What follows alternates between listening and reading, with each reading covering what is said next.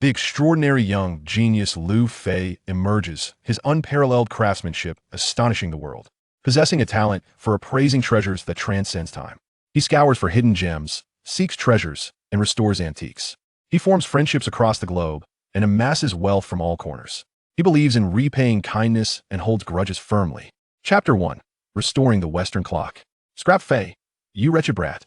You've cleaned out all my toilet paper, and what have you brought now? It's about to rain, hurry up and scram. I don't have any extra dog food to feed you. Zhang Huaiji, an octogenarian, fiddled with a pile of scattered parts, casting a sly grin at the incessantly chattering Liu Fei. Liu Fei had set his sights on the red sandalwood 8 immortals table, and Zhang Huaiji, fully aware, chose to remain silent. Old Zhang, childless and without kin, relished the company and banter. You think you can outsmart me? You're still a novice. However, Zhang soon gathered his mirth, sensing something was amiss with the young scavenger today. Despite his slight stature, Liu Fei was never one to hold his tongue. In the past, whenever Zhang would tease him, Liu Fei would retort with equal fervor. But today, Liu Fei leaned against the doorframe, motionless, lost in thought, his gaze vacant, resembling a fool that moment. Liu Fei indeed felt dazed. After a thunderclap, a sudden influx of memories and a soul intertwined with his own surfaced in his mind. This person, sharing the same name, was also Liu Fei, a prodigy from the late Qing dynasty and early republic. He was famed for his extraordinary skills. His talent for treasure appraisal was unparalleled through the ages. Coupled with profound Taoist medical knowledge, he became a favored guest among the nobility of his time. In 1914, Yuan Shikai plotted a restoration. Tio gained support from the Western powers. He plundered over 13,000 national treasures and gifted them to the Earl of Shirehin of the Suniversit's empire. Liu Fei, along with 12 righteous men from the rivers and lakes, attempted to hijack the ship known as the Sea King. Alas, outnumbered, they detonated the ship's hold, perishing alongside the Sea King, and the national treasures were forever lost to the South China Sea. Hey, are you planning to kick the bucket? If you die, do it far away, don't drag me down. Snapped back to reality, Liu Fei shot a fierce glare at Zhang Huaiji. Old man, I will always outlive you. Seeing Liu Fei's sharp tongue return, Zhang Huaiji relaxed with a chuckle. Life is unpredictable, who knows who will go first? I have nothing for you, it's about to rain. So hurry and leave. Liu Fei lit a cigarette, inhaling deeply on a rainy day. You keep guests? You've lived over 80 years like a dog? Fiddling with those scraps? You'll never fix it all without a crucial part. Zhang Huaiji removed his reading glasses and glared at Liu Fei with utmost seriousness. Do you even know what this is?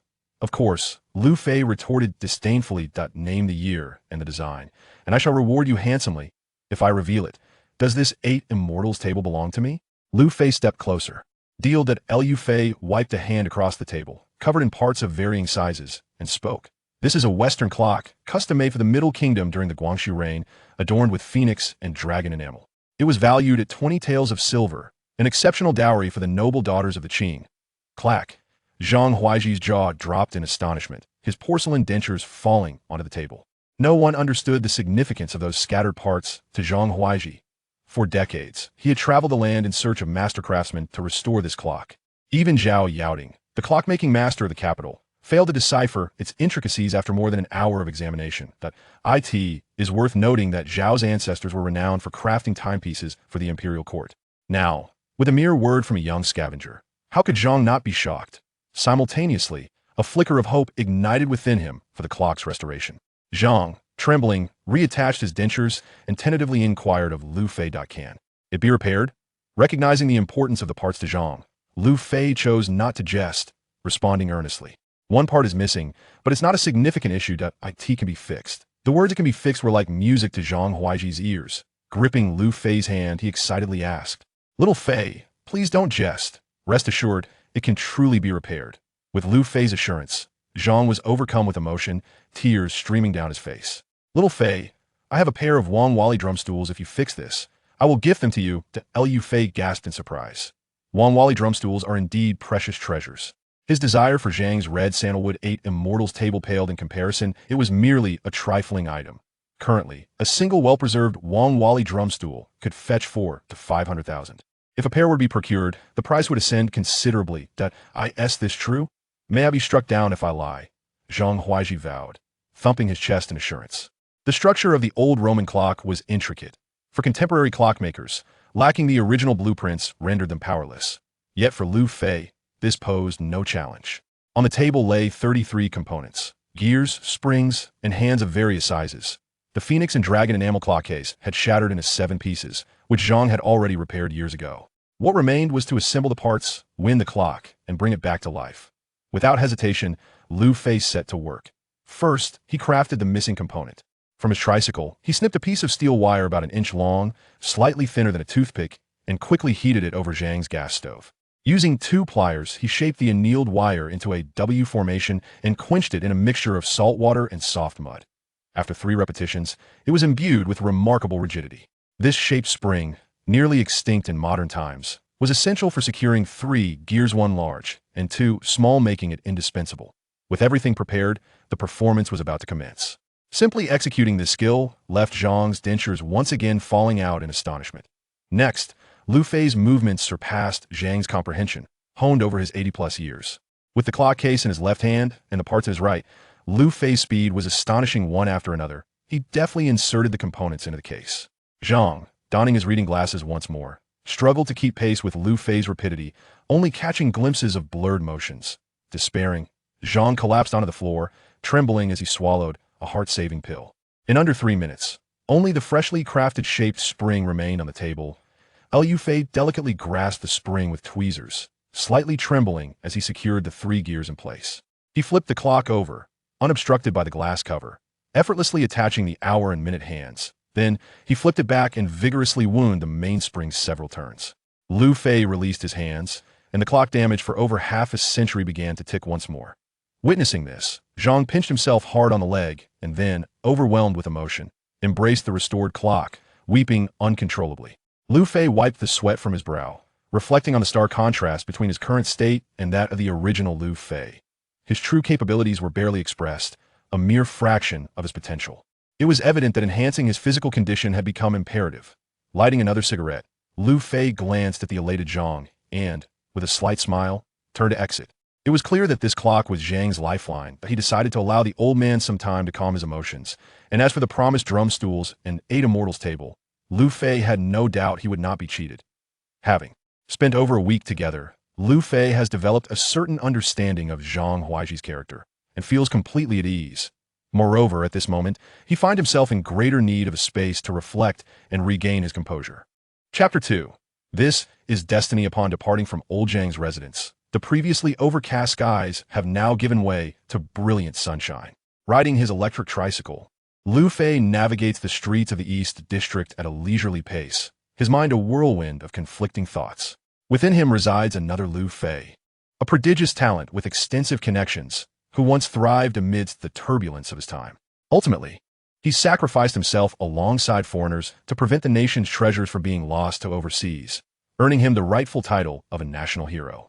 Yet, a perplexing question arises. As a graduate of the archaeology department, particularly well-versed in modern history, Lu Fei is certain that there exists no record of this genius throughout history. This anomaly is quite disconcerting. Time passes unknowingly as Lu Fei exhausts an entire pack of cigarettes, still feeling dizzy and directionless. Discarding the last cigarette, but with conviction, he gazes skyward, engaging in a soliloquy. Alas, in a prosperous age, the Buddhist path flourishes, while in tumultuous times, the Taoist way must contend with calamity. Your downfall is your own tribulation. Your era has concluded. Now, in this peaceful age, our nation stands robust and mighty. The days of swords and shadows are distant memories. From this point forward, you are me, and I am you. We shall share the splendor of a lifetime and the wealth of existence. Suddenly, a flicker of fortune catches his attention. A bespectacled middle-aged woman emerges from a nearby shop, holding an A4 sheet printed with house for rent, which she affixes to the door before carelessly tossing a bag of trash into a waste bin. Lu Fei dismounts his vehicle, unabashedly lifting the lid of the bin to retrieve the discarded bag. Inside, he discovers a charcoal black branch, measuring over a foot in length, which he inspects momentarily before a faint smile graces his lips as he stows it away in the depths of his tricycle. After purchasing a pack of cigarettes from a nearby store, Lu Fei saunters into the establishment. The shop is quite spacious, spanning over 100 square feet. The left wall is adorned with the 4 gentlemen, plum, orchid, bamboo, and chrysanthemum, alongside several picture frames of about a foot in size. The floor is strewn with an array of refuse, the only valuable items being a dozen boxes once used for tea packaging. The middle-aged woman, now wielding a broom and engaged in a phone conversation, curses in frustration. Damn it, this is infuriating. I knew that Sun Dafeng was untrustworthy. It's only been 3 months since he rented, and trouble has already arisen. Just days ago, that scoundrel was entangled with an internet celebrity, whose mother turned out to be the mistress of Yin Yonghui. Yes, that Yin Yonghui, infamous for his connections with Hua Tao, the living embodiment of the underworld.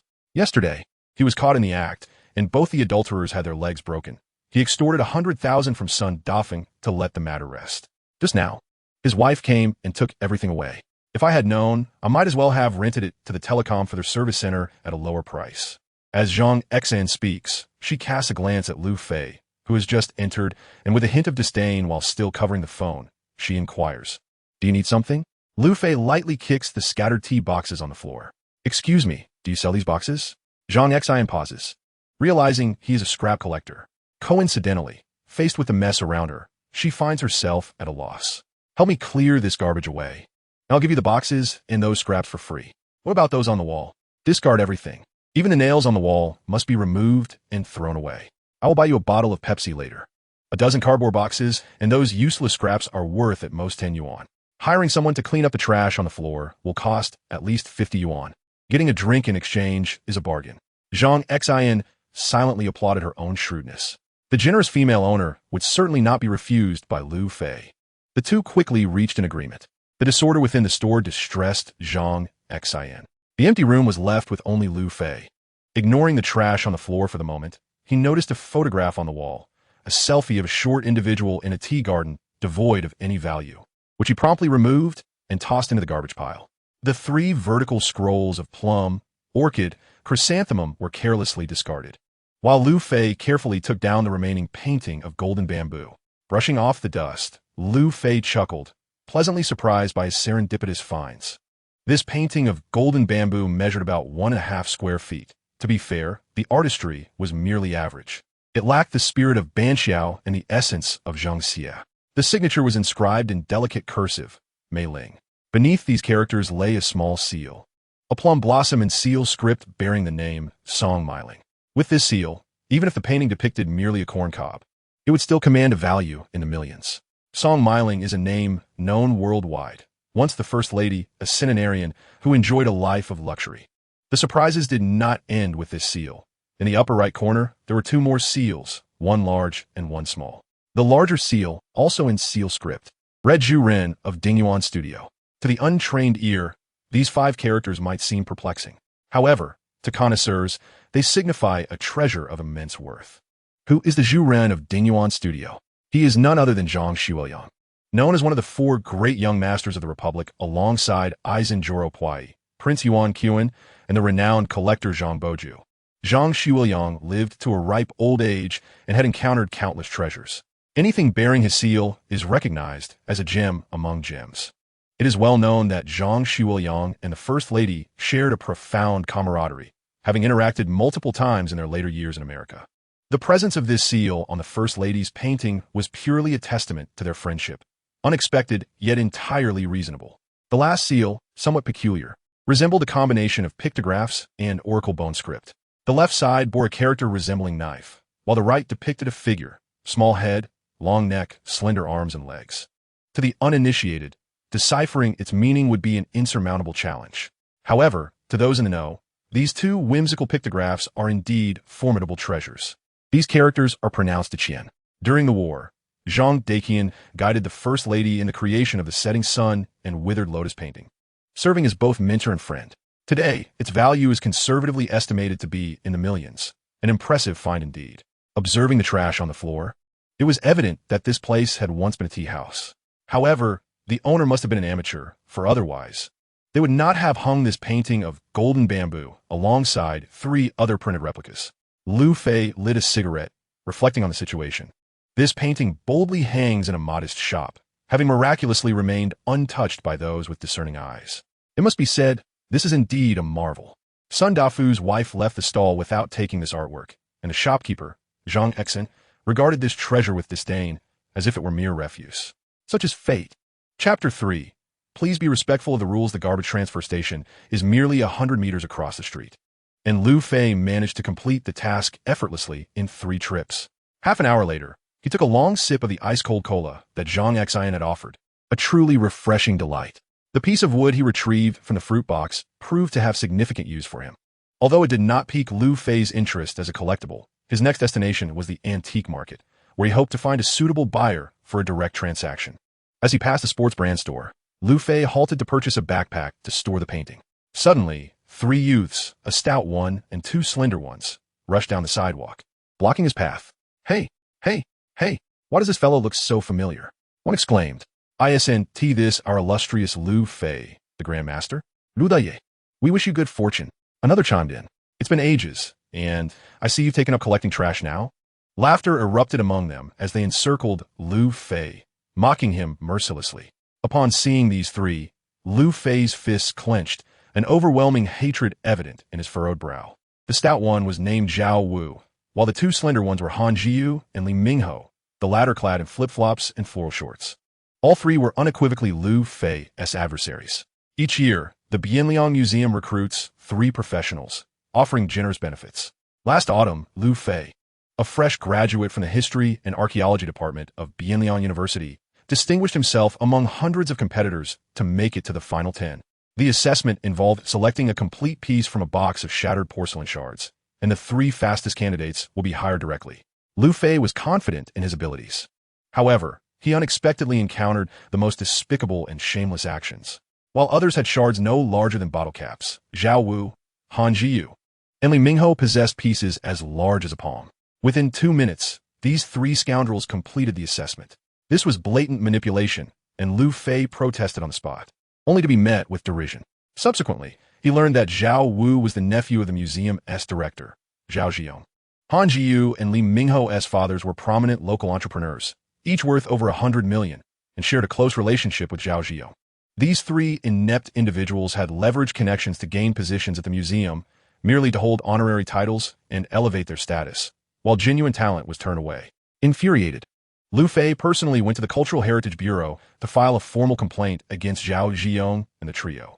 Unfortunately, lacking direct evidence due to his inexperience, he found himself countersued for defamation by Zhao Jiong and his associates.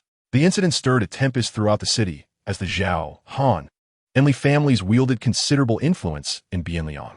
Lu Fei, an outsider, confronted them head-on.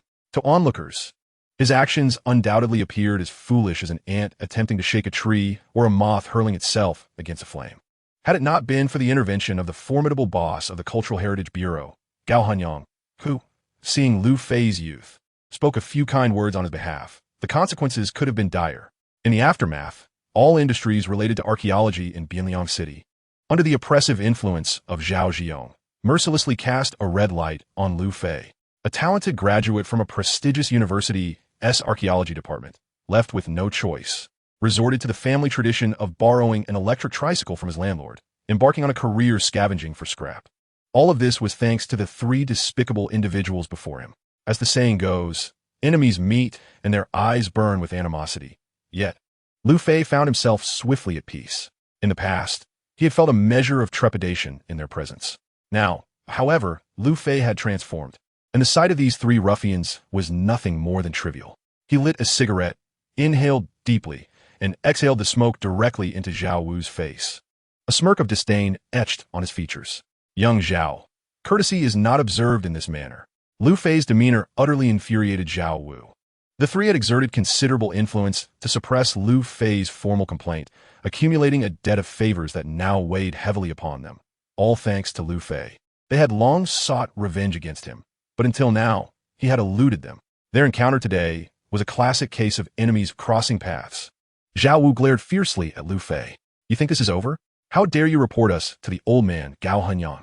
But what of it? We don't need to clock in to enjoy our benefits, while you, a distinguished archaeology student, are reduced to scavenging. Lu Fei brushed the dust off his shoes, smiling as he retorted, enough with the petty jibes. Speak plainly or be silent. Once you're done, you 3 can kneel in submission. Zhao Wu stepped forward, his gaze burning with fury.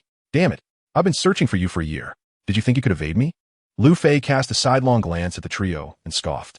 If you wish to draw lines, let us keep it straightforward. If you intend to strike, do so without the idle chatter. My time is exceedingly precious. Indeed, Lu Fei's time was invaluable, had these three ruffians not obstructed him. That painting might have already transformed into a fortune. Li Mingho, 1 foot on the filthy tricycle, looked at it with disdain. Listen, we Haven Tea denied you a chance. Kneel down and bow to each of us, then crawl through my legs. From this day forth, when you see us, call us sir, and we'll consider your previous report null and void. Otherwise, you'll find it impossible to survive as a scavenger in Bianliang City. Hanshu, Utali Ianafit. Lunge for Lu Fei's collar. We're standing, and you dare remain seated on that tricycle? Get down. Lu Fei barely won. 75 meters tall and exceedingly thin. Seemed easy prey for Han Jiu. Yet in a flash, Lu Fei's left hand shot out, grasping Han Jiu's wrist and shaking it forcefully.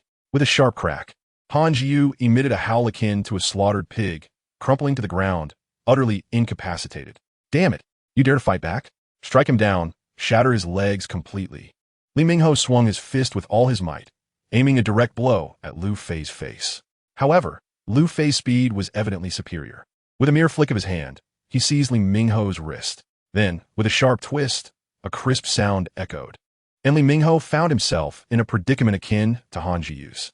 In the blink of an eye, both were incapacitated, leaving Zhao Wu in astonished disbelief, his mouth agape. He could hardly fathom that not only was Lu Fei audacious, but he also possessed formidable martial prowess. The simplicity with which Lu Fei dislocated his opponent's joint belied the immense strength required to achieve such a feat. Zhao Wu stood frozen, questioning his very existence. While Lu Fei was far from idle, Zhao Wu was the architect of their misfortune, had it not been for his collusion with his uncle Zhao Jian. None of this chaos would have unfolded. No one would be spared, especially not him. Lu Fei grasped Zhao Wu's left shoulder, pulling downwards with force, causing Zhao Wu's left arm to go limp like a strand of noodle. It took merely 2 seconds for his earth-shattering wail to erupt. The once arrogant trio now lay groaning on the ground, clutching their injuries. Throughout this ordeal, Lu Fei remained seated on the tricycle, undisturbed. Chapter 4. Inept allies. A dislocated joint is hardly a severe injury, easily remedied at any traditional Chinese medicine clinic. The discomfort even a child could endure. Yet, Zhao Wu and his companions writhed on the ground, howling like banshees, prompting Lu Fei to look upon them with utter disdain. He leapt from the vehicle and delivered a fierce kick to Zhao Wu. As he contemplated dealing with Han Jiu and Li Mingho, the two, sensing danger, clasped their wrists and fled with long strides, disappearing in an instant. Zhao Wu, just managing to rise, witnessed this betrayal in stark clarity, his mind racing with a torrent of curses directed at his unreliable allies. What the hell happened to our revolutionary camaraderie? What happened to sharing both joy and suffering? Have they all gone to meet their maker? So utterly unreliable. At that moment, Lu Fei diverted his attention from Han and Li, advancing step by step toward Zhao Wu. His fierce gaze and malevolent smile sent shivers down Zhao Wu's spine, causing every hair on his body to stand on end, goosebumps erupting across his skin. However, despite his fear, he could not afford to lose face. If he were to be intimidated by Lu Fei, how could he continue to navigate life in Bianliang City? As he retreated, Zhao Wu shouted defiantly at Lu Fei, "You scavenger! If you dare to strike us, your end is nigh. This is Bianliang City. I have 1,000 ways to deal with you. If you know what's good for you, kneel and beg for mercy. I might just give you a chance. Otherwise, what are you going to do? Don't come any closer. A gentleman speaks rather than acts." Zhao Wu's threats failed to intimidate Lu Fei, who responded with a resounding slap across Zhao Wu's face. Lu Fei put forth all his strength, sending the over 200-pound Zhao Wu spinning on the spot, blood trickling from his mouth and one side of his face visibly swelling. Zhao Wu, clutching his stinging left cheek with his uninjured right hand, found himself amidst a dazzling array of stars in broad daylight. Lu Fei lit a cigarette, glaring at Zhao Wu, and spoke menacingly. "Even you, illiterate fools, can find employment in a museum. Such a disreputable establishment, even if offered a mountain of gold, I would disdain. You and your uncle believe that distance grants you the freedom to act with impunity, yet you remain oblivious to the watchful eyes of fate. Sooner or later, calamity will strike, and your downfall will be 1,000 times more tragic than mine." Zhao Wu stepped back slowly, pointing a finger at Lu Fei. His eyes filled with resentment. "Shut your mouth, you scrap collector. You are merely an outsider, of no consequence. If you have the guts, don't run. Just wait for me." In no more than 10 minutes, you'll wish you had never been born. Lu Fei tossed his cigarette but to the ground, erupting with fury. Damn it. Perhaps I have been too merciful. Since you refused to yield, I shall oblige you today. With a stomp, Zhao Wu shouted and chased after Han and Li. Lu Fei deliberately slowed his pace, instilling fear in Zhao Wu's heart. The dislocated shoulder severely hampered Zhao Wu's balance, and the hefty figure stumbled about like a pampered penguin in Antarctica. After a few steps, he lost his footing and fell. In the mere 50 meters to the intersection, Zhao Wu stumbled 5 times. Upon reaching the other side, he found his unreliable companions, already bruised and battered. Glancing back, seeing Lu Fei had not caught up, Zhao Wu sat on the ground, coughing violently. Bastards, you two are utterly treacherous. Li Mingho, with a look of shame, offered Zhao Wu a cigarette, only to have it slapped to the ground. Zhao Xiao, this scrap collector is truly formidable. We are no match for him. We only sought to draw fire and aid your escape. Yet unexpectedly, he disregarded our presence. Zhao Wu clenched his teeth, shooting a disdainful glance at Li Mingho.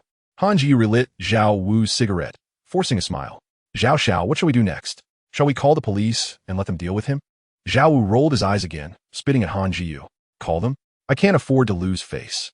Matters of the underworld should remain within the underworld. If word gets out, how can I survive in Bianliang City? Although Han Jiyu's family was wealthy, his connections paled in comparison to Zhao Wu's uncle, Zhao Jiyu. Zhao Wu's words struck deep, yet Han Jiyu dared not voice his anger. What then? We can't just let this slide. Zhao Wu took a deep breath, gritting his teeth. We may not be able to handle him, but there are those who can. This territory belongs to Master Hua, and Yin Yonghui owes my uncle a favor. I will call him to deal with this. Hearing Yin Yonghui's name, Han and Li both recoiled in fear, their expressions resembling that of a ghost. Zhao Xiao, Yin Yonghui, known as the King of Hell, inflicts severe harm. Do we really want to escalate this? Zhao Wu snorted. What? Are you afraid? Look at you two. Even after being beaten, you still hesitate. If you are afraid, you two should quickly leave. If anything happens, I will bear the consequences alone. Han and Li were initially hesitant, as the cruelty of the King of Hell was indeed appalling. However, upon glancing at the dislocated hand that Lu Fei had inflicted, they gritted their teeth and finally made up their minds. Let us do it. Zhao Wu's phone was in his left pocket, and his right hand was entirely unable to reach it. The three of them cooperated and finally retrieved the phone. Hello, Yinge, this is Zhao Wu. Just as Zhao Wu was calling for help, calamity struck on Lu Fei's side, the very person they loathed intensely. Lu Fei was merely trying to intimidate Zhao Wu and the others, but if he genuinely intended to deal with them, none would escape unscathed. After merely taking a few steps, a scream erupted from the roadside. Scrap collector, get out of the way. Move. A pure white Porsche Cayenne was hurtling directly toward him, a mere 2 meters away. Although the Cayenne was not moving at high speed, a collision would undoubtedly be unbearable. Damn it, Lu Fei exclaimed, throwing himself to the right sidewalk with all his might, narrowly evading this lethal blow. As he steadied himself against a lamppost, ready to confront the driver, an even more perilous scene unfolded. The Cayenne, undeterred, surged onto the sidewalk once more, aiming straight for Lu Fei, who was just about to rise. Lu Fei was momentarily stunned. Bystanders were collectively bewildered. Young girls screamed, shutting their eyes in terror. The most horrifying scene was about to unfold. As Lu Fei leaned against the lamppost, gritting his teeth and closing his eyes, preparing to meet death. Chapter 5. The fear of death. A pervasive fear enveloped Lu Fei, penetrating every cell within his being. In such a dire situation, even a celestial being could hardly evade its grasp. Lu Fei squeezed his eyes shut, his last thought being how profoundly sinister this was. 5 seconds later, he felt no world-shattering force. Slowly opening his eyes, he found the emblem of the Cayenne and the consecutive license plates barely a foot from his forehead, having just managed to halt. He could distinctly feel the scorching heat emanating from the engine. The compressor expelled a foul-smelling hot wind that lashed against Lu Fei's face, while his sweat-soaked hair was whipped dry in an instant. Beneath the car, Lu Fei's legs trembled uncontrollably, and as he attempted to stand, he found himself utterly powerless. For the first time in his life, he was in such close proximity to death that an urge to relieve himself surged within him. The engine finally ceased its roar. Summoning all his strength, Lu Fei shakily lit a cigarette and took a deep inhale as his frightened spirit gradually returned to him. The car door swung open, releasing a sweet, osmanthus-like fragrance that invigorated Lu Fei. Then, A breathtaking visage graced his sight, momentarily halting his breath. The girl appeared to be in her early 20s, standing around 5 feet 5 inches tall, clad in a silk qipao adorned with intricate floral patterns. Her exquisite figure was accentuated to perfection. Her skin, resembling the finest jade, radiated a pure glow. A section of her calf was exposed, neither too ample nor too slender, presenting a flawless silhouette. Her elongated neck crowned with a natural beauty that could captivate anyone. Her eyes sparkled like clear waters, and her delicate nose was perfectly shaped. Delicate crimson lips framed by a cherry-like mouth exude a purity that is not devoid of allure. In this moment, Lu Fei found himself entranced, utterly spellbound.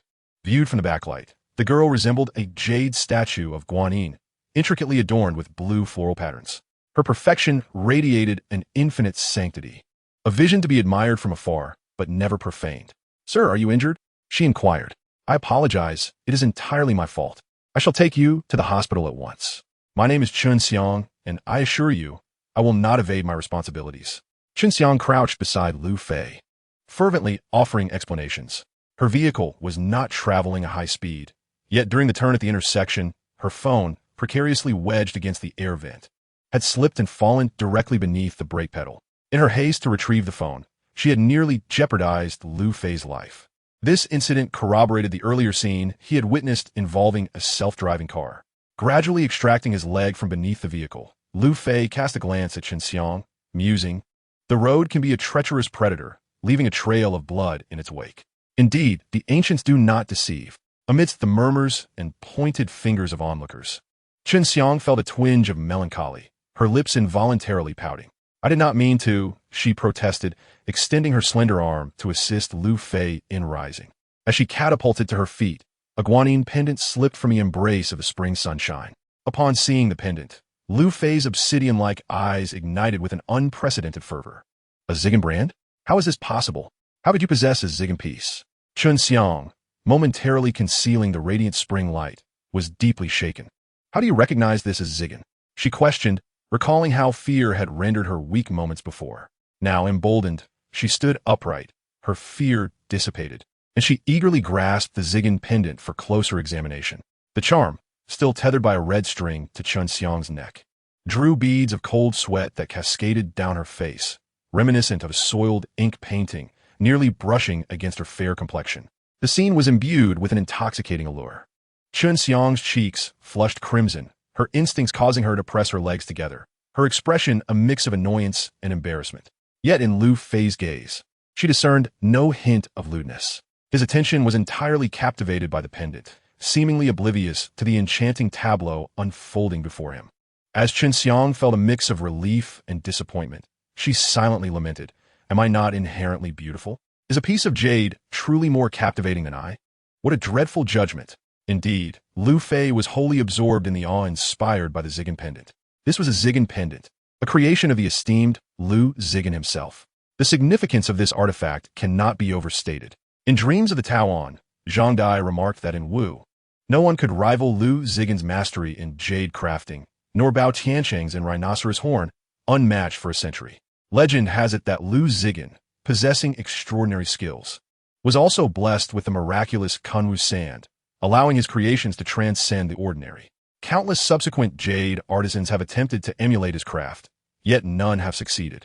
To speak of Lu Zigong's creations during his era is to acknowledge a rarity akin to a precious gem. In the Wanli period, a jade hairpin crafted by Lu Zigong commanded a staggering price of 50 taels of gold. During the prosperous Kangxi and Qianlong reigns, a genuine piece bearing the Zigong mark commenced at 3,000 taels of silver, with no upper limit.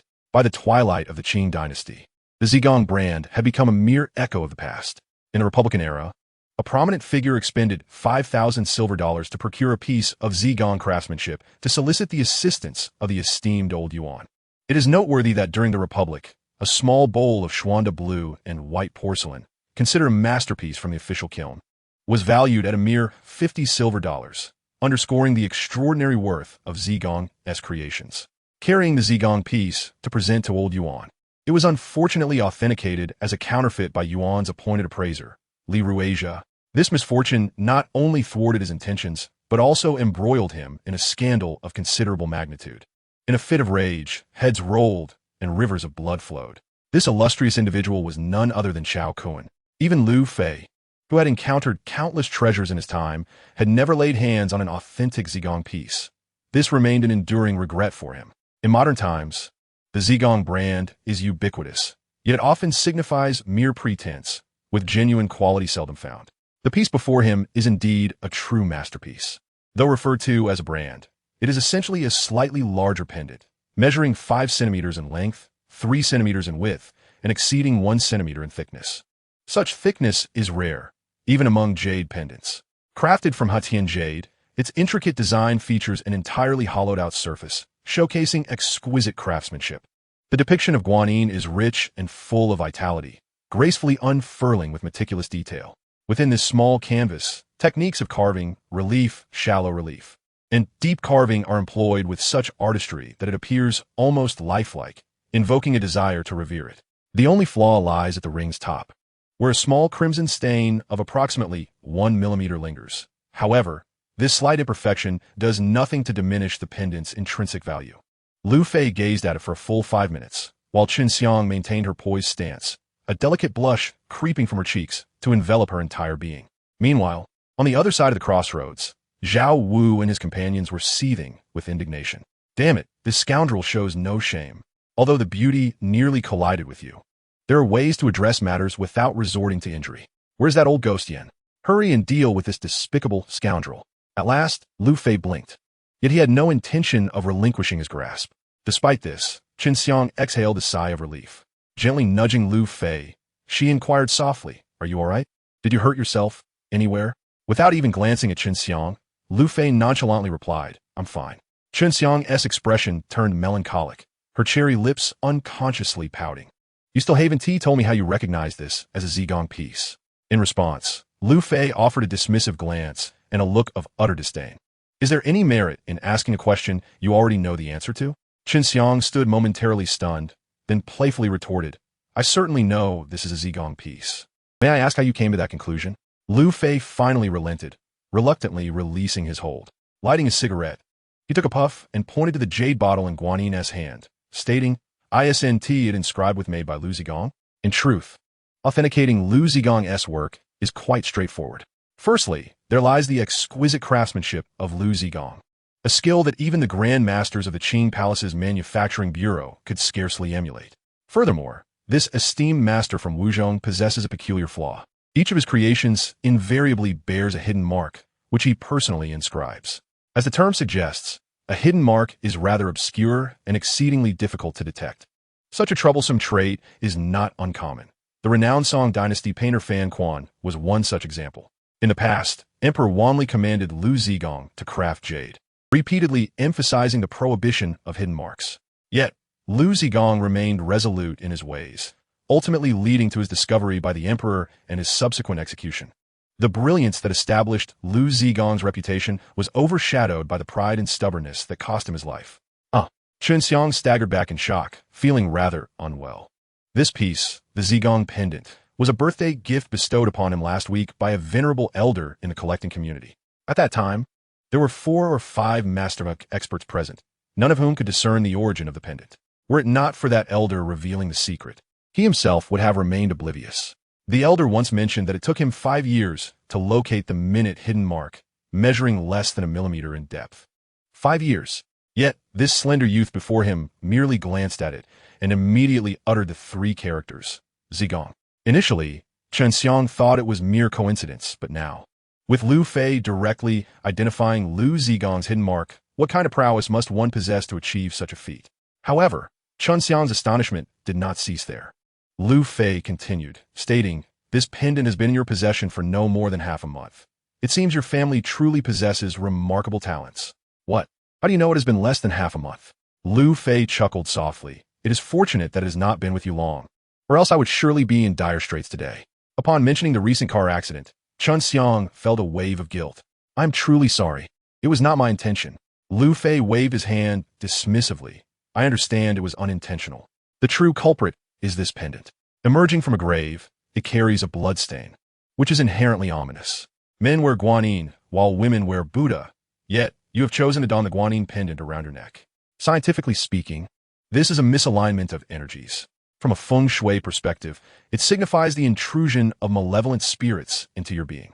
It would indeed be remarkable if you were to escape misfortune while wearing such an item. As Lu Fei spoke in one breath, Qin Xiang was already overwhelmed and unsettled. His mouth agape, his eyes, as clear as azure waters, brimmed with disbelief. Heavens! How does he know this item originated from a grave? How does he know about the bloodstain? He even understands feng shui? Who is he? How does he know everything? Most importantly, everything he says is correct. He is so young. Qin Xiang was astonished by Lu Fei's jianbao capabilities. Lu Fei, however, shook his head with a sigh, though the Zigong pendant did not belong to him. The fortunate opportunity to behold its true form today served to compensate for the greatest regret of his past life. Qin Xiang, with a soft and curious voice, inquired, "Is it truly as mysterious as you say?" Lu Fei nodded. "The traditions of feng shui have endured for thousands of years. There must be a reason behind its longevity. Recently, you have experienced much, and you are well aware of it. Although the Zigong pendant is a rare treasure, it does not resonate with your aura. I advise you to either keep it for yourself or sell it. Regardless, do not wear it. Over time, it may lead to severe consequences." After delivering his warning, Lu Fei cast a lingering glance at the Zigong pendant before turning to his tricycle. The phrase "you know what you've been through" struck Qin Xiang with profound shock. Ever since she donned this pendant, it seemed that nothing had gone smoothly for her. Just the day before, a serious accident occurred during the renovation of the old city, resulting in 3 fatalities and 5 severe injuries. This incident prompted her to travel to Bianliang City personally. Today's occurrence was even more bizarre. The phone holder, seemingly unscathed, was dislodged from the vent without any turbulence, causing her phone to fall unexpectedly. In a split second, she bent to retrieve her phone. Disaster nearly struck. Could it be, as the young man suggested, that this pendant was the source of her misfortune? Lost in thought, she noticed Lu Fei had already departed. Filled with confusion, Qin Xiang hurried after him. "Sir, please wait," she called out. Just after taking a couple of steps, a strange sound echoed above her. Creak. Startled, she looked up, her face draining of color as she witnessed a 2-meter-long local beer advertisement dislodging from a nearby lamppost, swaying violently. With a sudden crash, the entire structure broke free and plummeted, landing right within her vicinity. In an instant, her mind blanked as she closed her eyes in despair. Countless passers-by, witnessing the scene, rushed to help, but they were powerless to intervene. It was over. What a pity for such a beautiful girl. If she survived, she would surely be injured. In the critical moment, a slender figure dashed forward, pushing Qin Xiang out of harm's way. Boom! The advertisement struck the ground, sending dust into the air. Lu Fei had turned the tide, transforming a perilous situation into a safe escape, and the onlookers erupted in cheers. On the opposite side of the street, Zhao Wu and his companions stomped their feet in frustration. Damn it! How could that idiot survive this? He truly has a charmed life. Qin Xiang rushed over, attempting to help Lu Fei to his feet, but he shot her a fierce glare. Now do you believe? Under the blazing sun, with a gentle breeze rustling, the sudden fall of the advertisement left Qin Xiang in disbelief. "I'm so sorry. I brought this upon you." Though the woman before him was breathtakingly beautiful, Lu Fei felt a tinge of resentment, having nearly met his end twice due to her. "Indeed," he replied coolly. Qin Xiang shot him an exasperated look, clearly dissatisfied with his attitude. "So, does this mean if I stop wearing it, I will be safe?" Lu Fei attempted to rise, but winced as pain shot through his back. His previous movements had been slightly delayed, and the edge of the advertisement had left a gash on his back. Touching it, he found it stained with crimson. You're hurt. Where is it? Let me take you to the hospital." Seeing Lu Fei injured because of her, Qin Xiang was filled with guilt and urgently wanted to help him. "It's nothing. Just a superficial wound." Lu Fei waved her off, gritting his teeth as he slowly stood up. "Your current streak of misfortune signifies that malevolent forces have taken root within you. Merely abstaining from wearing charms will not resolve the fundamental issue. I recommend that you refrain from venturing outside for a while and acquire a talisman blessed by a revered monk or Taoist priest. In due course, the negative energy within you will dissipate naturally." Qin Xiang nodded, committing every word spoken by Lu Fei to memory with unwavering resolve. Chapter 7. I dare not acknowledge you. Qin Xiang remained ensnared in the astonishment brought forth by Lu Fei, unable to extricate herself from its grasp, while Lu Fei, stretching his limbs, swiftly prepared to take his leave. This striking young woman was experiencing a run of bad luck, having narrowly escaped peril at her hands twice already. It was wise not to linger in this treacherous place. Who knew what unforeseen events might unfold? As the saying goes, misfortune often follows close behind. Just as Lu Fei contemplated his departure, calamity struck anew. A sleek black BMW X5 abruptly halted beside Qin Xiang, and from its depths emerged three disreputable youths. Their faces adorned with lewd grins as they advanced toward her. The leader of the trio stood over 6 feet tall, boasting a square jaw and a bald head. His bronze skin a canvas for an array of tattoos. Muscles bulged prominently beneath his exposed torso, rivaling those of many women. A gold chain, thick as a thumb, hung loosely around his neck, more than sufficient to restrain a Tibetan mastiff. On his left wrist, he sported an extravagant Longines watch, while his right wrist bore a string of black and gray beads, a quintessential display of a nouveau riche rogue. The two companions behind him, swaying and leering, despite their upscale, casual attire, appeared utterly out of place. The bare-chested youth halted 3 meters from Qin Xiang, craning his neck to appraise her, nearly salivating. "What do they call you, little sister? I've never seen you around before," he leered. Qin Xiang furrowed her brow, stepping back and responding coldly, "Please leave. I do not know you." Standing tall, the youth casually waved his extravagant watch, a smirk gracing his features. "Little sister, do not misunderstand. I am a good person. I noticed your car was broken down, so I brought my brothers to assist you. On a scorching day like this, it would be a shame for a delicate beauty like you to suffer from heat stroke. Yengu is genuinely concerned for you. Gulme, let us step into my car to enjoy some air conditioning. My brothers will have it sorted in no time. I appreciate the offer, but my vehicle is perfectly fine without your assistance. Thank you." Unfazed by the thug's harassment, Qin Xiang remained calm, further validating Lu Fei's assessment. This woman undoubtedly hailed from extraordinary lineage. "Do not be modest with Yengu. There is nothing in this area he cannot handle," he proclaimed, reaching out to grasp her wrist. In this territory, he was indeed bold enough to pursue whatever he desired, and today, this exquisite find was no exception. With a sinister grin plastered across his face, he was on the verge of seizing his prize when suddenly, a grimy hand, caked in mud, shot out from his side, swatting his away. It was Lu Fei who intervened. Though Qin Xiang had not called for his aid, witnessing the situation unfold compelled him to act. Turning a blind eye would betray his conscience. Lu Fei cast a disdainful glance at the burly Yengu, letting out a cold snort. "Is there something wrong with you? Can't you hear my friends say that they don't need your assistance?" Although Qin Xiang is not intimidated by the ruffians before her, she is somewhat anxious as she did not bring her bodyguard today. Fortunately, Lu Fei stepped forward. Qin Xiang smiled gratefully at Lu Fei and said softly, "I apologize for dragging you into this." Lu Fei glanced at Qin Xiang with a stoic expression. Indeed, the two exchanged glances, which infuriated Yengu. Damn it. Just when success seemed within reach, an unexpected interruption appeared. What is most aggravating is that the beauty is smiling at this scrawny, filthy wretch. Yengu found this utterly unacceptable. "Who the hell are you? This is none of your business, so scram. You have ruined my good fortune. I'll make you wish you were never born." Lu Fei was slightly taken aback. "Yan Ye, you are Yin Yonghui?" Lu Fei's guess was correct. This fellow was indeed Yin Yonghui. Originally, Yin Yonghui was sent by Zhao Wu to deal with Lu Fei, but unexpectedly, he encountered the stunningly beautiful Qin Xiang. Overcome with desire, he had long since forgotten Zhao Wu's instructions. "Kid, you know who I am? Since you recognize me, you should leave quickly." Lu Fei lit a cigarette and replied with a grin, "I have indeed heard of you. Your reputation has been quite remarkable lately." Hearing this, Yin Yonghui's face beamed with pride. "Kid, you know how to flatter. This is none of your concern. Leave your friend in my capable hands and depart at once. If anyone dares to bully you in this area in the future, feel free to invoke my name." Lu Fei waved his hand dismissively, wearing an expression of disdain. "You misunderstand my intentions.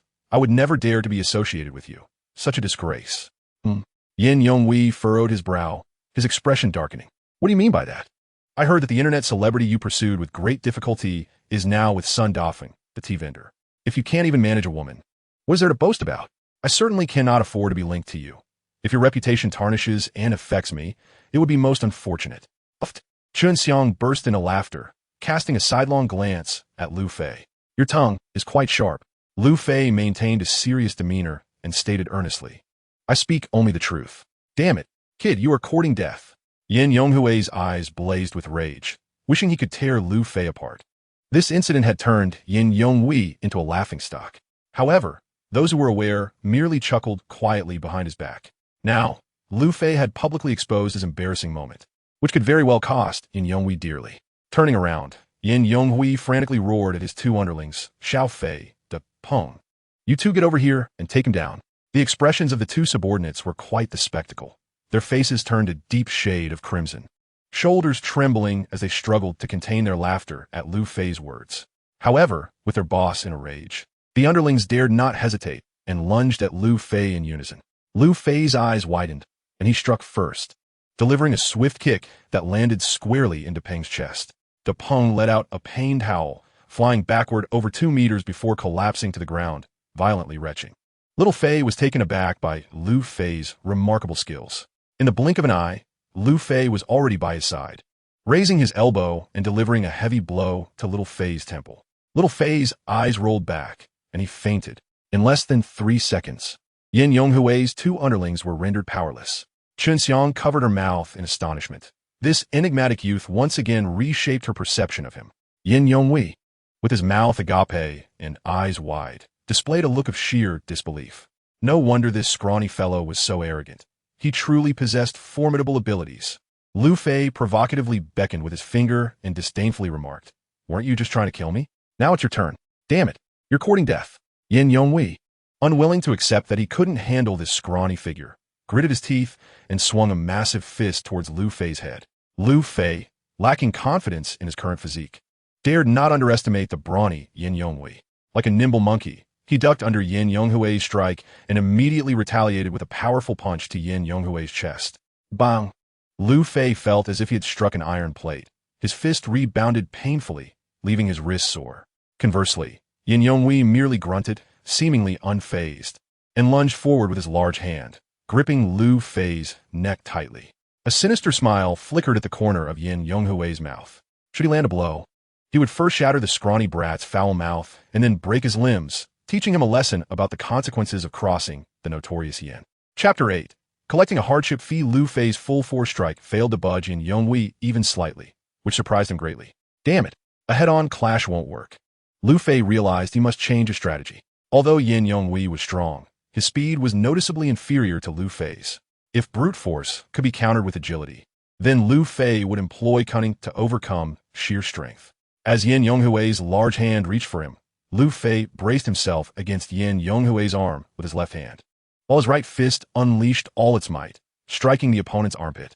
Crack! The armpit was a relatively vulnerable area, and a successful hit would surely be enough to incapacitate this arrogant fool.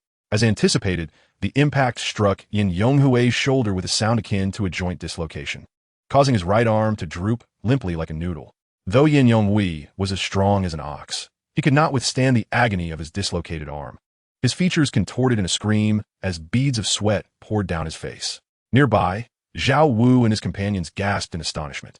When Yin Yonghui had arrived, the trio had initially intended to join him, but upon witnessing his dispute with Lu Fei over Chunxiang's beauty, Zhao Wu opted to observe the situation unfold. After Lu Fei's swift defeat of Little Fei and De Peng, Zhao Wu was drenched in cold sweat, relieved he hadn't rushed in prematurely. However, when Yin Yonghui seized the upper hand, Zhao Wu's spirit soared, and he was eager to witness Lu Fei being trampled by Yin. Just as he took 2 steps forward, the battle took a dramatic turn, leaving the 3 of them rooted in place, their eyes wide with shock and disbelief. Zhao Xiao, it seems that Yin Yi has also been severely beaten. Zhao Wu struggled to swallow, his voice trembling. Am I blind? Do you need to tell me? Is this fellow insane? He dares to strike Yin Yi. Does he not fear retribution?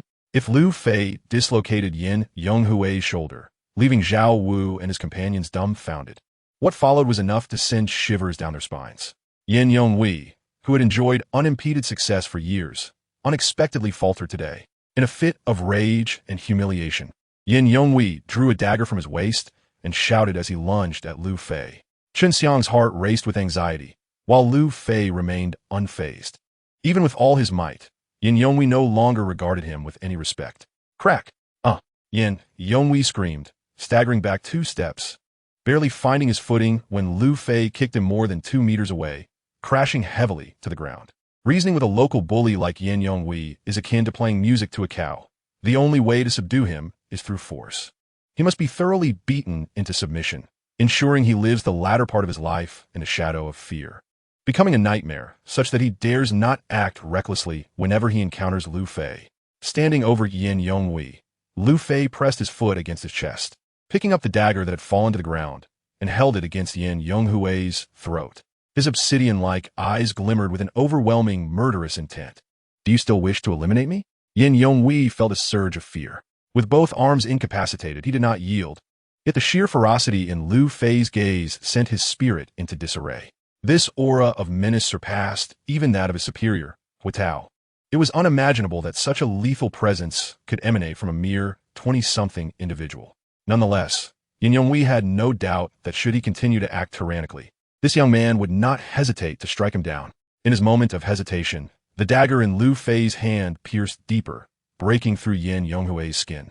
Crimson blood oozing forth, nearly causing him to lose control of his bladder in fright. "My friend, it's a misunderstanding. Yan Yonghui, concede.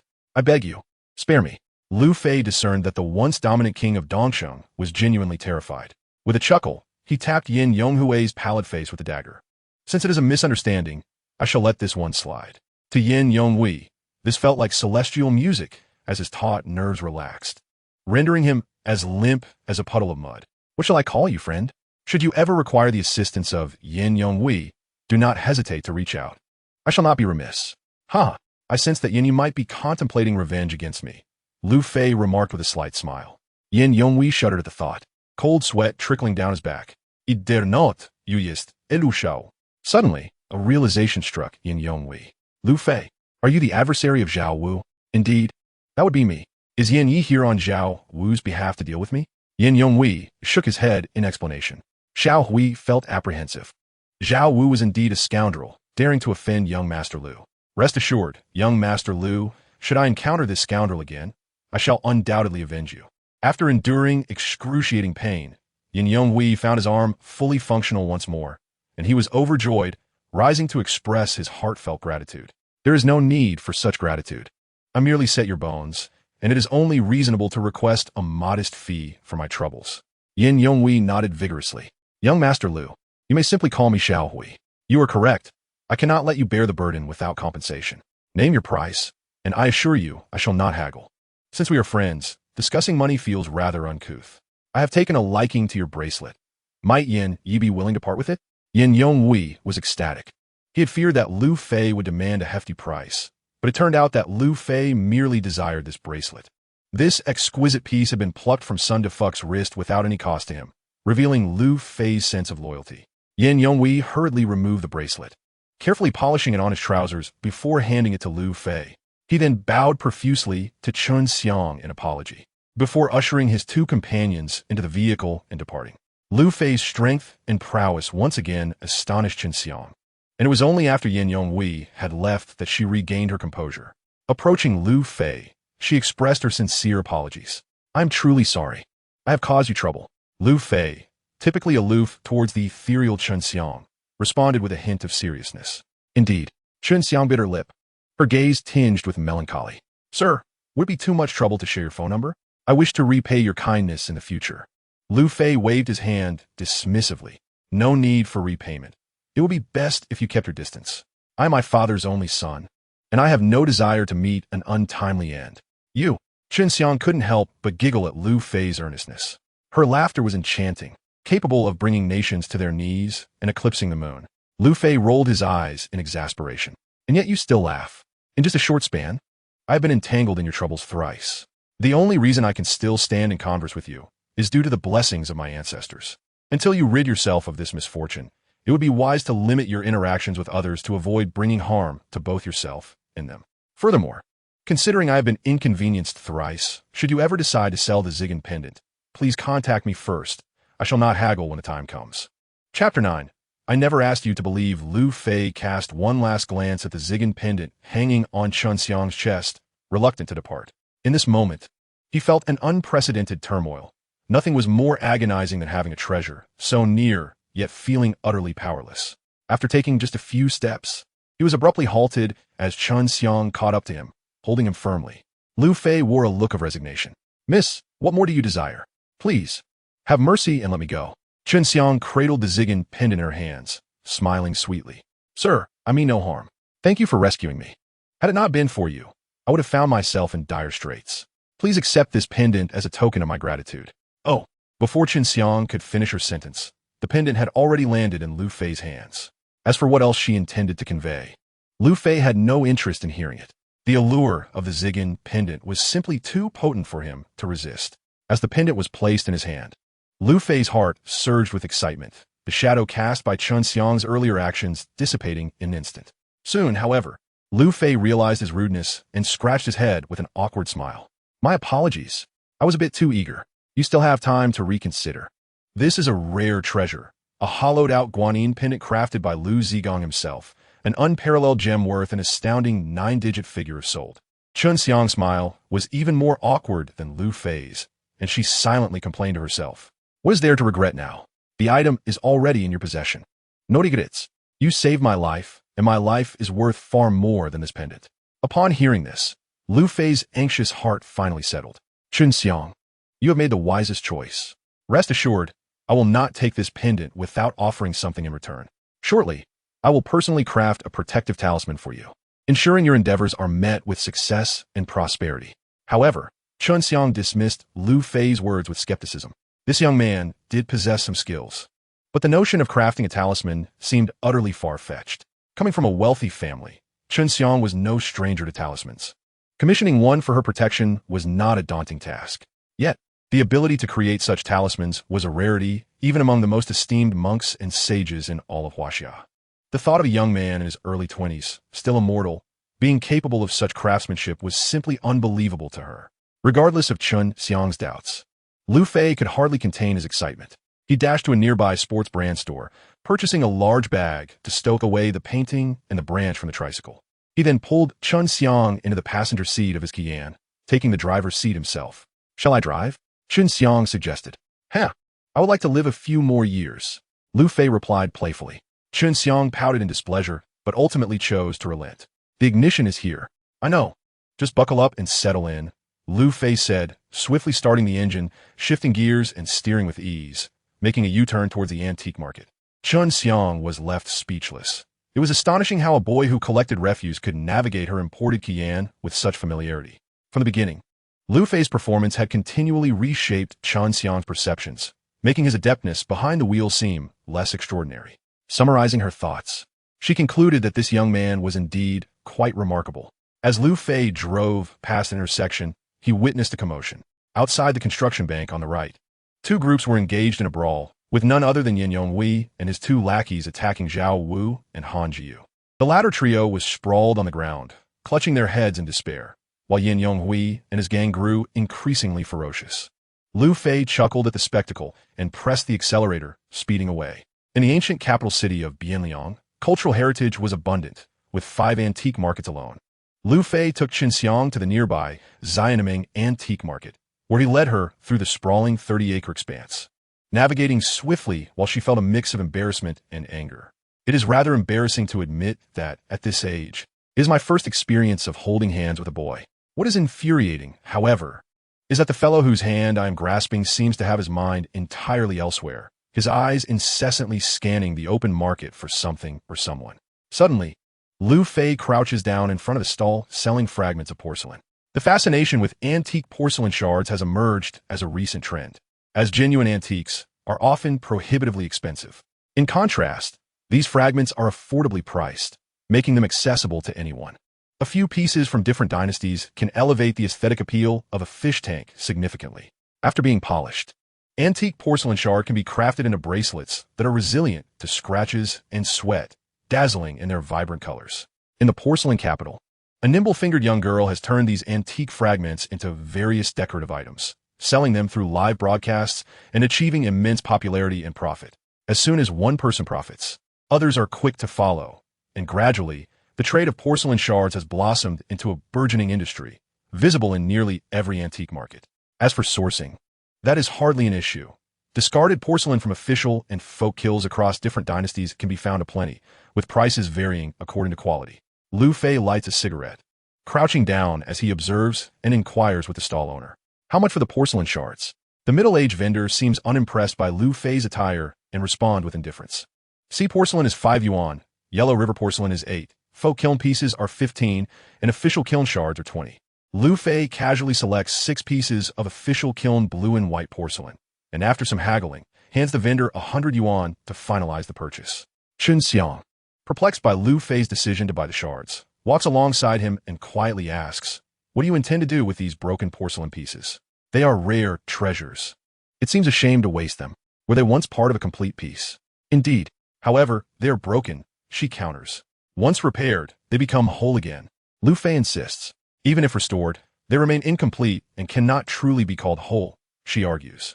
"Anything I restore is regarded as whole, devoid of any flaws." Lu Fei asserts confidently, "That is implausible.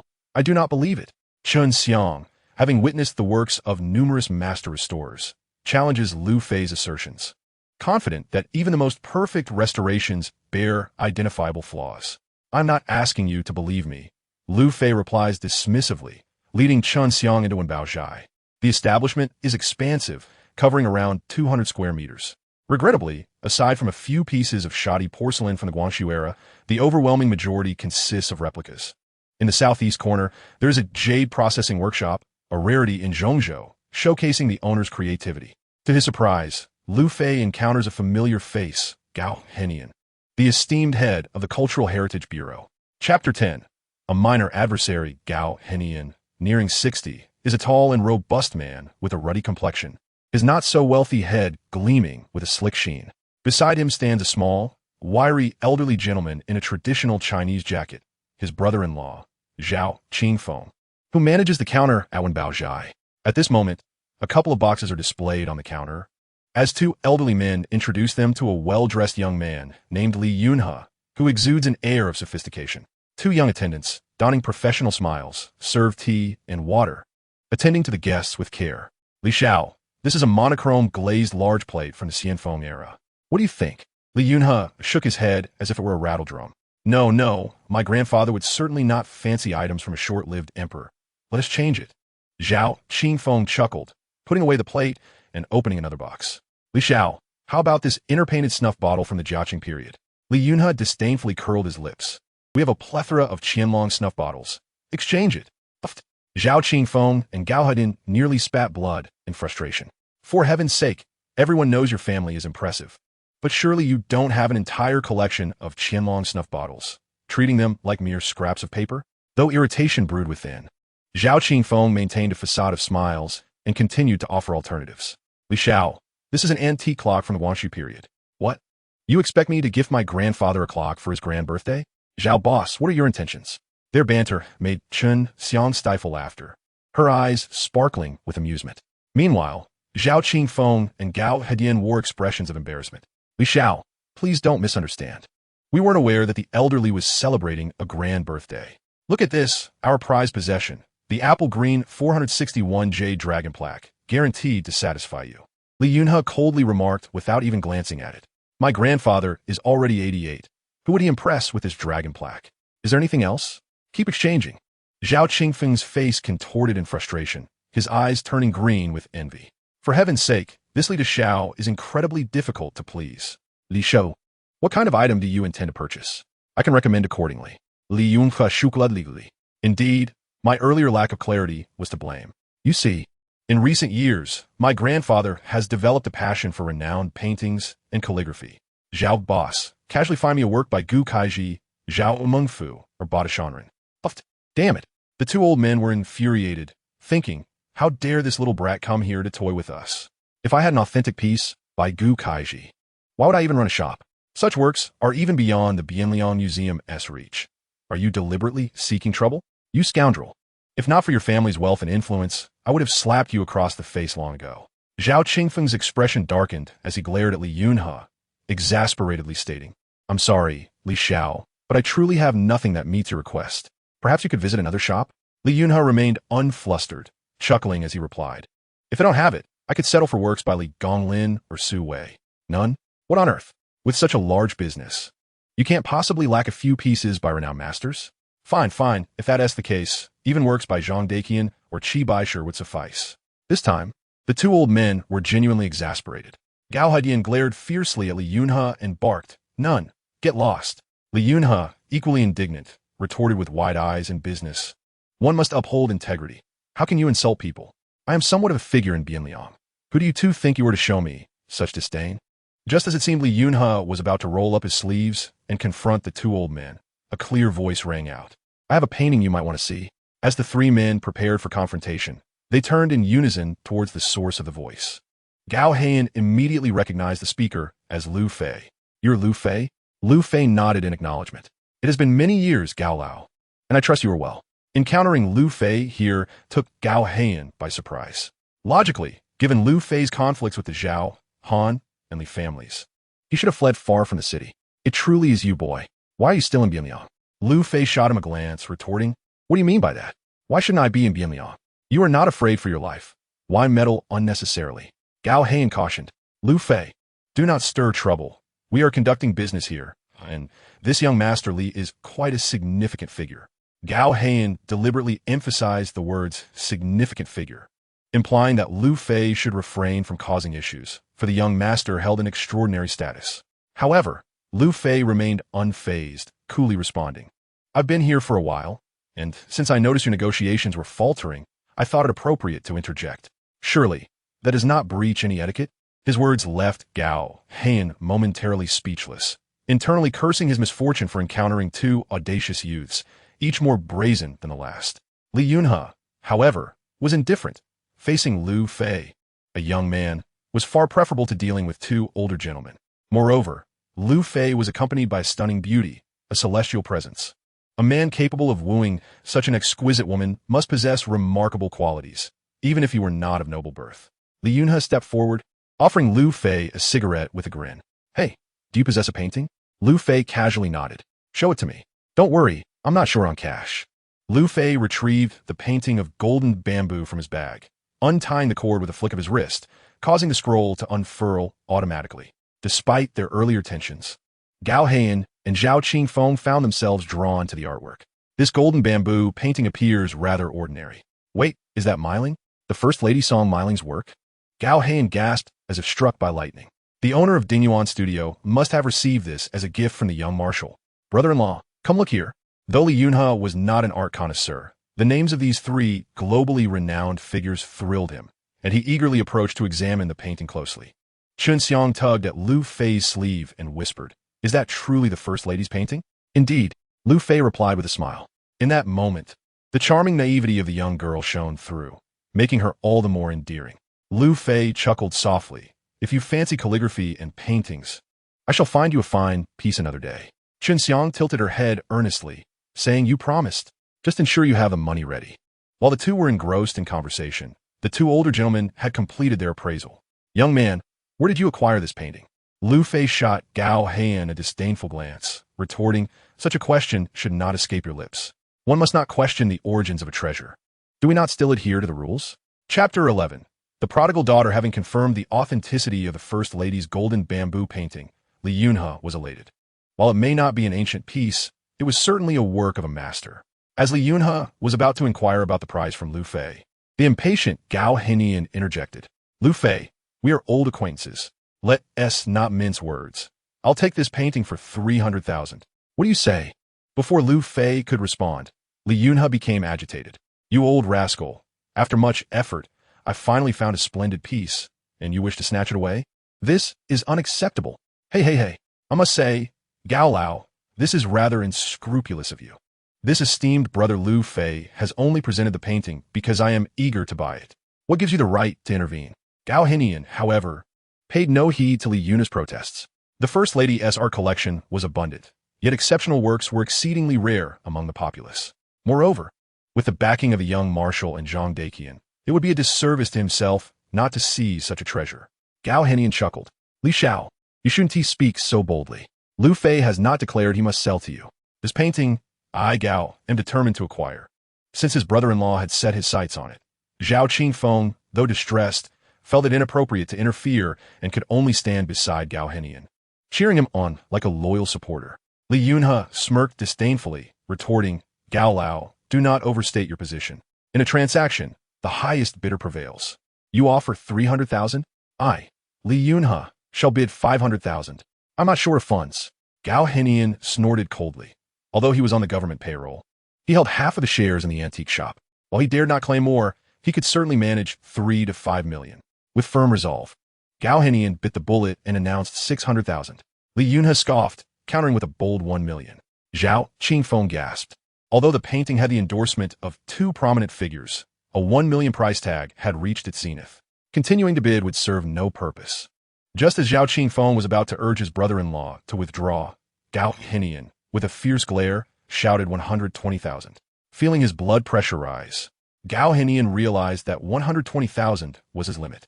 However, Li Yunhe remained unfazed, effortlessly puffing out a smoke ring as he raised his bid to 2 million.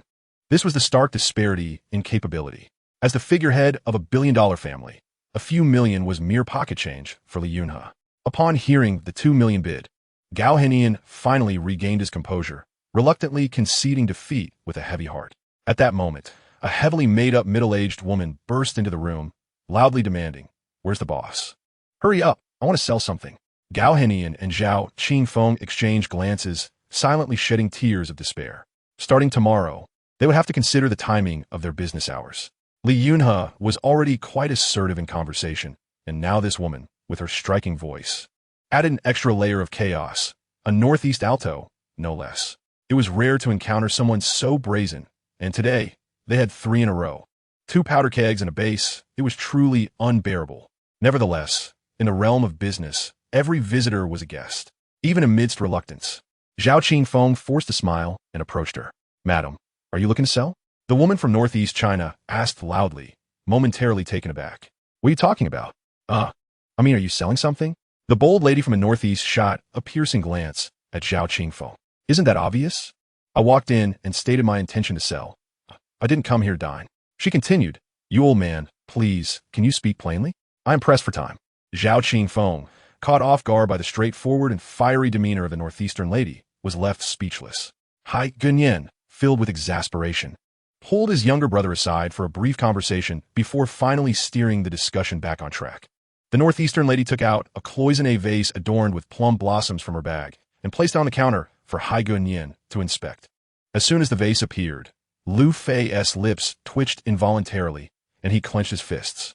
The vase stood approximately 30 centimeters tall, with a mouth diameter of 5 centimeters, a rounded belly, and a base diameter of 8 centimeters. In the realm of plum vases, this was considered quite substantial. The craftsmanship employed a copper base with gold wire cloisonné fill. The intricate design of 100 birds facing the phoenix was spectacular. However, it was regrettable that 2 sections of the gold wire had fractured, diminishing its value. Hai Gunyan was equally astonished upon his first glance. Donning gloves, he picked up the vase to examine the markings on the bottom, shaking his head in disbelief. The markings were unframed and bore merely the 2 large characters Tian-E. "What on earth is this?" he thought. "What does Tian-E even signify? Even if it were a replica, it should not have such a marking. Isn't that foolishness? I have never even heard of Tian-E as a reign title. In modern terms, Tian-E could imply a private commission, as such markings would never appear in official contexts."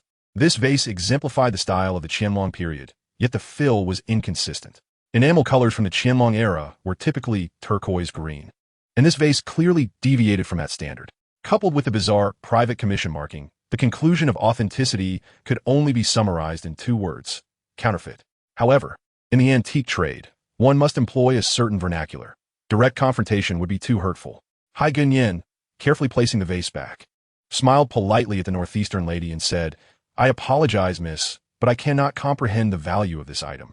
The northeastern lady, unaccustomed to euphemisms, replied directly, "Just say it's fake, will you? I've been told the same by many others. It's truly baffling. This piece has been passed down through generations in our Tang family. How can it suddenly be deemed fake?" She picked up the vase with one hand and asked Hai Gunyan, "So, would you be interested in purchasing this counterfeit? A little money, and it's yours." "Huh, I'm sorry, my dear, but we cannot accept your item," Hai Gunyan replied. The northeastern lady pointed out the broken gold wire, and Lu Fei felt his heart bleed at the sight, his palms sweating. He mentally cursed this extravagant woman's ancestors. "Hey, boss, look at this, it's gold wire," she exclaimed. "The previous shop owner told me that just the gold wire is worth 2,000 to 3,000. I'll let you have it for 2,500. Just take it." Despite the northeastern lady's persistent arguments, Hai Gunyan remained unmoved. With no other option, the elder sister reluctantly packaged the vase and departed in frustration. Gao Henian coldly scoffed, referring to her as mentally unstable, before turning his attention back to the painting of bamboo. Lu Fei, seizing the moment, discreetly slipped out after her. Chapter 12. The first pot of gold. Not far from when Bao Zhai, Lu Fei caught up with the northeastern sister.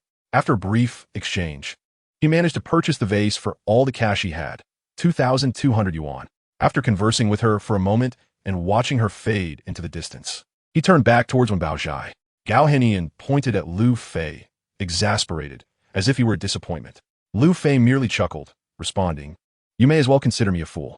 He then requested a packaging box from Zhao Qingfeng, meticulously wrapping the vase and securing it with several layers of tape before placing it in his bag. Approaching the counter, he signed a purchase contract with Li Yunhe. When Lu Fei inscribed his name in the elegant, slender, golden script, Gao Henian was taken aback, staring at him as if he were a marvel. Li Yunhe, unperturbed, requested Lu Fei's card number for a direct transfer. Upon receiving the notification, warmth surged within Lu Fei, and he extended a hand to Li Yunhe in gratitude. The price Li Yunhe offered was an astounding double his own estimate. While 1 million was trivial for Li Yunhe, it was immensely beneficial for Lu Fei, who was just starting out. Noticing the small rosewood bracelet on Li Yunhe's wrist, Lu Fei produced a bracelet made of agarwood. "Mr. Li, your rosewood bracelet is of mediocre quality. If you're interested, I could sell you this one." Li Yunhe examined Lu Fei's bracelet and immediately recognized it as an agarwood piece. Each of the 20 beads was perfectly round, the patina rich and almost glass-like, a result that could only be achieved after a decade or more of careful handling. With 6 turquoise markers included, it was evidently superior to his own rosewood bracelet. Bringing it to his nose, he inhaled the unique fragrance of agarwood, which invigorated his senses. Li Yunhe was utterly captivated, bursting into laughter as he exclaimed, "Brother Lu Fei, I cannot thank you enough. I adore this agarwood bracelet. How about I offer you 100,000? Lu Fei smiled, accepting the bracelet back. He then procured a piece of tinfoil and a steel needle from the counter. With the needle, he punctured the bead's holes, causing a fine dust to fall onto the foil. Next, he ignited a lighter beneath the foil, warming it up. In an instant, a rich and ethereal scent wafted through the air. Sensing the aroma, Gao Henian immediately deduced, "Is this green sandalwood? This is top-tier green sandalwood." Without hesitation, he declared, "Forget what I said earlier. I must have this bracelet. I will offer you 200,000. Li Yunhe, well aware of the renown of green sandalwood, understood its significance. The 3 illustrious bracelets were agarwood, wangwali, and rosewood. Agarwood was undoubtedly the leader, not only for its beauty, but also for its health benefits. Today, encountering an aged piece of green sandalwood such as this, Li Yunhe could not let it slip away. After much debate, it was ultimately Li Yunhe who secured the bracelet for 400,000. With both transactions completed, Lu Fei, who had spent the morning scavenging for scraps, had transformed into a millionaire. However, there was no trace of excitement on Lu Fei's face. Chun Xiang tugged at the corner of Lu Fei's clothing, casting him a meaningful glance. The implication was clear. You have completed your task, but do not forget the main affair. Are you not to craft a magical instrument for me? Lu Fei understood and nodded at Chun Xiang before approaching the counter to express his intentions to Zhao Qingfeng. What?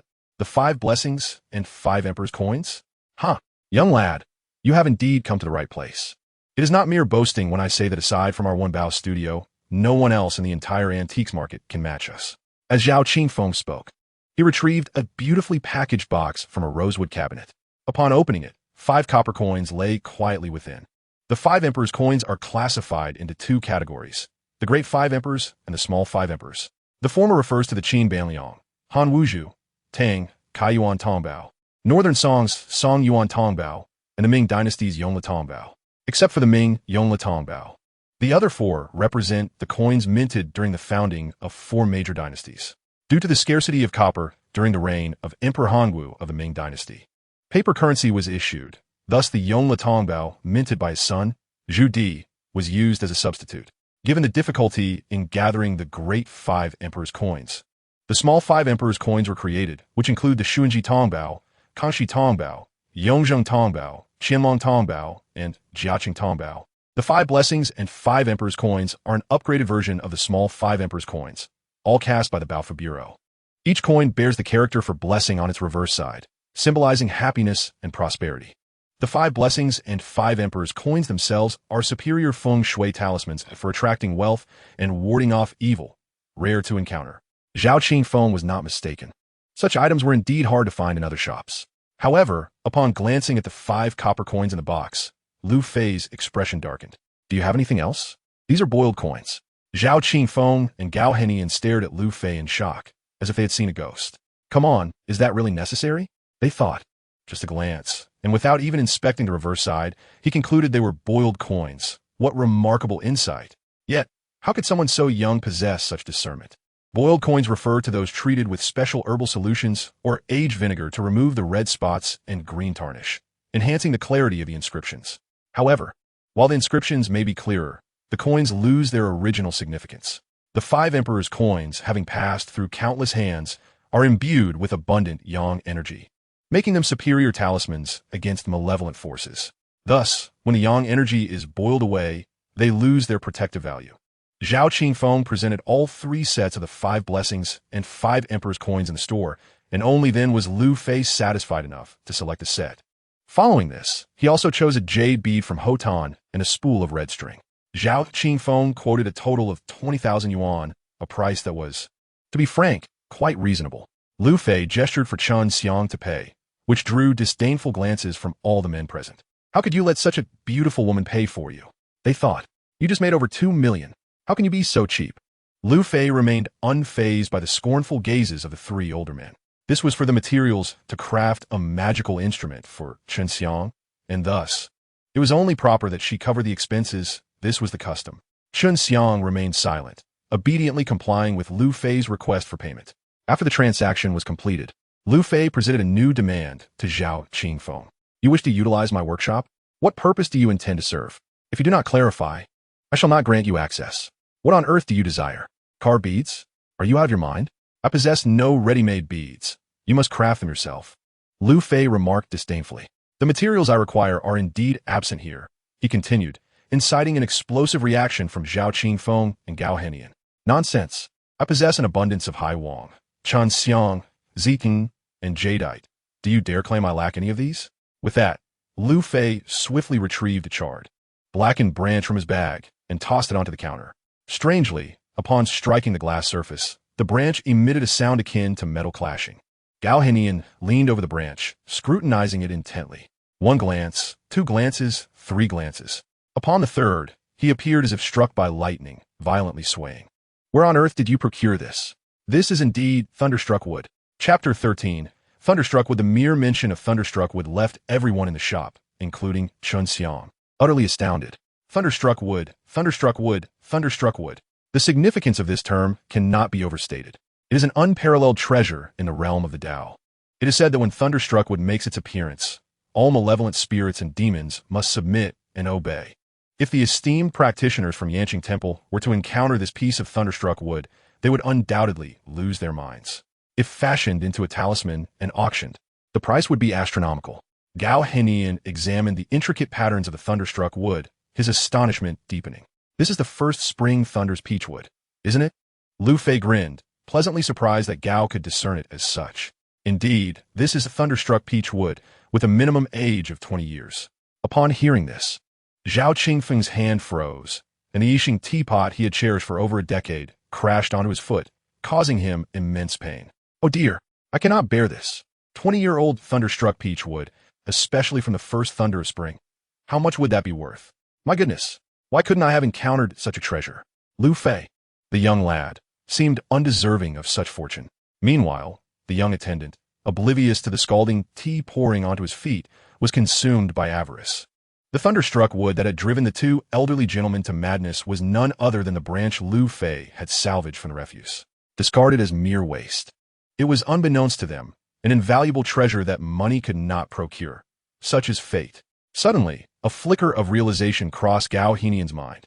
Lu Fei had casually revealed 3 remarkable items: the portrait of the First Lady, a string of green sandalwood beads, and this piece of thunderstruck wood, sufficient evidence of the young man's discerning eye. Moreover, he had nonchalantly tucked away a $2 million painting and carelessly tossed the priceless thunderstruck wood onto the counter. However, the enamel vase, which had just been deemed a counterfeit, was cautiously packed into the bag. Could it be that the vase was indeed valuable? This thought caused Gao Henian's mind to momentarily become clouded, leaving him somewhat dizzy. Lu Fei, Could that vase belonging to that woman from the northeast truly be something precious? Gao Hanyang inquired with trepidation.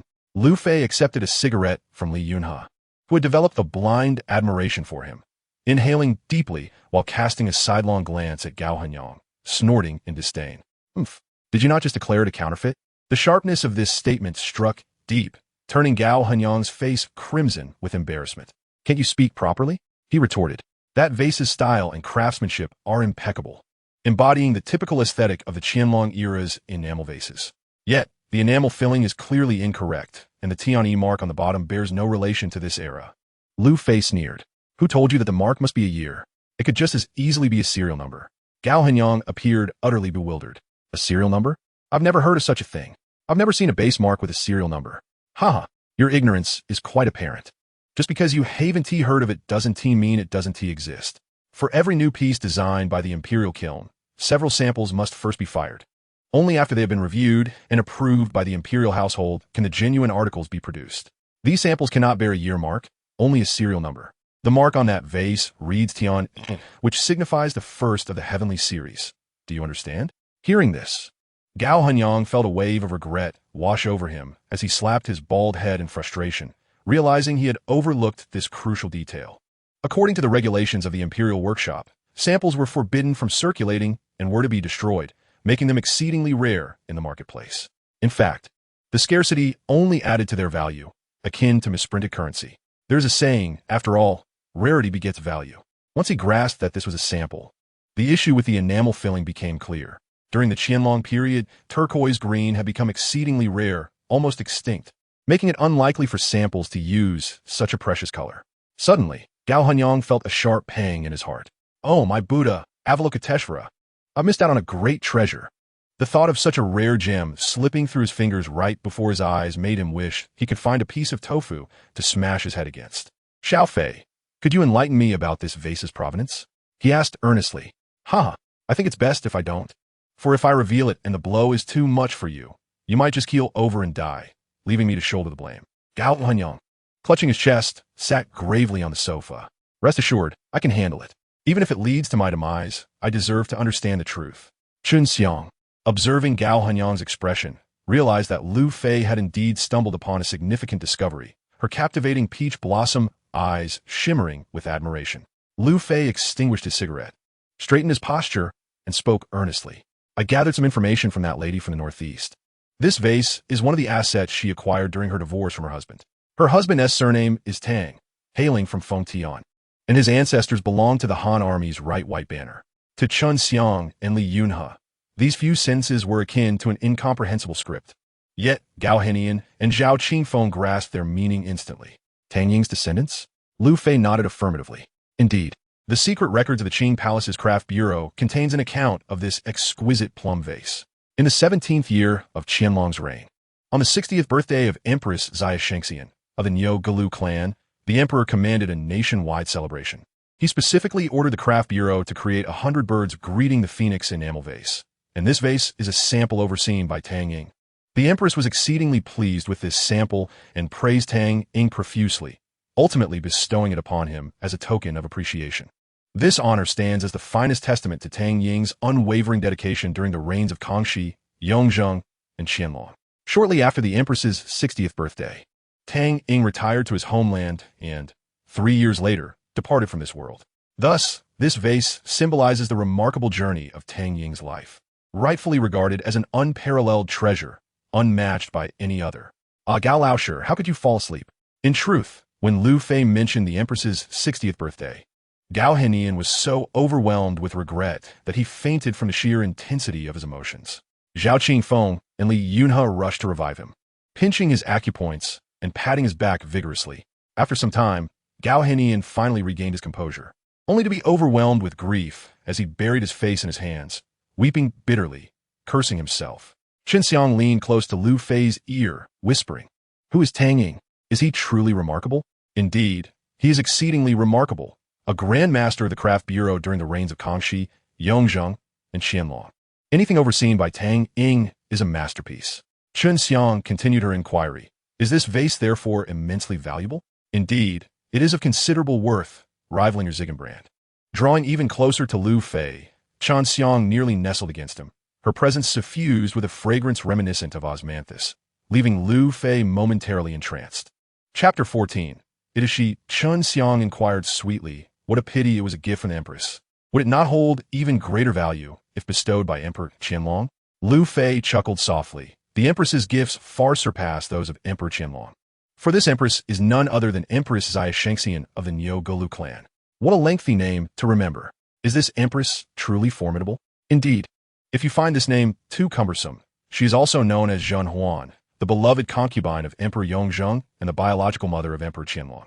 Ah, it is she, Chen Xiang exclaimed, her eyes wide with astonishment as she covered her mouth in disbelief. Knowledge of Empress Xia Shengxian was scarce, yet the name Zhen Huan resonated widely, not only throughout the realm but across Southeast Asia, where it was known to all. A few years ago, the portrayal of Zhen Huan and the legend of Zhen Huan captivated audiences globally, becoming a topic of conversation for people of all ages, especially among young women. The mere mention of her name sparked an irresistible fascination. Chen Xiang, a quintessential example, found herself abandoning her lofty status as a noble young lady to charm Lu Fei, her voice taking on a playful tone as she gently shook his arm, persistently pleading. Lu Fei, I have an affinity for this exquisite vase. Would you consider selling it to me, regardless of the price? Lu Fei furrowed his brow, taken aback by this unexpected facet of Chen Xiang. One must admit, women are indeed capricious beings. Should one seek magical artifacts or this vase? In the brief span of 2 hours spent with Lu Fei, he had displayed an almost supernatural prowess. Now, Chen Xiang was utterly convinced of Lu Fei's ability to craft such artifacts. Nevertheless, she coveted both the artifact and the vase. She was resolute in her desire for both. Pouting her lips, she implored, I want both. That is out of the question. This is a singular masterpiece. One I intend to cherish for posterity, Lu Fei replied. I care not. You must sell it to me. I simply adore it. Lu Fei blinked and chuckled softly. How about this? When I decide to part with it in the future, you will be the first I contact. Unless you decline, I shall not sell it to anyone else. Chen Xiang pondered for a moment and declared, You must keep your promise. There can be no reneging. Rest assured, a man of honor does not go back on his word. I shall hold you to that. We must seal it with a pinky swear. What on earth is that? A pinky swear? Indeed, it must be a pinky swear. Lu Fei shook his head, bemused, feeling as though he were appeasing a child. However, observing Chen Xiang's earnest demeanor, he ultimately acquiesced.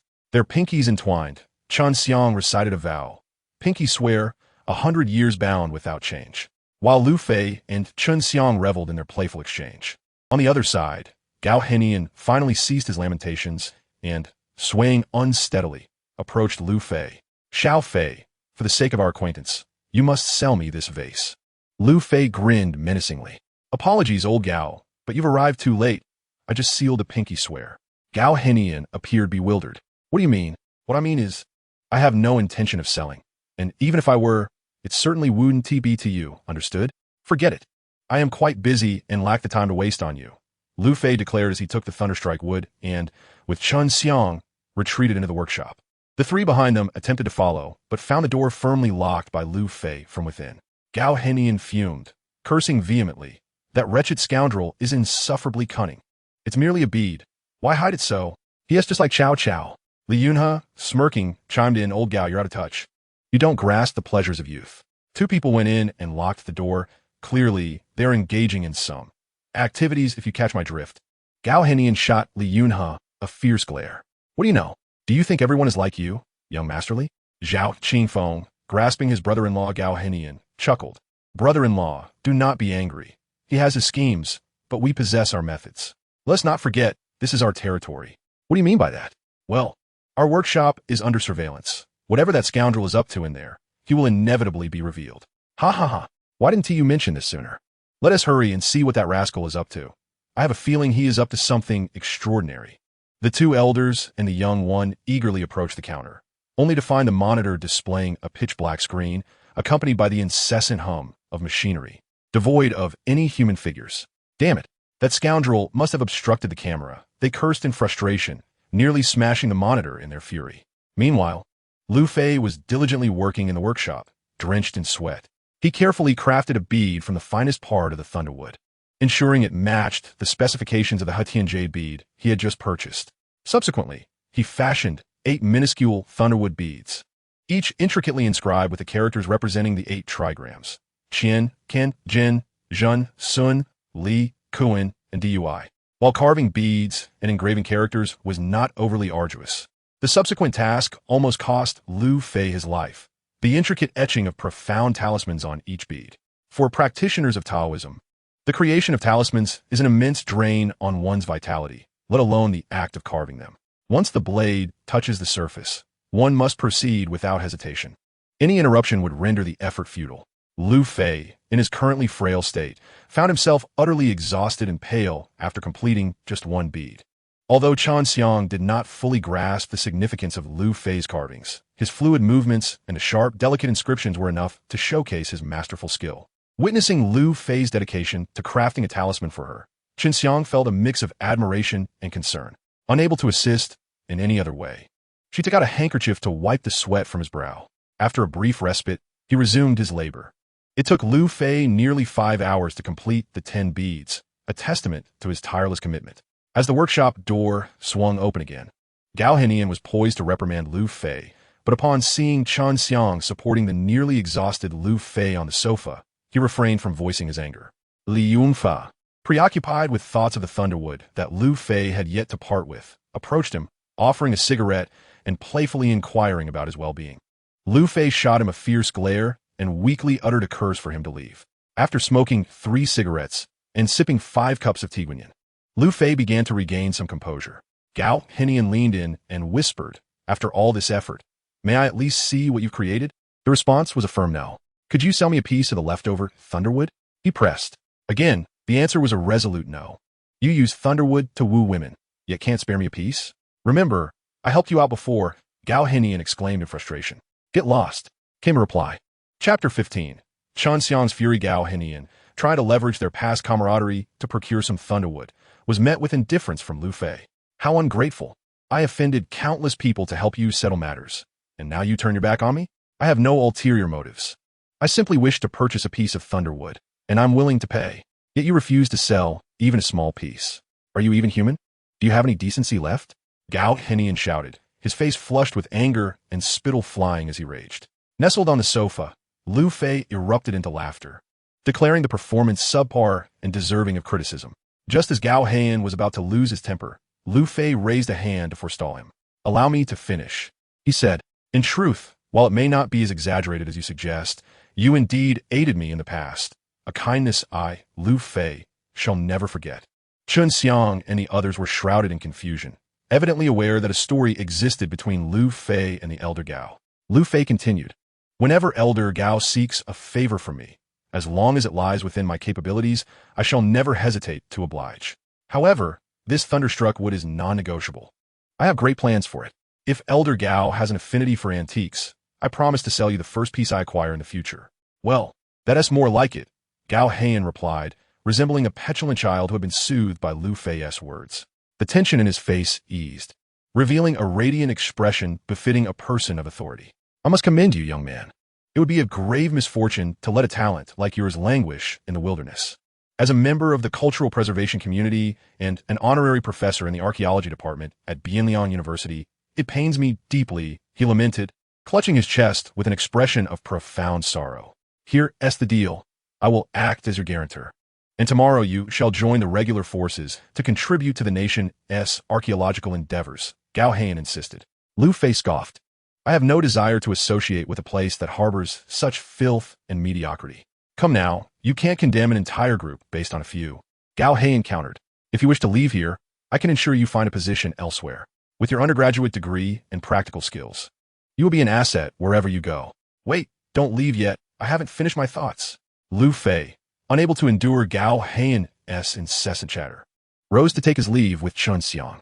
As they reached the door, he paused and turned back with a smile, posing a seemingly nonsensical question to Gao Henian. "Elder Gao, what color is a crow?" This query left Gao Henian momentarily bewildered, scratching his bald head in confusion. "A crow is of course black. And what about crows from that island? Seemingly, they're also black. And the crows of Europe? Blast it. Have you never heard the saying that all crows are black?" Upon uttering this, Gao Henian suddenly grasped Lu Fei's implication and quickly covered his mouth. Lu Fei chuckled, pointing at Gao Henian. "You said it yourself. No need for formal farewells. I shall take my leave."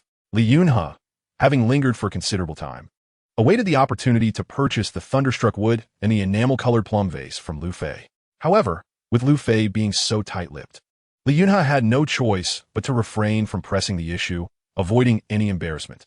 Yet, after their interactions, Lu Fei's remarkable abilities had completely won over this local, rather influential, second-generation rich kid. Reluctantly, he thrust a business card into Lu Fei's hands before retreating to his luxurious sports car and driving away. Left alone once more with Chun Xiang, she quietly inquired, "It's already past 5. Will we finish today? Is there anything else I should prepare?" "What? Chocolate? What do we need chocolate for?" Lu Fei replied coldly. "Go prepare it." This is not the first time Chun Xiang has faced humiliation in front of Lu Fei. She has endured similar situations before, but this time it felt rather excessive. It is a serious matter for an adult woman to purchase chocolates for a man, is it not? "Hurry up." Chun Xiang, emboldened with determination, was about to unleash her frustration when Lu Fei's piercing gaze shattered her resolve. Ultimately, with a huff and a stomp of her foot, she went to the nearby convenience store. In the luxurious car, Lu Fei swiftly devoured all 10 chocolates that Chun Xiang had purchased, finally regaining some of his strength. He meticulously arranged the 5 blessings coins, red string, and 2 large and 8 small beads for a thorough inspection. Finding the end of the red string, he singed it with a lighter, manipulating the melted tip into a sharp, needle-like shape with a gentle tug. Holding the string's end with his left hand, he raised a copper coin with his right and glanced at Chun Xiang. "Your birth date?" he demanded. "Huh? What? Please tell me your birth date." At this moment, Chun Xiang was genuinely flustered. It was already excessive for him to ask her to buy chocolates, and now he wanted her birth date as well. With all that knowledge, did he not understand what this meant for a girl? In the past, a girl's birth date was only shared with her fiancé's family during an engagement. Was it truly appropriate for him to request it so abruptly? Chun Xiang bit her lip, gazing at Lu Fei, her enchanting eyes shimmering with unshed tears. Upon observing her expression, Lu Fei instantly grasped her feelings, and a faint smile crept onto his face. He expected her to be so traditional. Ahem, do not misconstrue my intentions. In order for the talisman to harmonize perfectly with your aura, it is essential for me to know your birth date. This is of utmost importance. Rest assured, I shall never disclose it to anyone. "Oh, is that so?" Chun Xiang's cheeks flushed crimson, and as she hesitantly provided her birth date to Lu Fei, a twinge of disappointment lingered in her heart. However, this feeling dissipated almost instantly, replaced by overwhelming astonishment. With a subtle movement of his fingers, Lu Fei threaded the red string through the hole of the Shunji Tongbao coin, wrapping it around once. Then, with his thumb pressing down on the string's end, he executed a peculiar knot, threading the end back through the hole of the Kangxi Tongbao coin. Lu Fei's speed was astonishing. Chun Xiang contemplated protesting, wishing he would slow down so she could see clearly. Yet his hands moved with such rapidity that the left hand, holding the red string, resembled a whirlwind, and all Chun Xiang could perceive were fleeting shadows. Moments later, Lu Fei halted, beads of sweat adorning his brow, panting heavily. Meanwhile, Chun Xiang stood in utter disbelief, as if witnessing a ghost in broad daylight, her shock rendering her speechless. At that moment, Lu Fei held the ends of the red string, creating a delicate, hollow circular disc woven from the red string and copper coins, suspended gracefully in the center of the main string. Radiant and exquisite, it was a sight to behold. Chapter 16. The protective talisman. The entire disc measured no more than 10 centimeters in diameter, consisting of 2 layers, inner and outer. The outer circle was composed of 5 blessings coins, each intricately adorned at the edges and intervals with exquisite red string decorations, seamlessly woven together. In the central section, where the diameter was less than 3 centimeters, no material was wasted. Lu Fei intricately crafted a Taoist talisman pattern with red string. Vibrantly red, it exuded a festive charm and aesthetic appeal. Chun Xiang's enchanting peach blossom eyes were irresistibly drawn to this circular creation. "Wow, it's stunning. Lu Fei, how did you manage to create such a complex disc?" Lu Fei chuckled softly, replying, "This is not merely a disc. It is a peaceful coin of 5 blessings." "Oh, I see. I'll remember that," Chun Xiang said, extending her delicate, slender hands towards Lu Fei. "Thank you, Lu Fei. I adore this peaceful coin." However, as she joyfully prepared to accept the coin, Lu Fei gently pushed her hands away, casting a melancholic glare at him. With a pouting demeanor, she softly questioned, "What are you doing? Didn't you promise to make this for me?" Lu Fei, wiping the sweat from his brow as he rolled down the car window, coldly responded, This is only half of it. Why are you in such a hurry? Huh? Only half. This is already beautiful. I truly love it, she exclaimed. Lu Fei tilted his head, his profound gaze locking onto Chun Xiang's eyes, causing her heart to race and her composure to falter. After 2 seconds, Chun Xiang lowered her head, her cheeks flushed in defeat.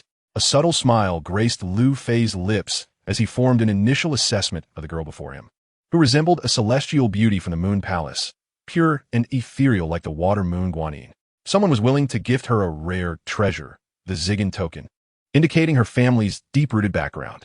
Although she hadn't truly collided with him, her initiative to apologize demonstrated her kind-heartedness and sense of responsibility. Having been saved by him, she unhesitatingly offered her priceless Zigan token, showcasing her gratitude.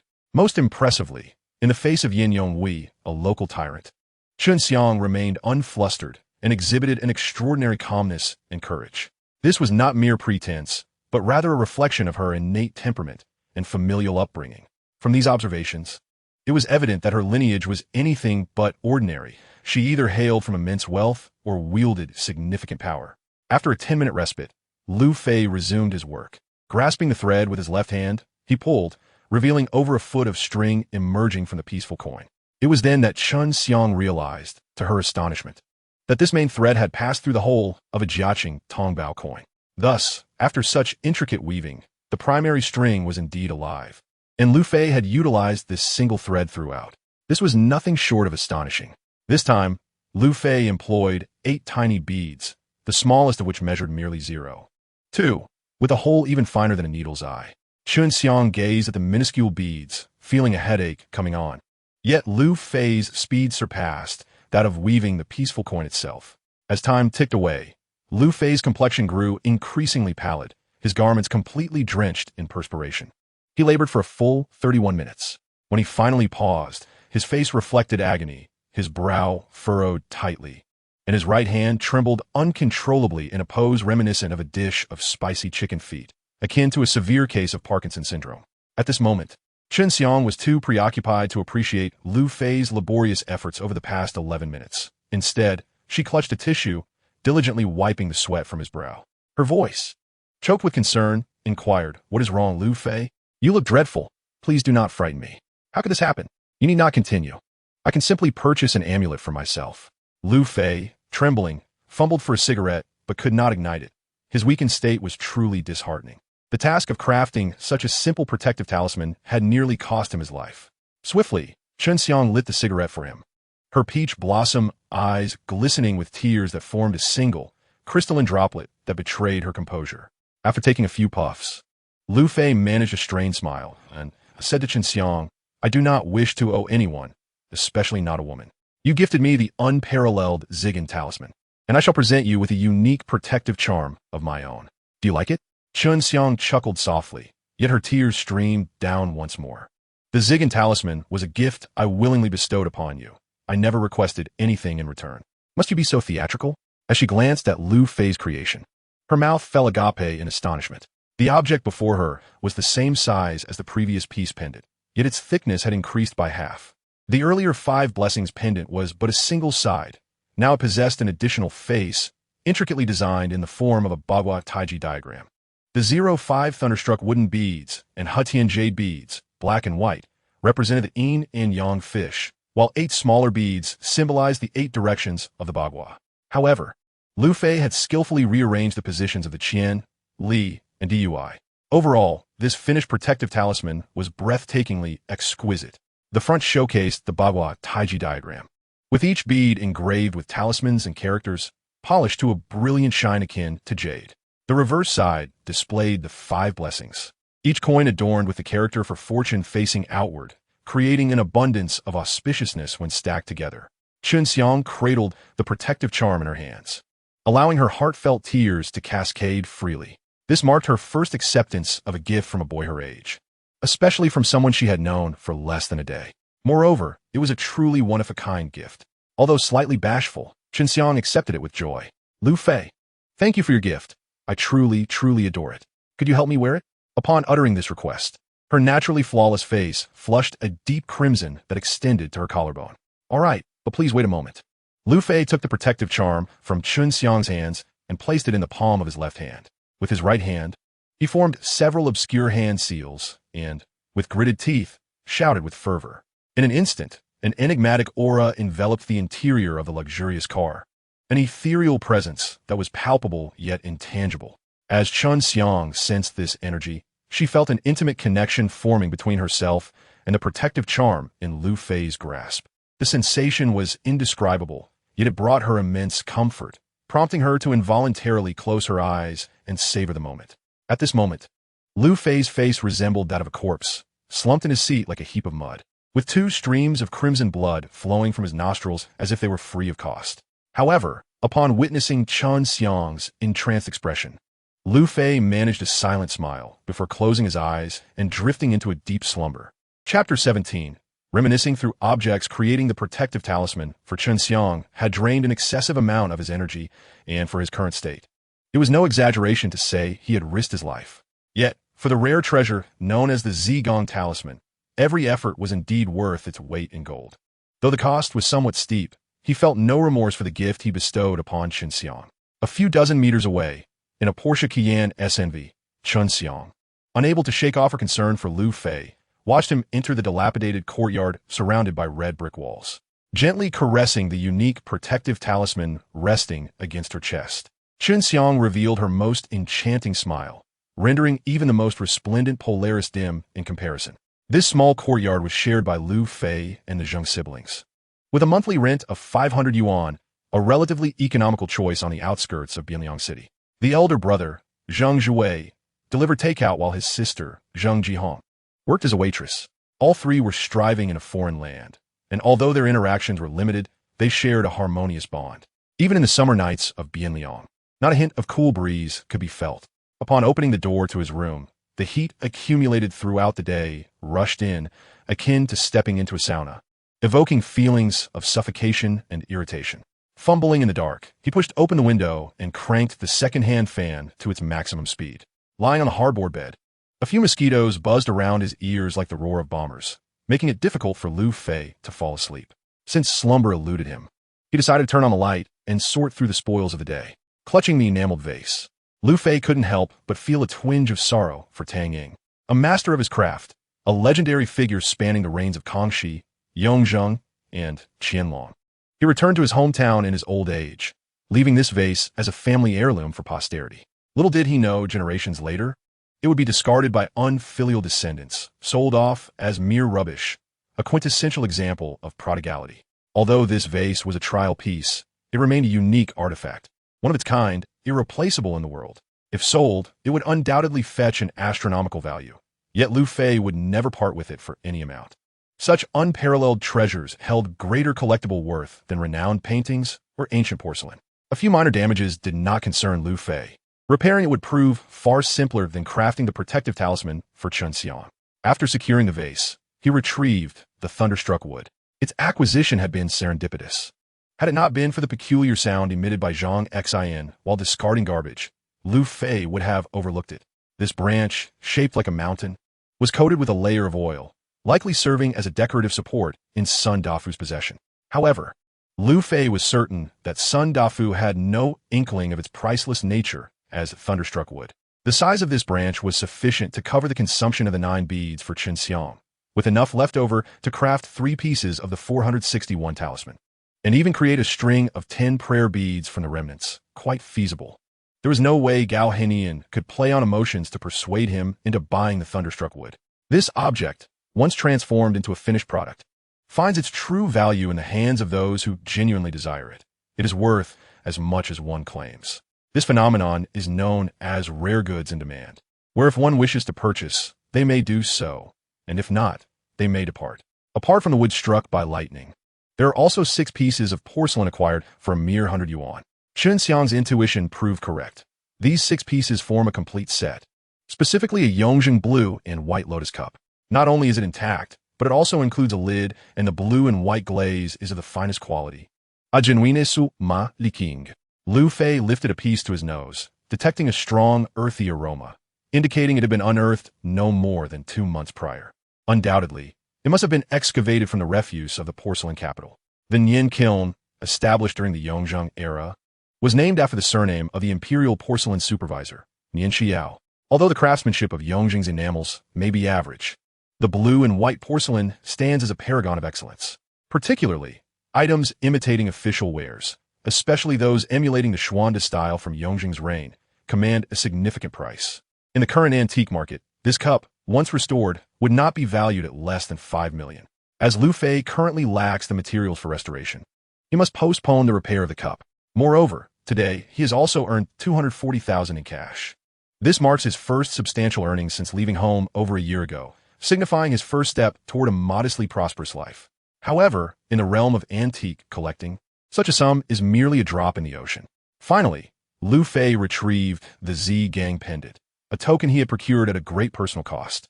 Illuminated by the light, he admired the exceptional craftsmanship of the jade carver Lu Zigong, relishing the smooth, rich patina, stirring his emotions profoundly. Gazing upon the pendant inevitably reminded him of Chun Xiang, who resembled a celestial being. A year prior, he considered himself a minor affluent heir, having encountered numerous stunning women. Yet, compared to Chun Xiang, those women appeared as mere superficial beauties, lacking in both grace and allure. The moment he placed the protective pendant on Chun Xiang, her fragrance, reminiscent of sweet osmanthus, left him utterly enchanted.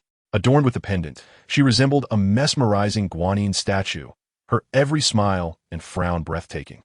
However, Lu Fei remained merely an observer. Various signs indicated Chun Xiang's extraordinary lineage, and even if he had not quarreled with his father, his background would still not match hers. He recognized the reality. In aristocratic circles, social standing is paramount, and the disparity between himself and Chun Xiang rendered a favorable outcome improbable. Pursuing her excessively would only invite unnecessary distress. Suddenly, a loud protest from his stomach reminded Lu Fei that he had not eaten for an entire day. He turned on the induction cooker, boiling some noodles, and ventured into the courtyard to fetch a bowl of his homemade pickled vegetables. A mouthful of noodles paired with a bite of pickles elicited a delightful sensation. Simply exquisite. Lu Fei was a true native of Bashu, where every household relies on pickled vegetables. Albeit each family possesses its unique technique. In Lu Fei's heart, the pickles made by his younger sister were the most authentic. His own pickling skills were taught by her, yet they still fell short compared to her expertise. Recalling his younger sister, Lu Fei set down his chopsticks, a bittersweet sensation filling his heart. It had been over a year since he last contacted them, and he was uncertain of their well-being. Yet, thinking of his unyielding father, Lu Fei's resolve hardened once more. Coming from a lineage steeped in antiquities, Lu Fei's family had a history of running a pawn shop, affording them an unparalleled acumen for appraising treasures. This skill had been passed down through generations in the Lu family. Following the reform and opening up of the economy, Lu Fei's grandfather, with his discerning eye, had salvaged numerous valuable items from the discarded. After his grandfather's passing, conflicts arose between his second uncle and younger aunt, leading Lu Fei's father, Lu Tianlin, to establish a reputable antique shop, the Gathering of Treasures, leveraging the knowledge and artifacts inherited from his father. Lu Tianlin had a knack for business. Even before antiques gained popularity, the shop was flourishing. However, unforeseen circumstances soon disrupted their smooth sailing. When Lu Fei was 7, his younger sister went missing. Subsequently, he adopted another younger sister, yet Lu Tianlin remained stagnant, taking no further steps. In recent years, as the antique market thrived, the Gathering of Treasures prospered immensely. And by the year before last, Lu Tianlin had amassed a fortune exceeding 100 million. To Lu Fei's dismay, the father he had always respected had become arrogant with wealth. Smoking, drinking, and gambling were trivial matters. But what truly unsettled Lu Fei was his father's choice of a new partner. It was understandable for Lu Tianlin to seek companionship after so many years since his wife's passing. However, the woman in question was merely 5 years older than Lu Fei, compelling him to refer to her as stepmother, which he found intolerable. After several unsuccessful attempts to negotiate with his father, Lu Fei chose to leave home on the day of Lu Tianlin's wedding. You may carry on as you wish. Out of sight, out of mind. Without the shadow of your influence, I shall forge my own path. Chapter 18. Delivering door to door, embracing the flavors of his hometown. Lu Fei prepared a full pound of handmade noodles. Just as he was washing the dishes, a notification chimed on his QQ. With a knowing grin, he didn't need to check to anticipate who it was. He had only one friend on QQ. Unlocking his phone, he confirmed it was indeed the adorable little pig avatar belonging to his online friend, Xiang Zhu. This acquaintance had come about 3 years prior, when Lu Fei mistakenly added the wrong QQ number while entering university. Over time, they discovered a remarkable rapport, and after his fallout with Lu Tianlin, Lu Fei changed his QQ number, retaining only Xiang Zhu as a friend. They conversed almost every night, sharing amusing anecdotes from their lives. The two had established an unspoken understanding, never inquiring about each other's real names or genders, nor engaging in video chats. However, after more than 3 years of interaction, Lu Fei was certain that Xiang Zhu was female. Xiang Zhu, have you gone to bed yet? Lu Fei lit a cigarette and glanced at the time.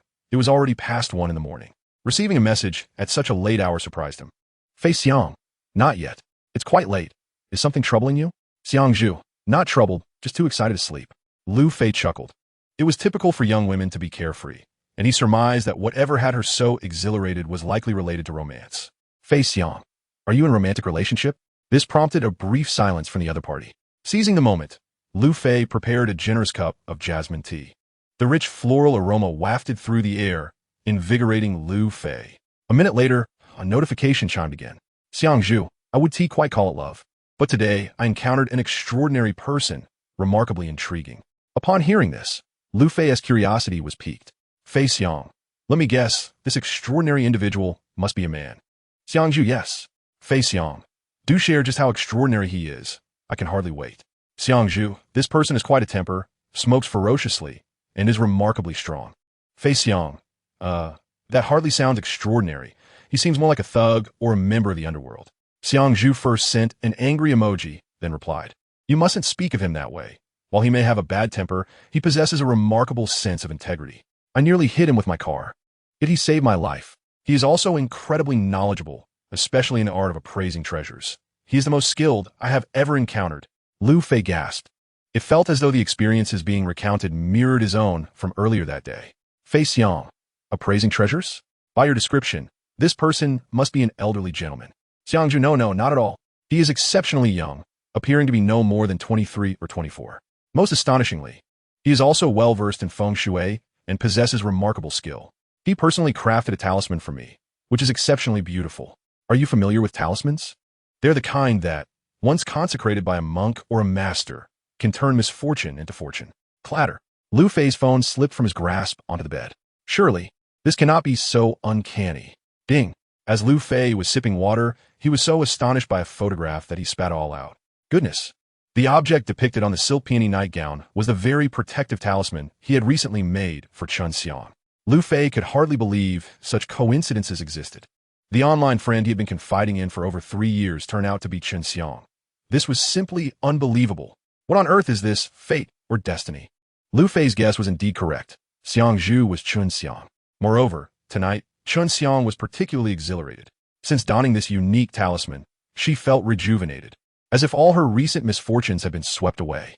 Having received higher education, she had previously dismissed metaphysics, yet now, experiencing something so unusual firsthand left her without a scientific explanation.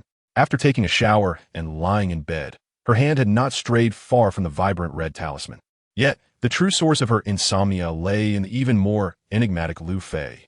Chun Xiang had watched the video of Lu Fei crafting the talisman over a dozen times, and rather than growing weary of it, she found herself even more captivated. Reflecting on the myriad experiences shared with Lu Fei, her heart, which had remained closed to anyone for 23 years, began to stir restlessly. The innocent little deer within her heart grew increasingly agitated. Fei Xiang, are you still there? Yes. For the next 2 hours. Chun Xiang conveyed to Fei Xiang the myriad details of her shared experiences with a mysterious individual. After this duration, cradling her phone and caressing her talisman, she gently drifted into a sweet slumber, while on the other side, Lu Fei remained sleepless throughout the night. Having lived 2 lives, Lu Fei had encountered countless coincidences, yet the serendipity entwined with Chun Xiang was utterly beyond his belief. As the first rays of sunlight broke the horizon, Lu Fei stepped into the courtyard and turned on the tap, fervently washing away the grime from his face and the fatigue of a sleepless night. Upon turning around, he noticed a white food bag hanging from his tricycle, containing half a sweet and sour fish and 4 exquisite steamed dumplings. Zheng Xiaomei was still deep in slumber, and Lu Fei chuckled as he called out a thank you toward her room. Is that you, Lu Fei? A voice echoed, unmistakably belonging to Zhang Huaiji, old Zhang. Opening the courtyard gate, Lu Fei found, as expected, old Zhang standing there, beside an electric tricycle laden with a red sandalwood 8 Immortals table and a pair of well-crafted Wang Wali drum stools. The sight of those drum stools made Lu Fei's eyes widen. They were indeed remarkable treasures. However, no matter how splendid the stools were, he couldn't neglect old Zhang. "Huh, I didn't expect you to keep your word." Old Zhang smirked, giving Lu Fei a sideways glance. "What I promise is as solid as nails. Even the king of hell doesn't owe anything to a little ghost." Lu Fei grinned and gave old Zhang a thumbs up. "How did you find me here?" Old Zhang chuckled. "Having lived over 80 years in Bianliang, finding you is hardly a challenge. Hurry and unload it before I change my mind." Lu Fei approached the tricycle, not in haste to unload, but rather taking the time to scrutinize the treasures. He had coveted the red sandalwood 8 Immortals table for over a week, aware of every blemish and detail, filtering them out effortlessly. What truly captivated Lu Fei were the pair of Wang Wali drum stools. Their surfaces were as smooth as a mirror, resembling a wax finish, a testament to natural patina. The tabletop measured approximately 38 centimeters in diameter, composed of 4 curved frames, with the floral and avian depictions having faded significantly, yet the 6 pairs of ghostly faces added a charming touch.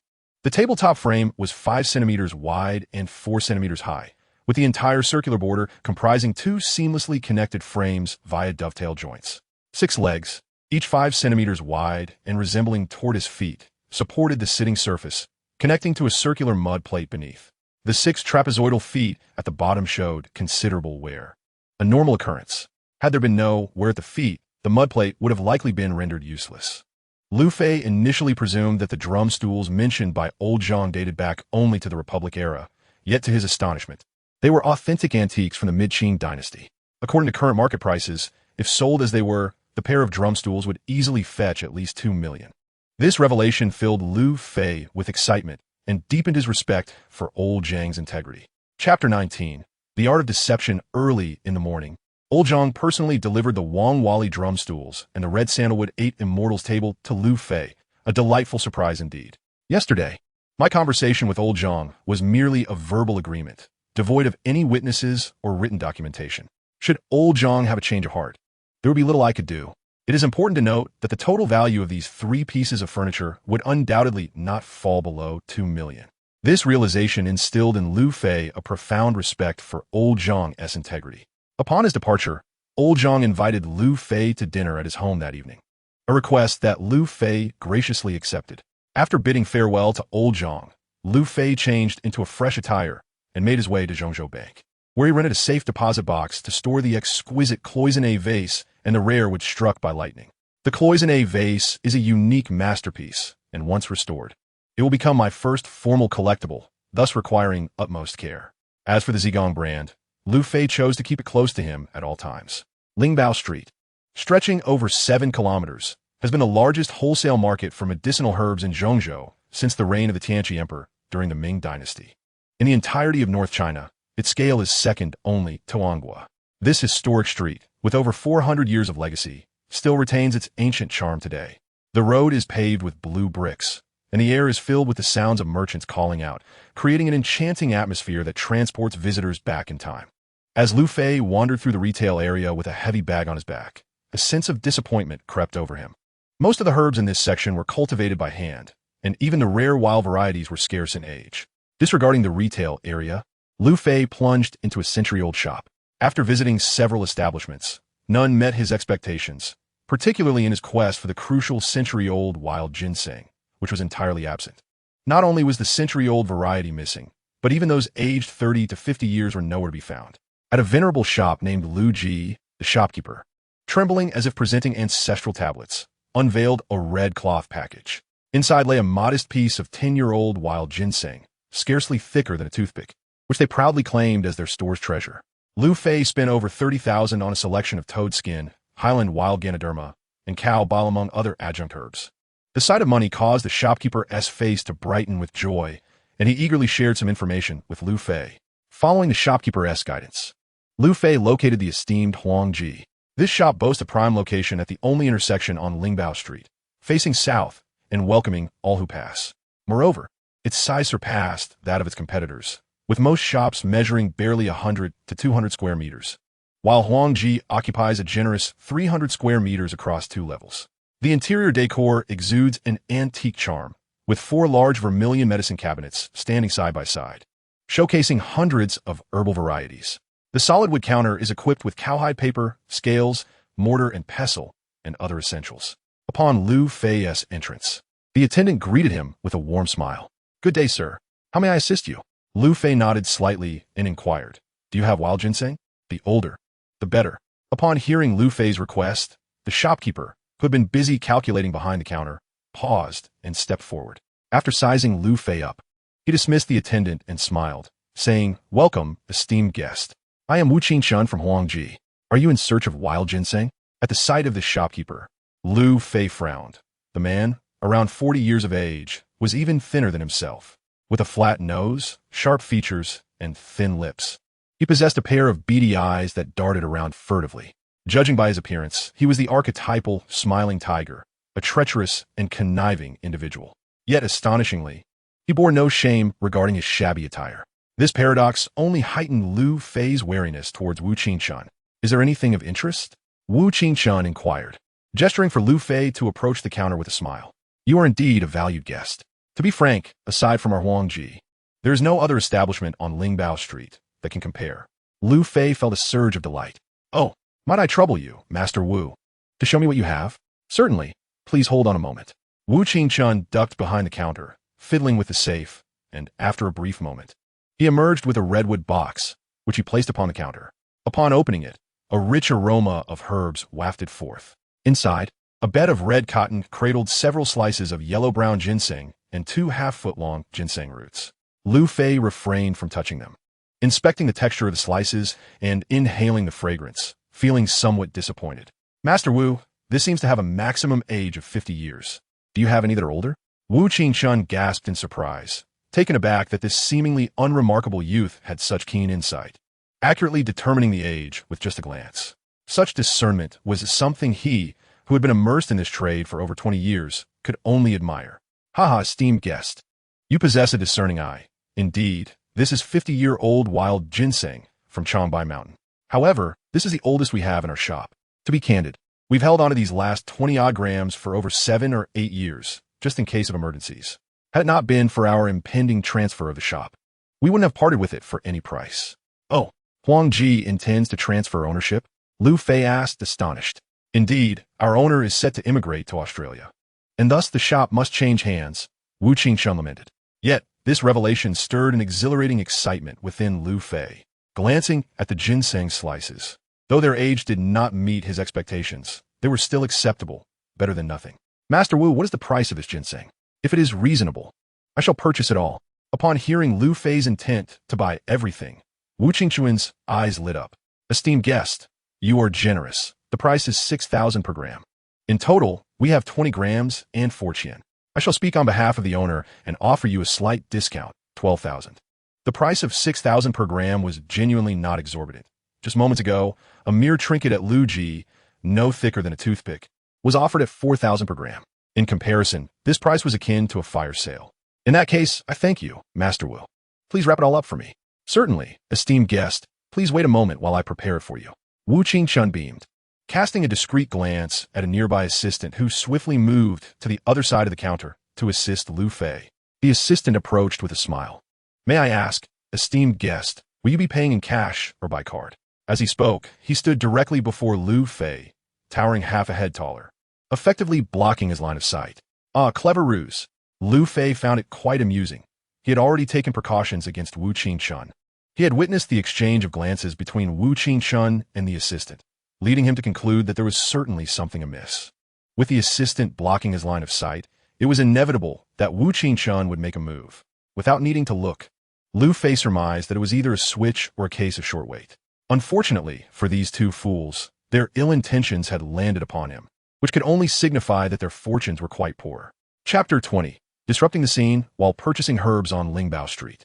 Lu Fei was taken aback to discover that the century-old establishment, Huangji, was actually a scam.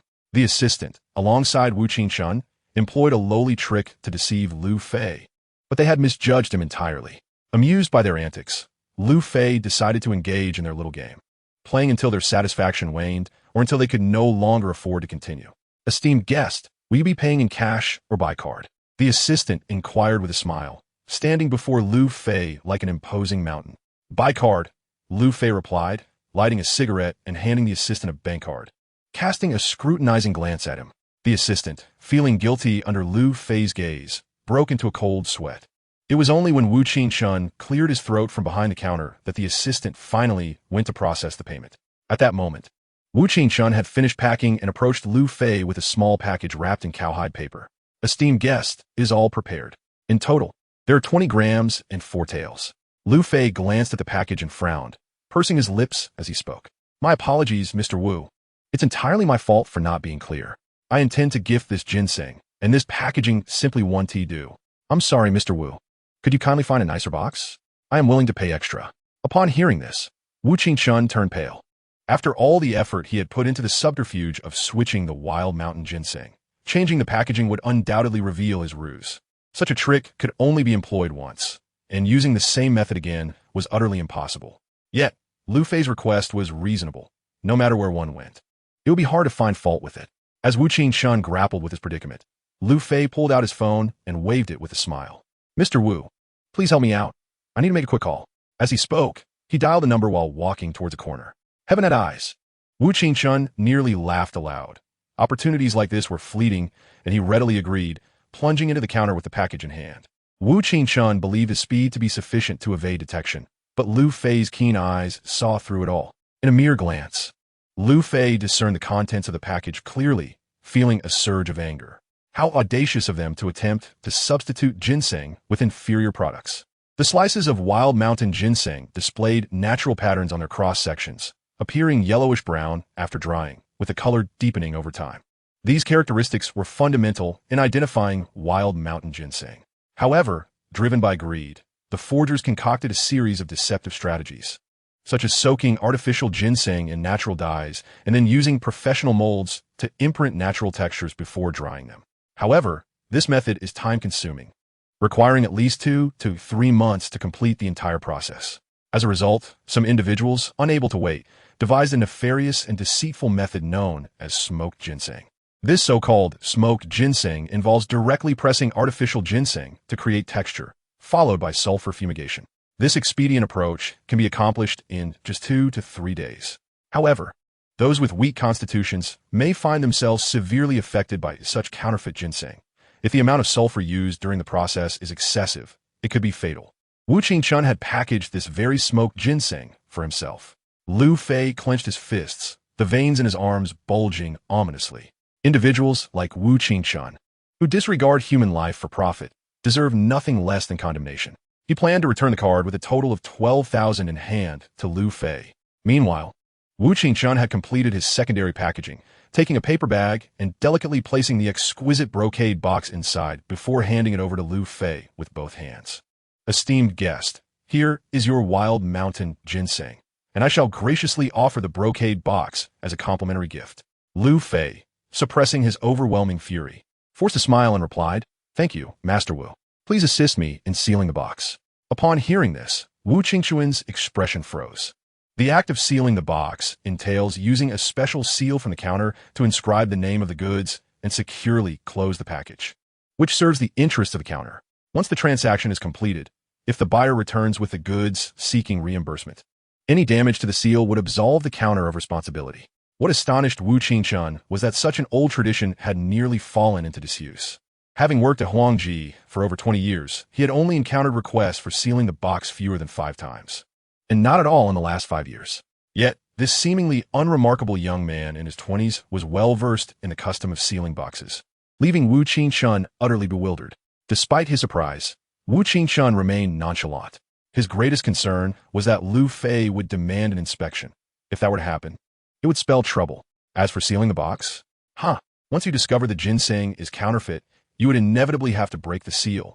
And as long as there was even a slight tear, he would not fear legal repercussions. Satisfied, Lu Fei nodded, expressed his gratitude to Wu Qingshun, and strode out of Huangji with an air of confidence. Once Lu Fei had departed, Wu Qingshun slumped into a chair, panting heavily. Damn it! Earning a dishonest profit is far too difficult. Wu Qingshun had originally intended this smoked ginseng for his boss, with his boss planning to emigrate. If the wild mountain ginseng could not be sold beforehand, he would undoubtedly take it with him. At that point, Wu Qingshun intended to execute a swap, claiming the 24 grams of wild mountain ginseng as his own. He never anticipated that an oblivious young fool would arrive today, and all he could say was, "I'm sorry." Lu Fei exited, casting a disdainful glance at the antiquated plaque of Huang Ji and spitting on the ground before striding purposefully toward the north gate of Lingbao Street. The north entrance is the only unchanged part of Lingbao Street, with a width of merely 8 meters, making it the narrowest section. Nowadays, only a portion of those who come to Lingbao Street seek medicinal herbs. The majority are tourists from other regions. Consequently, this narrow street, which remains unaltered, also experiences the highest foot traffic. At the northern entrance of Lingbao Street stands an old-style archway, towering just over 3 meters high, with the words Lingbao North Gate inscribed at its center.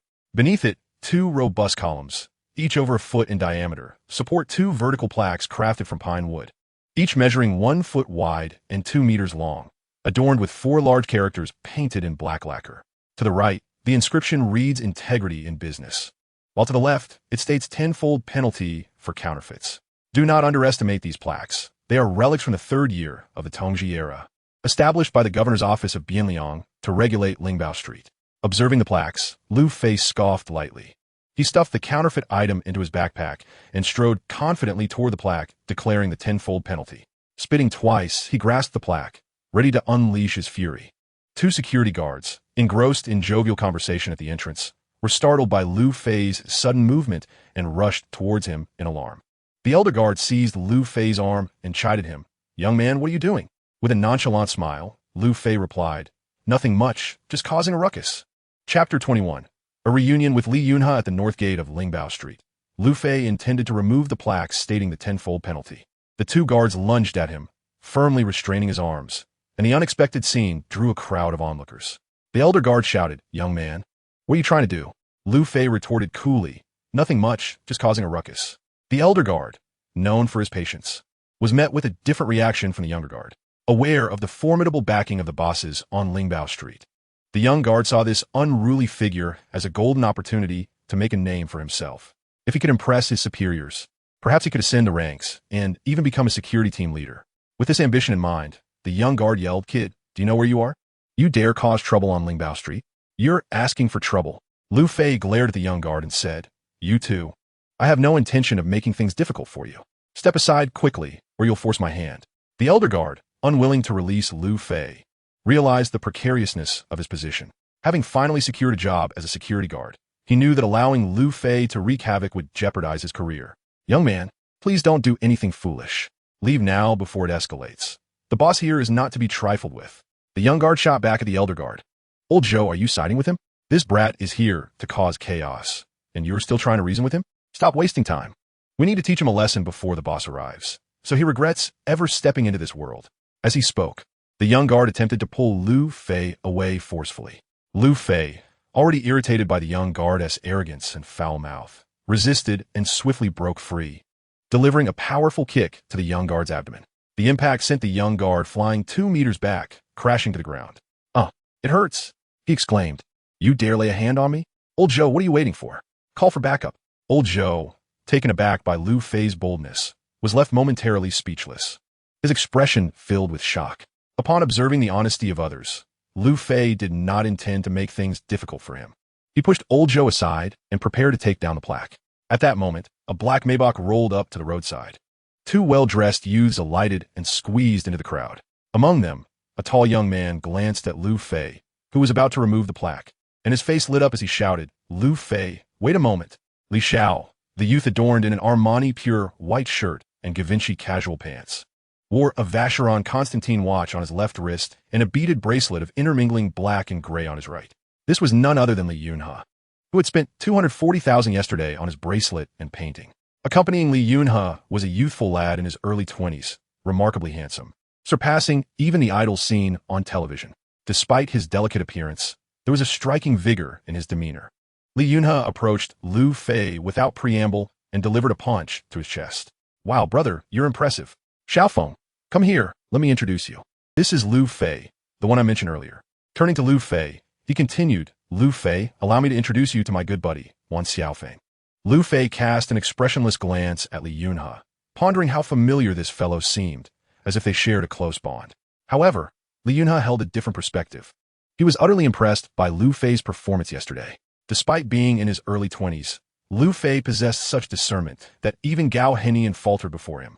Gao, the head of the cultural preservation in Bianliang and an honorary professor in the archaeology department at Bianliang University, was regarded as one of the foremost authorities in the entire Zhongzhou region. To see such a formidable figure humbled in Lu Fei's presence spoke volumes about Lu Fei's prowess. Particularly after Li Yunhe gifted the golden bamboo painting to his grandfather, receiving accolades that made him feel elated, he was convinced that Lu Fei was a prodigious talent. Wan Xiaofeng, the extraordinary young man, displayed no disdain for Lu Fei's humble attire and proactively stepped forward to shake his hand. Hello, Brother Fei. I've heard Li Gu speak of you incessantly. My ears are nearly calloused. Please, call me Xiao Feng, and do not stand on ceremony. Seeing Li Yunhe and Wan Xiaofeng treating Lu Fei with such respect eased old Zhou, the security guard's tension. The young security guard who had earlier boasted about dealing with Lu Fei now lay on the ground, feigning death. Lu Fei turned and grasped Wan Xiaofeng's hand, finding himself somewhat impressed by the young man. Greetings, I am Lu Fei. Wan Xiaofeng produced a prestigious 95-grade cigarette for everyone, lighting it with both hands.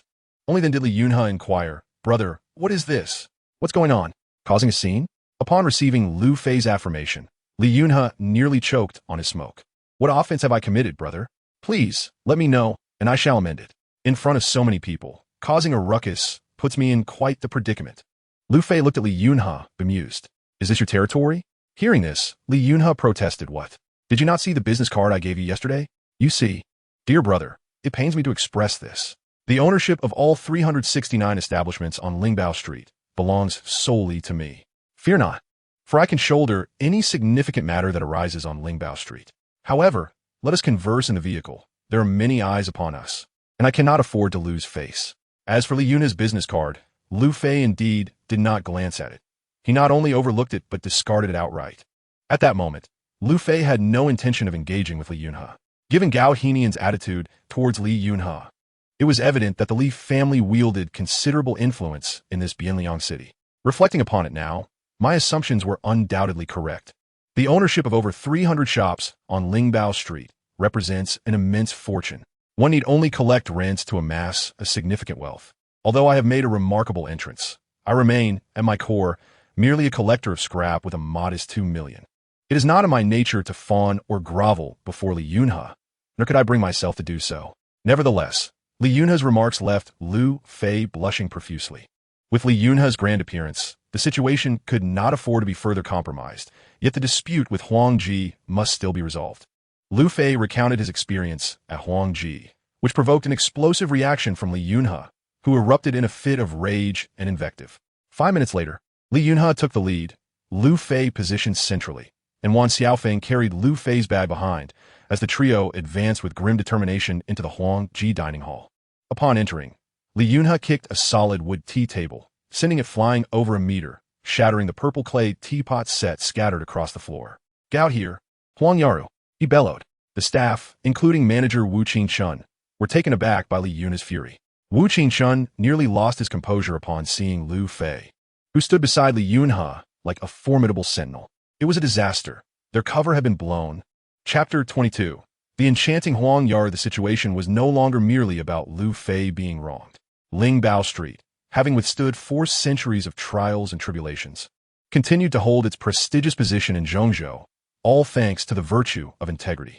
Should a life be lost due to negligence, the 400-year reputation of Lingbao Street would be irrevocably tarnished. Reflecting on this, Li Yunhe could not fault Lu Fei for causing a scene. Were he in Lu Fei's position, he might have acted even more vehemently. From a moment the trio entered the establishment, Wu Qingchun felt an ominous tightening in his legs, his foreboding intensifying. As the sitting manager of Huangji, there was no escaping this confrontation. Wu Qingchun had no choice but to bow and greet them with a forced smile. Ah, Mr. Li, what an unexpected honor. Please, allow me to escort you to the VIP room on the 2nd floor. Quickly, prepare the finest Dongding Oolong for Mr. Li. He instructed his staff. Enough of this nonsense. Get Huang Yaru here to see me. Upon encountering Wu Qingchun, the architect of his troubles. Li Yunhe's rage was palpable, and he struck Wu Qingchun with such force that the frail manager fell to the ground. Ouch! Wu Qingchun scrambled to his feet, retreating 5 meters while clutching his stinging face, glaring with indignation. How dare you strike me? Li Yunhe spat vehemently. Strike you? If you continue to dawdle, I will make your existence unbearable. Hurry and call Huang Yaru to come here. In under 10 minutes, I shall assist you in relocating Huangji. The situation was dire. Confronted by the fearsome Li Yunhe and the glaring Lu Fei, Wu Qingchun realized that his cover had been blown. At that moment, the pain etched on Wu Qingchun's face was but a mere fraction of the terror that gripped his heart. The prowess of Li Yunhe was well known throughout Bianliang City. In his presence, Wu Qingchun felt as insignificant as an ant, merely a wretched speck, the lowest of the low. To fall into his hands would mean suffering grievous consequences, if not death itself.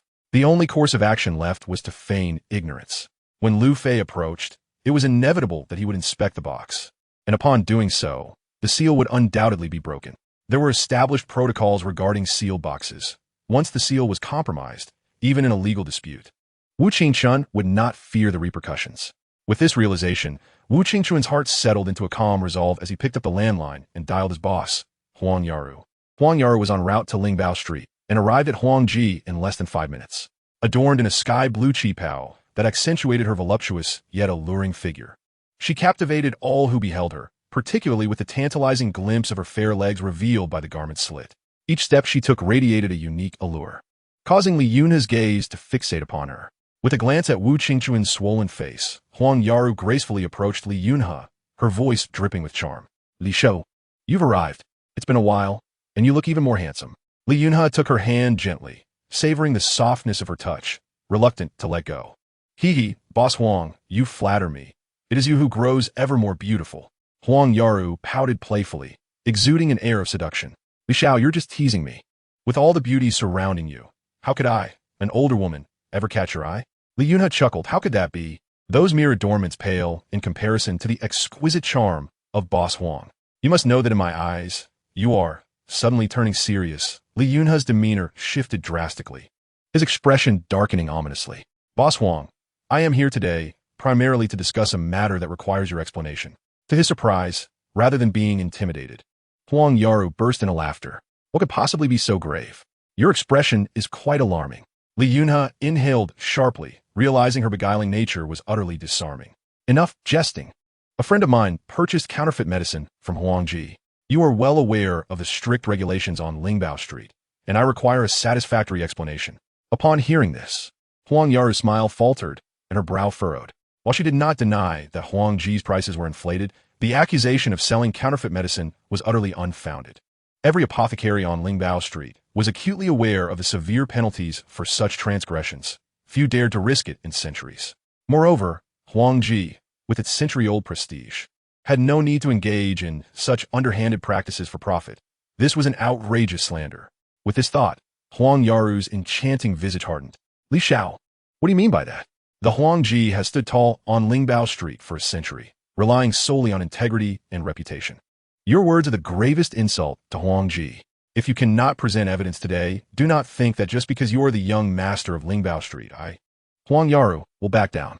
With that, Huang Yaru's formidable presence made Li Yunhe feel a twinge of unease. Earlier, he had rushed to confront Huangji, fueled only by Lu Fei's one-sided account. Now, if he failed to provide evidence, exiting through that door would prove quite troublesome. Lu Fei shot a glance at Li Yunhe and stepped forward with an expressionless demeanor. As he did so, Wu Qingchun, not far away, felt a knot tighten in his throat. Mr. Huang, are you so certain that your Huangji has not trafficked in counterfeit medicine? Lu Fei inquired. Huang Yaru rolled her eyes at Lu Fei, her face reflecting disdain. Who are you? Setting aside who I am, I ask you, Mr. Huang, are you absolutely sure that your Huangji has not engaged in the sale of counterfeit drugs? Huang Yaru retorted, crossing her arms defiantly. That is indeed the case. Our Huangji operates with utmost integrity and would never sell counterfeit medicines. Moreover, our business is thriving beyond measure, leaving us no need to resort to such underhanded tactics. Lu Fei replied with a scoff. What a commendable claim of integrity. But should it be substantiated that your Huangji has been peddling counterfeit drugs? What would you say then? Impossible. You're slandering us. Which rival has paid you to come and stir trouble for Huangji? Lu Fei waved his hand dismissively, a smirk on his face. Mr. Huang, spare us those irrelevant remarks. I simply ask you, if it is proven that your Huang Ji has sold counterfeit drugs, what will you do then? Chapter 23. The rules of Lingbao Street. Faced with Lu Fei's aggressive demeanor, Huang Yaru felt a hint of anxiety creeping in. She firmly believed that Huang Ji was innocent, yet there was always the chance that someone beneath her had succumbed to greed and acted inappropriately. She leaned in to whisper a few words to Wu Qingchun, who had already resolved to deny any wrongdoing. With Wu Qingchun's assurance, Huang Yaru felt a surge of confidence, facing Lu Fei with renewed conviction. Listen well, no matter who you are or who your backers may be, if you think you can extort us at Huang Ji, you have miscalculated. If you do not clarify your statements today, I assure you, you will not leave. Lu Fei stepped forward, his eyebrows arched defiantly. Since Mr. Huang is so resolute, what are you waiting for? I ask you, how will you respond if it is proven that Huang Ji has sold counterfeit drugs?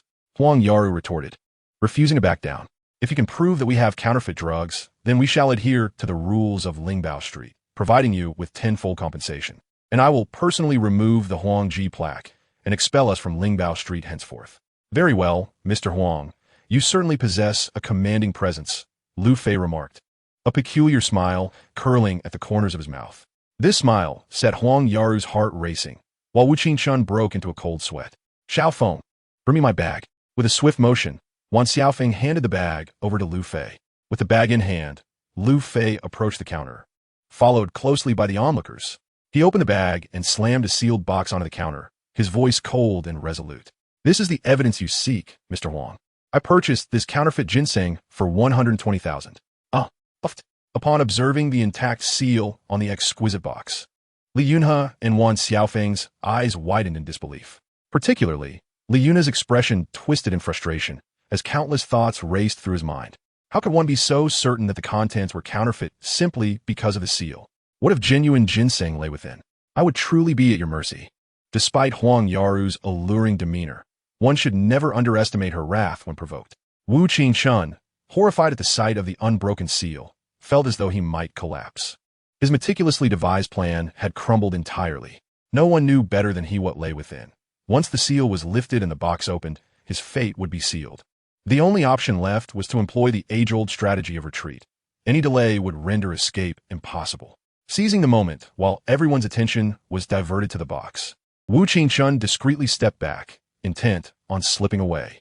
However, just as he took a step, a firm grip seized the collar of his garment, sending a chill down his spine. Where do you think you're going, Will? You sealed this box yourself. And now I kindly ask you to open it for all to see its contents. With a thud, all remaining hope evaporated from Wu Qingchun, causing him to collapse before Lu Fei, bowing his head in a manner reminiscent of a chicken pecking at scattered grains. Please spare me, boss.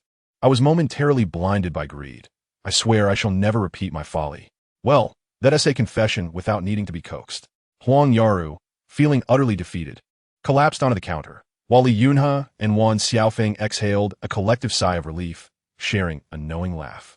Lu Fei, gripping Wu Qingchun's collar, seethed with fury. Spare you? Did you consider sparing others when you inflicted harm with counterfeit drugs? You scoundrel, do you understand that this could cost lives? For a mere 12,000. You so callously disregarded human life. In the past, such an offense would warrant far graver consequences. With the grip on his collar tightening like a noose, Wu Qingchun struggled for breath, his complexion turning ashen, eyes bulging, and tongue extending painfully. Just as he seemed on the brink of unconsciousness, Lu Fei hurled him against the counter, seizing his hair and dragging him to the ornate box. Look closely, this is your seal. Now, you shall remove it yourself. Why are you hesitating to lift it? Lu Fei demanded, slamming Wu Qingchun's head against the solid wooden counter with each shout. The first impact shattered his nasal bone, crimson blood gushing forth. The second blow crushed his lips, sending 2 front teeth flying. By the 5th strike, Wu Qingchun's visage had become unrecognizable, a gruesome sight that elicited horror from Huang Yaru, whose face turned pale. Li Yunhe and Wan Xiaofeng were left in shock at Lu Fei's brutality, their brows furrowed in concern. As Lu Fei held the moaning Wu Qingchun, he cast a fierce glare at Huang Yaru. Boss Huang, since Manager Wu refuses to unseal the box, it falls upon you to take matters into your own hands. At this juncture, whether the ornate box opens or not has become inconsequential. Huang Yaru cast a fierce glare at the disheveled Wu Qingchun. Wu Qingchun was a distant cousin of Huang Yaru, astute and having apprenticed at the counter since childhood. Although he had a penchant for petty greed, he had also been diligent and conscientious during his apprenticeship.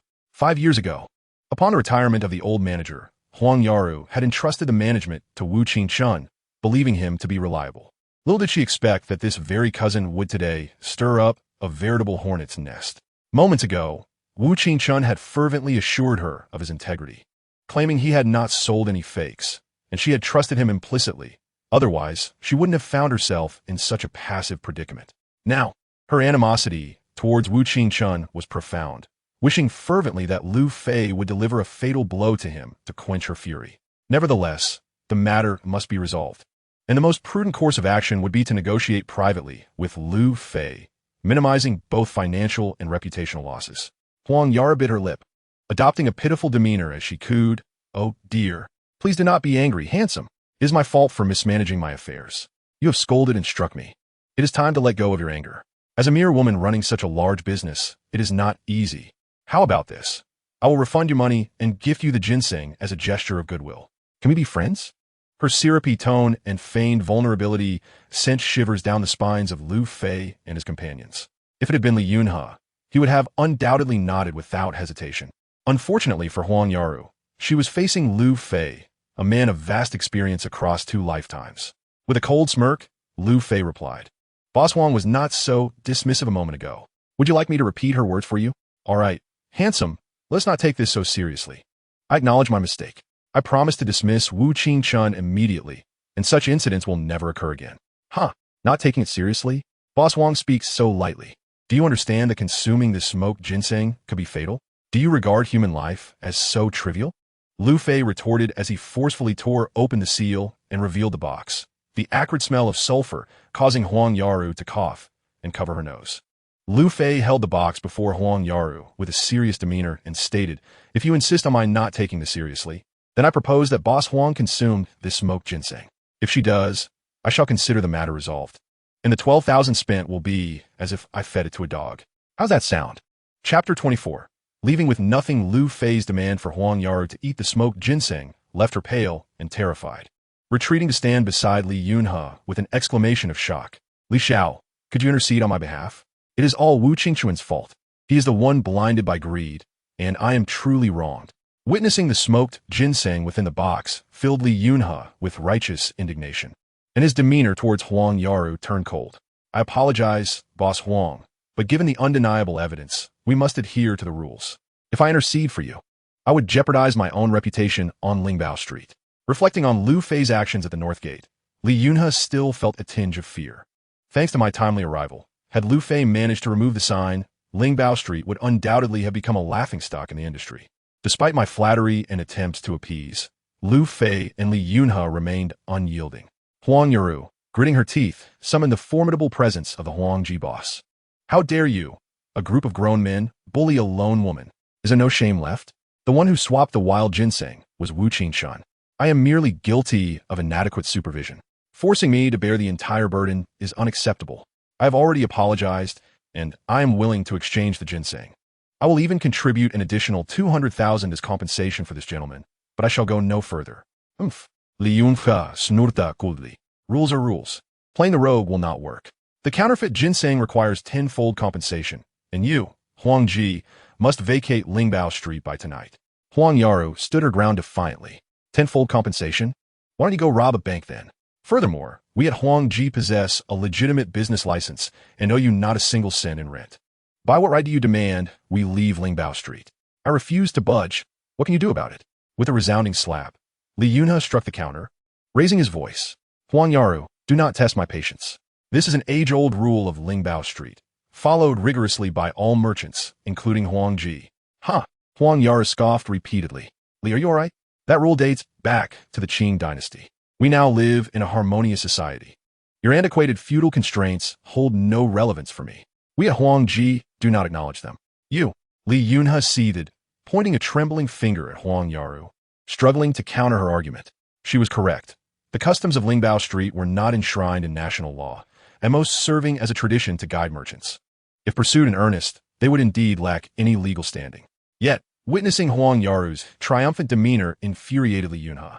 Damn it, I am the young master of Lingbao Street. Every day, I am met with respect and deference. Yet today, I find myself speechless, bested by this woman. How am I to maintain my reputation if word gets out? Suddenly, Lu Fei interjected with a smirk. Li, Huang's assertion holds merit. We live in a harmonious society, and the rules of Lingbao Street are outdated and ineffective. Li Yunhe shot a fierce glare at Lu Fei, internally fuming. You scoundrel! Whose side are you on? Have you two been charmed by this woman? Since we are in a harmonious society, let us proceed according to its principles. Li, you must call the police immediately and report that Huang Ji has defrauded me of 120,000 in cash, a matter of grave severity.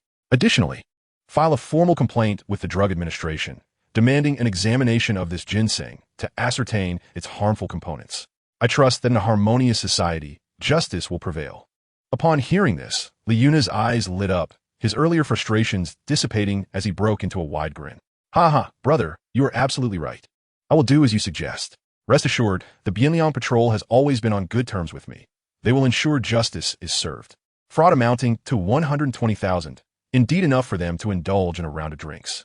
Huang Yaru gasped, her face losing the earlier smugness she had displayed while confronting Li Yunhe, deflating like a punctured balloon. She had been preoccupied with the rules of Lingbao Street, failing to realize that this was equally an illicit act. 120,000. If the police were to intervene, not only would she face financial ruin, but she might also find herself entangled in a prison sentence. Regardless of Wu Qingchuan's fate, as the legal representative of Huangji, she could not escape culpability, and her immigration prospects might very well be jeopardized. Contemplating this, Huang Yaru once again donned a pleading facade and implored, "Handsome, please do not alert the authorities. I will compensate. Is that not sufficient?" "Huh, you cannot escape this easily," Lu Fei replied with a stern expression. Huang Yaru's nose twitched, her eyes brimming with tears as she protested.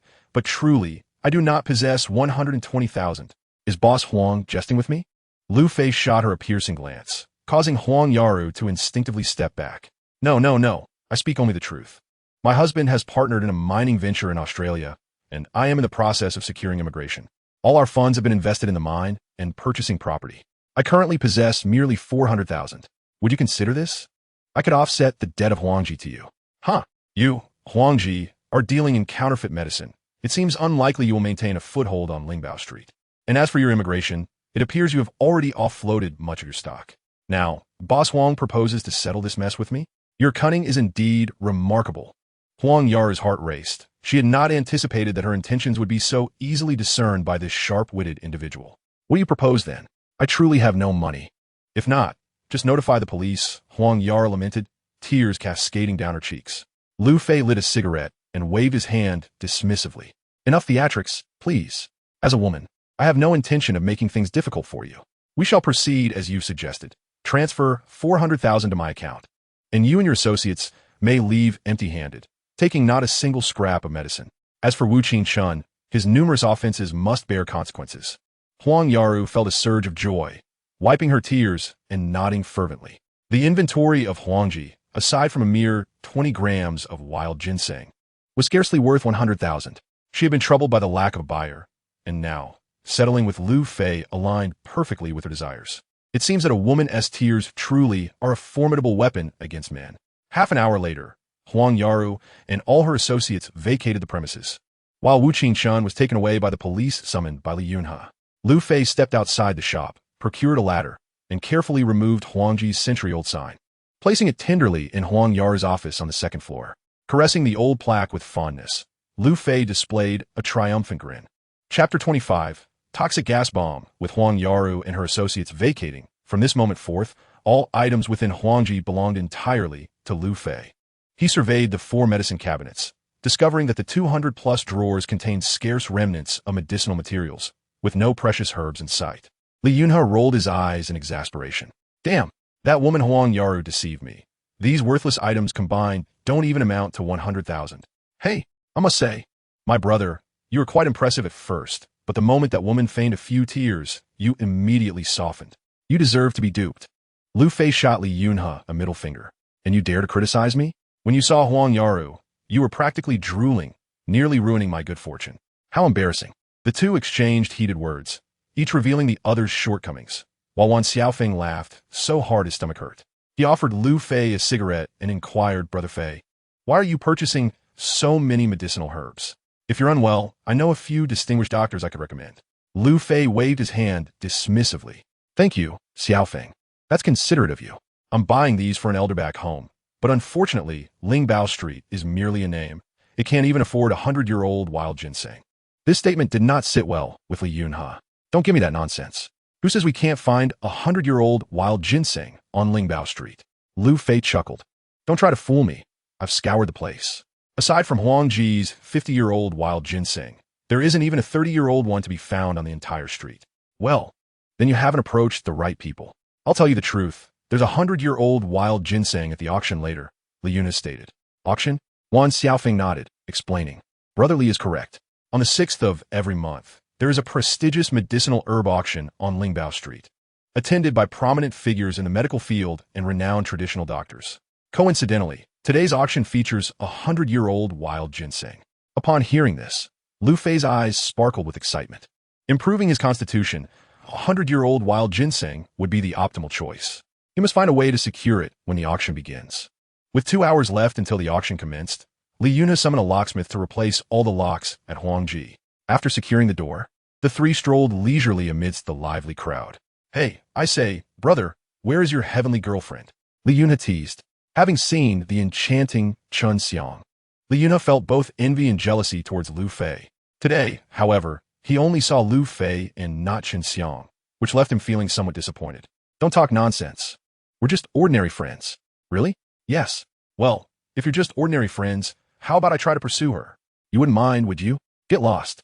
"Damn, still claiming to be just friends. It's practically a feast for the eyes." "Don't worry, I'm only joking." Lu Fei and Li Yunhe exchanged banter as if they were longtime friends, bickering freely. Meanwhile, the impeccably handsome Wan Xiaofeng remained quietly amused. Suddenly, Lu Fei exchanged glances with the two and crouched by a nearby Miao medicine stall. The stall, no longer than 3 meters, displayed several bottles of medicinal liquor infused with mountain wind, along with common Miao herbs such as maca, sanchi, and tianma. Additionally, there was a filthy fertilizer bag emanating a foul odor, attracting a swarm of flies that buzzed around its opening. A middle-aged vendor, adorned in traditional Miao attire, was engaged in a somewhat halting conversation in Mandarin with 2 elderly gentlemen, haggling over the price of medicinal wine. Both parties were resolute, making a swift agreement improbable. Lu Fei reached into a fertilizer bag, causing hundreds of flies to scatter in a frenzy. Beside him, Li Yunhe pinched his nose in disgust. After some rummaging, Lu Fei extracted an iron ring fashioned from wire, upon which hung 4 shriveled, dark greenish-black objects the size of quail eggs. "How much for this, boss?" he inquired. The vendor glanced at the item in Lu Fei's hand and replied, "Cobra gallbladder, 200 each. Would you sell it for 100 each?" Lu Fei pressed. The vendor, clearly impatient, waved his hand dismissively. For 500, I won't sell for less." Without hesitation, Lu Fei produced 500 yuan and handed it to the vendor, placing the string of snake gallbladders into his backpack. Next, Lu Fei retrieved a larger item from the bag. It was the size of a plate, similarly dried but gleaming jet black. As soon as he unveiled it, an overwhelming stench enveloped the vicinity, prompting passers-by to curse and flee while pinching their noses. Li Yunhe nearly retched from the foul odor, while Wan Xiaofeng's throat convulsed. Even the 2 elderly men haggling with the vendor covered their noses tightly. Lu Fei, however, seemed unfazed, examining the item closely and even licking it with his tongue. At this sight, Li Yunhe could no longer tolerate the stench, covering his mouth as he dashed towards the public restroom. "How much for this?" Lu Fei asked. "Deer fetus and purple river vehicle, 800, the vendor replied. "The blood isn't properly drained, and it's not dried enough. Would you sell it for 300? Lu Fei countered. The vendor, clearly unable to endure the odor himself, gestured for Lu Fei to finalize the deal while pinching his nose. "What about Li Xiao? Did he throw up?" Lu Fei taunted. "If I hadn't skipped breakfast, I'd probably be worse off than him right now."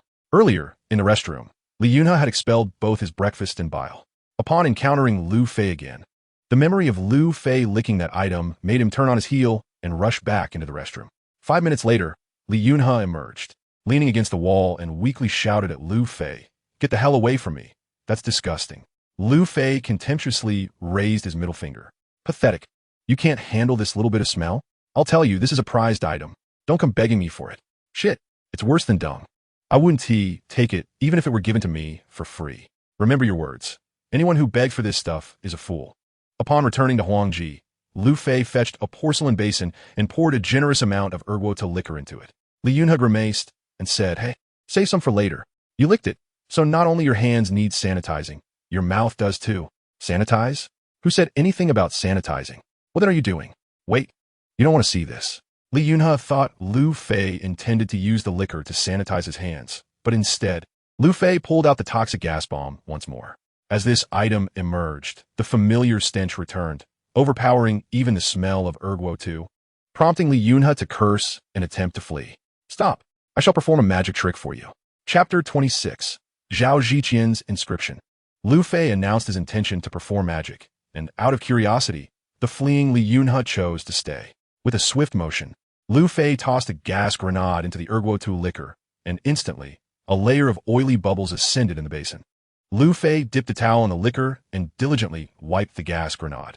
As he continued, the foul, shiny black layer gradually peeled away, revealing its true yellow-brown form beneath. "Is that a purple river car?" Li Yunhe, being the young master of Lingbao Street, was quite familiar with medicinal herbs and instantly recognized the object as the purple river car. The term purple river car refers to the placenta, with most available on the market being human placentas. This substance possesses a sweet yet slightly salty flavor and is warm in nature. Known for its nourishing blood and energizing properties, it is commonly prescribed for symptoms like infertility, impotence, dual deficiency of qi and blood, insufficient lactation post-delivery, chronic cough, and epilepsy, and is not rare in the market. "What treasure have you found?" "This is merely a purple river car, worthless trash that nearly suffocated me," Li Yunhe complained. Wan Xiaofeng chuckled. "But this is not an ordinary purple river car. The vendor claimed it to be deer fetus purple river car." Li Yunhe skufa. "Even if it is deer fetus purple river car, it's worth at most 1,000 yuan. You made over 2 million from me yesterday. Is it worth risking your health for a mere 1,000 or so?" Lu Fei retrieved the cleaned purple river car and dried it with a towel. It was now devoid of any peculiar odor. He then found an electric heater, cranked it to maximum power, and positioned the purple river car a meter away to roast it further. As he completed these tasks, he remarked, "Hey, 1,000 yuan? Even if you offer me 1,000 of those, I would not sell." Li Yunhe, upon hearing this, became indignant. "Have you lost your mind? Deer fetus purple river car is not a miraculous herb. It wouldn't even fetch 2,000. Lu Fei chuckled. "Who said this is deer fetus purple river car?" Li Yunhe and Wan Xiaofeng were momentarily taken aback. If it isn't deer fetus purple river car, then what could it possibly be? If it is human placenta, it is even less valuable. What if it were a tiger's placenta? Lu Fei suggested. "What did you say? A tiger's placenta? Are you certain?" Li Yunhe inquired incredulously. "Indeed, this is tiger fetus purple river car. The oil content of a tiger exceeds that of humans and most animals. And the black layer we washed away was the natural oil that has seeped from the tiger's placenta over the years. Every part of tiger is valuable, especially the tiger whip and tiger fetus purple river car, which are supreme treasures for enhancing virility. When prepared as a medicinal liquor, just a sip would invigorate even the weakest, with no side effects whatsoever. I initially intended to prepare some medicinal liquor for you, considering your pallid complexion and yellowing eyes. But it seems you are unable to recognize the worth of such treasures, so I shall have to abandon the idea." Lu Fei's teasing remarks were disregarded by Li Yunhe, whose heart raced with the astonishing potential of the tiger fetus purple river car. "No, wait. The essence of good things lies in the art of sharing. After all, who among us is not bound by camaraderie? As the saying goes, a fine horse deserves an equally fine saddle. Thus, exquisite treasures such as the tiger fetus and purple river vehicle must be infused with the finest of wines. Wouldn't you agree? Allow me to propose this. I possess some exceptional aged liquor. Entrust me with this matter, and I shall concoct a medicinal wine for you." Li Yunhe said with a cheeky grin. "Bah, dream on. We had a clear agreement that whoever seeks this from me is, without a doubt, a fool." Lu Fei retorted, glaring. Li Yunhe, with a thump on the table, feigned innocence. "Nonsense. I never uttered such words. Xiaofeng, do tell Lu Fei if I ever said that." Li Yunhe winked conspicuously at Wan Xiaofeng, who, caught in an awkward moment, chuckled and replied, "It seems those words did indeed originate from you. Brotherly. Damn it. You've gone astray, daring to betray me. My heart is shattered." Lu Fei burst into laughter. "Spare me. Xiao Feng here stands resolutely against your shameless antics. Rest assured, once the medicinal wine is ready, I'll generously gift you a large bottle. Once Xiao Feng's eyes sparkled, and he promptly expressed his gratitude to Lu Fei. Li Yunfa, visibly disheartened, mumbled, "What of it? I'm content to play the fool. I warn you, if you do not grant me the medicinal wine, do not blame me when our friendship turns sour." After their laughter subsided, Xiao Feng experienced a newfound clarity.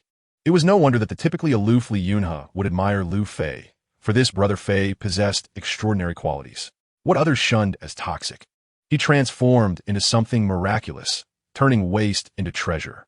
If the tiger fetus and purple river vehicle truly held the efficacy Lu Fei claimed, the mere act of crafting the medicinal wine could yield him a fortune. With half an hour remaining before the auction commenced, Li Yunhe, the young master of Lingbao Street, needed to prepare and pulled Xiao Feng away for a moment. Lu Fei secured the door, lowered the electric heater's temperature, and ascended to the second floor. In Huang Yar's office, Lu Fei cradled the plaque from Huang Ji, unable to resist its allure. Initially, upon seeing the plaque, he stood in awe for 5 minutes. In September of the year 1870, Huang Xiangge, a medicine merchant from the southern province, established Huang Ji Medicine House in Tiandu City. The appearance of this plaque on Lingbao Street took Lu Fei by surprise. Upon reflection, it was likely that the Huang family, unable to thrive during turbulent times, relocated to Bianliang City. The bold, gilded characters of Huang Ji on the plaque are striking, complemented by a small inscription in the lower right corner noting the 8th day of the 9th month in the year of Zhenwu.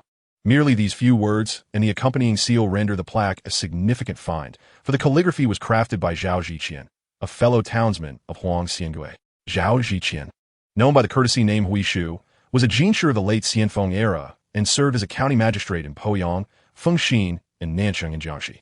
Moreover, Zhao Ziqian was a renowned artist of the late Qing dynasty, excelling in calligraphy, painting, and seal carving, among other arts. His influential work, Poems of the Sad Hermit, has left a lasting impact on future generations.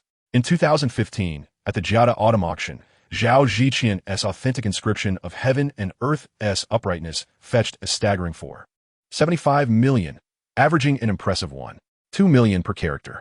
The plaque in question not only boasts an abundance of characters, but is also intricately carved, its value soaring to more than double the original worth of the righteous spirit of heaven and earth.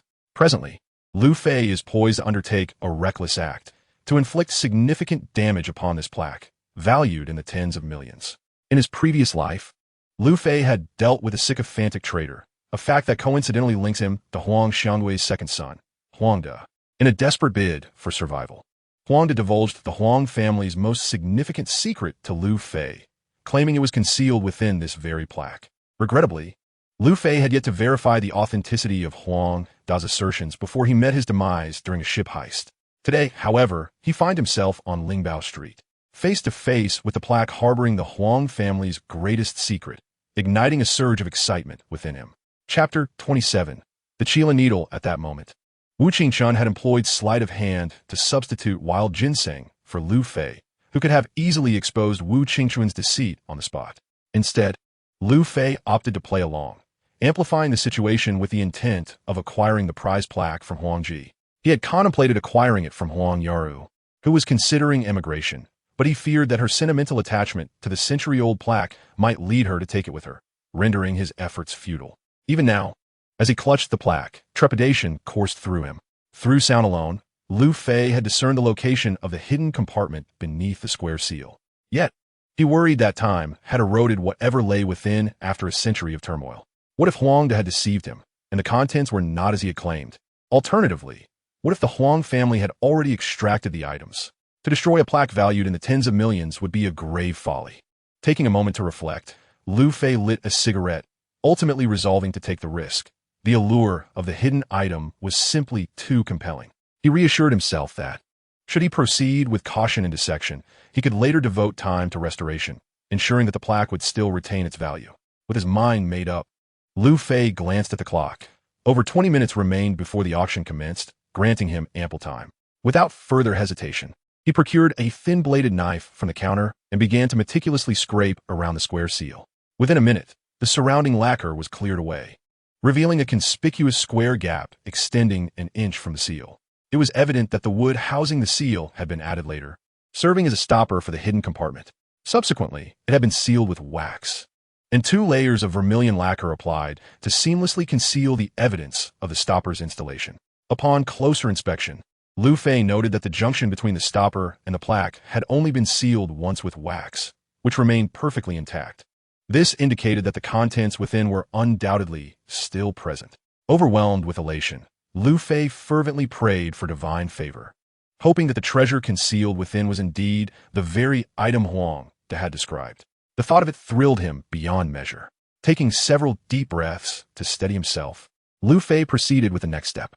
He heated the tip of the knife with a lighter and plunged it into the crevice, where the wax within sizzled and quickly melted upon contact with the scorching blade. The acrid blue smoke stung Lu Fei's eyes, causing tears to flow uncontrollably, leaving him no time to wipe them away as he persistently engaged in the repetitive task of melting wax with a heated knife. After several minutes, the sealing wax in the crevices had completely melted, followed by a faint sound as the wooden stopper sank slightly, less than a millimeter. This subtle transformation did not escape Lu Fei's keen observation. Aha, it's opened. He steadied the stopper with one hand and gently tapped the back of the plaque with the other. After 5 taps, the century-old wooden stopper detached from the plaque and fell into Lu Fei's palm. Along with the stopper came a rectangular deerskin pouch, slightly larger than a cigarette box. Upon seeing this pouch, a spark of excitement ignited in Lu Fei's eyes, rendering him momentarily breathless. He carefully unwrapped the layers of the deerskin pouch, and upon revealing the final layer, he discovered 7 short and 2 long glossy black needles and a rustic bronze ring nestled within. The ring, less than a centimeter wide, featured 9 evenly spaced grooves, with the top adorned by the head of Qilin, its mouth wide open. The Qilin's mouth contained a spring latch, and behind it was a loop, showcasing exquisite craftsmanship. Ha! The 9 Yang Qilin needles. Huang De did not deceive me. It truly is them. Lu Fei laughed heartily in the empty office. The 9 Yang Qilin needles, also known as the Qilin needles, are neither gold nor silver, but are crafted from extraterrestrial iron and a black gold alloy, possessing remarkable resilience, sharpness, and rapid heat conduction. This set of meteoric needles is the only one recorded in historical texts. According to unofficial records, in the spring of the 16th year of the Yongle reign, Gao Li offered a piece of meteoric iron, less than half an inch in size, but weighing 7 taels and 3 qian. Craftsman Li Tong fashioned 9 needles, measuring 3 inches and 5 inches respectively. This set of meteoric needles was bestowed upon the imperial physician Gong Changshan, who had once healed the crown prince. Subsequently, this set remained within the palace, never to be lost. It was not until the Manchus entered the pass and the southern Ming Emperor Yongle was strangled to death by Wu Sangui that this set of meteoric needles fell into Wu Sangui's possession. Lu Fei was unaware of how this unparalleled set of needles had come into Huang's hands, but he was certain that what lay before him was indeed the Qilin needles. He picked up a 3-inch fine needle and pressed it against his fingertip. With a gentle exertion, it wrapped around his finger. Upon releasing it, it instantly straightened, demonstrating the extraordinary resilience of the meteoric needle. He then pricked his thick, hard nail with the needle, effortlessly penetrating its surface. The ring was specially designed for the meteoric needles. The tail of the needle fits into the loop, and by turning it within the grooves, the needle's tip is secured in the Qilin's mouth by the spring latch, ensuring it remains in place even when tossed about. When needed, a simple press on the spring latch allows for easy removal. After several practice installations, achieving a sense of proficiency, Lu Fei finally adorned the ring on his middle finger. With the Qilin needles in his possession, Lu Fei felt elated.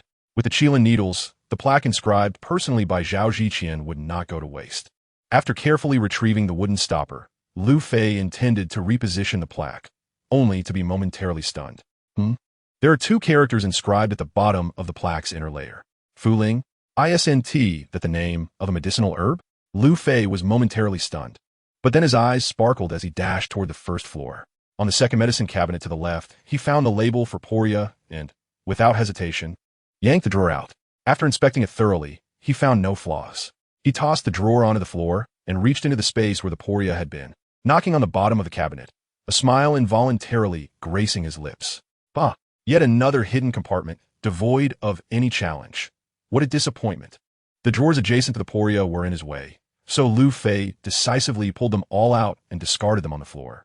In an instant, a multitude of herbal ingredients, including Codonopsis, Scutularia, and motherwort sprawled across the ground, resembling a robbery scene. Once the obstacles were cleared, Lu Fei procured a hammer. Indeed, a hammer. The cabinet was made of inexpensive pine, and Lu Fei was too lazy for hide-and-seek. He opted for direct demolition. After several vigorous strikes, the wooden framework lay bare before him, allowing Lu Fei to stand unobstructed in front of the hidden compartment. Compared to the plaque, this compartment was crafted with such poor workmanship that it was almost laughable. A small portion of the wooden wedge was still exposed. Had a more meticulous person been handling the herbs, they would have undoubtedly discovered it. Clearly, what lay within was unlikely to be of great value. Lu Fei scoffed at the lack of craftsmanship and smashed the wooden wedge. With the mortise gone, the wooden panel of the compartment fell away effortlessly. As the compartment opened, a rich fragrance of medicinal herbs wafted into the air, invigorating Lu Fei and prompting an involuntary exclamation.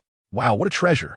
Chapter 28. The scoundrels. At the moment the compartment unveiled itself, an intense aroma of medicinal herbs permeated the air. This was the unique fragrance of wild ginseng, one Lu Fei was intimately familiar with. There was no mistaking it. At that moment, Lu Fei was ecstatic. He had initially assumed that such a shabby compartment would yield nothing of value, but to his surprise, it was a significant revelation.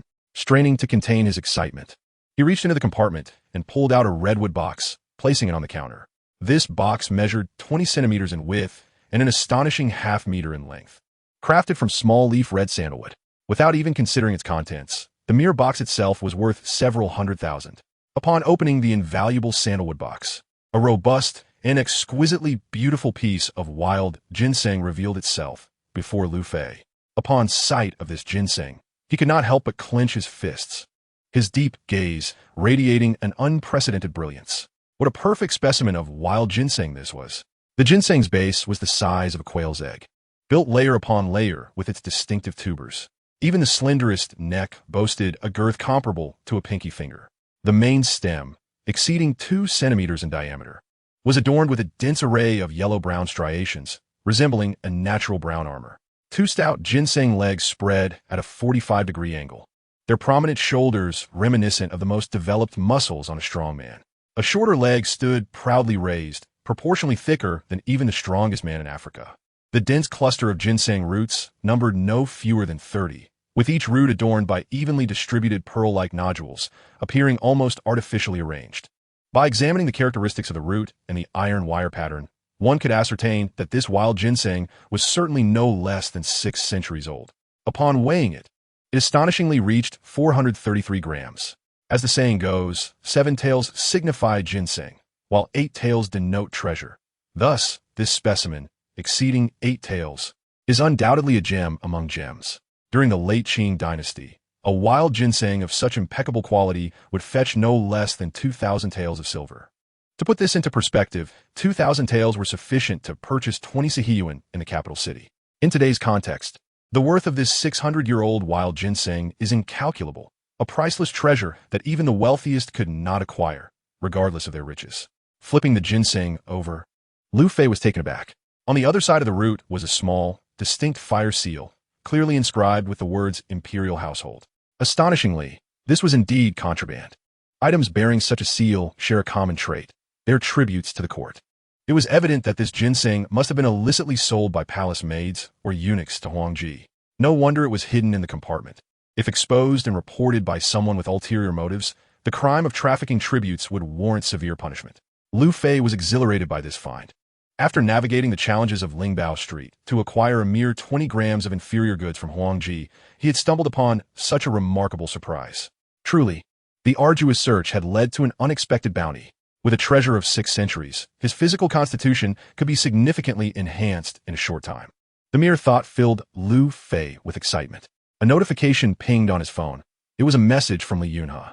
The auction had commenced 10 minutes prior, and noticing Lu Fei's absence, he inquired via text. It was then that Lu Fei remembered he was to attend the auction for precious medicinal herbs. Although he now possessed a treasure of 6 centuries, a century-old wild ginseng was equally a rare and invaluable resource. Given his injuries, this herb could replenish vital energy, and even those on the brink of death could extend their lives for 3 days by consuming it. Such a remarkable item was always in demand, so attending this auction was imperative. As for whether he had sufficient funds, there was no cause for concern. With the Tiger Taidukacho in hand, borrowing money from Li Yunhe would pose no issue whatsoever. Hongyan Tower, once the only tea house on Lingbao Street decades ago, had now been transformed into an auction hall. By the time Lu Fei arrived, the auction had already been in progress for over 10 minutes. All participants were on the second floor, where two elegantly dressed hostesses, along with a middle-aged man in a suit, stood at the entrance, occasionally glancing around. Upon reaching the door, the hostess Xing Shuya, with a professional smile, slightly bowed and addressed Lu Fei in a gentle voice. "Good day, sir. Please present your invitation card." Lu Fei was momentarily taken aback. Li Yunhe hadn't mentioned this requirement. Now, they were requesting an invitation card from him, and he had nothing to offer them. This was utterly unreliable. "I apologize, miss, but I do not possess an invitation card." Xing Shuya maintained her smile and said, "Sir, according to our regulations, attendance at the auction requires an invitation card. Since you do not possess one, I am unable to assist you." Although Xing Shuya did not allow Lu Fei entry, he felt no displeasure. Throughout the encounter, her demeanor left him thoroughly satisfied. He held a high regard for Li Yunhe's management acumen and his ability to discern talent. "No worries, beautiful. My friend is upstairs. I will call him to come down and fetch me," Lu Fei replied as he reached for his phone to contact Li Yunhe. Suddenly, an unpleasant voice interrupted from behind. "Miss, don't listen to his nonsense. He is merely a scrap collector." Lu Fei recognized the voice and turned around, furrowing his brow in surprise. "You two?" Standing behind him were a young man and woman, indeed familiar to Lu Fei. The man, tall at 6 feet, had small eyes and a hawk-like nose, his face marred by scars. This fellow was Bian Dawei, a classmate from Bianliang University, albeit from the sports department. Nestled beside Bian Dawei was a provocatively dressed woman, Chao Lina, a music student whom Lu Fei recognized well. She had once pursued him fervently during their university years. When Lu Fei had not yet fallen out with his father, he, a wealthy heir with assets exceeding 100 million, exhibited a tendency to spend lavishly, albeit without the arrogance typical of many in his position.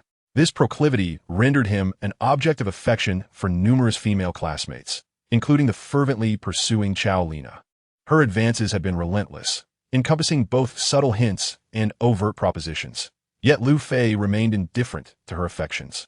Consequently, the throngs of admirers surrounding Lu Fei swiftly dissipated, with Chao Lina being the most conspicuous absence. Bian Dawei, on the other hand, was an unabashed playboy. Numerous female classmates had found themselves in unfortunate circumstances due to his exploits. To Lu Fei's surprise, over a year later, this couple had seemingly united. "Indeed, it is I," Bian Dawei declared with an air of superiority before Lu Fei. Chao Lina, too, had shed her previous sycophancy and now regarded Lu Fei with open disdain. Although Bian Dawei stood a head taller than Lu Fei, it did not deter Lu Fei from glaring at him fiercely. "Bian Dawei, what do you mean by your early remarks?" Lu Fei demanded.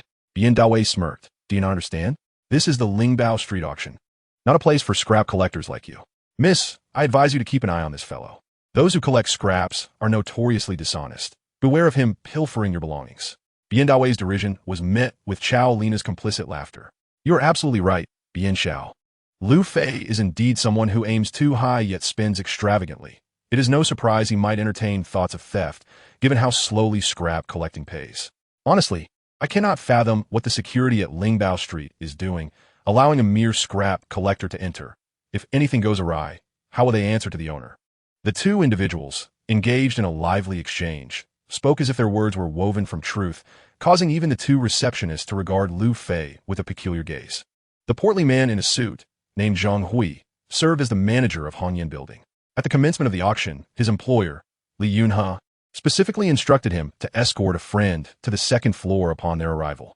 Zhang Hui, anxiously scanning the entrance for over 10 minutes, had begun to perspire under the sun's glare, yet the anticipated guest had yet to materialize. Frustration gnawed at him, and upon hearing that a youth with a large bag was suspected of being a thief, his irritation reached a boiling point.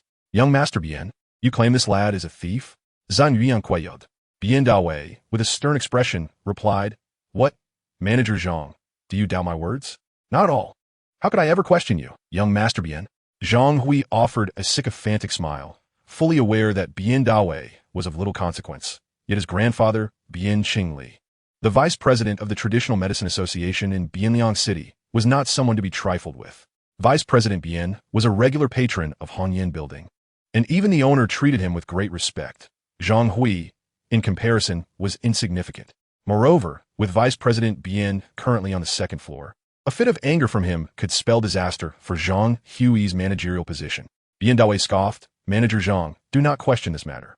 That scrap collector has a notorious reputation. Just look at that bulging bag he carries, undoubtedly filled with the fruits of his thievery on Lingbao Street." "Huh? Surely not," exclaimed receptionist Xing Shuya in astonishment. The other receptionist, Li Yuding, tugged at Xing Shuya's sleeve and whispered, "How could it not be?" Xiaoya refrained from speaking out of turn. "I noticed that this fellow had a shifty demeanor, hardly the type one would trust. Besides, young Master Bian's status is not to be trifled with. He would not falsely accuse a mere scrap collector." Xing Shuya frowned slightly and replied, "But he doesn't seem like a bad person." Li Yuding shot her a dismissive glance. "Please, you've only been in this line of work for a few days. Do you think villains wear signs on their foreheads? The world is fraught with danger, and your naivete will only lead to misfortune. Trust me on this." Pouting, Xing Shuya muttered, "But I genuinely believe he is a good person." Although their conversation was hushed, Lu Fei overheard their exchange clearly. He turned to Xing Shuya, offering a grateful smile. At that moment, Xing Shuya also gazed at Lu Fei, their eyes locking, causing her cheeks to flush with embarrassment. Having been caught discussing him, the awkwardness of the situation was palpable. Lu Fei, oblivious to Xing Shuya's reaction, turned to glare at Bian Dawei. "Bian Dawei, did you eat something foul for breakfast today? Why is your mouth so rancid? Next time you indulge in such a meal, remember to brush your teeth to avoid polluting the air." Xing Shuya burst into laughter, quickly covering her mouth and turning away to stave off the awkwardness.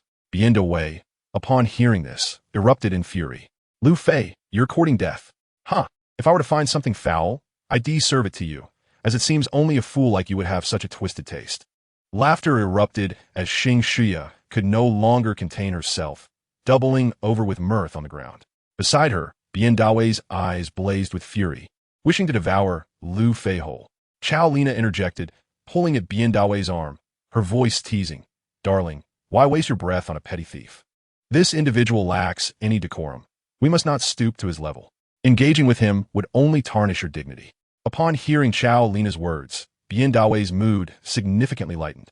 He wrapped an arm around her waist, planting a fervent kiss upon her heavily made-up cheek. "You are absolutely right, my dear. What stature do I possess to be angered by a mere scavenger?" Lu Fei had no intention of acknowledging the couple, viewing them merely as foolish jesters in the grand theater of life. However, their words grew increasingly outrageous, as if they genuinely believed themselves to be in the right. By now, a crowd of onlookers had gathered, most of whom sided with Bian Dawei, pointing fingers and murmuring amongst themselves. If Lu Fei did not retaliate soon, he feared the label of thief would cling to him unjustly. Taking a deep breath from a cigarette, Lu Fei addressed Bian Dawei sternly.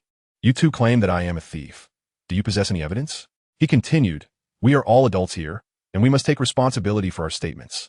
If you cannot substantiate your claims today, I shall not hesitate to pursue charges of defamation against you." "How dare you turn the tables?" Bian Dawei retorted. "You want proof, do you? The evidence lies within your very bag. Do you dare open it in front of everyone and reveal whether it contains stolen goods?" Lu Fei hesitated, his brow furrowing. His bag held only precious medicinal herbs, notably a rare 600-year-old ginseng, which he would never expose to scrutiny. He understood all too well the peril of possessing valuable items. This was Lingbao Street, where at least 8 out of 10 individuals were connoisseurs. Should a scheming individual take an interest, trouble would surely follow. Bian Dawei perceived Lu Fei's fleeting unease as guilt, filling him with delight. Initially, he had merely sought to irritate Lu Fei and impress Chao Lina and the onlookers, but now it appeared he had stumbled upon a genuine thief. This presented a splendid opportunity for him to strike while the iron was hot. That insufferable scavenger had often been a thorn in his side during school, particularly when it came to his beloved Lily, who had suffered humiliation at the hands of Lu Fei. "You think you're so tough, don't you? Today, I shall personally send you to the depths of despair, ensuring you never rise again." With these thoughts, Bian Dawei chuckled maliciously. "Are you frightened, scavenger? Why would I fear a cur like you? Since you are unafraid, do you dare open your bag for all to see?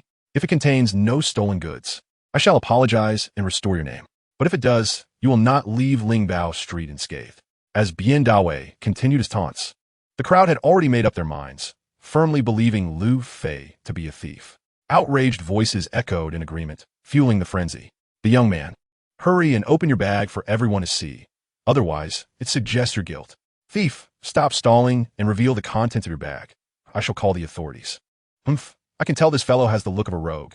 I lost 500 yuan today, and he could very well be the culprit. What is your loss of 500 yuan compared to mine? A precious century-old dendrobium, worth a fortune, has vanished from my stall, and it must be in his bag. I suffer even more, having lost a 500-year-old wild ginseng, an invaluable family heirloom. He is undoubtedly the thief. I too have lost something. In an instant, the crowd erupted into a cacophony, and Lu Fei found himself the target of their ire. Chao Lina, standing beside Bien Dawei, felt a deep sense of vindication. How dare he look down on her back then? Now this was his just punishment. Chapter 30. Have your boss come to retrieve me? The onlookers, filled with fervor, were eager to confront Lu Fei, ready to exact justice. Witnessing the vile expressions on their faces, Lu Fei felt nothing but disdain. Silence, he bellowed, and miraculously, the crowd fell mute. With a fierce gaze that surveyed the assembly, Lu Fei declared, "You wish to see my bag? Who do you think you are to demand such a thing? And you dare claim a century-old dendrobium has been lost? Do you sell them by the stalk? And you, with your 500-year-old wild ginseng, a family heirloom, you say, huh, have you even seen what a 500-year-old wild ginseng looks like? Do you know how many iron lines and how many tubers it possesses? And all of you, pipe down until you understand the situation. Anyone who dares to slander me will find themselves in a lawsuit. Humans can be such foolish creatures." The crowd, once so boisterous, fell silent under Lu Fei's scathing rebuke, especially the one who claimed to have lost the 500-year-old wild ginseng, who promptly retreated from the scene. This spectacle did not escape the notice of the hostess, Xing Shuai, who watched in awe, her eyes sparkling with admiration. How magnificent! The crowd, now subdued, found Bien Dawei untroubled by Lu Fei's outburst. It was nearly confirmed that Lu Fei's bag contained stolen goods. An opportunity to settle the score with him lay before them, and he was unwilling to let it slip away. "You, scavenger, stop your theatrics. I fear no legal battle with you. Spare me your idle chatter. If you wish to prove your innocence, open your bag swiftly. The longer you delay, the more it indicates your trepidation." Bien Dawei's words stirred the crowd once more. Indeed, that fellow is a thief. How brazen of him to act so arrogantly after stealing. Lu Fei, holding his backpack in his hand, retorted, "I will not let you see my bag. What can a filthy dog like you do to me? Humph. This is Lingbao Street, and I will not be intimidated by a mere scavenger. Today, you shall see it, whether I want you to or not." Bien Dawei shouted in broad daylight. "Do you think you can rob me? Hee, we are law-abiding citizens. Unlike you, a criminal rogue. Rest assured, we have no intention of robbing you. However, this is Lingbao Street, and if I do not take action, there will be others who will." Bien Dawei pulled Zhang Hui closer and said, "Manager Zhang, it is now almost certain that this scrap collector is the thief. As the manager of Hongyan Tower and a key member of Li Xiao's company, is your time to shine? You should personally conduct a search. Is that advisable, Bien Xiao?" Although Zhang Hui suspected Lu Fei to be the thief, searching through someone's bag was no trivial matter. If the bag did not contain stolen goods and the other party refused to let go, it could spell serious trouble for him. Bien Dawei shot Zhang Hui a disapproving glare and said, "What are you afraid of? He is merely a scrap collector from outside. If anything goes wrong, I will take responsibility for you. Just search without hesitation." With newfound resolve, Zhang Hui bit his lip and decided that with Bien Xiao backing him, he had nothing to fear. Even if that fellow was not a thief, he was merely a powerless loser, easily subdued. On the contrary, he could not afford to offend Bien Xiao. If Bien's grandfather spoke ill of him in front of the boss, he would certainly face dire consequences. Weighing the pros and cons, Zhang Hui decisively chose to go along with Bien Dawei's scheme. Approaching Lu Fei, Zhang Hui puffed out his chest and shouted, "You there? I am the manager of Hongyan Tower. You're suspected of stealing someone's South belongings on Lingbao Street. If you know what that's good for you, open your bag for us to inspect. Do not force my hand." Lu Fei coldly smiled and replied, "Is Hongyan Tower also under Li Yunhe? How audacious! How dare a thief like you utter the boss's name?" Zhang Hui seethed with rage. "Bah, you dare speak of his name? That blind fool, Li Yunhe, appointed you as manager of Hongyan Tower? As a member of the Li family, you have become someone else's lapdog. And for what? You think you are worthy of Li Yunhe's name?" Lu Fei's words sent a chill through the crowd, who stared at him as if he were a ghost.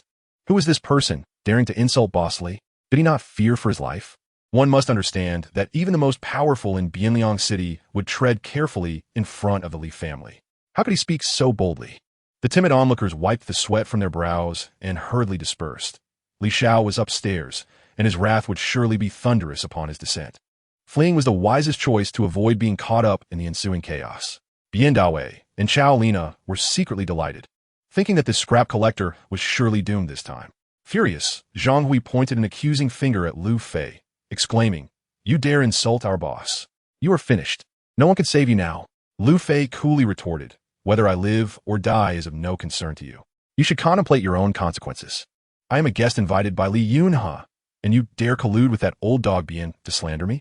It seems your time as manager has come to an end." Lu Fei spoke with enough conviction, having just met Li Yunhe, but he could tell that Li Yunhe was a man of integrity and worth befriending.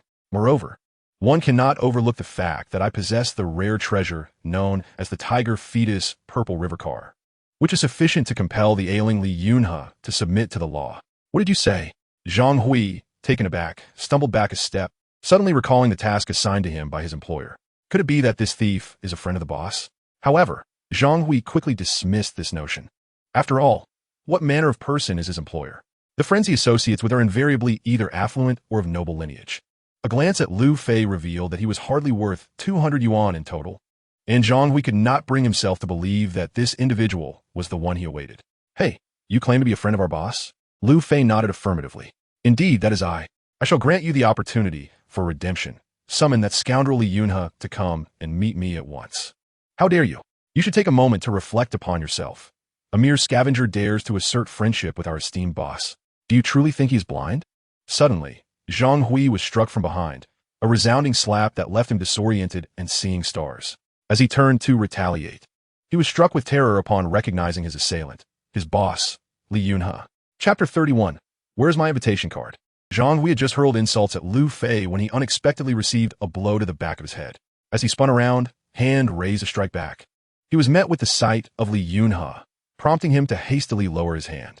Onlookers, witnessing Li Yunhe's arrival, could hardly contain their glee as they observed Lu Fei's predicament.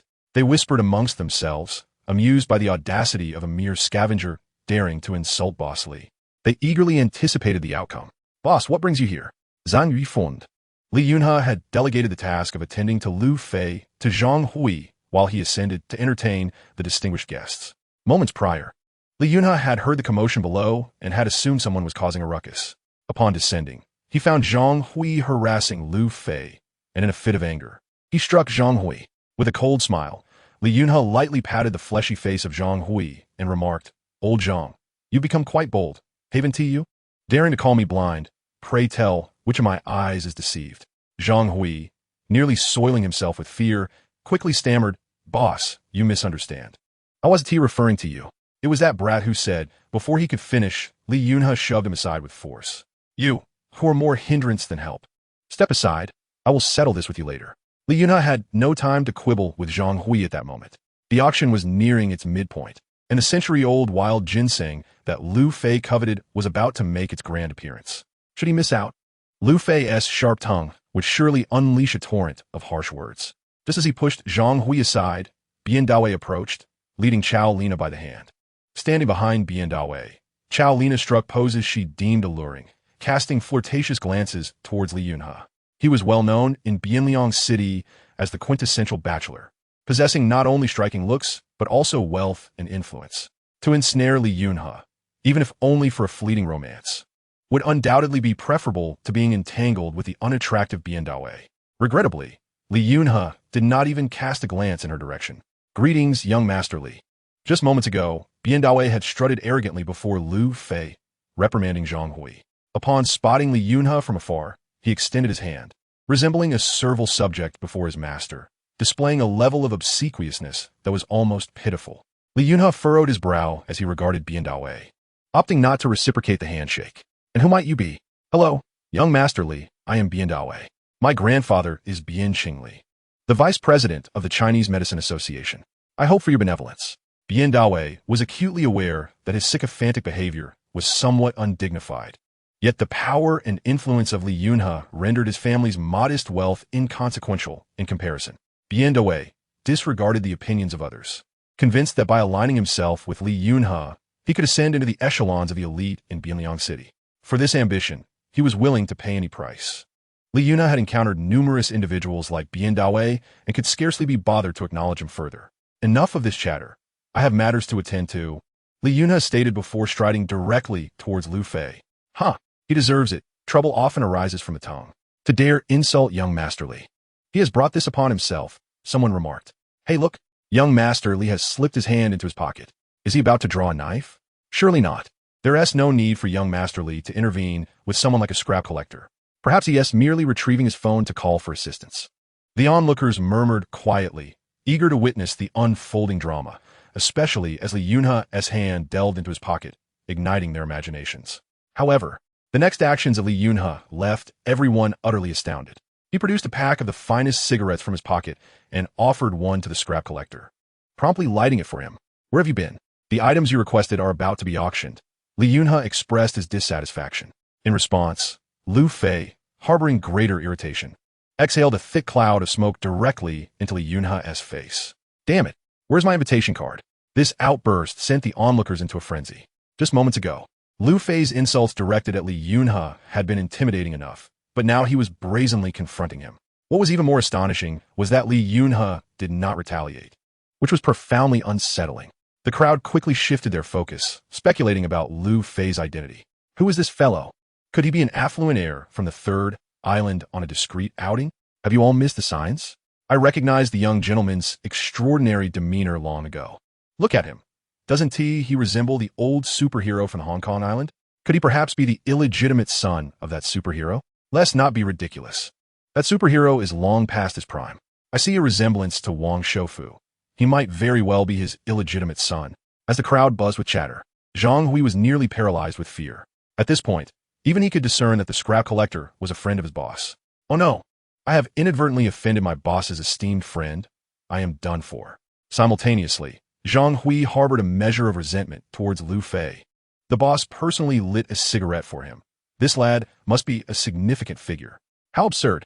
A person of such stature deigns to dress so shabbily and bullies a mere manager like me. Where is the dignity in that? Bien Dawei and Chao Lina were utterly astounded, their shock rendering them speechless, particularly Bien Dawei, whose face was marred with a mix of colors, akin to a character from a Beijing opera. He clenched his fists tightly, seething with a multitude of grievances. Why on earth was Li Xiao so courteous to him? Why? This outsider, this worthless scoundrel, was merely a scrap collector. He was nothing more than a rag picker. Chao Lina bit her lip in fury, her resentment growing. She believed that Lu Fei had been feigning ignorance, masquerading as a scrap collector solely to provoke her disdain. How I despise this. If only I had persisted a little longer, Lu Fei would never have escaped my grasp. In that case, my own partner would have been no less than Li Yunha.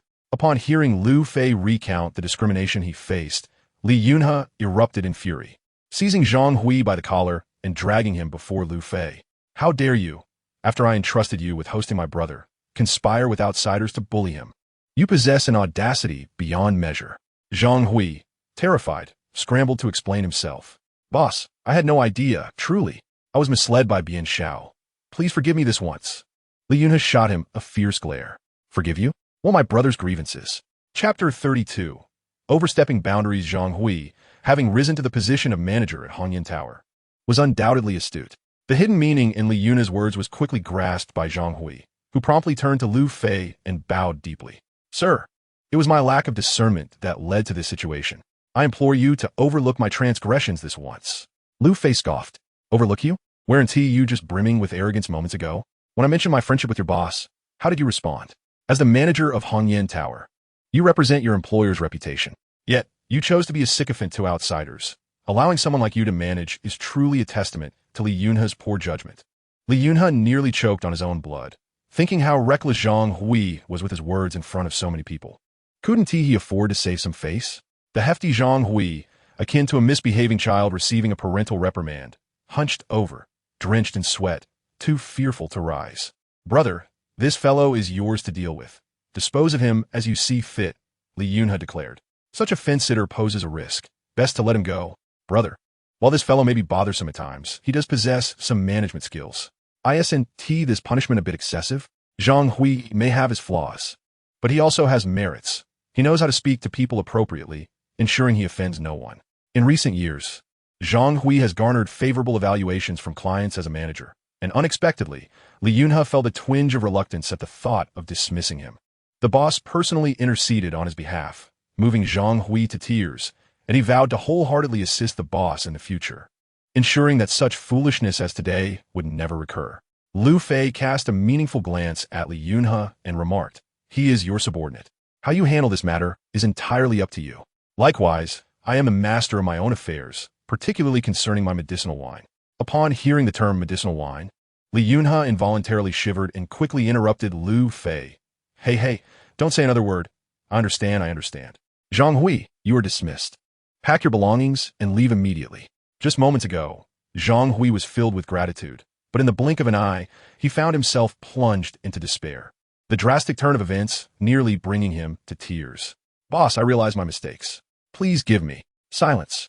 Leave. Although Zhang Hui was a management talent, he paled in comparison to the miraculous medicinal wine described by Lu Fei. With the medicinal wine, he could revive his fortunes and flourish. Talent was abundant in Shenzhou. As Zhang Hui left in a daze, Li Yunhe patted Lu Fei on the shoulder and said, "They say a man would go to great lengths for a woman. Yet here I am, dismissing the pillar of Hongyan building to quell your fury. Now you're satisfied. Well, I must scramble to clean up this mess. If you're reluctant, you could keep him. He hasn't gone far yet, and it's not too late to reconsider." Lu Fei replied, "Enough of the nonsense. Hurry inside. Your prized ginseng is about to make its appearance." As the two were preparing to ascend to the second floor, Lu Fei suddenly noticed Xing Shuya gazing at him. This receptionist left a profound impression on Lu Fei. While everyone else was turning against him, she stood firm in her belief that she was a good person, which filled him with gratitude. Lu Fei seized Li Yunhe's arm and smiled. "Li boss, I sent there a vacancy for a manager at Hongyan building. May I recommend a talented individual?" "Of course, that would be splendid. My brother, your discerning eye is surely infallible." Li Yunhe chuckled, obediently following Lu Fei's words. There was no other option. To procure the medicinal wine that would restore his prestige, he had to endure humiliation. Lu Fei gestured toward Xing Shuya and said, "This young lady possesses a kind heart and remains steadfast in her principles despite external influences. She is undoubtedly capable of handling significant responsibilities." Li Yunhe glanced at Xing Shuya and pulled Lu Fei aside to speak quietly. "Brother, you can't be serious. This girl looks like she just graduated. Can she really handle it?" "What? Brotherly doubts my judgment?" "Ahem. My intention is that such a significant decision made so hastily might not be wise." "Very well. Consider my previous suggestion as if I never made it. At that time, my medicinal wine. Cursed be this tactic, you are utterly shameless." "All right. No more words. It's settled. It shall be her." Faced with repeated threats concerning the medicinal wine, Li Yunhe's face turned an ashen green, internally cursing Lu Fei's entire lineage. "You scoundrel." Li Yunhe forced a smile as he approached Xing Shuya, greeting her with a gentlemanly demeanor. "Hello, beautiful. May I inquire your name?" Xing Shuya was momentarily taken aback, nearly gasping in surprise. Having worked at Hongyan Tower for over 2 months, she had only ever seen her boss, who carried himself with an air of arrogance, striding through the premises as if he were above everyone, never once acknowledging the receptionists. As she spoke, Xing Shuya kept her head bowed, her hands tightly clasped together, too timid to meet Li Yunhe's gaze. Li Yunhe assessed Xing Shuya, feeling a stirring within him. While she may not have been exceptionally striking, her figure was undeniably perfect, especially in her current state of nervousness and shyness, which rendered her particularly innocent and endearing. A bold hypothesis formed in Li Yunhe's mind. Could it be that Lu Fei was trying to advocate for her because he had developed feelings for her? How outrageous! This seemingly honest fellow, unbeknownst to others, appeared to be quite the philanderer. It was shameless of him to venture out for romantic escapades while a celestial beauty awaited at home. How contemptible! "Hey, beautiful, do not feel anxious. I am merely inquiring casually. Consider it an act of concern for my subordinates." Li Yunhe continued, prattling on with trivial questions about her home, family, educational background, and relationship status. Seeing this, Lu Fei, exasperated, pushed Li Yunhe aside and stepped forward. "Miss, your boss is merely jesting. Please disregard him. Think of him as a fool. I hereby officially appoint you as the manager of Hongyan Tower, with a salary equivalent to that of the recently dismissed Zhang Hui." Lu Fei proclaimed on behalf of Li Yunhe, leaving everyone present in a state of shock and disbelief. Chapter 33. A startling declaration. Lu Fei's announcement on behalf of Li Yunhe astonished everyone, igniting speculation about the young man's identity and his authority to speak on Li Yunha's behalf. Xing Shuya lifted her head, incredulous, her mouth slightly agape in astonishment. Lu Fei offered a reassuring smile. Madam Xing Shuya, please do not doubt this. It is indeed your boss's decision. He exchanged a knowing glance with Li Yunha, who shot Lu Fei an irritated look, nodding toward Xing Shuya, yet seething inwardly at Lu Fei's audacity. How shameless can you be, you little rascal? I am the one appointing a manager. Why must you interfere? Xing Shuya glanced between Li Yunha and Lu Fei, and then instinctively took a step back, shaking her head repeatedly. No, I cannot do this. Lu Fei stepped forward, his tone encouraging. Madam Xing Shuya, please have a bit of confidence in yourself. Zhang Hui is a person, and so are you. If he could do it, why can't you? Still shaking her head, Xing Shuya felt overwhelmed. This unexpected opportunity was too sudden. Although she had studied business management, she had just graduated and possessed no practical experience. Was this some kind of joke? Suddenly, Lu Fei executed a jaw-dropping maneuver, grasping Xing Shuya's chin and compelling her to lift her head. What are you doing? Xing Shuya admitted to harboring a flicker of affection for Lu Fei's domineering nature. However, she could not accept such intimate gestures under any circumstances. Li Yunha, in agony, covered his eyes, lamenting Lu Fei's utter shamelessness, devoid of any moral compass, brazenly laying hands on others in broad daylight. It was truly embarrassing to be associated with him. Lu Fei, undeterred, held her gaze firmly and declared sternly, "Please believe in yourself, Miss Xing Shuya. You are undoubtedly capable. I have faith in you. As long as you maintain the right mindset and remember your original intentions, you will surely succeed. You performed admirably before. I hope you can sustain that excellence moving forward." Confronted by Lu Fei's relentless demeanor, Xing Shuya suddenly found clarity in her thoughts. His trust invigorated her, bolstering her confidence. Lu Fei was right. As a fellow human being, if others could achieve it, why could she not? Having graduated with a bachelor's degree in business administration, she merely lacked experience. As long as she remained earnest, diligent, and eager to learn, this deficiency was hardly an obstacle. Xing Shuya lifted her chin, unflinchingly meeting Lu Fei's gaze. In her beautiful eyes, there was no trace of resentment. Instead, they sparkled with determination and gratitude towards him. Nodding emphatically, she confidently stated, "Thank you, sir, for your affirmation. I will excel in this managerial role and will not betray your trust in me." Having secured Xing Shuya's commitment, Lu Fei intended to confront Bian Dawei and Chao Lina for an explanation. However, the two had already fled at the first signs of trouble. On the way back to the auction hall, Lu Fei offered a cigarette to Li Yunha, who refused to accept it and ignored him completely. "Hey, are you out of your mind? What is your issue?" Li Yunha retorted with a roll of his eyes. "How on earth am I embarrassing? You dare speak? If you fancy beautiful women, just tell me. I have resources at my disposal." Lu Fei replied, incredulous. "In broad daylight, you actually dared to tease a respectable lady. Do you have no shame?" "Ugh," Lu Fei spat disdainfully. "I was merely assisting Xing Shuya. In your eyes, it has turned into harassment. Your thoughts are utterly corrupt. Stay away from me. I find you embarrassing." As he attempted to stride away, Li Yunha was left bewildered and quickly caught up, grabbing Lu Fei's arm. "You clearly were being frivolous with Xing Shuya, yet you present yourself as noble. Can you be any more shameless? Get lost. You know nothing." Lu Fei tried to shake off Li Yunha, but the latter clung on like a stubborn burr. "Explain how you helped her. Today, you must clarify. I, Li Yunha, do not tolerate deceit." Driven to exasperation by Li Yunha's persistence, Lu Fei reluctantly began to explain. "Let me ask you initially, why did Xing Shuya refuse to accept the managerial position? The moment I pressured her, she acquiesced. Was it not due to your coercive influence? If she had declined, you might have dealt with her harshly. To safeguard herself, she had to agree. That was the prudent choice." Lu Fei shook his head in resignation, realizing that Li Yunha's mind was steeped in sordid notions, making it exceedingly tedious to reason with him. "Refrain from harboring your sordid thoughts. My insistence upon her was merely a means to shatter her barriers and bolster her confidence." "What do you mean by that?" Li Yunha inquired, bewildered. "At that moment, you were absent. Everyone, including your manager Zhang Hui, was duped by Bian Dawei into believing I was a thief. Only Xing Shuya remained steadfast in her conviction that I was a good person. In such circumstances, maintaining one's integrity is not something just anyone can achieve." "What does this signify?" "What else could it signify? It merely indicates that this girl is as obstinate as a mule." I spit. "I'm utterly disgusted by your insipid remarks.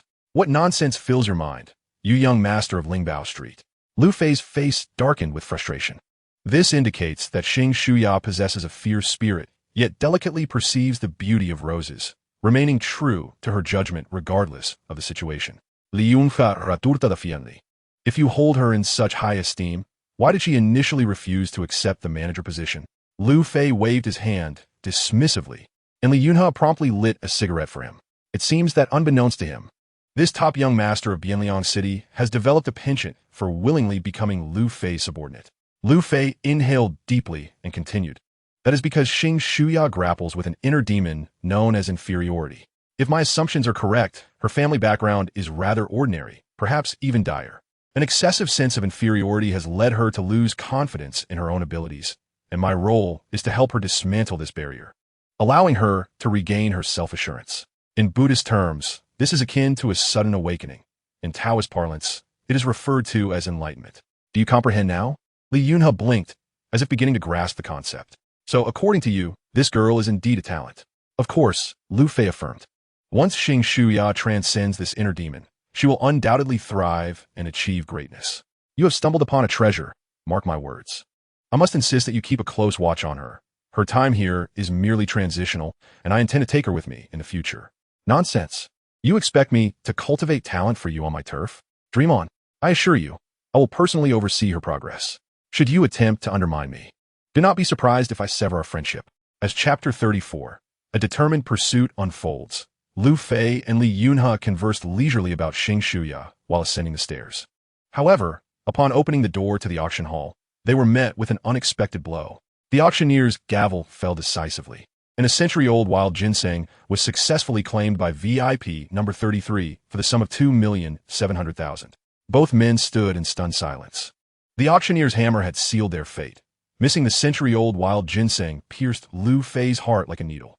Li Yunhe, frustrated, stomped his feet and shot a fierce glare at Lu Fei, exclaiming, "You, my friend, what should I even say to you? So preoccupied with chasing girls that you've neglected the real matter at hand. Look at the fine mess you've made. Now you've been dealt a blow yourself. Serve you right." Remarkably, Lu Fei refrained from engaging in a retort this time, entering the auction hall in order to avoid disrupting the proceedings. The two brothers found a vacant seat in the last row. Once seated, Lu Fei remained silent, chain-smoking one cigarette after another. Li Yunhe noticed Lu Fei's distress and softly offered his counsel. "All right, brother, if you didn't win the bid, let it be. Rest assured, I have ample resources in this regard. It's merely a matter of centennial ginseng. I assure you, within 2 months, I will procure a specimen for you." Were these words to originate from anyone else, they would undoubtedly be dismissed as mere bravado. Yet, coming from Li Yunhe, they carried an air of certainty. Lu Fei, filled with gratitude, nodded and handed him a cigarette. "What is the background of that number 33? To acquire a century-old wild ginseng for 270,000 is quite a steal. Upon entering, I verified through the images on a large screen that this ginseng is undoubtedly authentic. Based on current market value, it conservatively should be worth 350,000. Yet it concluded at a mere 270,000. It is essential to recognize that the participants in this auction are primarily herbal merchants and esteemed traditional Chinese medicine practitioners, experts in their field. How could number 33 simply stumble upon such an incredible bargain?" Li Yunhe cast a glance at number 33, disdain escaping in a huff. "Damn, it's that shameless old man again. This old codger, Bian Qingli, serves as the vice president of our city's traditional Chinese medicine association and runs a clinic named Baohua Hall. His eldest son holds a significant position in the drug administration, and this shameless fellow exploits his son's influence to flaunt himself everywhere. I've long found him intolerable.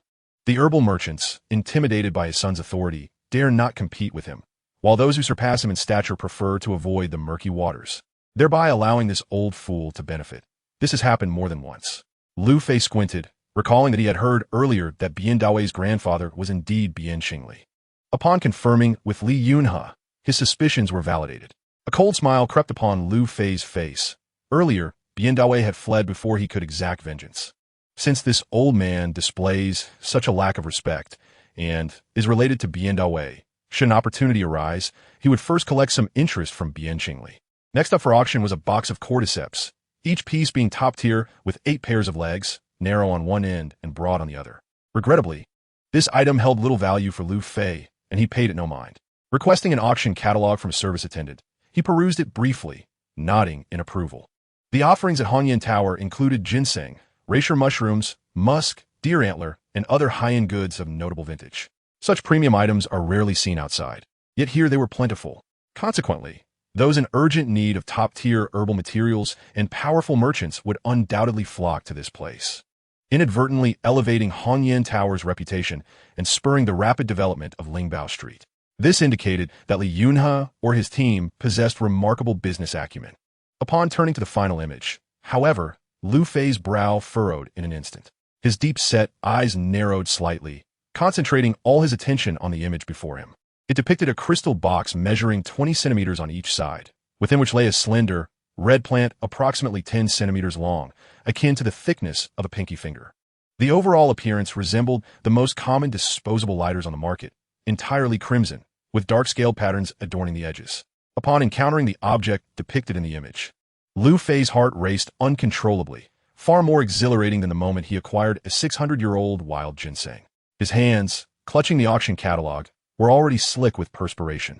Good heavens! How could it possibly be here? Hadn't he been extinct for many years? In his previous life, despite enlisting the aid of friends from all over the world to search for this treasure, he had been unsuccessful. To see it here today sent waves of excitement coursing through Lu Fei. Gazing at the name inscribed beneath the image, Lu Fei nearly sputtered blood in frustration. Red vine? Damn it! Whose foolhardy notion was it to dismiss such a celestial treasure as mere refuse? How utterly infuriating! Lu Fei scrutinized the image for a good 3 minutes, confirming it was indeed the coveted artifact, before grasping Li Yunhe's arm and imploring, "Brother Li, this item is of immense importance to me, and I must have it." Li Yunhe glanced at the image, his brow furrowing involuntarily. "Brother, I fear I cannot assist you with this." What? The moment Li Yunhe uttered those words, it felt as if Lu Fei had been struck with a 10-pound hammer, leaving him in profound anguish. "What if I were to offer you the Thunderstrike? Would you covet it? If you could secure this item for me, I would gladly part with a piece of it." Clenching his teeth, Lu Fei made a final plea, convinced that if Li Yunhe refused this offer, he had misjudged his character. Should that be the case, he would resort to any means necessary to procure the treasure, even if it meant resorting to theft. With an eye roll, Li Yunhe unceremoniously raised his middle finger at Lu Fei. "What are you thinking, you rascal? Do you take me for someone who could be bought so easily? If you're offering cash, just say the figure, 18 million or whatever. If I so much as hesitate, I wouldn't be worthy of the title of man." To be frank, he continued, this item will not be auctioned today. Realizing he had misinterpreted Li Yunhe's words, Lu Fei's face flushed with embarrassment as he asked timidly, "When will it be auctioned?" Li Yunhe waved his hand dismissively. "It won't be auctioned. It has already been privately sold." What? Upon hearing this news, Lu Fei felt as if struck by lightning, abruptly rising to his feet. His eyes ablaze with barely contained fury, which startled Li Yunhe into a shudder. "What the hell are you doing? Sit down." Only then did Lu Fei recognize his loss of composure. He sat down and grasped Li Yunhe's hand, pressing for answers. "Brotherly, could you find out who purchased it?" "You needn't inquire. I know who bought it." "Who?" "Wan Jiakai." "Who is Wan Jiakai?" "Wan Jiakai is the chairman of Kunpeng Group, a real estate magnate in Bianliang City. If you wish to meet Wan Jiakai, just seek out Xiaofeng. He is more resourceful than I." "Why?" "Because Wan Jiakai is Xiaofeng's biological father." Damn. Lu Fei had heard whispers of Kunpeng Group, reputed to be one of the leading real estate developers in Bianliang City, with assets in the billions. He hadn't anticipated that Xiaofeng was the scion of such a powerful family. Initially, Lu Fei had held a favorable impression of Wan Xiaofeng, but now, with the revelation of his understated yet handsome identity, his admiration only deepened. However, he resolved that he must acquire that artifact, for not even Wan Jiakai, or the King of Hell, could deter his unwavering determination. In the event of a potential conflict with Xiaofeng over this matter, I suppose I must extend my sincerest apologies. Through the elucidation provided by Li Yunhe, Lu Fei came to comprehend that the reason Wan Jiakai purchased this so-called Qizhu vine was due to his wife's affliction with a peculiar illness. Following a consultation with an esteemed traditional Chinese medicine practitioner in Bianliang City, the prescription prominently featured Qizhu vine as a key ingredient. The Qizhu vine, characterized by its fire attribute, is a highly potent medicinal herb known for its efficacy in treating convulsions, indeficiency night sweats, and women's blood deficiency. However, this item is not genuine Qizhu vine. Substituting this for the real herb in a concoction for Xiaofeng's mother could lead to dire consequences. As the auction came to a close, attendees rose to depart, with groups of business associates engaging in conversation as they walked. At that moment, a throng of individuals surrounded a middle-aged man as he made his way towards the exit. This man, in his 40s, possessed a standard physique and a square face, exuding an extraordinary presence. He was Wan Jiakai, the chairman of Kunping Group and Xiaofeng's father. With a fortune worth billions, Wan Jiakai was a formidable figure in the small city of Bianliang, undoubtedly deserving of the admiration he garnered. Closest to him were two elderly gentlemen, one of whom, dressed in a vivid red traditional Tang suit, bore a striking resemblance to the legendary figure Wu Dalong. He was Bian Qingli, the grandfather of Bian Dawei. Noticing Wan Jiakai's approach, Li Yunhe pulled Lu Fei forward to greet him. Lu Fei had expressed a desire to discuss the purchase of the Qizhu vine with Wan Jiakai, and although Li Yunhe could not make decisions on his behalf, facilitating an introduction was certainly within his purview. "Uncle Wan, may I have a moment of your time?" Li Yunhe said with a smile. Wan Jiakai extended his hand to Li Yunhe, smiling as he replied, "Yunhe, I truly appreciate your assistance. With the Qizhu vine, your aunt shall be saved. Having rendered such a significant favor, please feel free to ask for anything. I shall not decline as long as it is within my capacity." Li Yunhe then brought Lu Fei forward, saying, "Uncle Wan, this is my friend Lu Fei, and he has something to discuss with you." "Oh, greetings, Mr. Wan. I am Lu Fei." He introduced himself. Wan Jiakai grasped Lu Fei's hand, his outward demeanor radiating warmth. Yet Lu Fei perceptibly detected a fleeting glimmer of disdain in Wan Jiakai's gaze. "Very well, since you are Xiaofeng's friend. Do not stand on ceremony. Call me uncle as Yunhe does. Xiaofeng is still young and inexperienced in the world. I trust you will look after him." He added, "When you have the time, do visit my home, and I shall personally prepare my finest hand-pulled noodles for you." The onlookers regarded Lu Fei with a mixture of envy and disdain, pondering who this seemingly unremarkable individual was to befriend the esteemed Li Xiao. They wondered when Li Xiao's taste had shifted so dramatically. What was even more infuriating was that not only was Lu Fei now associated with the illustrious Li Xiao, but he had also managed to establish a connection with the esteemed Mr. Wan. Such fortuitous circumstances seemed almost implausible.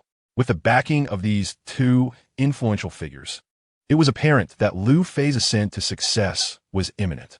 Why does fortune not smile upon me in the same manner? One might lament, deeply frustrated.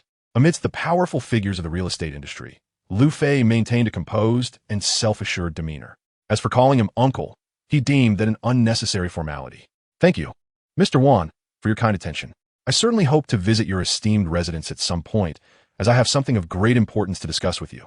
Wan Jiakai hesitated for a moment. Although he maintained a composed exterior, a flicker of displeasure stirred within him. He thought to himself, this young man lacks awareness. Regardless of his relationship with Li Yunhe and Xiaofeng, this is our first encounter. To seek my assistance at our initial meeting is quite presumptuous. "Haha, Xiaofei, please go ahead. As long as it lies within my capacity, I shall certainly assist you." "Mr. Wan, you have misunderstood my intentions. I am not here to request your aid." "Then what is it?" Lu Fei opened the auction catalog to the final page, pointing at the image that had captivated his dreams.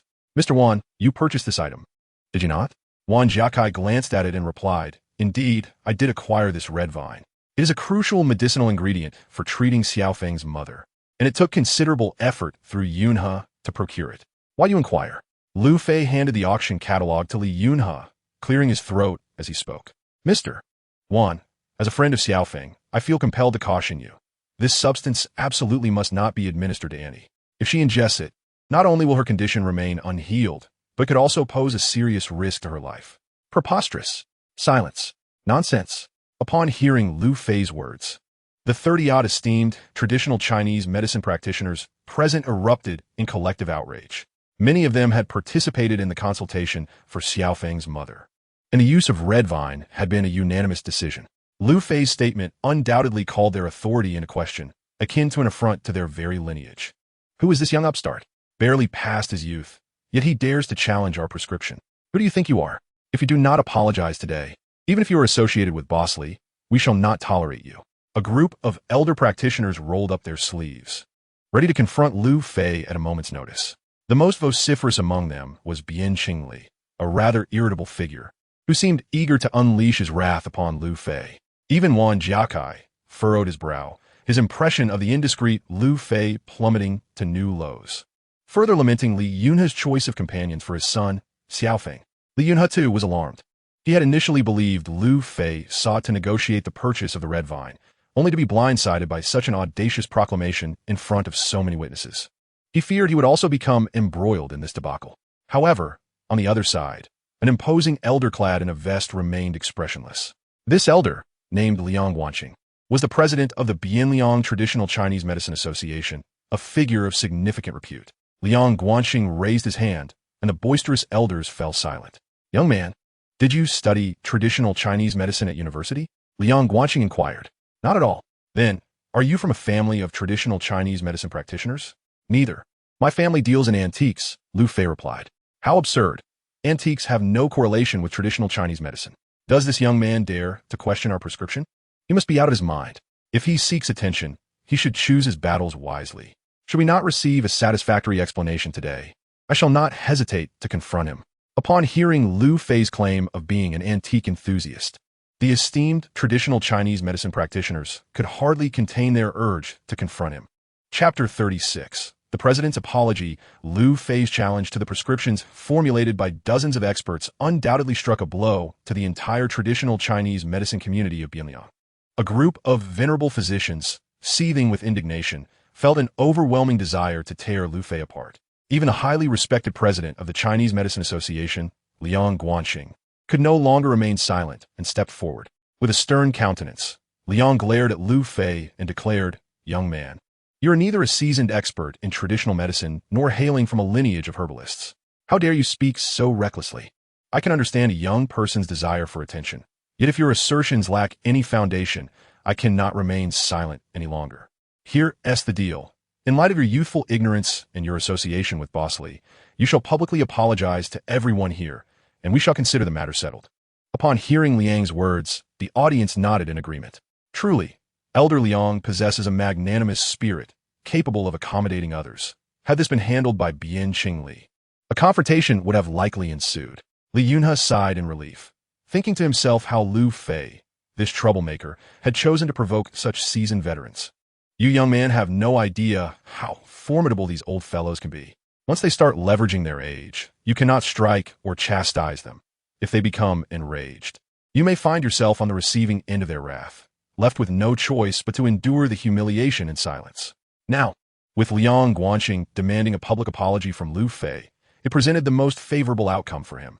Li Yunhe discreetly gestured to Liu Fei, urging him to take the opportunity to withdraw, yet Liu Fei paid him no heed. With a scoff, Liu Fei retorted, "Apologize to you? Huh, I beg your pardon, but you are not worthy." "What did you say? You insolent brat. Repeat that, and I shall slap you. Hey, do not hold me back. I must confront this arrogant fool." At this, Liu Fei had awakened the collective ire of the assembly.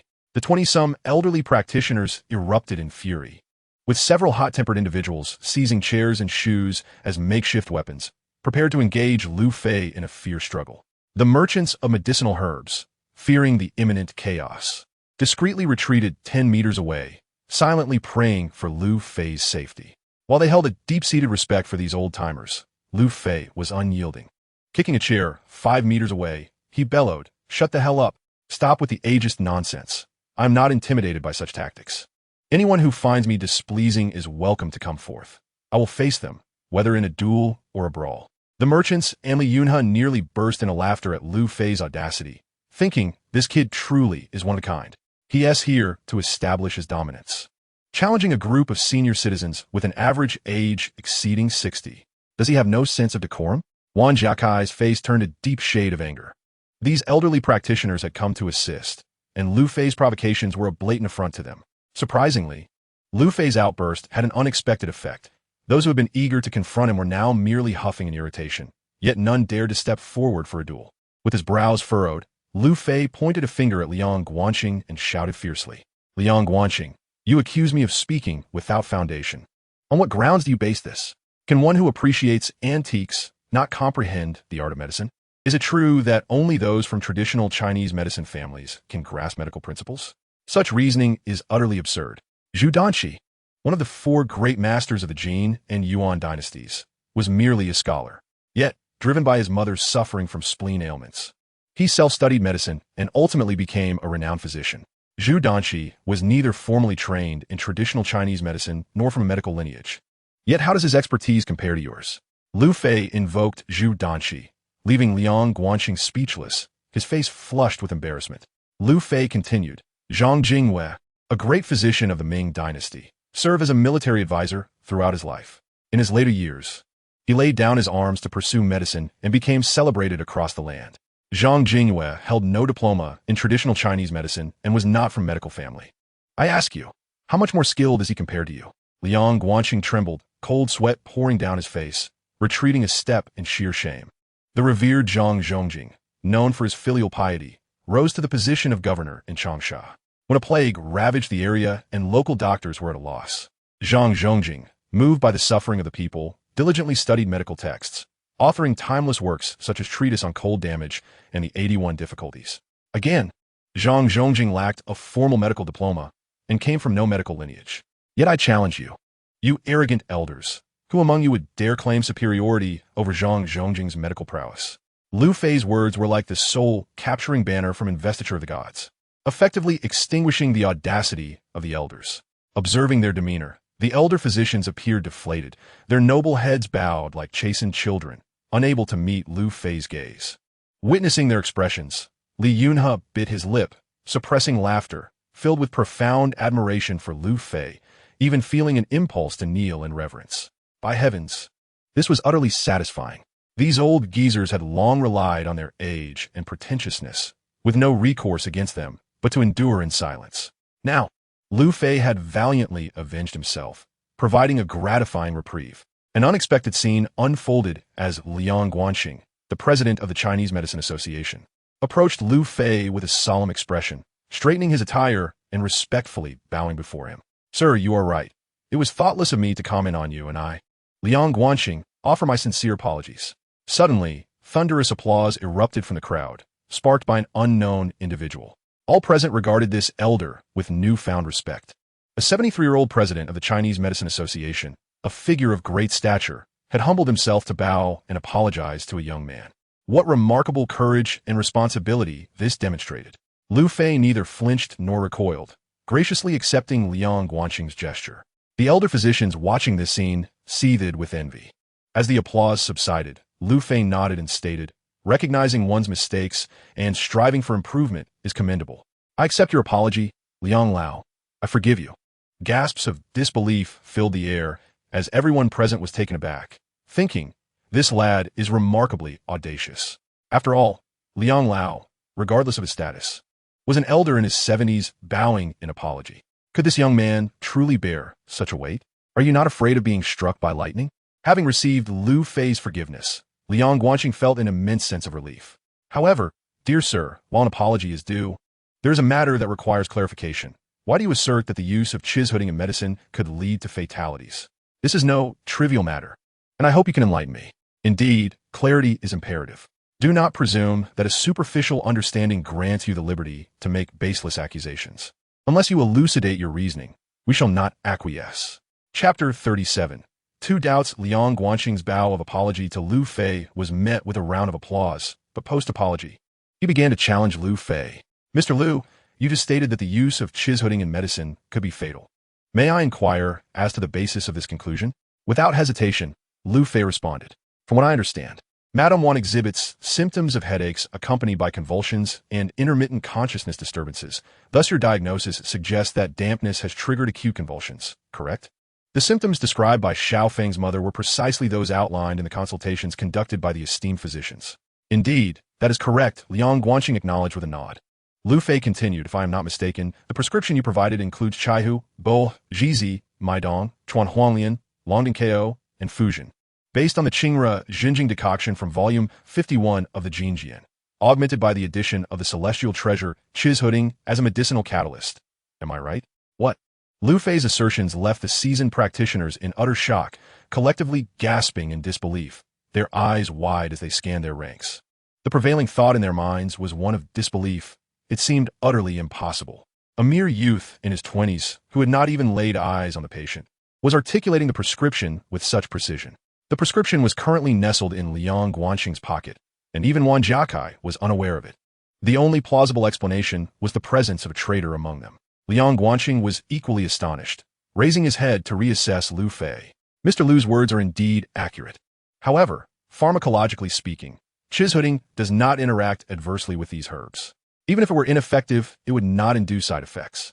So, from whence does your assertion of potential fatalities arise? Liu Fei waved his hand, and Li Yunhe, like a devoted assistant, quickly offered a cigarette. After taking a deep drag, Liu Fei replied, chishooding does not conflict with these herbs. However, the substance purchased by Madame Wan today is not chishooding at all. What? Nonsense. Impossible. The seasoned practitioners were now even more agitated. Liu Fei's earlier claim that the use of chishooding could be fatal merely questioned their prescription. And while an error in the prescription would be embarrassing, it was not catastrophic. But now, this audacious youth was impugning their judgment, an affront far more egregious than disturbing their ancestral graves. If word got out that the foremost physicians in Bianliang could not even identify medicinal herbs, it would be a ludicrous farce. They would rather perish in disgrace than endure such humiliation. Young man, do not speak so recklessly. This is indeed the authentic chishooding. The elderly practitioner, Jian Qingli, insisted vehemently, pointing an accusatory finger at Liu Fei. How dare you assert that this is not the genuine red vine? If you fail to provide me with a satisfactory explanation today, you shall not escape my wrath. With a fierce gesture, Liu Fei forcefully pushed aside the hand of Jian Qingli, maintaining a composed demeanor. While others may fear you, Liu Fei, do not. You would do well to choose your words carefully. We are surrounded by experts who can ascertain the authenticity of this so-called red vine. Let us unveil the truth, right here and now. Startled by Liu Fei's words, Wang Jiakai hastily retrieved the crystal box containing the red vine, having procured it through a clandestine transaction for the exorbitant sum of 7 million. The monetary aspect was of little consequence. However, the thought of having been duped into purchasing a counterfeit was utterly intolerable.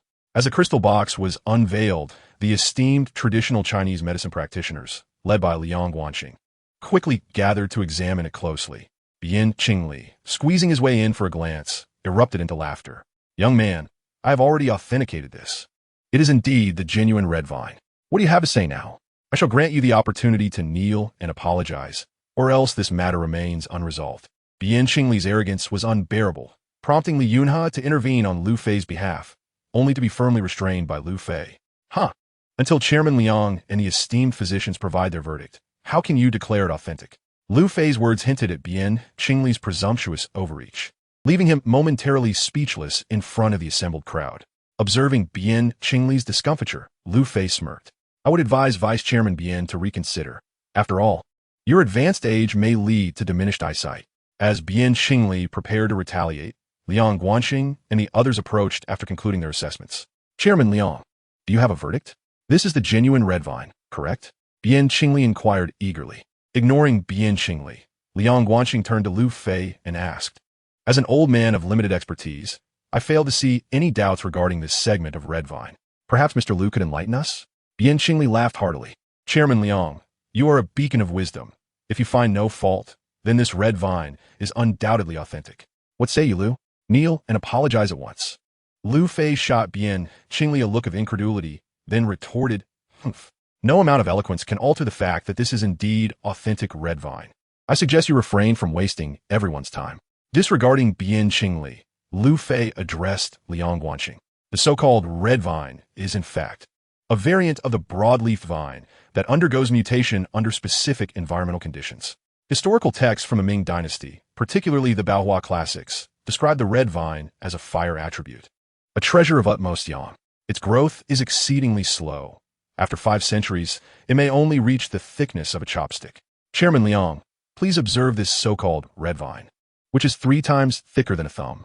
No sooner had Liu Fei spoken than Jian Qingli interjected once more. This point is entirely unfounded. The robustness of this red vine indicates its considerable age and enhanced potency. Liu Fei muttered fool under his breath and continued. That was merely one point of contention. Furthermore, the majority of authentic red vines are uniformly crimson, with only a rare few exhibiting minuscule round spots. Everyone, take another look at this. It is adorned with a uniformly distributed scaly pattern, and the presence of such a design unequivocally suggests that this is a counterfeit. Liang Guanxing furrowed his brow and picked up a magnifying glass for another inspection. This argument is utterly invalid. You mentioned that certain varieties of the Qizhu vine may exhibit white spots. Thus, it is entirely possible that some could also bear patterns. If you cannot provide direct evidence, it merely indicates that you are being unreasonable, Bian Qingli retorted loudly. His perspective garnered the nodding approval of most seasoned traditional Chinese medicine practitioners, and even Liang Guanxing acknowledged, stating, "The theory that plants may develop different patterns due to varying environmental conditions is indeed plausible. Mr. Liu, do you possess more direct evidence?" Chapter 38. I only trust Lu Fei in the Hongyan building auction hall. Lu Fei raised doubts regarding the Qizhu vine, pointing out two discrepancies, but unfortunately, all were dismissed by the old-timers. Undeterred, Lu Fei continued, in addition to its excessively robust form and scaly pattern, there exists one critical point of contention. This specimen bears an almost imperceptible layer of golden velvety spines. Preposterous, Bian Qingli interrupted, cutting Lu Fei off mid-sentence. You young man seem to be at a loss for words. What you refer to as spines are merely hairs. Most plants possess this protective layer of fuzz. Such a covering minimizes water absorption and effectively deters insect invasions. Your ignorance is laughably profound if you equate hair with spines. Once again, Bian Qingli struck a chord, and the old-timers eagerly chimed in. Silence, young man. To equate hair with spines is utterly shameless. You've merely read a few books. Your theoretical knowledge pales in comparison to our practical experience. Indeed, child, kneel and apologize. The cacophony of voices rose, resembling a heated argument among old women, throwing the entire auction hall into disarray. Enough. Silence. Lu Fei commanded with authority. The one who ought to be silent is you. Utterly ignorant yet still arguing. You are merely wasting everyone's time. Can you bear the responsibility for delaying the treatment of Madame Wan? Bian Qingli shouted. Wan Jiakai's expression also darkened as he expressed his displeasure. Lu Fei, we are busy treating your aunt, so we shall take our leave now. Do visit us at home sometime. Wan Jiakai's disdain for Lu Fei had reached its peak, and this statement was made out of consideration for Li Yunhe.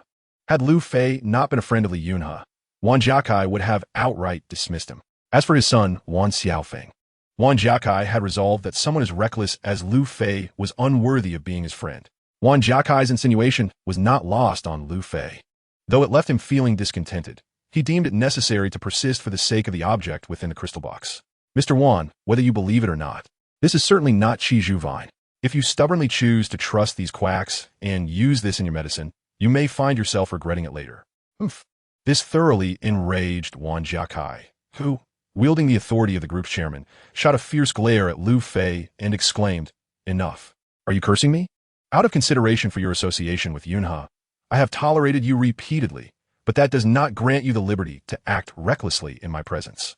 I solemnly warn you, regarding my wife's illness, I only trust these esteemed old physicians. If you continue your obstinacy, do not blame me for being impolite. The older gentlemen, who had long harbored disdain for Lu Fei, were secretly reveling in this spectacle. They thought to themselves, this young man, relying on Li Yunhe's favor, dares to oppose us. Now he has truly embarrassed himself. Offending us is one thing, but now he has also alienated Boss Wan. Weighing the consequences, Li Yunhe would never jeopardize his relationship with Boss Wan for someone so obscure as this young upstart. Without Li Yunhe's backing, navigating Bianliang City will become exceedingly difficult for him. This is entirely of his own making. However, the older gentlemen were taken aback when Li Yunhe stood resolutely by Lu Fei's side, his gaze directed at Wan Jiakai, clearly laden with reproach. Brother, let it go. Why persist when he does not appreciate your efforts? Regardless, you have done right by Xiaofeng, Li Yunhe remarked. Wan Jiakai was taken aback by Li Yunhe's unexpected allegiance to Lu Fei and retorted, Yunhe, what do you mean by this? Lu Fei's obstinacy is hindering your aunt's treatment. And you still defend him? Li Yunhe chuckled lightly. Please, just call me Li Yunhe. I cannot accept such a casual moniker. The gravity of Li Yunhe's stance shocked everyone present. It was evident he sought to delineate himself from Wan Jiakai. What manner of individual was Lu Fei, that he could compel Li Yunhe to make such a remarkable decision? Wan Jiakai stood there dumbfounded. All the effort he had expended over the years to cultivate a favorable relationship with the Li family now seemed to dissipate in an instant due to an impudent rogue. And he could scarcely believe his own eyes. Yunhe, Li Yunhe raised a hand and spoke solemnly. I only place my trust in Lu Fei. Li Yunhe was no fool. As a prominent figure in high society, his acumen was unparalleled. Though his acquaintance with Lu Fei had been brief, barely 2 days, Lu Fei's capabilities had consistently exceeded Li Yunhe's expectations. He believed that Lu Fei was destined for greatness. And thus Li Yunhe made one of the most significant endorsements of his life. It was this endorsement that solidified Lu Fei's perception of Li Yunhe as a true friend. Lu Fei patted Li Yunhe on the shoulder and smiled. Thank you for your trust in me. However, there are words I must express. Turning around, Lu Fei fixed Wan Jiakai with a steely gaze and declared, Boss Wan, do you truly believe I, Lu Fei, am idle? If not for the fact that you are Xiao Feng's father, and the one afflicted is Xiao Feng's mother, even if your entire family were to perish, I would not deign to intervene. Disregarding Wan Jiakai's fury, Lu Fei sneered at the assembly of older gentlemen, and you lot, having acquired but a smattering of knowledge, have become arrogant and dismissive of sage advice. Unfortunately, your meager understanding holds no weight in my eyes. The old fellows, grimacing with indignation, were met with indifference by Lu Fei, who pointed at Liang Guanxing and declared, especially you, President Liang. Initially, I held respect for your sense of responsibility, but I never anticipated you to be such a tiresome fool. Ask yourself sincerely, with my 2 points of doubt, do you still believe this is the red vine? When uncertainty arises, one should seek verification with rigor, yet you disregard your original intentions for the sake of your pride. Do you still consider yourself a guiding beacon? Should this not be the red vine, but rather a deadly poison? How does your attitude differ from that of a callous murderer? Lu Fei's words struck deep, leaving Liang Guanxing so embarrassed that he wished to vanish into the ground. As Lu Fei had articulated, the 2 doubts he raised had indeed shaken Liang Guanxing. But out of concern for appearances, he refrained from acknowledgement. Now, under Lu Fei's pointed inquiries, he felt utterly humiliated. At that moment, Bian Qingli could no longer contain himself and erupted, You arrogant brat. We have practiced medicine for decades, encountering every conceivable ailment. What gives you the audacity to question us? Bah! Lu Fei spat vehemently. You shameless old relics. Cease your attempts to wield your age as a weapon. A 1,000-year-old turtle holds no value. With age comes only the swiftness of death, nothing to boast about. You insolent little brat. How dare you insult us? Bian Qingli shouted in outrage. As the other old fellows joined in a chorus of curses, Lu Fei coldly retorted, Bian Qingli, I am aware of your discontent. Are you bold enough to wager with me? Refusing to back down, Bian Qingli replied, What do you propose we wager? Quite simply, did you not claim that the surface of this plant is covered in down? Bian Qingli proudly asserted, Indeed, those were my words. Lu Fei smirked. Yet I contend that what it bears is not down, but rather spines as hard as steel, and they are laced with deadly poison, inflicting harm upon contact, with a fate of death within 7 days. Since you assert to be down, are you willing to grasp it with bare hands? Laughter erupted from the elder group, as Bian Qingli laughed particularly heartily. You must be out of your mind. It's merely a layer of down, and you say it's as hard as steel and poisonous? Hilarious. Lu Fei's tone turned severe. If you are so skeptical, why not retrieve it yourself? What? Are you too cowardly, Vice President Bian? Bian Qingli scoffed. What do I have to fear? If I were to retrieve it barehanded, what would you say then? If you were to retrieve it unscathed, it would imply that I, Lu Fei, am merely making baseless claims, and I would submit to your will, whether it be punishment or humiliation. But if you were to be pricked and poisoned, what would you say then? Lu Fei inquired. It's merely down. I cannot possibly lose, Bian Qingli confidently asserted. Nothing is absolute in this world. What if you were to lose?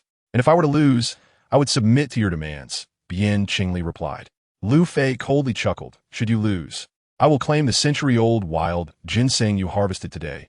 And furthermore, I demand an apology from you shameless old relics, acknowledging that I am superior to you. Do you dare to accept? The seasoned traditional Chinese medicine practitioners firmly believed it was merely fluff, and there was no suspense surrounding Lu Fei's wager. In that moment, with the exception of Liang Guanxing, all the old-timers collectively clamored to agree. Lu Fei lit a cigarette and smiled as he addressed Bian Qingli, remarking that the bet was set, and it was now time for the vice president to showcase his performance. Wan Jiakai, holding a crystal box, approached Bian Qingli to offer reassurance. Old Bian, it is paramount that you attend to my beloved's ailment. Why bother contending with this lunatic? Bian Qingli chuckled in reply. Rest assured, Boss Wan, it won't take long. This brash young man speaks with such arrogance. Today, he shall receive a lesson he won't forget. As Bian Qingli opened the crystal box and glanced at Lu Fei, he smugly declared, Youngster, once you lose, I will personally craft a 3-foot humiliation plaque for you to parade around Bianliang City. This will be the price for your insolence. Stepping forward, Lu Fei boldly shouted, Then what are you waiting for? Make your move. At that moment, Liang Guanxing felt a surge of anxiety, sensing that Bien Qingli might suffer setback. Yet he found himself at a loss for words to warn him. All eyes in the room were fixated on Bien Qingli's hands, eagerly anticipating the moment Lu Fei would be proven wrong. Bien Qingli, dismissive of Lu Fei's words, unhesitatingly plunged his hand into the crystal box. However, the instant his hand made contact with the plant, a sudden transformation occurred. Countless minuscule hairs, sharp as steel needles, pierced through Bien Qingli's flesh with alarming ease. In that fleeting moment, he experienced an excruciating pain, as if stung by a multitude of venomous scorpions, a sensation that stimulated every nerve in his body. "Ah, it hurts!" Bien Qingli cried out in a mournful wail, clutching his right hand and rolling on the ground in agony. Simultaneously, the crystal box, along with the so-called Qizhu vine, was flung far away, tumbling beneath a nearby chair. The abrupt turn of events left everyone present in shock.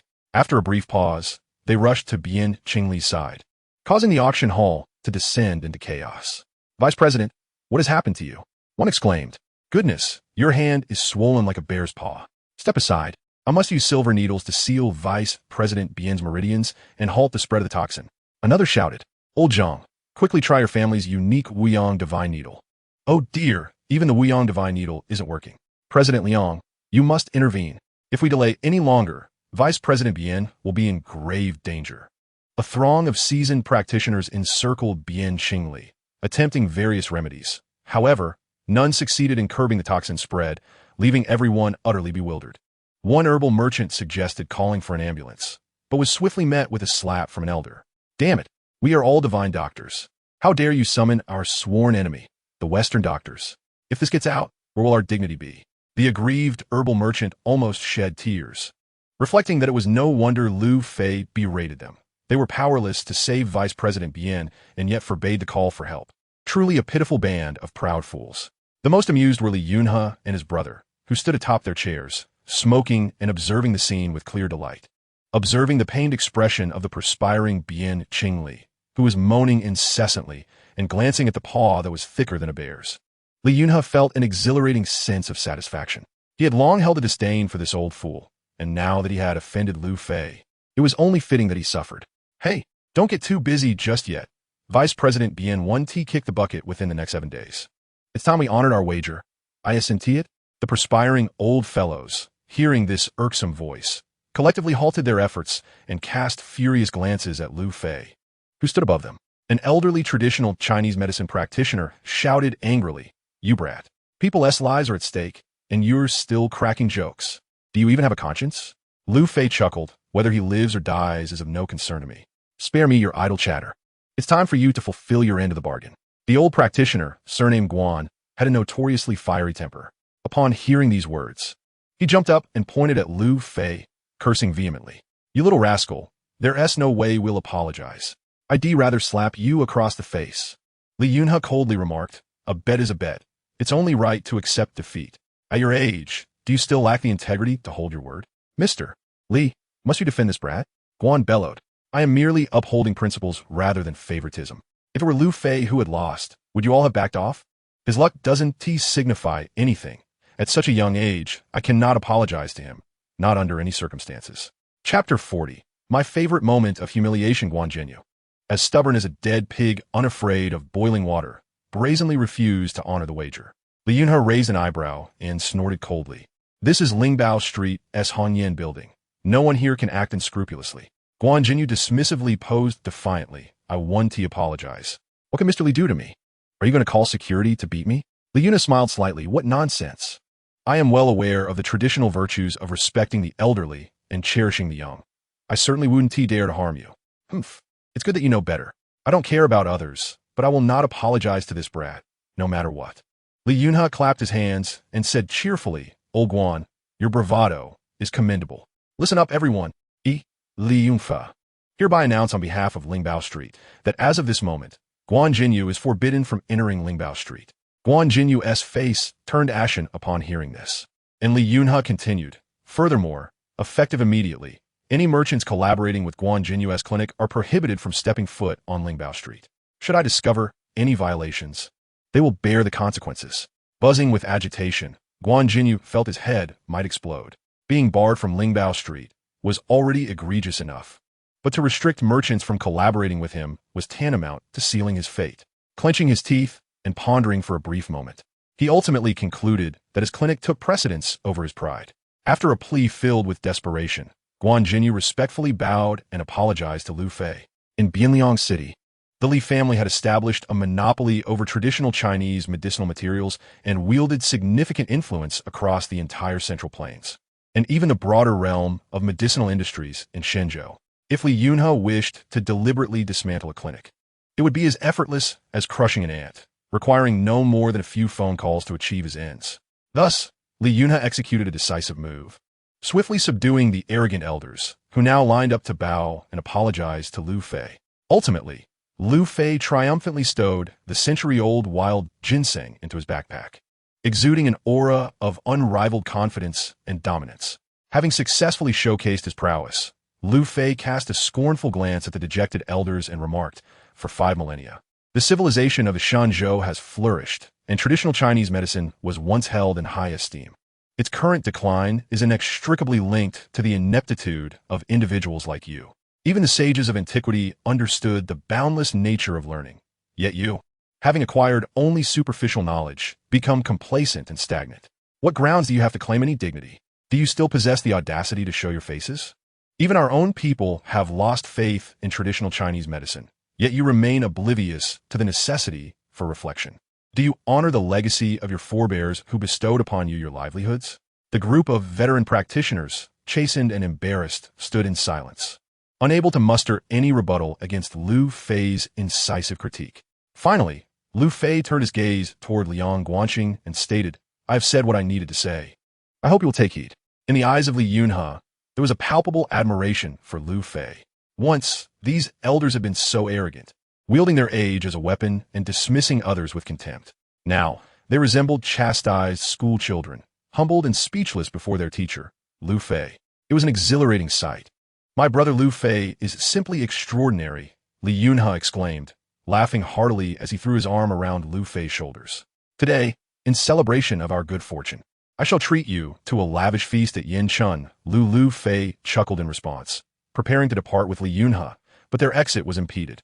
Liang Guanqing, flanked by several elders, stood resolutely before them. Furrowing his brow, Lu Fei inquired, "Chairman Liang, what is the meaning of this? Do you wish to challenge me to a duel?" Li Yunhe nearly burst into laughter, thinking to himself that while his brother was admirable in many respects, his choice of words often left much to be desired. Liang Guanqing waved his hands in dismissal, exclaiming, "Goodness, I am 73 years old. I can scarcely walk, let alone engage in a duel. Mr. Lu, you've misunderstood. I merely have an inquiry I wish to pose directly." "Oh," Lu Fei replied with a smirk. "By all means, I relish an opportunity to expose ignorance." Indeed, Liang Guanqing nearly choked on his indignation. "You've already humiliated the entire Chinese Medicine Association. Must you continue to belittle us? Mr. Lu, please do not misconstrue my intentions. I have a request to make. Since you were able to identify the toxins present in that plant, I presume you must know the antidote as well. I humbly ask that you assist Vice Chairman Bien in detoxification. I hope you will not refuse." Lu Fei raised an eyebrow, responding bluntly, "To be frank, I can indeed neutralize the poison." Liang Guanqing's eyes brightened, and even the ailing Bien Qingli, writhing in agony nearby, felt a modicum of relief. However, Lu Fei's subsequent words shattered their fleeting hope. "While I can neutralize it, why should I? His fate is of no concern to me." With a sorrowful expression, Liang Guanqing remarked, "Mr. Lu, one must not speak so lightly. To save a life is more meritorious than building a 7-story pagoda. Huh. Saving lives is your duty as a physician, not mine. Besides, are you not all seasoned practitioners, the venerable healers of your craft? Is my intervention truly necessary?" Liang Guanqing felt the sting of humiliation. His face flushed with shame as he wished for a crevice in the earth to hide away from the scorn of a younger generation. However, as the president of the Chinese Medicine Association, he could not stand idly by while Vice President Bien Qingli suffered. He had no choice but to swallow his pride and implore Lu Fei once more. "Mr. Lu, we are at a loss. The poison afflicting Vice President Bien is beyond our capabilities. We earnestly beseech your assistance. After all, human life is of paramount importance." At that moment, Wan Jiakai approached, smiling as he addressed Lu Fei. "Young Fei, we owe you a debt of gratitude. Had that counterfeit Jiju vine been administered to your aunt, It would have led to dire consequences. Although Bien Qingli may be detestable, he was invited by my uncle to assist us. For the sake of your uncle's reputation, you ought to offer your treatment. The fact that Bien Qingli had been poisoned was ample evidence that the plant in question was not Jiju vine, but rather a lethal toxin. Reflecting on his previous treatment of Lu Fei, Wan Jiakai felt a pang of guilt, simultaneously astounded by Lu Fei's vast knowledge. His son's foresight was commendable. A talent like Lu Fei's was indeed worthy of association, prompting Wan Jiakai to extend a hand of goodwill. Lu Fei, however, did not spare Wan Jiakai a glance, coldly responding, "I'm afraid, Mr. Wan, we are not well acquainted." Wan Jiakai's face reddened in embarrassment, inwardly cursing Lu Fei for his lack of gratitude. Lu Fei turned to Liang Guanxing, stating, "For your sake, President Liang, I might consider saving him." However, Vice President Bien's earlier harsh words toward me have left me quite displeased. To assist him in detoxification would be a blow to my dignity. "What do you mean, Mr. Liu?" Liang Guanxing inquired. "I am willing to save his life, but I demand a public apology from him, along with a payment of 2 million for my treatment." Chapter 41. A demanding request. Lu Fei boldly demanded 2 million as a treatment fee and insisted on a public apology from Bien Qingli. Liang Guanxing, hesitant to make a decision, hurried to consult Bien Qingli. The once arrogant vice president was now a shadow of his former self. His facial features contorted with pain and drenched in sweat. His right arm had swollen significantly, now devoid of sensation, with a dark line creeping past his elbow towards his shoulder. At that moment, the value of money and pride paled in comparison to the preservation of life. Without much deliberation, Bien Qingli acquiesced. Supported by several colleagues, he respectfully bowed to Lu Fei and offered his apology, subsequently transferring 2 million. Having lost a bet to Lu Fei earlier, which had cost him a century-old wild ginseng, he now unconditionally bestowed an additional 2 million. This exchange of nearly 5 million exceeded his total earnings for the year, causing him considerable distress. Having accepted the payment, Lu Fei felt elated and instructed others to assist in removing Bien Qingli's upper garments. After borrowing a set of silver needles and disinfecting them, he acted decisively.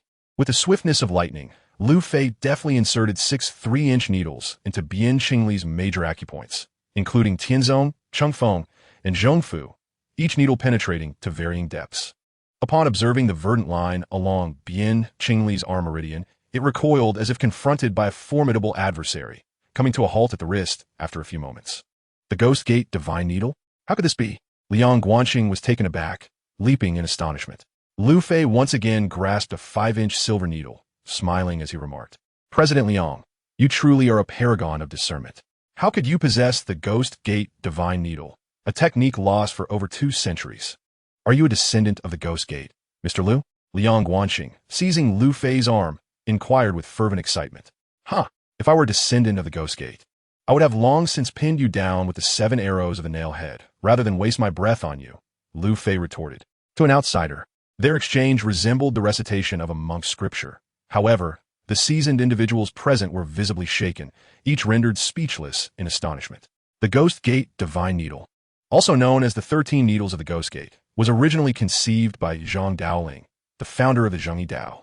This comprehensive technique varies infinitely according to ailments, demonstrating remarkable efficacy against malevolent energies, poisoning, hemiplegia, and strokes. Regrettably, since the Qing dynasty's incursion, this miraculous technique has tragically been lost, a lingering sorrow in the hearts of all traditional Chinese medicine practitioners. 10 minutes later, Lu Fei carefully removed 6 silver needles. The meridians had been sealed, and the verdant line of toxins remained fixed at the wrist, unable to budge. Had he utilized his Qilin needle, the time could have been halved, and the results even more pronounced.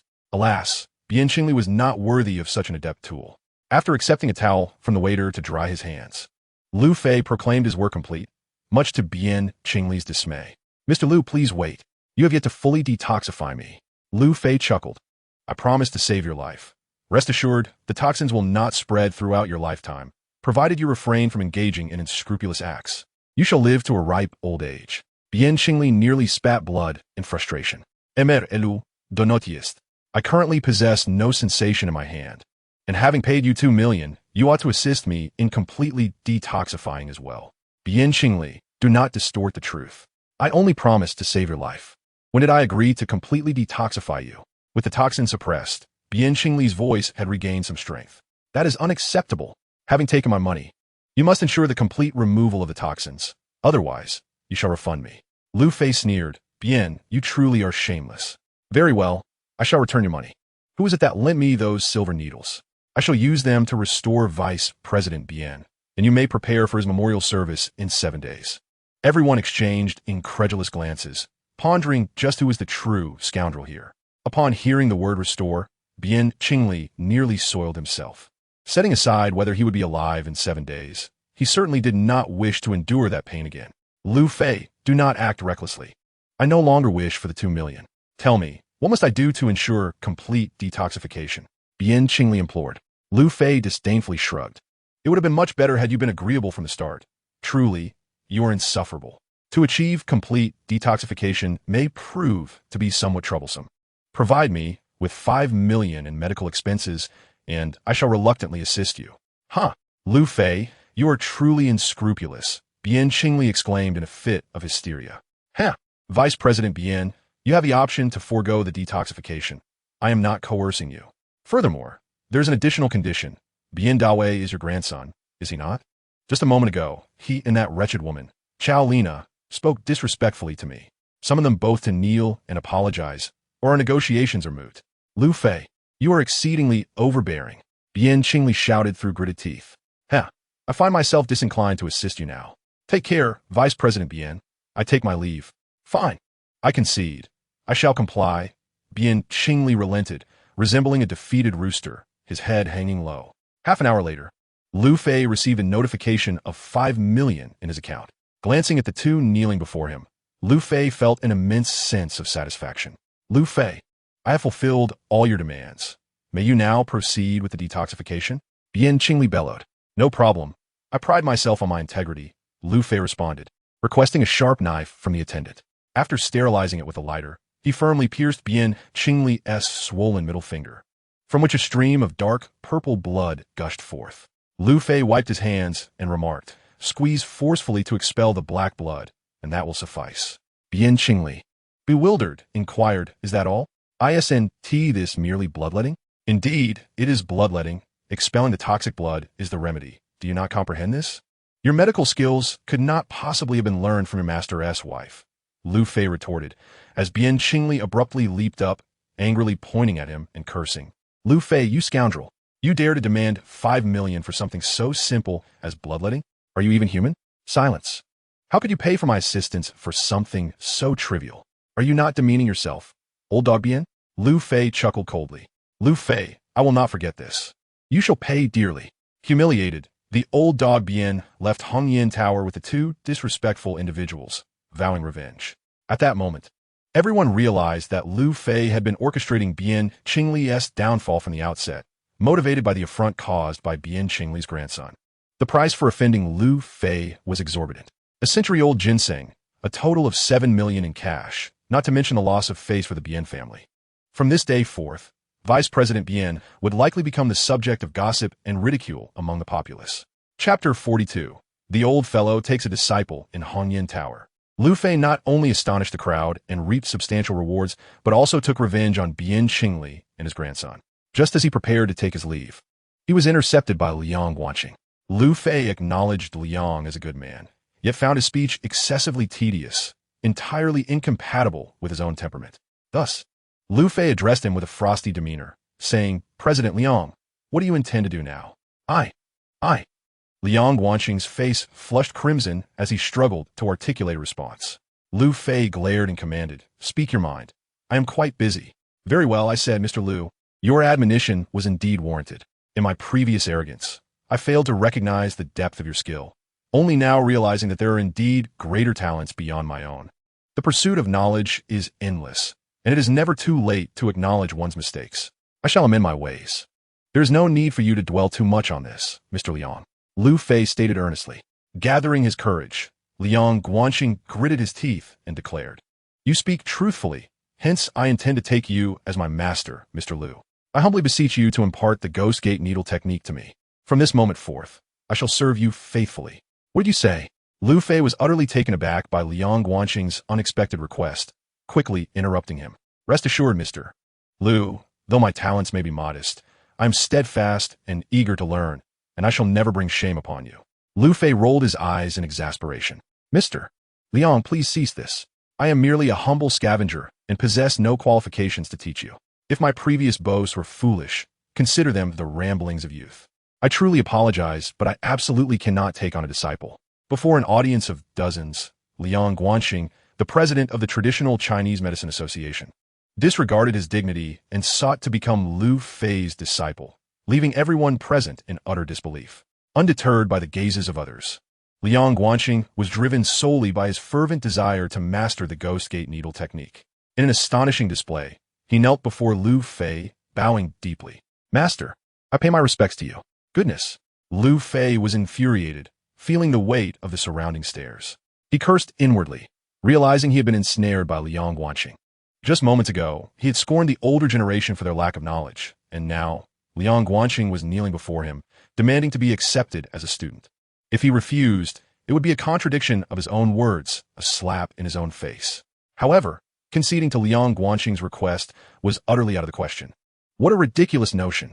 An elderly man, buried in the earth, calling him master. Where would he find the courage to face the world? After much contemplation, Lu Fei concluded that the best course of action was to make a hasty exit. Without a word to anyone, he pushed through the crowd and fled in a panic. As he disappeared from view, Liang Guanxing shouted after him, Master, I shall consider this an acceptance. One day, I shall host a banquet to formally pay my respects. Reaching the stairwell, Lu Fei nearly stumbled, eliciting a chorus of laughter from those behind him. The sight of his disheveled state brought the crowd more joy than a dose of a tonic, while they relished their moment of revenge. It was undeniable that the events at Hongyan Tower would become a legend on Lingbao Street, with Lu Fei as its undeniable protagonist. The animosity of the older generation in front of Lu Fei had vanished. Losing to such a legendary youth was not a cause for shame, but rather a source of admiration. As the main character departed, the others trickled out behind him. Wan Jiakai caught hold of Liang Guanxing, inquiring, Mr. Liang, what shall we do about my wife's illness? Liang Guanxing smiled awkwardly in response. Originally, it was hoped that the use of the red vine would serve as a medicinal catalyst to expedite the recovery of the esteemed lady. However, as you, Mr. Wan, have observed, the red vine is a mere counterfeit, leaving the old man powerless, and thus, I must resort to the traditional remedy for gradual recuperation. Is there truly no better alternative? Liang Guanxing pondered for a moment and replied, There are indeed options. If only my master could be summoned to administer acupuncture to the esteemed lady, the results would surpass those of the red vine. Your master? Yes, it is Lu Fei, whom I have recently taken as my mentor. Meanwhile, Lu Fei encountered an obstacle upon descending the stairs. This time, he was confronted by the newly appointed manager of Hongyan Tower, Xing Xuanya. After attentively listening to her heartfelt expressions of gratitude and dutifully providing her with his contact information, she finally allowed him to depart. Not long after, Lu Fei received a call from Li Yunhe. Once the call ended, he procured essential equipment for alchemical preparations and several packets of silver needles, making his way directly to the northern gate. Outside the northern gate, Lu Fei met Li Yunhe's secretary, Zhang Huan. Upon opening the trunk, Zhang revealed it contained aged liquor that Li Yunhe had prepared for concocting Tiger Fetus and Purple River Car. This liquor, bottled in the simplest glass containers from the 1970s, held considerable value. Each bottle was worth no less than 50,000 yuan. There were 3 boxes in total, each containing 12 bottles, amounting to over 180,000 yuan. Reluctant though he was to use such precious liquor for the concoction, Lu Fei unceremoniously loaded it onto his tricycle. He also made sure to take 2 specialized bottles for brewing medicinal liquor. Additionally, he could not overlook 2 boxes of Xinjiang Maofeng tea, as well as 2 boxes of 95 Supreme and 2 boxes of Dezhongjiu. In the end, Lu Fei left no stone unturned, even clearing out a bag of apples and 2 packets of tissues. Of course, Zhang Huan, Li Yunhe's secretary, dared not object. As Lu Fei prepared to leave, Zhang Huan, blushing, timidly inquired, Mr. Lu, Mr. Li mentioned that you are brewing medicinal liquor. Will it be effective? Ah, Mr. Lu, you are quite vexing. Upon returning home, Lu Fei carefully stashed away his spoils from the day and purchased some cooked food before heading to Old Zhang's residence for their appointment. Dinner was quite lavishly prepared by Zhang Huaiji, with a total of 8 dishes, even including the old hen that had been a companion to Old Zhang for many years. After several rounds of drinks, a tipsy Zhang Huaiji began to reminisce. Little Fei, I am eternally grateful that you repaired this Western clock. Otherwise, I would have passed away with regret. Old Zhang recounted his tale, tears flowing freely as he spoke of his sorrow. It turns out that old Zhang's father had once been a wealthy landlord, and with their affluence, he had introduced Zhang Huaiji to a renowned local prodigy. The enamel Western clock was the cherished possession of Zhang Huaiji's wife. In less than 2 years, both of Zhang Huaiji's parents had succumbed to illness, leaving him to his own devices, which led to a gradual decline in his character. During those years, Zhang Huaiji became entrenched in gambling, neglecting even his wife, who was on the verge of giving birth. The tragic tale culminated in a horrific scene, a life lost and 2 lives shattered. As Zhang Huaiji's wife's beloved Western clock lay in pieces on the floor, its components scattered haphazardly. After the liberation, Zhang Huaiji secured a position at the Grain Bureau, yet he consistently declined countless introductions to potential partners. His greatest daily desire was to tinker with the Western clock that his wife adored. Following his retirement, he traversed the nation in search of someone to restore it, but his efforts were in vain until he encountered Lu Fei, who ultimately fulfilled his deepest wish. As Zhang Huaiji raised a glass, tears streaming down his face, he lamented, "I am no longer human. Had I been at home, this tragedy would not have unfolded. I have wronged both her and our daughter. Xiao Fei, I beseech you, after my passing, please ensure that my wife and I are laid to rest together, so I may atone for my sins to them both. My descent into gambling, instigated by a friend, led to calamitous consequences, which is why I have refrained from forming friendships in my later years. This request is a burden I must entrust to you. Rest assured, I will not leave you empty-handed. My house and savings will be yours." Without hesitation, Lu Fei acquiesced, not out of greed for Zhang's possessions, but due to his belief in the man's character. Although he had made grave mistakes in his youth, it was commendable that Zhang had sought redemption and remained true to himself in his later years. Furthermore, Zhang had previously gifted Lu Fei a precious Wangwali drumstool, making it impossible for Lu Fei to refuse this modest request. Upon receiving Lu Fei's agreement, Zhang collapsed onto the table, sobbing uncontrollably, and soon succumbed to slumber as the alcohol took effect. Returning home shortly after 8 in the evening, Lu Fei found that the Zhang siblings had yet to finish work. Seizing this opportunity, he prepared to refine medicine and strengthen his body. He methodically extracted various herbs from his bag, chuckling as he set aside a 600-year-old treasure. This ancient specimen was a life-saving gem that Lu Fei could not bear to misuse, as the century-old wild ginseng from Bianqingli was already more than sufficient. Finally, at the bottom of his bag, he retrieved a crystal box containing the highly coveted Qizhu vine.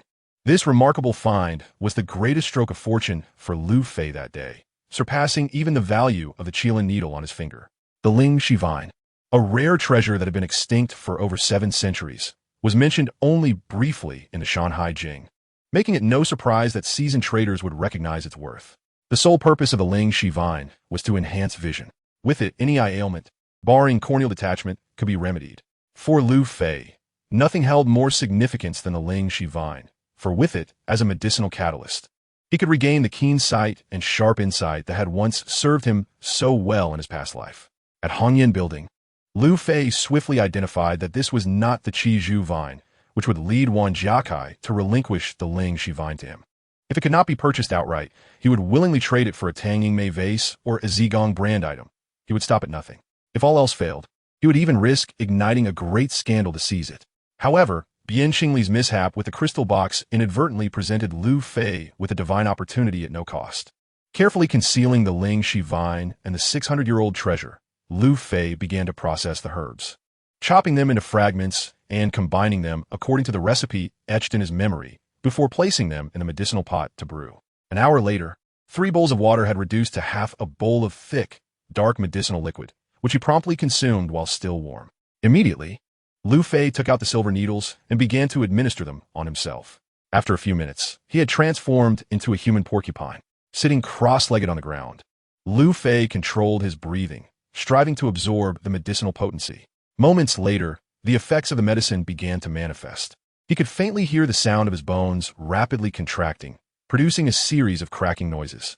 Impurities within his body transformed into a viscous, dark sweat that gradually oozed out through his 84,000 pores, exuding a nauseating stench. At around 1 o'clock in the morning, Lu Fei slowly opened his eyes, removed the silver needles from his body, and moved a bit, nodding in satisfaction. Although he was still far from the person he once was, He now felt 100% confident in facing opponents like Yin Yonghui, even in a head-on confrontation. The process of body tempering required 7 sessions, and Lu Fei firmly believed that after completing the remaining 6, his physique would undergo a monumental transformation. What does that smell? It's so foul, Zheng Jihong exclaimed, pinching her nose. Her brother, Zheng Zhuwei, sniffed and remarked, it seems to be coming from Lu Fei's place. Brother, how could there be such a terrible odor in Fei Gu's room? Zheng Jihong asked skeptically. Zheng Zhuwei paused for a moment, then gasped. Xiaohong, we haven't seen Lu Fei for several days. What if something happened to him? Could that smell be inside? Lu Fei raised his middle finger at the door. If it weren't for the fact that he couldn't face anyone right now, he would have gone out to show Zheng Zhiwei the results of his body tempering. Hearing her brother's alarming analysis, Zheng Jihong burst into tears. No way. Fei Gu 1T be in trouble. Perhaps it's just some rotten stuff he bought. Let us go in and check, shall we? Lu Fei felt a mix of amusement and exasperation. Zheng's little sister was so naive, easily swayed by her brother's wild imagination. Have you forgotten? The sweet and sour fish and the steamed dumplings I had yesterday are all gone. However, Lu Fei knew he had to speak up. Given the siblings' fervent demeanor, they were bound to barge in unannounced. Zheng Zhiwei, I curse your ancestors. You're the one in trouble. Lu Fei shouted. Xiaohong, don't listen to your brother's nonsense. I'm perfectly fine. Fei Gu, you're okay. That is such a relief, she exclaimed. But why does it smell so bad in there? Rest assured, I'm fine. I just had some cleaning supplies for the drains delivered today and was taking a shower. Xiaohong, would you like to help me scrub my back? Lu Fei teased. Fei Gu, you're terrible and shameless. Zheng Zhiwei chuckled at his sister's blushing embarrassment. Why don't you just go in and help him? Brother, you're just as bad. The next day, Lu Fei deliberately waited until the Zheng siblings had left before daring to step outside. After freshening up, he felt invigorated and immensely comfortable. However, he was not brave enough to attempt the subsequent 6 body tempering sessions at home. If the siblings discovered him again, who knew what chaos might ensue?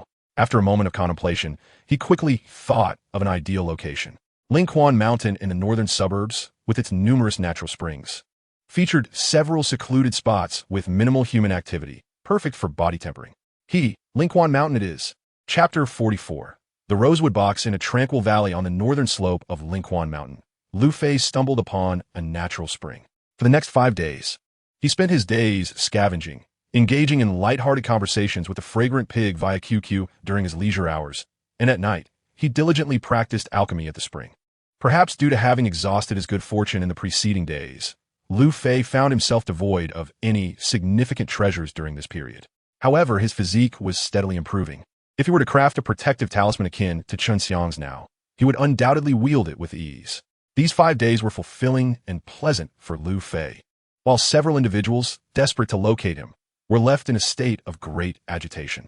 Chief among them was Liang Guanxing, the president of the Traditional Chinese Medicine Association.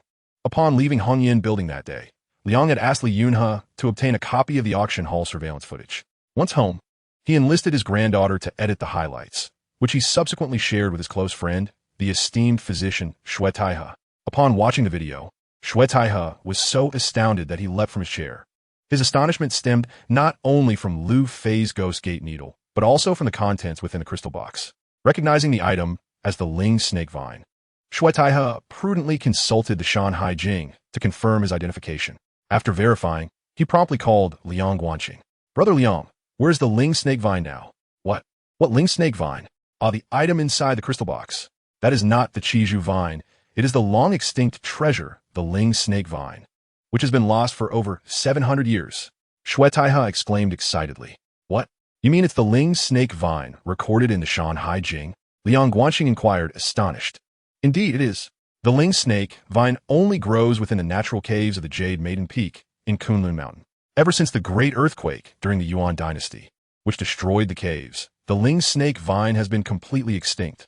I never imagined there would still be remnants in the world. This is truly remarkable.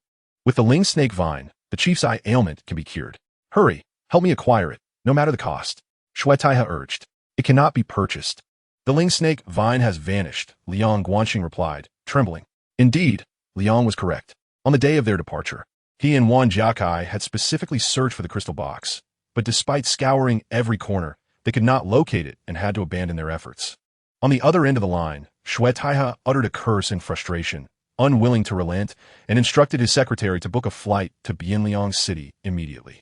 In the following days, the two elderly gentlemen leveraged their connections to search for Lu Fei and the Ling snake vine, but Lu Fei had seemingly evaporated, while the Ling snake vine had vanished without a trace. Similarly, Wan Jiakai found himself in a comparable predicament. After receiving Liang Guanxing's tip, he and his son scoured the area for Lu Fei to treat his wife's illness. When they sought Lu Fei's contact information from Li Yunhe, the latter, fully aware of the discord between Lu Fei and Wan Jiakai, naturally refrained from sharing the number. As both parties floundered in their desperate search for Lu Fei, the man himself appeared in the midst of the demolition at Majiakan. Any place undergoing demolition is a veritable paradise for scavengers, and this locale was no exception. Shortly after entering the village, Lu Fei encountered a dozen fellow scavengers.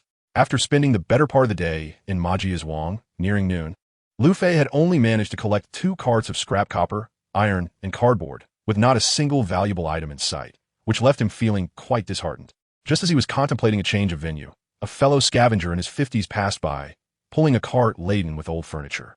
One small object on the cart caught Lu Fei's keen eye. "Excuse me, sir, could you pause for a moment?" Lu Fei called out, prompting the man to halt. "What do you need, kid?" the older man inquired. Lu Fei offered him a cigarette, gesturing towards a small rectangular wooden box on the cart. "Would you be willing to sell this to me?" "What do you want it for?" the man asked, raising an eyebrow. "How much are you offering?" Lu Fei held up his hand, indicating 5 yuan. The man scoffed. "Oh, you're quite the savvy one, aren't you? This is solid wood. I want to part with it for less than 10. Without hesitation, Lu Fei produced the 10 yuan and handed it over, taking possession of the dark wooden box. As the man pushed his cart away, he chuckled to himself. "I only spent 30 yuan on a whole cart of old furniture. And this inconspicuous little box sold for 10. Truly, there are more fools this year than ever." Unbeknownst to him, Lu Fei's smile was even brighter. The box measured 35 centimeters in length, 20 centimeters in width, and was no more than 4 centimeters thick, while its size was modest. It was notably heavy due to its material, which was small leaf rosewood. This object was not merely a wooden box. It was known as a tiaha, a specialized tool used during the Ming and Qing dynasties for the exchange of invitations and correspondence among dignitaries. Commonly, teas were made of camphor wood, so one crafted from small leaf rosewood indicated a person of considerable status. Upon closer inspection, the surface of the tiaha gleamed with a deep black luster. Its patina accumulated over at least a century. Though there were a few minor scratches, they did not significantly detract from its value. When Lu Fei opened the tiaha, a unique fragrance of rosewood wafted out, and to him, it smelled of money. Inside the tiaha's interior was a line of small, elegant characters inscribed in regular script. Reading owner of the Ausüding Pavilion. Upon seeing these words, Lu Fei could scarcely contain his excitement. What a remarkable find. This is indeed his tiaha. The name inscribed, owner of the Ausüding Pavilion, referred to Aizenjoro Shanqi, a figure of immense historical significance, being one of the hereditary princes of the Qing dynasty, specifically the Prince of Suzhong. His lineage traced back to Hong Taiji, the first emperor of the Qing dynasty, through his son, Prince Su Aizenjoro Haoge. If these names do not ring a bell, perhaps another will. Shanqi had many children, among them his 14th daughter, Aizenjoro Xinyu, who was also known by her Han name, Jinbi Hui. Eventually, Shanqi adopted Jinbi Hui, who was later given to the Japanese invader Chuan Dao Sulong, thus earning her a notorious name, Kashima Yoshiko. Hence, from any perspective, the tiaha from Shanqi's estate was indeed a remarkable find. Upon returning to the city, Lu Fei passed by the Yulong pawn shop, where a crowd had gathered, encircling the establishment. This pawn shop was owned by Zhao Zhiyong, the director of the largest museum in Bianliang City, a man whom Lu Fei regarded as his greatest rival. Intrigued by the spectacle, Lu Fei decided to join the throng and witness the unfolding drama. However, when Lu Fei discerned the scene before him, he was nearly apoplectic with rage. 5 individuals had encircled the delivery worker, and among them, a squat, portly man was mercilessly striking the delivery worker across the face. Upon witnessing this, Lu Fei felt a surge of fury. The assailant, the rotund man, was none other than Zhao Wu, whom Lu Fei had recently dealt with. Han Jiyu and Li Minghe were also present in the group. The unfortunate delivery worker was none other than Zheng Zhiwei, the brother of his housemate Zheng Jia. As Lu Fei passed by the Yulong pawn shop, he stumbled upon Zhao Wu delivering blows to Zheng Zhiwei's face. Without a moment's hesitation, Lu Fei charged forward and forcefully shoved Zhao Wu aside, causing him to stumble precariously. Who dares? Zhao Wu seethed, recalling that just days prior, he and his companions had been thoroughly bested by Lu Fei.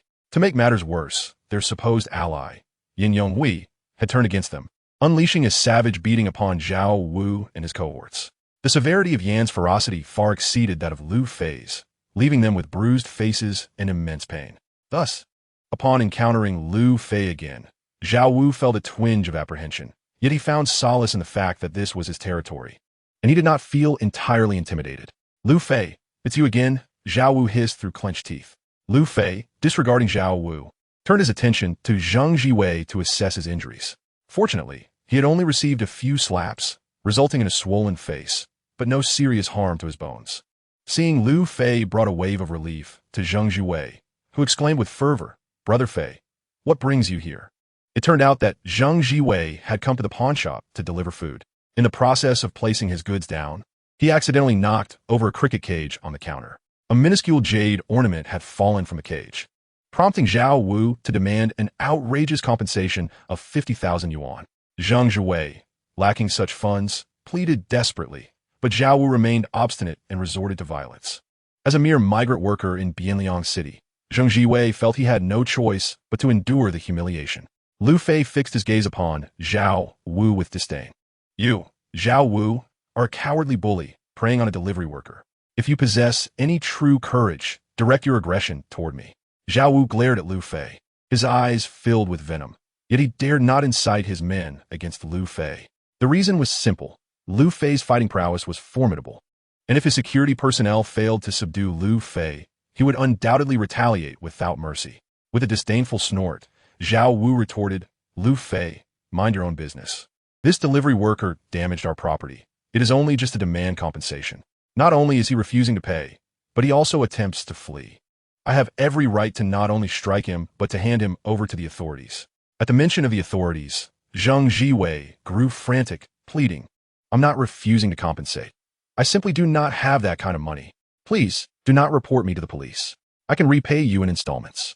I can even include interest." Lu Fei gestured for Zhang Jiwei to remain silent, and turned to Zhao Wu with a cold smirk. "You gluttonous pig. Has Yulong Pawn Shop truly fallen into such dire straits? What sort of cricket cage warrants a demand of 50,000 yuan?" Zhao Wu licked his lips, revealing his greedy nature. "Lu Fei, spare us your sarcastic remarks. All the items sold at our Yulong Pawn Shop are genuine antiques, each meticulously appraised by our professional evaluators to establish the most appropriate price. There is absolutely no question of exorbitant pricing. The cricket cage that this fellow broke is made of small-leaf rosewood, and we have marked it for sale at 50,000. Thus, any compensation less than that is unacceptable." "Oh, a rosewood cricket cage?" Lu Fei inquired. "Indeed," Zhao Wu replied with a hint of sarcasm. "As someone studying archaeology, you surely understand the value of small-leaf rosewood." Lu Fei nodded. "Very well, bring the cricket cage to me. If it is indeed worth 50,000, I shall compensate you on behalf of my friend." "Are you serious?" Zhao Wu felt a surge of excitement at Lu Fei's words. Unable to defeat Lu Fei, he thought that making him suffer a financial loss would serve as a unique form of revenge. "That 50,000 is probably all you have, you filthy ragpicker. You'd better pay up, or you can expect to sleep on streets." Amidst their banter, Zhu Guei, the appraiser from Yulong, emerged carrying a tray.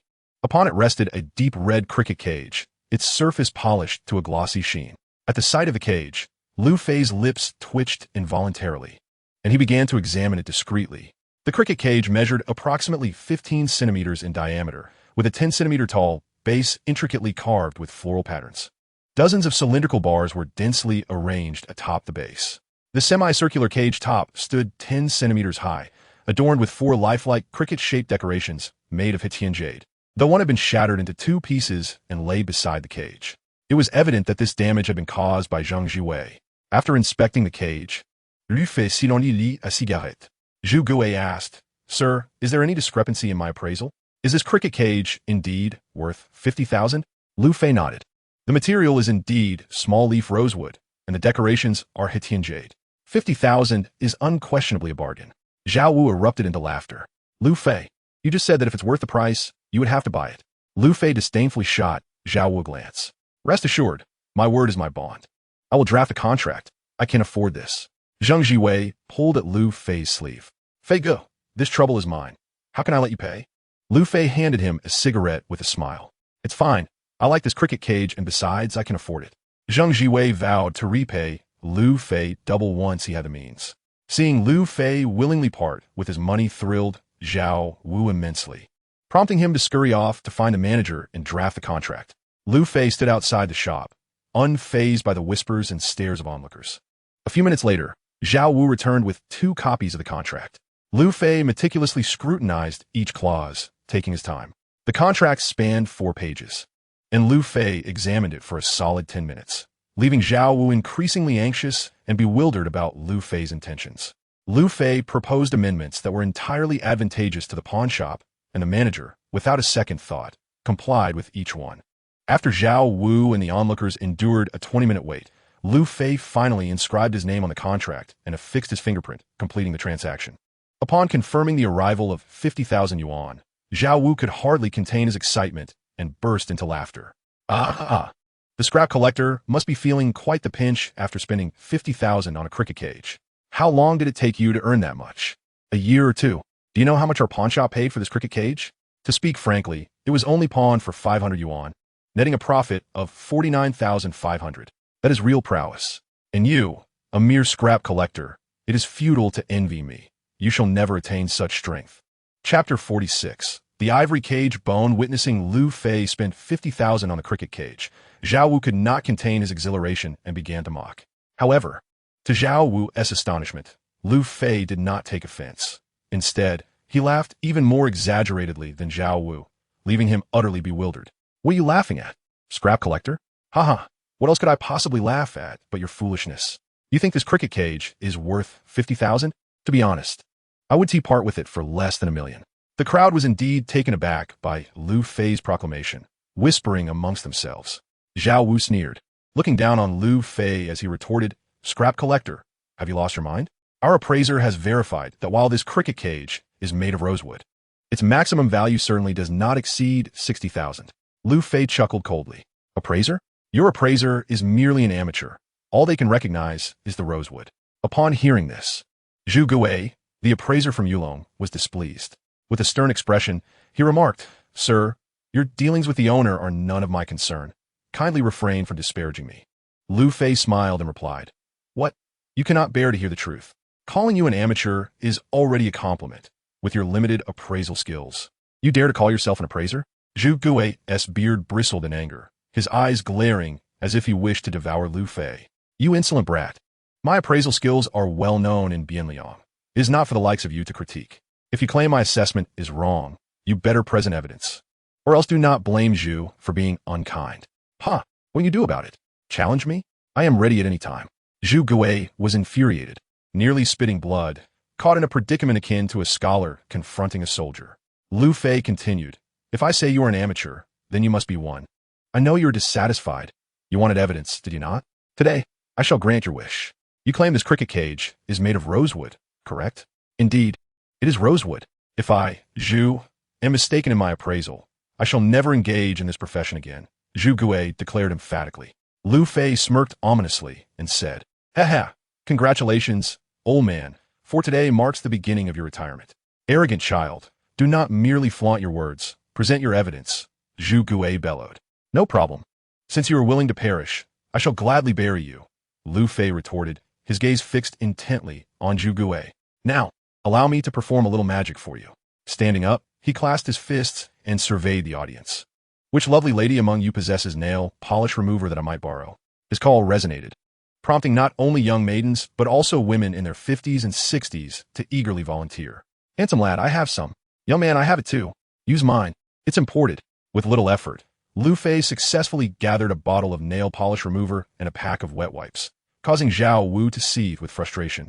Shaking his massive head in irritation, Lu Fei poured a small amount of the remover onto the wet wipe and cheerfully announced, Do not blink, for you are about to witness a miracle. A mere showman, Zhao Wu scoffed. You pig-headed fool. Keep your eyes wide open and hope you can refrain from tears later, Lu Fei shot back. Without further ado, he delicately wiped a cylindrical cage with a dampened cloth. All eyes were riveted on his every movement, and when he reached the 3rd stroke, the keen-eyed observers immediately noted a discrepancy. The originally lustrous black hue began to fade. Goodness, This is not small-leaf red sandalwood. It's merely painted. Upon hearing this, Zhao Wu felt a jolt of dismay, while Zhu Gui collapsed to the ground. Yet, the spectacle continued. As Lu Fei continued to wipe, the color of the cage transformed from black to deep red, then to light red, followed by a tawny hue, eventually settling into a pale yellow tinged with gray. The sight left everyone gaping in astonishment. Lu Fei halted and, casting a glance at the pitifully dejected Zhu Gui, said with a smirk, half-baked, "Weren't you just so defiant? Now, come over here and clearly declare to everyone what material this is." Tears streaming down his face, Zhu Gui shook his head in despair. Lu Fei brandished the grasshopper cage before Zhu Gui and commanded, "Stand tall when faced with defeat.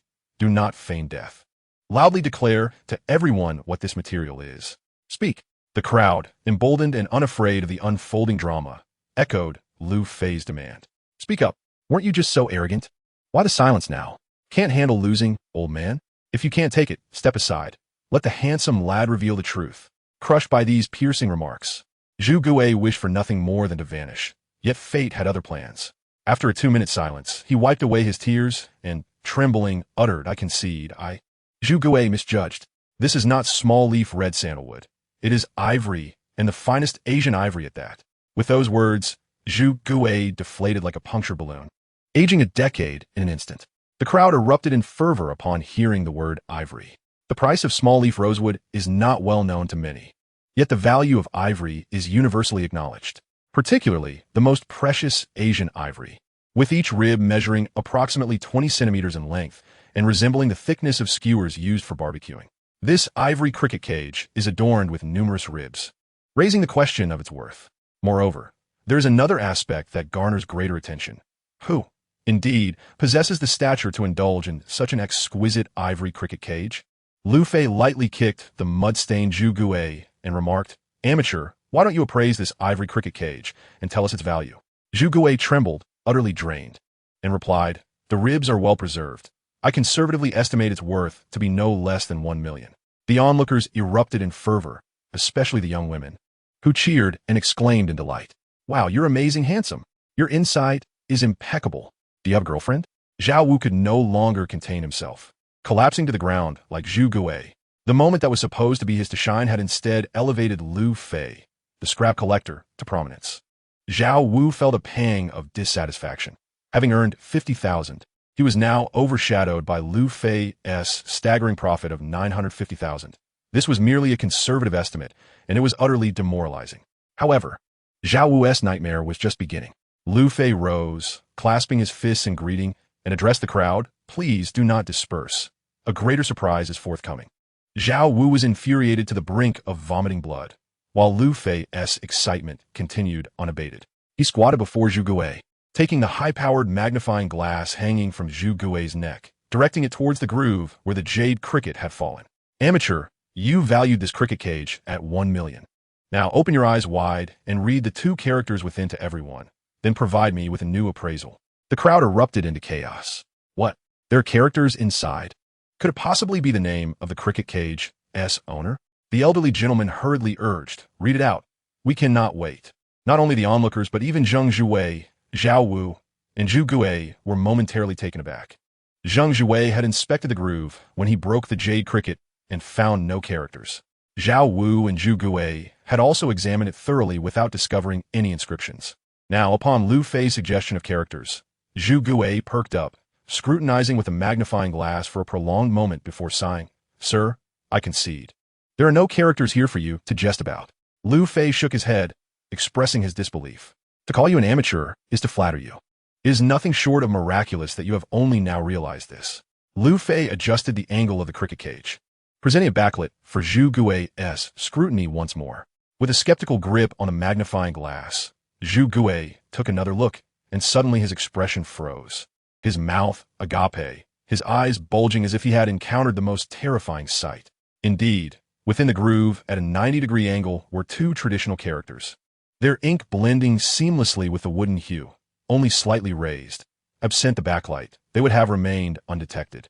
However, Lu Fei had never utilized a magnifying glass before, yet he astonishingly perceived the 2 characters within. Such extraordinary eyesight is truly remarkable. In that moment, Zhu Gui felt a sense of relief. Losing to such an extraordinary young prodigy was not a disgrace. Zhu Gui rose respectfully and bowed to Lu Fei, stating, "Sir, you possess the divine vision of the age. I, Zhu Gui, am but a fraction of your prowess. I concede my defeat wholeheartedly." Lu Fei smiled broadly and said, "Spare me the flattery. Quickly reveal to everyone what the two characters say. Everyone is eagerly awaiting your answer." Zhu Gui nodded repeatedly, his demeanor more reverent than when Liang Guanxing sought to become his disciple. Clearing his throat, Zhu Gui declared loudly, "What this gentleman has said is indeed correct. There are characters within the groove, and these two traditional characters represent a person's name. It must belong to the owner of this cricket cage." The crowd grew impatient. "Old man, stop the nonsense and tell us what the two characters are," they urged. "Very well," Zhu Gui responded. "The two traditional characters are Han Qing. Without a doubt. The owner of this ivory cricket cage must be the young marshal, Zhang Shuoyang." A collective gasp arose. "Fang Kuliang, Han Qing. So this is the cricket cage of the young marshal. Indeed, it cannot be mistaken. The young marshal is wealthy and enjoys such pastimes. It is no surprise he would have an ivory cricket cage. My goodness, how much is the young marshal's ivory cricket cage worth?" The crowd buzzed with excitement, each face reflecting envy and admiration. "If I had known the significance of this cricket cage, I should have assisted the delivery man in purchasing it at that moment. How regretful."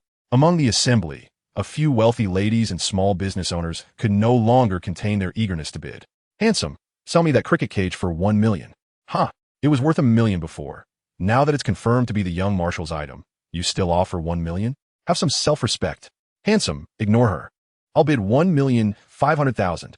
I'll offer 1,800,000. I'll bid 2 million. After several bids, the price of the cricket cage soared beyond 2 million. Lu Fei, grinning, approached Zhao Wu and said, "Look, fat pig, I purchased this for 5,000, and now someone is bidding 2 million. I stand to profit at least 1,950,000. Aren't you envious?" "Hee, but envy is futile. This is strength. How many years of your meager salary would it take to save 1,950,000? 10 years, 20 years, or a lifetime? What do you think you are when you challenge me?"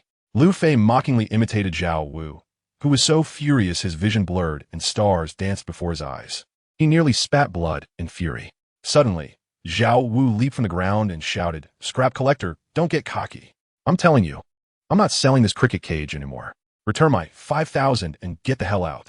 Zhao Wu's shameless remarks drew a chorus of boos.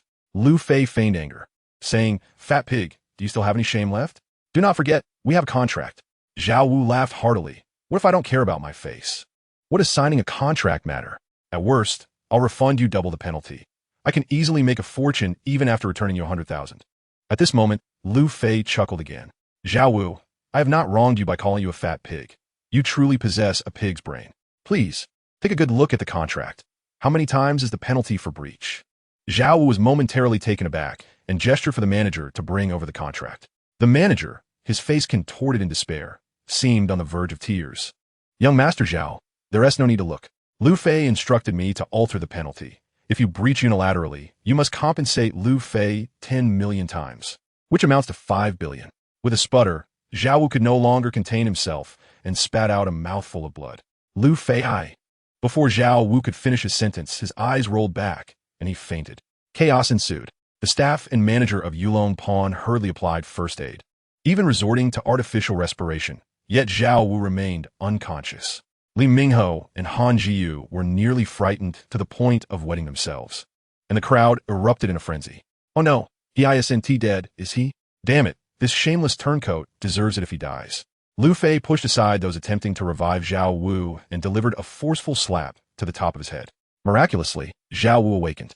The manager and staff of Yulong Pawn repeatedly expressed their gratitude to Lu Fei, relieved that Zhao Wu hadn't perished, as they would all bear the consequences. Lu Fei waved his hand dismissively, stating, "No need for thanks. Zhao Wu cannot die. I must save him." The manager, overwhelmed with gratitude, bowed repeatedly. "Thank you, Mr. Lu. Your willingness to help despite past grievances is sincerely appreciated by all the employees of Yulong Pawn." Lu Fei responded with a cold smile. "You're overthinking it, manager. I saved Zhao Wu because he cannot die just yet. I have a surprise planned. If he were to die, who would I perform for?" Everyone present rolled their eyes at Lu Fei without reservation. At that moment, Zhao Wu thought to himself that perhaps it would be better to simply die now. Chapter 48. Dragon watched the commotion outside Yulong Pond attracted a multitude of onlookers, with many young people pulling out their phones to live-stream the spectacle. However, Lu Fei paid them no mind, seizing the rare opportunity to humiliate the Zhao family. He was completely engrossed in the situation. After reviving the unconscious Zhao Wu, Lu Fei grinned mischievously. "Fat pig, keep your eyes peeled. There are greater surprises to come." Zhao Wu, utterly despondent, lacked the courage to retort, his dazed eyes fixed on Lu Fei's every movement. Lu Fei picked up the grasshopper cage and made several gestures to the audience, then, using a key, began to extract the remaining 3 jade grasshoppers one by one. Blowing gently into the decorative groove, he smiled and announced, "Everyone prepare yourselves. It's time to witness a miracle." With that, Lu Fei grasped the brass hook at the top of the grasshopper cage and pressed down lightly, leading to an astonishing scene where the brass rod, over 2 inches long, miraculously retracted. Meanwhile, the semicircular cover of the cricket cage emitted a crisp sound as it miraculously separated from the center. No one could have anticipated that the 10-centimeter-high dome was not a single piece. Astonishingly, there existed an inner compartment within it. This spectacle instantly elevated the atmosphere to its peak, with many in the audience erupting in cheers and shouts. Zhu Gui, the appraiser from Yulong, could only shake his head in resignation. This object had been displayed in the shop for 4.5 years, and he had personally handled it no less than 5 or 6 times, yet had failed to uncover its many mysteries. Such is the disparity in perception. One cannot blame anyone for this. As the upper half of the cover was gently lifted, a dazzling silver light refracted outward, causing Lu Fei's expression to change dramatically.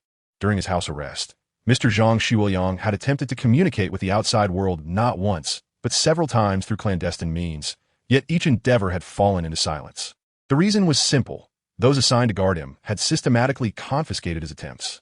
In recent years, several items containing messages from Mr. Zhang had been discovered, predominantly consisting of coded notes, with very few genuine treasures among them. However, this routine was shattered today by Lu Fei. Inside the cover, a 5-centimeter thick sponge filled the entire compartment. The sponge had been artificially hollowed out to create a groove, within which lay a luxuriously extravagant wristwatch. Its platinum bracelet and golden hands were accompanied by a minute repeater function. Each hour marker was adorned with rubies, and directly beneath the 12 o'clock mark was the emblem of the pinnacle of luxury, Patek Philippe's LOLG.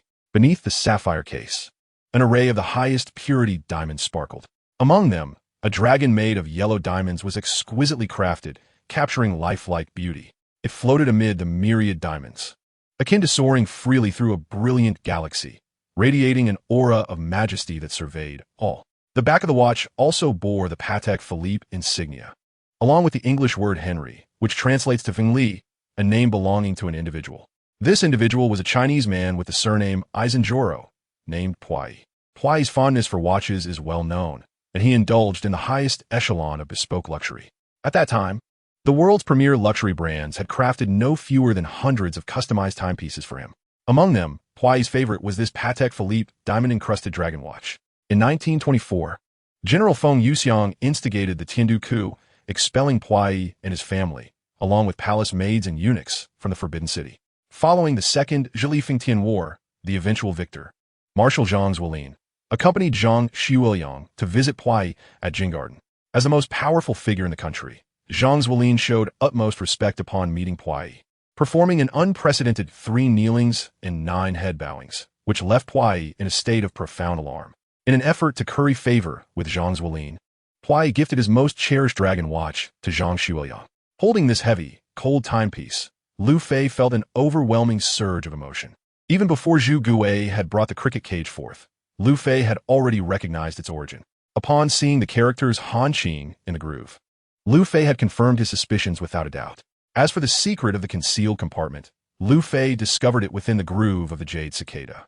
That meticulously disguised seam could deceive the vast majority, yet could not escape Lu Fei's keen perception. He publicly opened the compartment purely to provoke Zhao Wu. Had he known what lay within, he would never have exposed it in front of others. However, at this juncture, even if Lu Fei concealed the dragon watch, it would be futile, as the thunderous cheers from the onlookers had already spread the news of the compartment's revelation far and wide. Since concealment was no longer an option, he decided to use the watch to further ignite Zhao Wu's ire. hoping to hasten his descent into despair. Unfortunately, Lu Fei's well-laid plans fell through. As he opened the compartment, Zhao Wu once again spewed blood and fell into unconsciousness. With Zhao Wu unconscious, the game was thoroughly over. Lu Fei carefully stowed the cicada cage into his bag and slung it over his shoulder, then pulling along the stunned Zheng Zhiwei. He lingered with his fans for a while before finally squeezing through the crowd. He initially intended to find a place to celebrate with Zheng Zhiwei, but upon reaching his tricycle, he was confronted by a group of elderly gentlemen. At the forefront were Gao Henian and his brother-in-law, Zhao Qingfeng, accompanied by several shopkeepers from the antique market. Today, the moneylender Meng Xianghua had acquired a rare Western King reward coin, and the news had spread like wildfire throughout the antique market. Upon seeing Lu Fei's brilliant performance in the video, Gao Henian had no time to concern himself with the coin. His immediate priority was to secure the cicada cage from the young master. Gao Henian and Zhao Qingfeng hurriedly took their leave, while the other seasoned figures, recognizing the underlying intrigue, wasted no time in pursuing them. Upon encountering Lu Fei, Gao Henian was the first to rush forward. "Hey, you little rascal, you dare to crash the scene right at Zhao Zhiyong's doorstep. How does it feel? Thrilling, isn't it? Let us get down to business." Aware of Lu Fei's temperament, Gao Henian refrained from unnecessary pleasantries and directly inquired, "Is that cicada cage truly the young masteress?"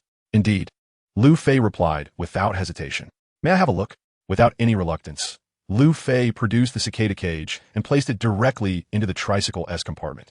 Upon seeing the actual item, the group of elderly men swarmed around it like flies drawn to a foul odor.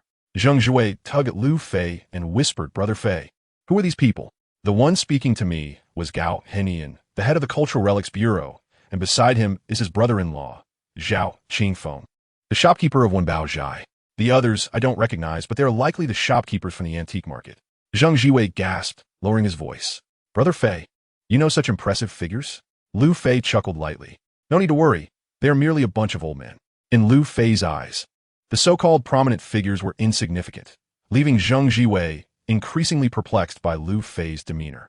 While the two conversed quietly, a near altercation erupted among the elderly men by the tricycle. Once it was confirmed that the cricket cage belonged to the young marshal, Gao Henian unceremoniously cradled it in his arms, intending to negotiate with Lu Fei. This action incited the ire of the other shopkeepers. "Hey, old Gao, what do you mean by this? Quickly put down the cricket cage." "Nonsense. It's free trade now. Everything is by the rules, and familiarity won't help you here. Are you plotting a rebellion? If you keep this up, I'll bring people for a routine inspection at your shop tomorrow," Gao Henian declared, brimming with arrogance. "Hey, stop throwing around big hats. We're not pushovers. This cricket cage must be handled according to the rules, with the highest bidder winning. You think I'm afraid of you just because you have more money? Bring it on." We at Baozhai bid 1,500,000. Gao Henian's offer was met with collective disdain from the seasoned merchants.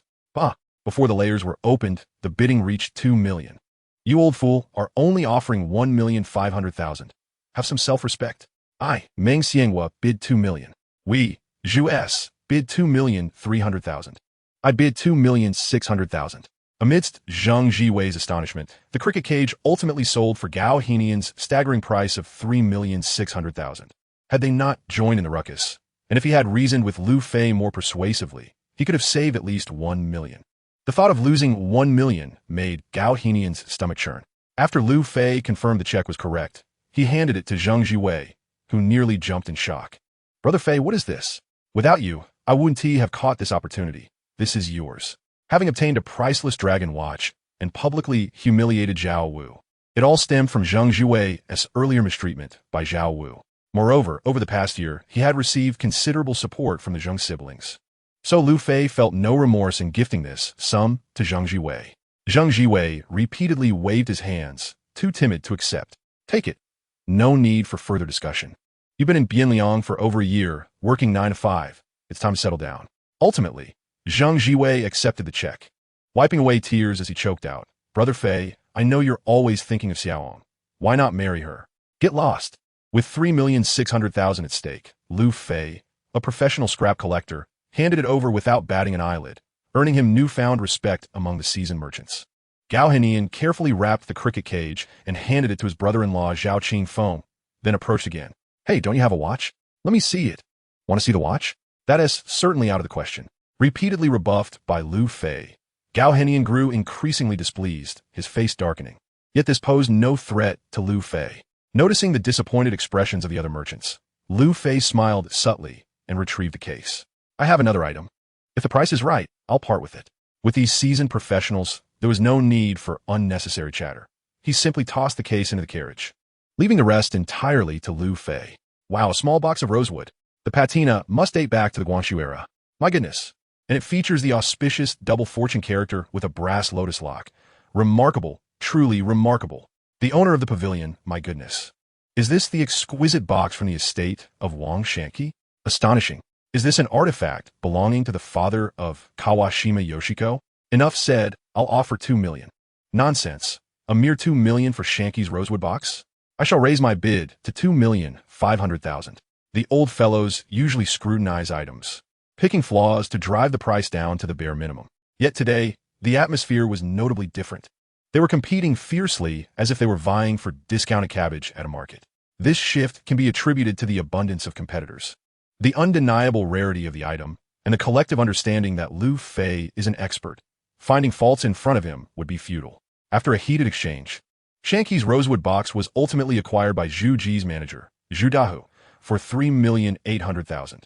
After transferring the funds to Lu Fei, Zhu Dahu was overjoyed, envisioning a substantial profit of 30 to 50,000 when this item eventually went to auction. If fortune smiled upon him, the sale could fetch an astronomical sum. Zhu Dahu reveled in his good fortune, while the older gentlemen, who had hoped for an easy win, were less than pleased. Meng Xianghua, grasping Lu Fei's hand, remarked, "Young man, in the future, bring your fine items directly to our bank. I, old Meng, will ensure you receive the highest price." Those two cantankerous old men from Baozhai are quite insidious. Best to avoid them. The remaining elders voiced their dissent, directing their ire towards the recently dominant Gao Henian, creating an atmosphere rife with contention. Lu Fei, chuckling as he lit a cigarette, remarked, "I wonder what kind of items you prefer, old Meng. I happen to have a Republic-era red sandalwood 8 Immortals table at home." Meng Xianghua's eyes sparkled with delight as he exclaimed, "Though the red sandalwood 8 Immortals table is rather common, it appeals to me. Please deliver it tomorrow. I assure you a satisfactory price." Lu Fei smiled and added, "I also have a pair of painted yellow pearwood drum stools, a fine piece from the mid-Qing period, in excellent condition. If you fancy them, I can bring those along as well." "What? Such treasures? Why didn't you mention them sooner? Why wait until tomorrow? Where do you live? Let's go now." Upon hearing about the yellow pearwood drum stools, the older gentlemen, who were preparing to leave, halted in their tracks. Meng Xianghua, undeterred by the dirt, climbed into the rickshaw, urging Lu Fei to set off immediately. His intent was clear, to quietly slip away without the others, ensuring his peace of mind. However, before he could finish, Gao Henian, Zhao Qingfeng, and 2 other old fellows squeezed in as well. The already modestly powered electric vehicle was now thoroughly overloaded. Lu Fei led the way, with Zheng Jiwei bringing up the rear on the electric bike, while several elderly gentlemen followed in 2 SNVs, forming a peculiar convoy. Just as they were about to depart, a pristine white Ferrari sports car executed a stunning drift, blocking Lu Fei's path. Chapter 50. You're in big trouble. A scion with striking good looks, Wan Xiaofeng, emerged from the Ferrari as its scissor doors opened. The Wan family had been tirelessly searching for Lu Fei in recent days. Li Yunhe refused to disclose Lu Fei's phone number, and his subordinates could not locate Lu Fei's whereabouts. Fortunately, fate had not entirely abandoned him. Today, unexpectedly encountering a video of Lu Fei, Wan Xiaofeng hurriedly rushed over. "Brother Fei, I have been searching for you tirelessly." Lu Fei responded with an expressionless demeanor. "Does Wan Xiao have matters to discuss with me?" The address of Wan Xiao seemed to carve an insurmountable chasm between them, causing Wan Xiaofeng to feel a sharp pang of discomfort. Inwardly, Xiaofeng berated his father, Wan Jiakai, pondering how Li Yunhe was willing to extend an olive branch to Lu Fei, while his father, an astute businessman, failed to grasp the underlying intricacies. Lu Fei's attitude towards him had already spoken volumes. Wan Xiaofeng offered Lu Fei a cigarette, relieved that Lu Fei did not refuse. "I am aware of my father's situation. I apologize on his behalf." Lu Fei waved his hand dismissively, replying, "Your father is your father, and you are you. The matters between your father and me do not concern you." "And my mother's illness?" Lu Fei took a puff of his cigarette and stated, "Pointing out the falsehood of the red vine has spared your family from disaster. In terms of reason and sentiment, I, Lu Fei, have done my utmost. As for assisting with your mother's treatment, I am afraid I am powerless. Brother Fei, Wan Xiaofeng nearly broke down in tears. Although he had anticipated such an outcome, Lu Fei's blunt refusal was still difficult for him to accept. Enough, I have matters to attend to. I shall not continue this conversation with Wan Xiao. We shall meet again. With that, Lu Fei turned the handlebars of his vehicle, brushing past Wan Xiaofeng's sleeve as he slowly departed. Xiaofeng extended his hand, wishing to say something more, but ultimately refrained. As he drove further away, a few old acquaintances in the vehicle inquired about the identity of the young man. And upon learning he was the heir of Kuanping Group, their demeanor shifted dramatically. Goodness, Wan Jiakai's son voluntarily offered a cigarette to Lu Fei, showing more respect than a younger brother would to an elder. Yet, the ostentatious Lu Fei showed him no regard, which was rather excessive. They mused whether those who collected scrap had become so formidable nowadays. Ignoring the astonished gazes of his companions, Lu Fei continued to move at a leisurely pace, during which he received a phone call, exchanged a few brief words, and then hung up. As the unconventional convoy turned a corner, a patrol vehicle suddenly blocked Lu Fei's path with its sirens blaring. This unexpected occurrence startled the occupants of the vehicle. The door swung open, revealing 3 uniformed police officers, one of whom, a young man with dark skin, addressed him. "Are you Mr. Lu Fei?" Lu Fei nodded, affirming, "Indeed, I am Lu Fei." The young officer, with a serious expression, declared, "I am Zhao Donglai, deputy captain of the Nanqing branch. We have received reports from the public alleging that you were involved in a transaction with Longxing Pawnshop regarding the smuggling of cultural relics, specifically the grasshopper cage of the young marshal." Lu Fei exhibited no signs of tension. Lighting a cigarette, he smiled. "What? Has Zhao Jiong become restless so soon?" Without needing to elaborate, Lu Fei understood the police's intentions. Having embarrassed Yulong Pawnshop, the old man Zhao Jiong was evidently irked. Caught off guard by Lu Fei's insight into their motives, Zhao Donglai's expression darkened as he retorted, "Less of the nonsense. I do not know what you are referring to." To Zhao Donglai's disappointment, Lu Fei exhibited an utter indifference. He pointed towards the rear compartment, chuckling as he remarked, "The cicada cage has been sold to him. If you can manage to retrieve it, I will consider you impressive." Zhao Donglai glanced at the elderly gentleman in the vehicle, ultimately fixing his gaze upon Gao Henian, sternly declaring, "You purchased the cicada cage?"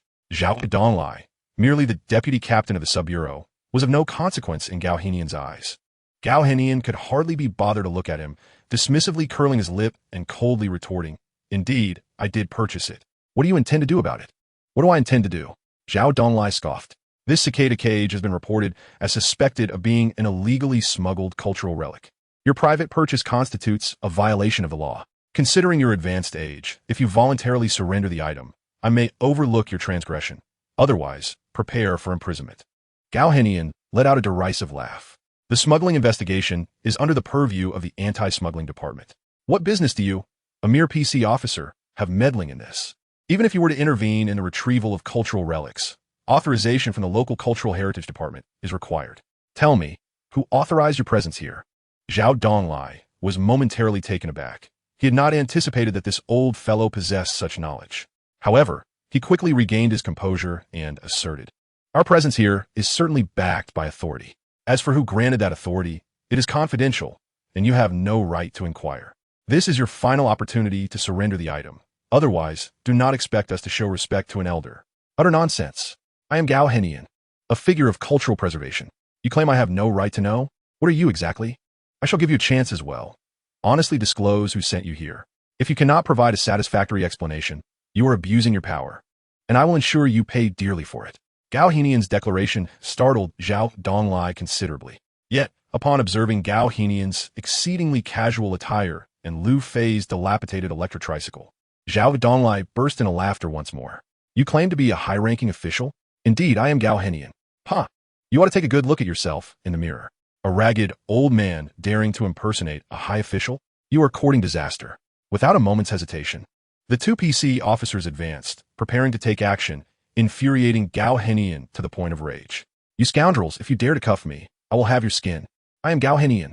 The elderly gentlemen in the vehicle were thoroughly alarmed and hastily explained, "You have mistaken him. He truly is leader Gao Henian." Zhao Donglai glared and shouted, "Silence, or I will take all of you in as well." Lu Fei was taken aback by Zhao Donglai's ferocity, astonished that he believed Gao Henian to be an impostor. Observing Gao Henian's furious demeanor, Lu Fei couldn't help but chuckle. What are you laughing at? You cannot even safeguard yourself, and yet you still find the time to mock others? Zhao Donglai glared at Lu Fei. Huh, I laugh at you, fool. Being used as a pawn and still reveling in your own delusion. To speak plainly, you have landed yourself in a serious predicament. Chapter 51. How are you faring? Zhao Donglai firmly believed that the man before him, Gao Henian, was undoubtedly a counterfeit and ordered his subordinates to apprehend him immediately. Just as the two parties were engaged in a tug-of-war, a champagne-colored vintage BMW 7 Series suddenly screeched to a halt at the roadside. At first, Zhao Donglai merely glanced at the car without much thought, but as his gaze swept over the license plate, he felt as though he had been struck by lightning, goosebumps rising all over his body. The vintage BMW 7 Series, though merely average in Bianliang City, was far overshadowed by the significance of its license plate, which was far more chilling than that of luxury cars worth hundreds of thousands or even millions, for this vehicle belonged to Li Yunhe. As expected, the car door swung open to reveal a man and woman, none other than Li Yunhe and his stunning assistant, Zhang Huan. Upon seeing Li Yunhe, Zhao Donglai's demeanor shifted to that of a sycophant before his master, exuding a nauseating obsequiousness. Hello, young Master Li. What brings you here? I need not report my whereabouts to you. Li Yunhe shot back, casting a disdainful glance at Zhao Donglai as he strode towards Lu Fei. Earlier, it was Li Yunhe who had called Lu Fei, arranging to meet at Lu Fei's rented apartment to collect some medicinal liquor. Li Yunhe had fervently pursued him, arriving just in time to witness the unfolding scene. When Li Yunhe addressed Lu Fei as brother, Zhao Donglai nearly lost control of himself. Damn it, this scrap collector, Lu Fei, is actually young Master Li's brother. That scoundrel, Zhao Zhiyong, never mentioned this to me. What a betrayal. Lu Fei quickly recounted the events, and upon hearing them, Li Yunhe erupted in fury, ready to confront Zhao Dongsheng, only to notice Gao Henian, who was now handcuffed. A smile broke out on Li Yunhe's face. Hey, Gao, where are you off to, committing crimes and getting caught red-handed? And why are you sporting handcuffs? Gao Henian, infuriated, shouted, Li Yunhe, stop with the mockery. Quickly inform that scoundrel who I am. I demand retribution. Thud. Without needing Li Yunhe's validation, Zhao Donglai collapsed to the ground. He realized he was in deep trouble, having been ensnared by Zhao Zhiyong's machinations. Offending young Master Li's brother, Lu Fei, was bad enough, but now he had ordered the arrest of the esteemed Gao Henian. Even divine intervention could not save him now. Zhao Donglai felt an overwhelming sense of injustice. How could Lu Fei, claiming to be young Master Li's brother, engage in such menial tasks? And as for you, esteemed leader Gao, as a prominent figure in cultural preservation, why would you forsake your official vehicles to squeeze into a rickety electric tricycle with a gaggle of old-timers? Was that not madness? Could all of this truly be blamed on me? Li Yunhe fixed a cold gaze upon Zhao Donglai and turned to Lu Fei, stating, Brother, how should we deal with him? I believe merely dismissing him would be too lenient. Given his abuse of power, a decade or more in prison would be entirely appropriate. Zhao Donglai, terrified, knelt on the ground, repeatedly bowing in apology. He no longer sought Lu Fei's forgiveness. He merely wished for Lu Fei not to add insult to injury. Lu Fei glanced at Li Yunhe, for the first time recognizing the weight of Li Yunhe's status. Upon first meeting this man, Lu Fei had dismissed him as a mere wealthy second generation with a sense of righteousness. Later, on Lingbao Street, Lu Fei witnessed Li Yunhe's financial prowess and connections. Now, Lu Fei found himself somewhat perplexed by this individual. It was evident that the fear the vice captain of the PC held was not solely due to financial means. Of course, Lu Fei would never broach this topic with him, trusting that in due time, Li Yunhe would divulge everything.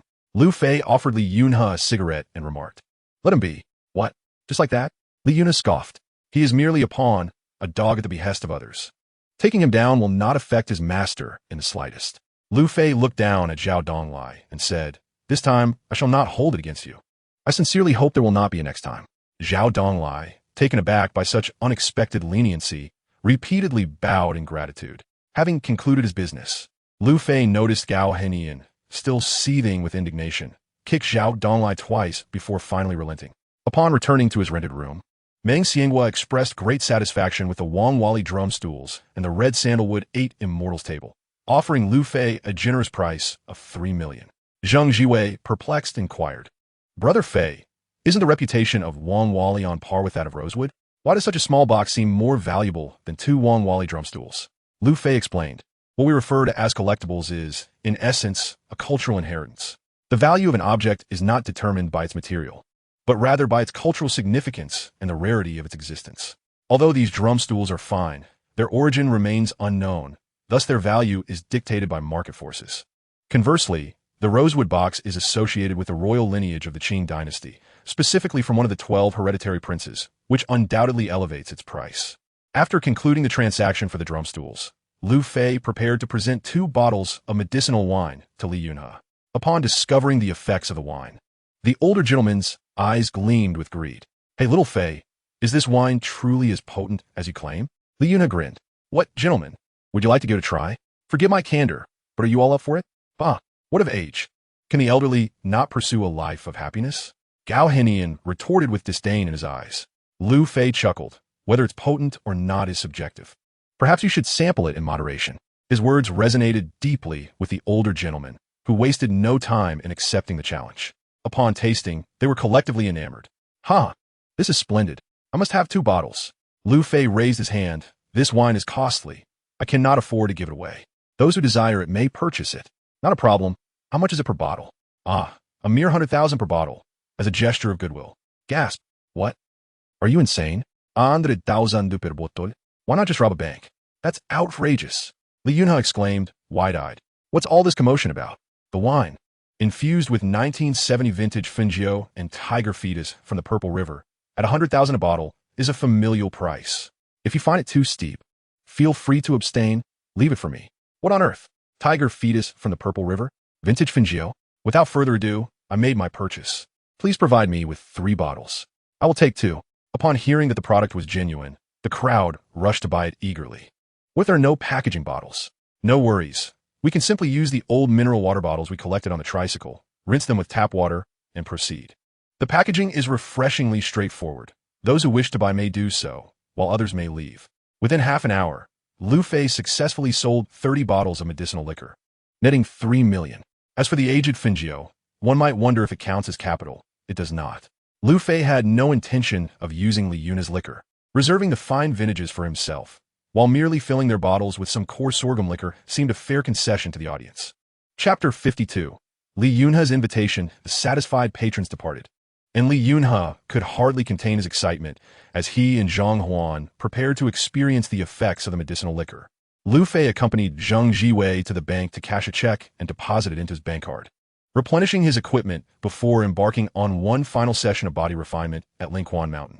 Bathed in the light of the full moon, Lu Fei's gaze was as sharp as that of a hawk, capturing every minute shift within a 50-meter radius. When focused, his obsidian-like eyes resembled those of a wolf king locking onto its prey, instilling a sense of dread.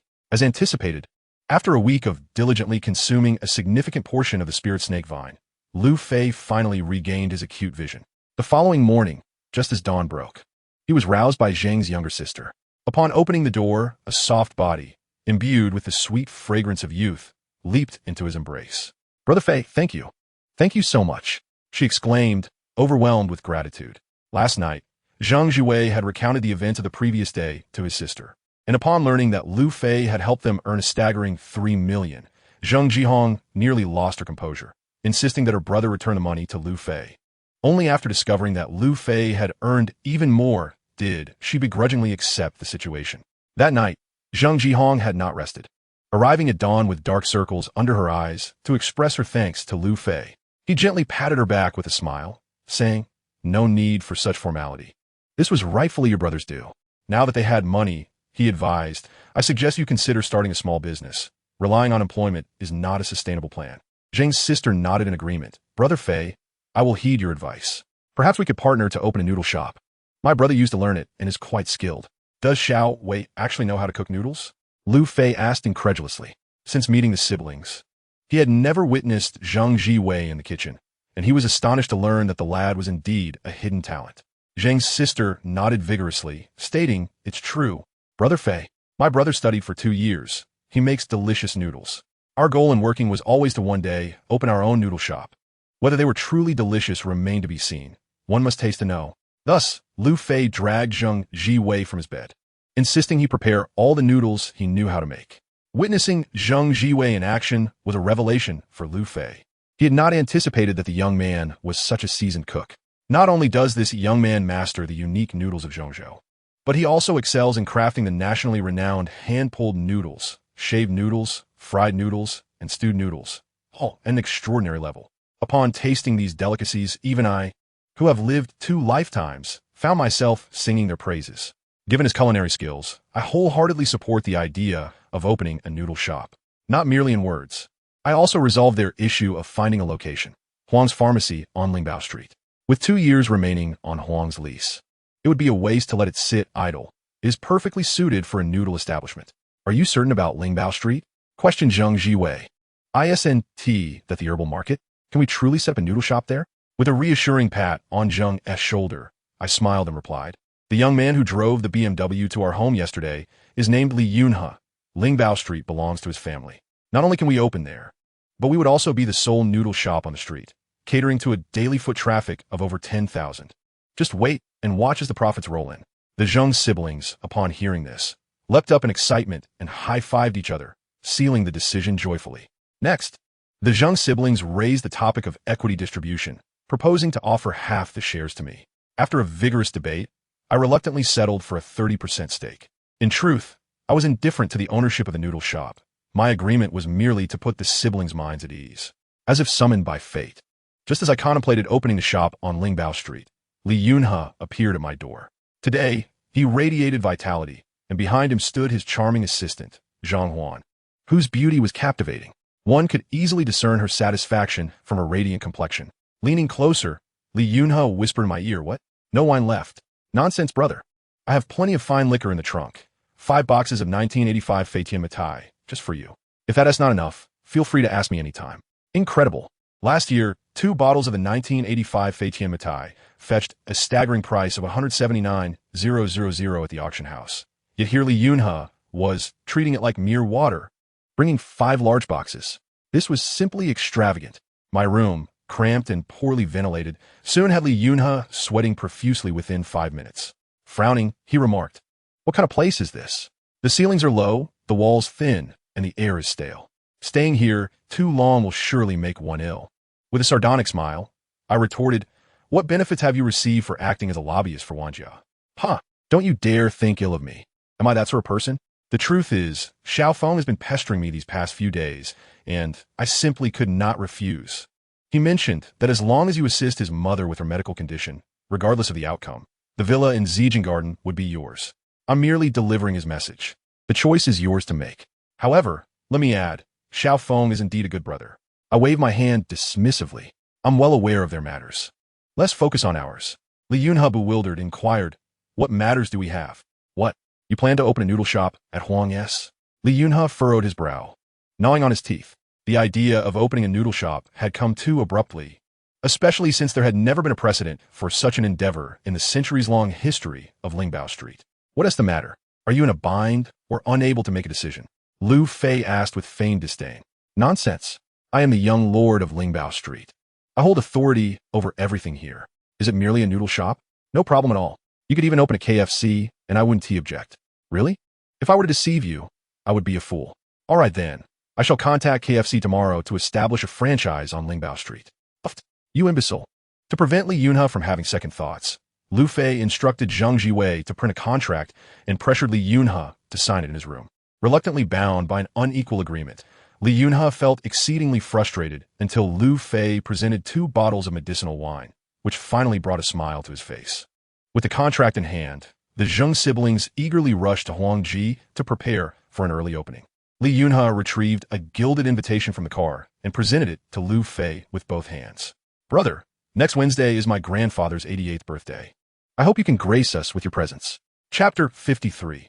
Chunxiang's gift. Li Yunhe invited Lu Fei to his grandfather's birthday celebration, and Lu Fei agreed without hesitation.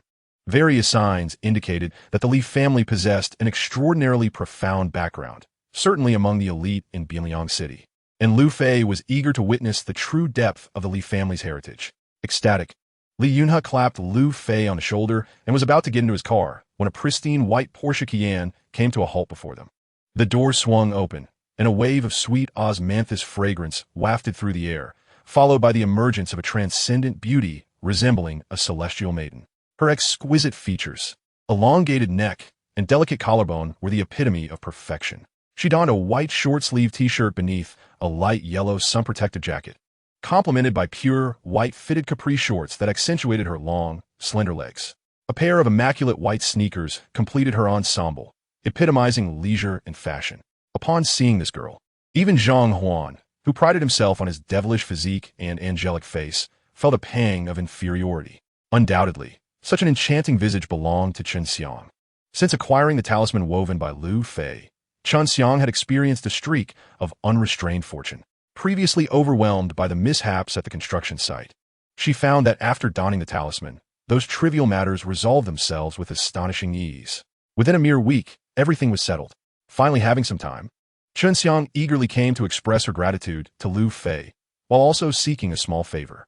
Upon encountering Chen Xiang once more, Li Yunhe's adrenaline surged, and he hurriedly took a couple of steps to shamelessly grasp her hand, exclaiming, "Sister-in-law, how delightful to see you again.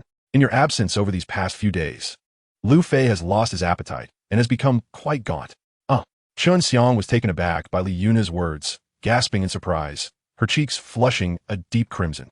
Lu Fei kicked Li Yunhe playfully and turned to Chen Xiang, saying, "This fellow hasn't taken his medicine today. Don't pay attention to his nonsense. By the way, what brings you here so suddenly?" Chen Xiang was amused by Lu Fei's words, and her laughter seemed to disperse the haze enveloping Bianliang City. "I specifically came to express my gratitude, and I have another favor to ask of you." "Gratitude? For what?" "Of course, for the plaque you gifted me. Ever since I received this plaque, the troubles in my company have been effortlessly resolved." "The plaque? What plaque?" "Sister-in-law, do show it to your brother." Li Yunhe once again wedged himself between the two, only to be unceremoniously kicked out by Lu Fei.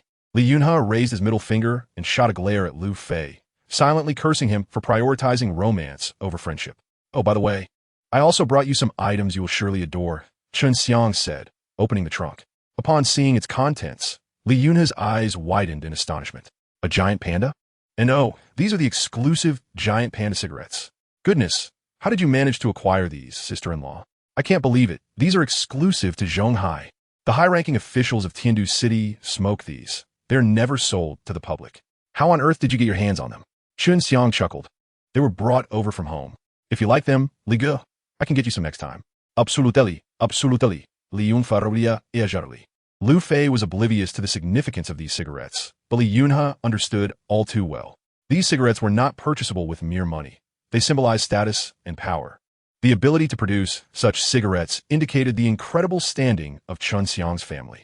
In this moment, the formidable young Master Li, who wielded influence in Bianliang City, felt a pang of inadequacy, merely nodding in mute acknowledgement. Lu Fei was a distinguished smoker, consuming a minimum of 2 packs daily. When deep in thought, he could go through an unquantifiable amount. To him, cigarettes were as enticing as the finest spirits, and he accepted them without a hint of hesitation. "Lu Fei, I know you have a strong craving for cigarettes, but I must advise you. Smoking is detrimental to your health. Please try to cut back as much as possible." Li Yunhe exclaimed, rolling his eyes. How could one acknowledge the dangers of smoking, yet gift Lu Fei with such an abundance? 2 whole boxes, 100 packs in total. If those packs were unwrapped, they could bury the scrawny Lu Fei alive. This was akin to gifting a lascivious man a harem. As the cigarettes were unloaded, Chen Xiang then revealed 2 gift bags. When Li Yunhe glimpsed the contents, he gasped in disbelief. "Lion Peak Longjing, Mother Tree to Hong Pao. You can afford these? You would part with them? Good heavens, I feel utterly defeated."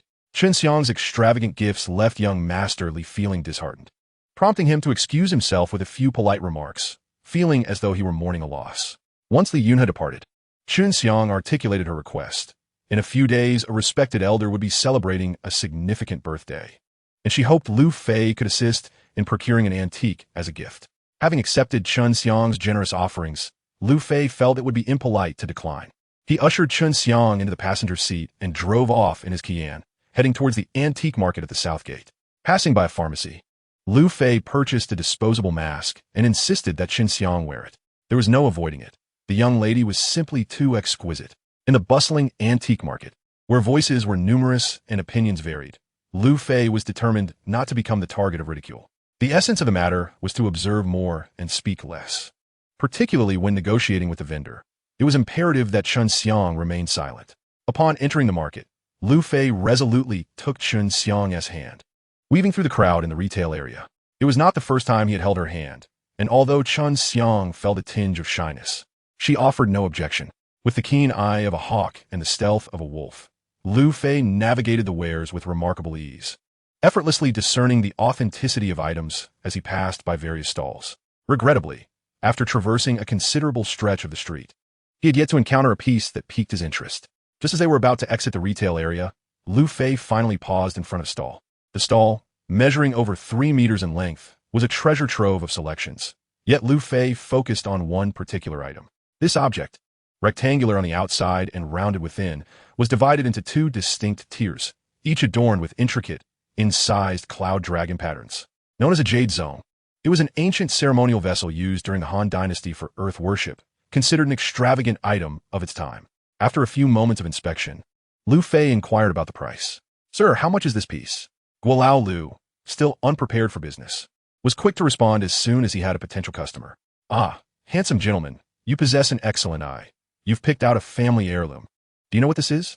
Lu Fei, handing Guolao Lu a cigarette, merely smiled and shook his head. Guolao Lu was elated, thinking to himself that this ignorance would make him easier to persuade.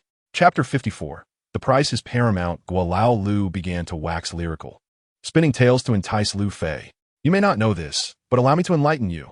This is an extraordinary piece, a jade zone, used by ancient state scholars to observe celestial phenomena. See the circular patterns? Those represent star maps. The scholars would align this central circle with the moon, enabling them to accurately pinpoint their location using the star chart. Truly, the jade zone is a remarkable invention." Chun Xiang, a novice in antiques, was utterly captivated by Guolao Lu's words, so much so that she unconsciously removed her mask. As Lu Fei toyed with the jade zone, he posed a sudden question. "Sir, if the purpose of the circle is to align with the moon, what happens on moonless nights or during cloudy weather when the moon is obscured?" Guolao Lu nearly choked on his smoke, while Chun Xiang's laughter brightened the atmosphere. Clearing his throat awkwardly, Guolao Lu replied in the past. "Scholars typically observe the stars on the 15th day of the lunar month, when the moon was guaranteed to be visible. But let us not dwell on that. Let us discuss the patina on this jade zone." Lu Fei waved a hand to halt Guolao Lu's monologue, smiling as he said, "Let us skip the unnecessary details. I'm interested in this piece. Just tell me the price." After a moment of contemplation, Guolao Lu extended his hand, shaking it slightly. Lu Fei frowned and asked, 500?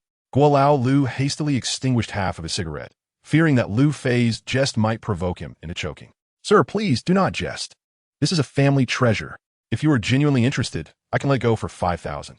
50. 4,008. 50. 4,500. It cannot be any less. 50. Guolao Lu was gnashing his teeth, thinking to himself that he had encountered a tough opponent today. "Handsome, while we are indeed bargaining fiercely, you must not go overboard. Can you still enjoy yourself like this? I can make a significant concession. You can take it for 4,000, but it truly cannot be lower." Behind Lu Fei, Chun Xiang's beautiful eyes fluttered as she pondered. She had not anticipated that Lu Fei, aside from his numerous merits, was also a master at haggling. Perhaps next time they went shopping, she could enlist his help in negotiations. If Lu Fei were to learn her thoughts, he would undoubtedly be infuriated. At that moment, Guolao Lu had already lowered his price to 3,000, while Lu Fei had only just reached 85. Guolao Lu was on the brink of madness. At this juncture, an incongruous voice emerged from behind Lu Fei. "Raising the price by 5 yuan for antique purchases is just petty. Boss, don't mind him. This item is worth no more than 3,000. Li Minshou." The source of that sarcastic tone was indeed present, accompanied by Han Jiyu and another young man, aged around 23 or 24, whom Lu Fei did not recognize. "What a joke.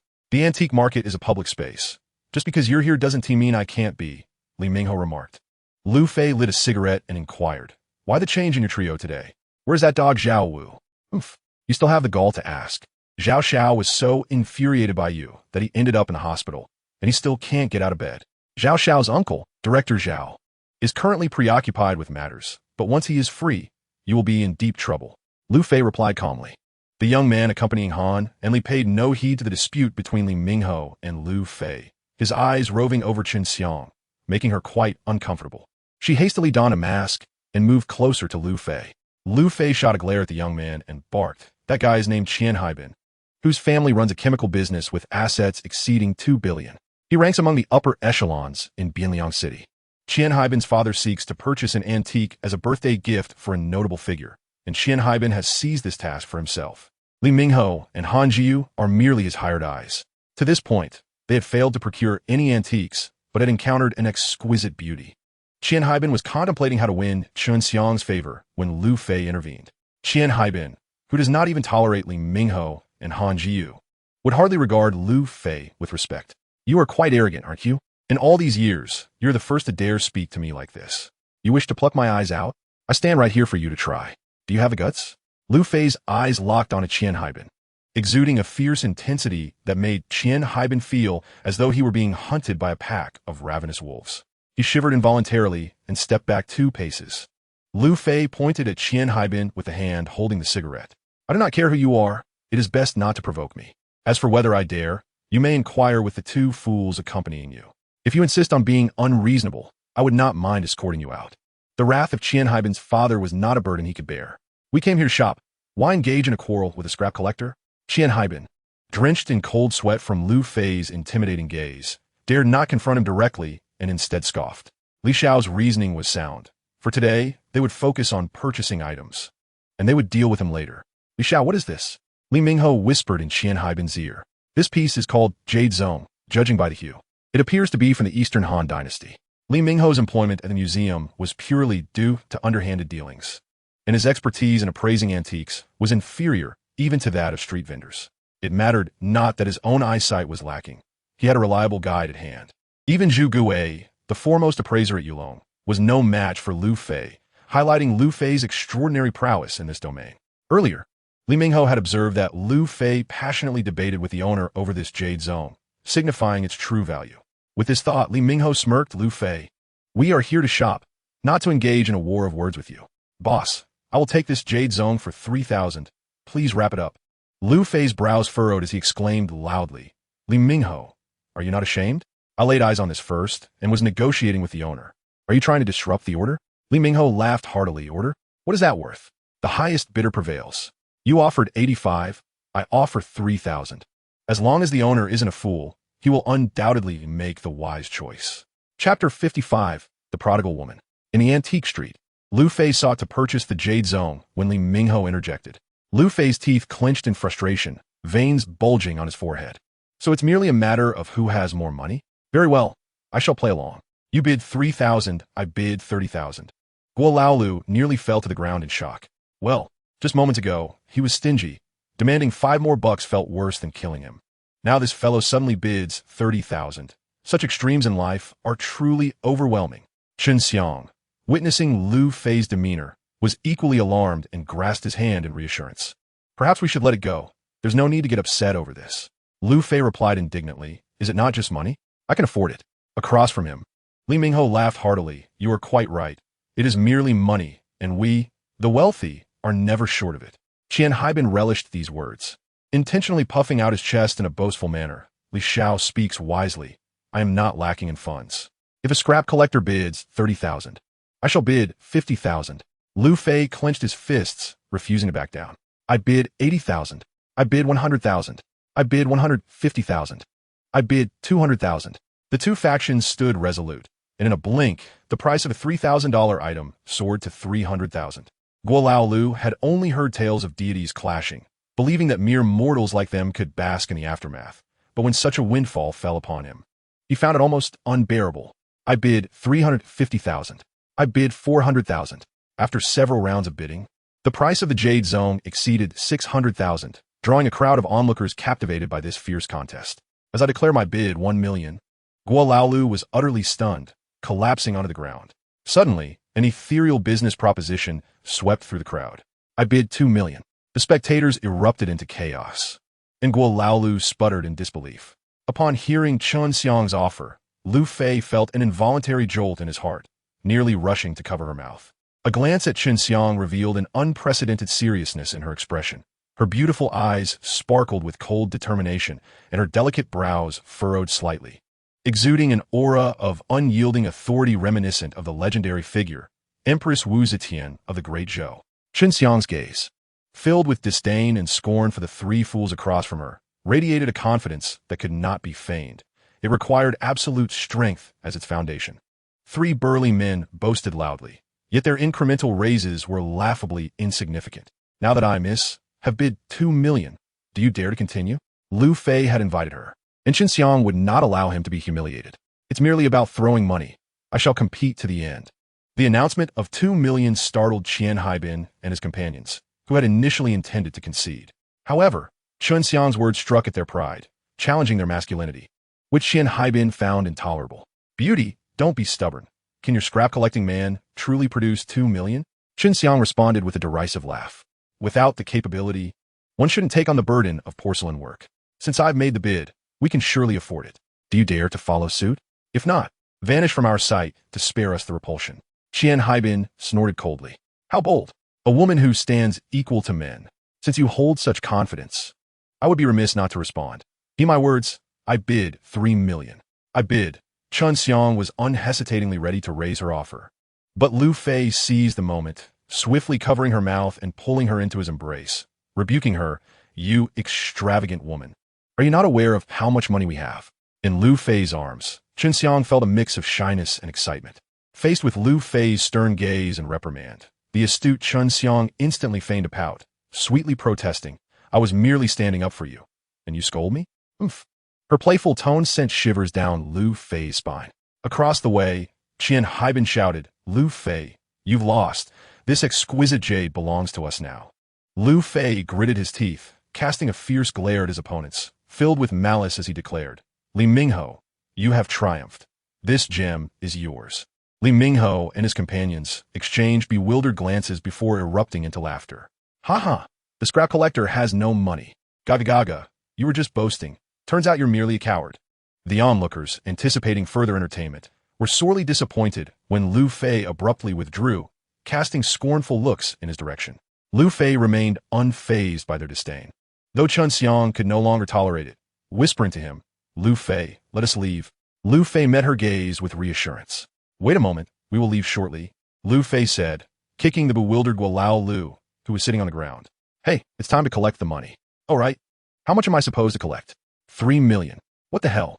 Subsequently, amidst the envious and resentful gazes of everyone present, Qian Haibin smugly conducted the transaction with Gualao Lu.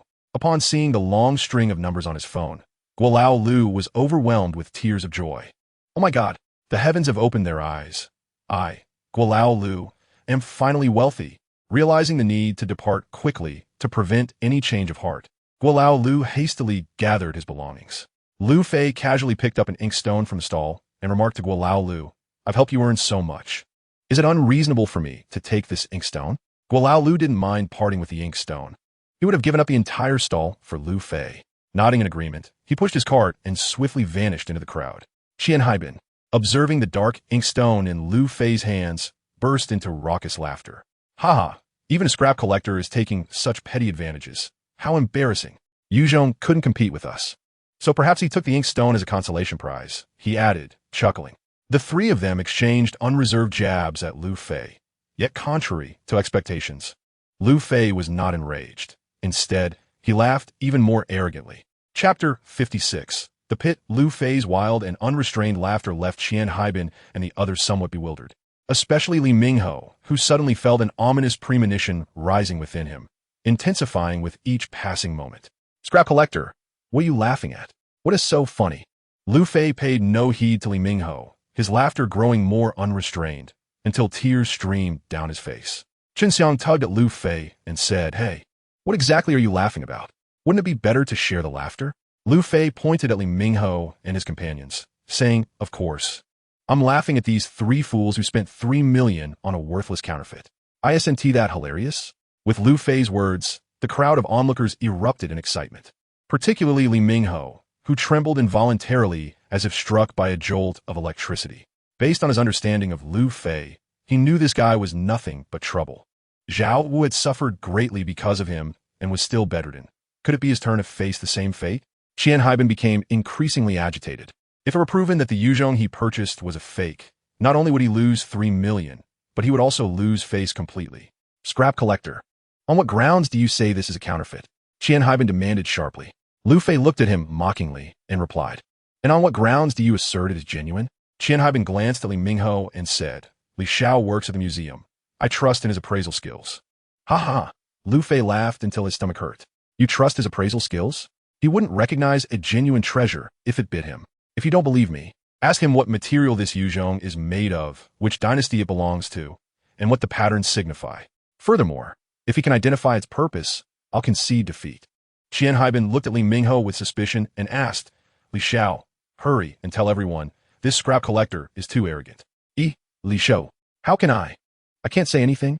Fool, you've been duped by this incompetent Li Mingho, and yet you're still so pleased with yourself. I really don't understand what is going on in that head of yours. You think you could take advantage of me? How presumptuous. Lu Fei mocked. Lu Fei, is this thing real or fake? Qin Xiang inquired. It couldn't be faker. This item isn't even worth a rock. It's merely a concoction of bone powder and gypsum. These fools spent 3 million on such a trinket, which is quite a contribution to our Zhongzhou counterfeit village. Lu Fei chuckled. Qin Xiang, with a radiant smile, asked, You clearly know it's fake, yet you were competing with them just now? Lu Fei laughed. I had to demonstrate how to con them. You're so wicked. Qin Xiang giggled. How can you say that? You let these fools waste 3 million. You've played a significant part in this. Me? Lu Fei chuckled, reminiscing about the scene of her frantically bidding, causing her smile to grow even brighter. Being with Lu Fei felt wonderful. Every moment was so thrilling. Across from them, Li Mingho looked utterly defeated, his expression one of disbelief. Impossible, impossible. This is clearly a genuine article. What nonsense? You still don't believe it? Here, let me conduct a little experiment to make you lose hope entirely. Lu Fei said, placing the jade palm in Qian Haibin's hand on the ground and then whistling. Instantly, several stray dogs of varying sizes dashed in from the crowd. The dogs first sniffed the jade palm and then began to frantically fight over it, drawing laughter from the onlookers. Lu Fei clapped his hands and said, What else do you have to say? It's in a dog-esque nature to fight for bones. But have you ever seen them fight over jade? I. Li Mingho roared in a frenzy. You scrap collector, how could you deceive me? What benefit do you gain from this? Lu Fei waved the inkstone in his hand with a smile. Well, Li Xiao, thank you, Lu Fei said, pulling Qin Xiang's hand as they squeezed through the crowd, leaving Li Mingho to weep and shout in fury. I hate it. I absolutely loathe it. Qian Haibin kicked Li Mingho hard, sending him sprawling to the ground, and then mounted him, unleashing a torrent of rage. Damn you, Li Mingho. How dare you deceive me? If you don't compensate me for my losses today, I'll make you regret it. Disregarding the chaos, Lu Fei led Qin Xiang, laughing, towards Wen Baozhai. As they approached the entrance, a young man in his 20s emerged, clutching a scroll under his arm, murmuring to himself as he walked. Upon noticing the scroll, Lu Fei's eye twitched involuntarily. As they passed each other, Lu Fei intentionally bumped into the young man's shoulder. The young man stumbled back, losing his balance and dropping the scroll with a thud. I'm so sorry. It's all my fault. Are you hurt? The young man was about to express his anger, but upon seeing Lu Fei's timely apology, he decided against further confrontation. It's fine. Just be more careful next time. It's not a problem if you bump into me, but if it were an elderly person, you would be in trouble.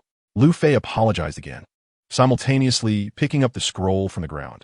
The moment he touched it, his heart raced uncontrollably.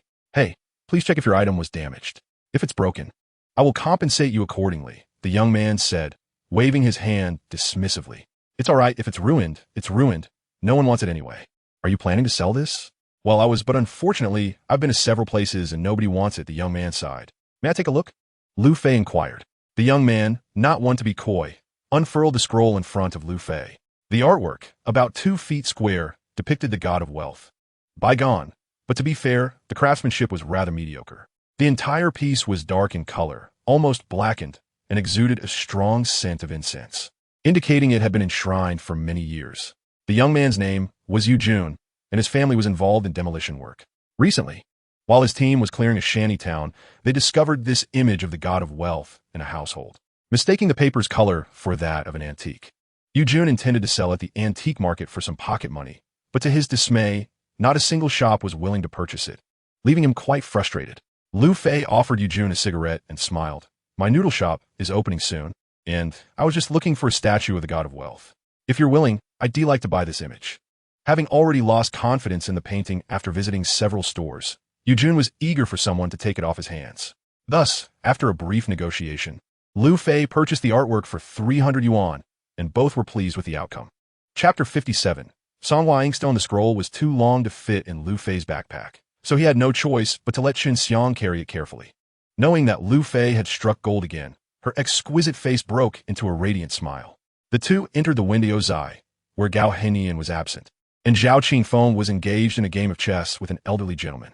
Lu Fei recognized the old man as Su Jianya, the archaeological consultant for the Bianliang Museum. Upon seeing Lu Fei, the two elderly gentlemen quickly paused their game to greet him. While Su Jianya was not very familiar with Lu Fei, Zhao Qingfeng knew him all too well. In their brief encounters, Lu Fei's keen insight and audacity had left Zhao Qingfeng profoundly impressed. After instructing a young attendant to serve tea to Lu Fei and Qin Xiang, Zhao Qingfeng, with a mischievous glint in his eye, made his way to the entrance. Intending to lower the roller shutter, Zhao Qingfeng had his own plans. He knew Lu Fei was likely to bring valuable items to trade, and the treasures he possessed were indeed genuine. To avoid a repeat of the previous day's mishap, when he and his brother-in-law ended up with only a minor trinket, he decided it was safer to close the shop. However, as Zhao Qingfeng attempted to close the door, it was too late. News of Lu Fei's antics in the market had already spread, and the elderly merchants had dispatched people to keep a watchful eye on his every move. Upon Lu Fei's entrance into one Bao Zhai, the elderly gentlemen swarmed towards him like flies drawn to a foul egg, filling the hall to the brim, surpassing even yesterday's gathering. Zhao Qingfeng's countenance contorted in displeasure as he cast scornful glances at each of these old fellows, simultaneously sending a message to his brother-in-law, Gao Henian. However, the old men paid no heed to Zhao Qingfeng's disapproving gaze. After exchanging pleasantries with Su Jianya, they encircled Lu Fei eagerly. "Hey, Xiao Fei, what treasures do you bring today? Hurry, show us," they clamored. "What a delightful lady you have." Lu Fei found himself at a loss for words. The elderly men regarded him with unabashed desire, reminiscent of a mouse encountering a monk. He exhaled a puff of smoke and explained, "Gentlemen, you misunderstand. I'm not here to purchase anything. I merely seek to borrow Manager Zhao's tools to tend to a particular inkstone." "Inkstone? What kind of inkstone?" came the chorus. "Enough chatter, show it to us." Reluctantly, Lu Fei placed the inkstone on the counter, and only then did the old men relent, gathering around to scrutinize it. Qin Xiang smiled and remarked, "You seem to have quite a fan base." Lu Fei shrugged his shoulders in resignation. "What significance does this inkstone hold?" Qin Xiang inquired with curiosity. "Well, the ink stains are quite thick, and there's also some oil mud. We must clean it before determining its true value. However, rest assured, as a gift for longevity, it is certainly presentable," Lu Fei assured her. "Thank you, Lu Fei." "No need for thanks," he replied. While the two conversed at the periphery, the group of elderly gentlemen faced a conundrum. The inkstone measured 16 centimeters in length, 7 centimeters in width, and approximately 3 centimeters in thickness. Its surface was encrusted with a grimy layer of muck. So much so that had it not been for the discernible contours of the ink pool, ink ridge, and ink surface, one might mistake it for a brick long abandoned in a kitchen. The old men squinted in vain, unable to decipher its essence. Ultimately, Su Jianya donned gloves and lifted the inkstone for closer inspection, revealing subtle clues at its base. There was a minuscule spot, no larger than a grain of rice, where a faint hint of green could be discerned.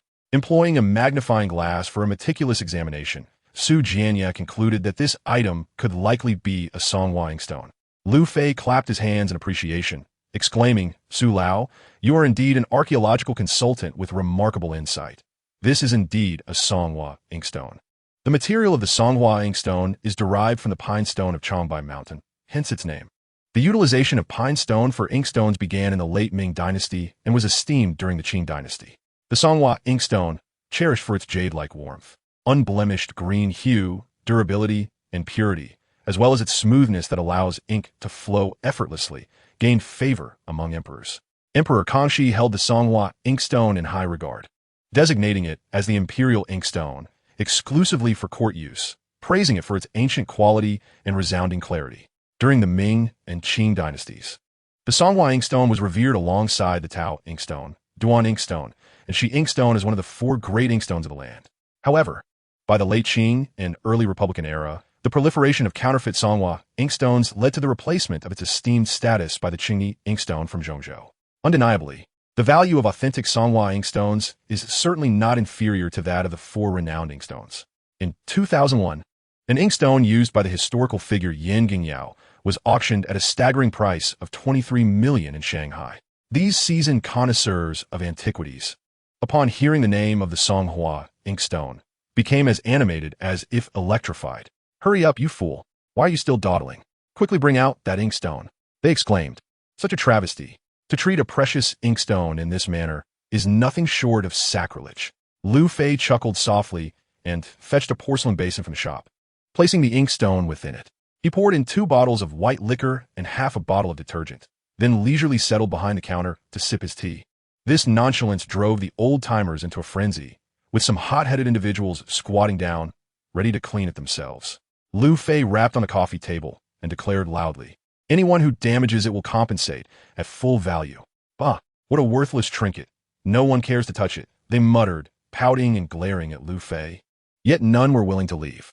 10 minutes later, Gao Henian hurried in, demanding the old fellows vacate the premises, but to no avail. They paid him no heed. Half an hour later, amidst the eager anticipation of the onlookers, Lu Fei finally stood up, slowly squatting beside the basin to delicately scrub the inkstone with a small brush. His gentle and meticulous movements incited collective outrage among the old-timers, who felt an overwhelming urge to rush in and assail him. As Lu Fei cleaned, the true essence of the Songhua inkstone gradually revealed itself. When they beheld the rich, lustrous emerald green, the crowd erupted in cheers. "Wow, it's jade green. It's the finest emerald green among Songhua inkstones. A treasure, a magnificent treasure." The Songhua inkstone is known for its fine texture, with small granules that feel cool to the touch, offering a subtly slick sensation.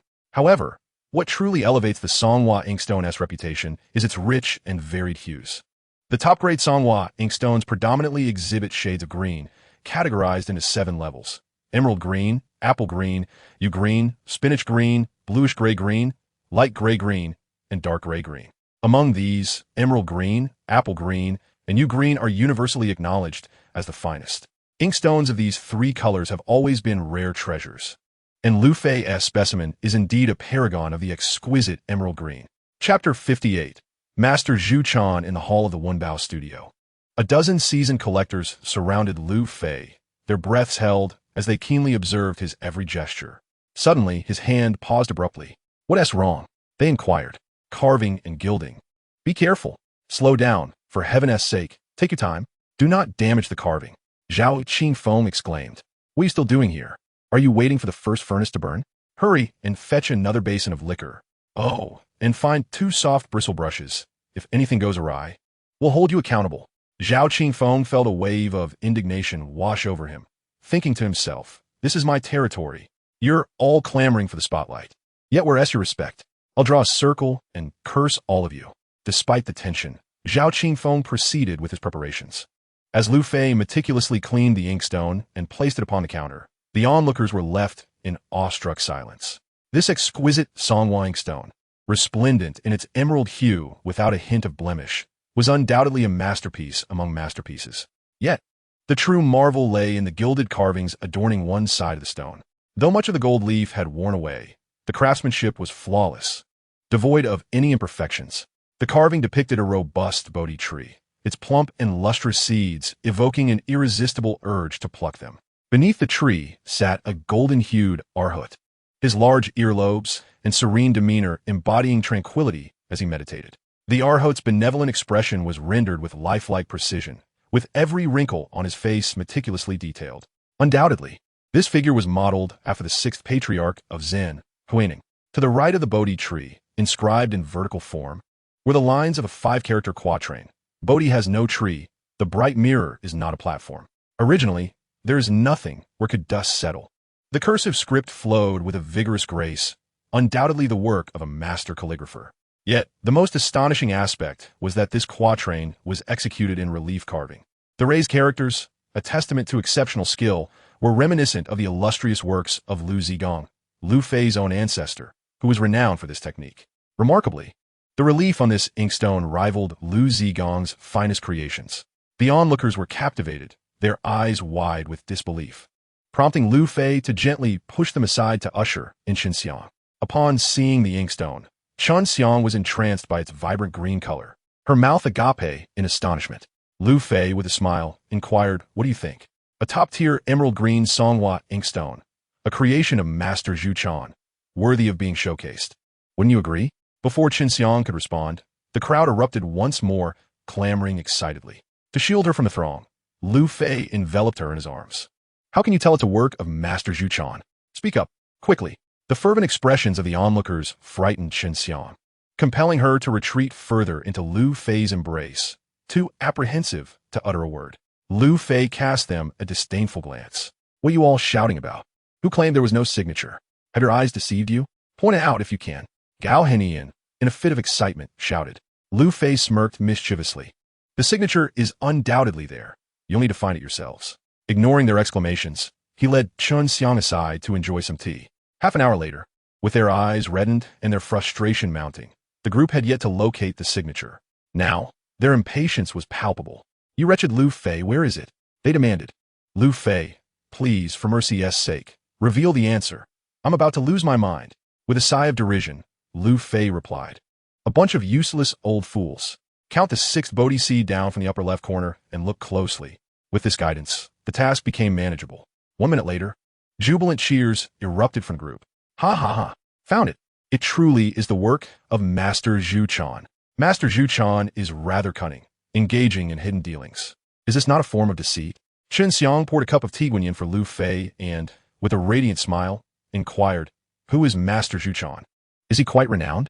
Lu Fei elucidated. Master Zhu Quan, whose secular surname is Wang and Dharma name is Shi, is a distinguished master of calligraphy, painting, Buddhism, and the Guqin from the Qing dynasty. He once painted for Empress Dowager Cixi and transmitted teachings. Master Zhu Quan is the 10th abbot of Shuangguwei Hall, excelling in calligraphy, stone carving, and painting, developing a unique style in ink wash depicting figures, landscapes, and bamboo stones, thus establishing his own school. His poetic inscriptions on paintings are equally commendable, often embodying Zen wisdom, and he is celebrated alongside the 8 eccentrics of Yangzhou, ranking among the foremost painters of the late Qing period. The famous 6-volume work 3 Flavors of the Painter is attributed to him. He is indeed an extraordinary figure, universally acknowledged as a master of religion. In 2017, a bamboo brush holder crafted by Master Zhu Quan fetched an astonishing price of 11 million at Christie's. Chen Xiang, taken aback, pouted, so Master Zhu Quan is truly remarkable. Lu Fei replied, indeed, presenting this inkstone as a gift carries immense prestige. Chen Xiang gazed earnestly at Lu Fei and said, I sincerely thank you, Lu Fei. This inkstone must be quite valuable. Please tell me the price. I shall transfer the funds to you. Rest assured, I shall not haggle. Lu Fei frowned slightly, expressing his displeasure. Do you look down upon me? Chen Xiang hastily waved her hands in denial, saying no, absolutely not. Please do not misunderstand. It is simply that this inkstone is far too precious to accept without reciprocation. Lu Fei chuckled. If you feel uneasy about it, you may treat me to a couple of boxes of those splendid cigarettes next time. Chen Xiang laughed. No problem from now on. I shall provide you with an exclusive lifetime supply of cigarettes. As the old gentleman eagerly took turns examining Master Zhu Quan's Songhua inkstone, their eyes brimmed with emotion. Yet none dared to bid for it. The reason was simple. The value of this treasured inkstone far exceeded their financial means. In plain terms, they could not afford it. Regrettably, the painting became the focal point of the old gentleman's attention. Bring it out, don't dawdle. Hurry up, lest we be compelled to seize it ourselves. These old fellows, while a bit cantankerous, possessed decent character, and Lu Fei was pleased to interact with them. He placed the painting on the counter and unfurled it for their ample viewing pleasure. Upon seeing the deep black, incense-scented image of the god of wealth, the corners of their mouths turned upward, yet none voiced objections, for the painting was brought by Lu Fei. It was evident that anything Lu Fei selected was of remarkable quality. However, a few could not contain their impatience, notably Zhao Qingfeng and Su Jianya. Su Jianya exclaimed, Isn't this the painting that young fellow was about to acquire? How did you manage to purchase it? Chapter 59. The image of Zhong Kuei upon seeing the depiction of the god of wealth, Su Jianya exclaimed again, Isn't this the painting that young fellow was about to acquire? How did you manage to purchase it? Lu Fei chuckled, Gentlemen, each one of you, do not forget to support me at Lingbao Street. After speaking, Lu Fei confidently rolled up the painting and took Chen Xiang by the hand, preparing to leave. Yet these cunning old-timers, more astute than the great sage equal to heaven, would not let Luffy escape so easily. Typically plagued by aches and bewilderment, they now collectively unleashed their latent fervor. Some blocked the entrance while others hastily seized the artwork, and a few aged souls even clung to Luffy's legs in desperate supplication. To depart, you have two options. First, elucidate the details of this painting. Second, tread over our corpses to leave. After all, Zhao Qingfeng has declared that you wretched scoundrel, have a dubious past. You think you can just take your leave without clarification? Not a chance. No matter how Luffy attempted to explain, the usually duplicitous old-timers stood united, unwavering in their principles. Chun Xiang reveled in witnessing Luffy's unveiling moments, her eyes sparkling with excitement. I can comply, Luffy offered, but you must adjust your expectations. If one of you were to become overly agitated and meet an untimely end, I shall bear no responsibility. The assembled elders, collectively over 1,000 years in age, nodded eagerly, attempting to ingratiate themselves. Luffy smirked disdainfully and unfurled the scroll once more. Before the gathered crowd, he tenderly caressed a corner of the god of wealth's portrait. To an outsider, this gesture might seem perplexing, but the seasoned experts in attendance quickly grasped its significance. A painting within a painting, and on silk? Remarkable. Silence. Anyone who dares to speak further shall be expelled. Luffy's command silenced them all. After several gentle rubs, a corner of the god of wealth's portrait slowly revealed itself, exposing the thin, yellowing silk beneath. Silk refers to the fine, fibrous material historically associated with exquisite textiles. In antiquity, the most esteemed artists and calligraphers preferred silk over paper for its superior durability and longevity. Conversely, only the affluent or royal could afford silk. Thus, upon discovering the silk foundation, the old-timers felt their palms grow clammy with excitement, their aged hearts racing uncontrollably. A few even discreetly indulged in heart rescue pills with glee. Luffy grasped the corner of the paper and, with a decisive rip, revealed further treasures beneath. Rest assured, the silk's resilience would endure. With 3 swift tears, 2 appraisal seals emerged in the upper left corner, those belonging to the esteemed Qianlong Emperor's Sanchi Hall. The sight of these seals rendered the old-timers breathless. The seals of Jiaqing, Qianlong, and Kangxi each represented a distinct era. Following the Qing dynasty, the Ming dynasty awaited, Wenli, Xuande, Yongle, indicating that this artwork could be traced back to the Yongle period of the Ming, igniting fervor among the old-timers. As Luffy continued to tear, he eventually uncovered a corner of the artwork, revealing a silk base with vermilion underpainting, prompting jubilant cheers from the elders, who had long forgotten Luffy's warnings. At that moment, Luffy himself was equally exhilarated. As Luffy relentlessly tore away, the cheers of the onlookers fluctuated, rising and falling in tandem with his fervor. Yes, good, my goodness. Moments later, however, the jubilant sounds abruptly ceased, leaving the spectators as motionless as wooden sculptures. Had it not been for the sound of Luffy's tearing, Chun Xiang might have thought the air itself had become frozen. Unbeknownst to Chun Xiang, a mere novice in the realm of artifacts, the crowd was rendered speechless, utterly astonished. After 10 minutes, Luffy paused, his gaze fixed intently upon the extraordinary masterpiece before him. The collection of seals numbered 17, the latest dating to the Jiaqing era, while the earliest hailed from the reign of Emperor Xuanzong of the Tang dynasty, Li Longji. The artwork depicted a figure, rendered in vivid vermilion, strikingly bright as blood. This figure bore a fierce countenance, with a red face and a fierce beard, eyes like those of a leopard, exuding a terrifying aura. Adorned with a top scholar's cap and draped in a resplendent red robe, he carried a demon-slaying sword slung over his shoulder, while holding an umbrella in his left hand and a folding fan in his right. Upon unfurling the fan, 4 grand characters were inscribed: Tian Shi Zhong Kue. As Lu Fei scrutinized the painting, he was so overwhelmed with excitement that he forgot to smoke the cigarette he had been flicking. This artwork was profoundly impactful for Lu Fei, a man who had lived 2 lives. Although he had previously encountered Wu Daozi's works, this was his first experience with a large-scale painting on silk. Wu Daozi's renown is universally acknowledged. In contemporary terms, he could be considered an omnipotent artist, excelling in portraiture, deities, landscapes, architecture, flora, and fauna alike. The Kaiyuan and Tianbao eras marked the pinnacle of Wu Daozi's artistic creation. The distinctive characteristics of Wu Daozi's paintings are well known. His landscapes brought about transformative innovations, with figures depicted in flowing garments and vigorous lines.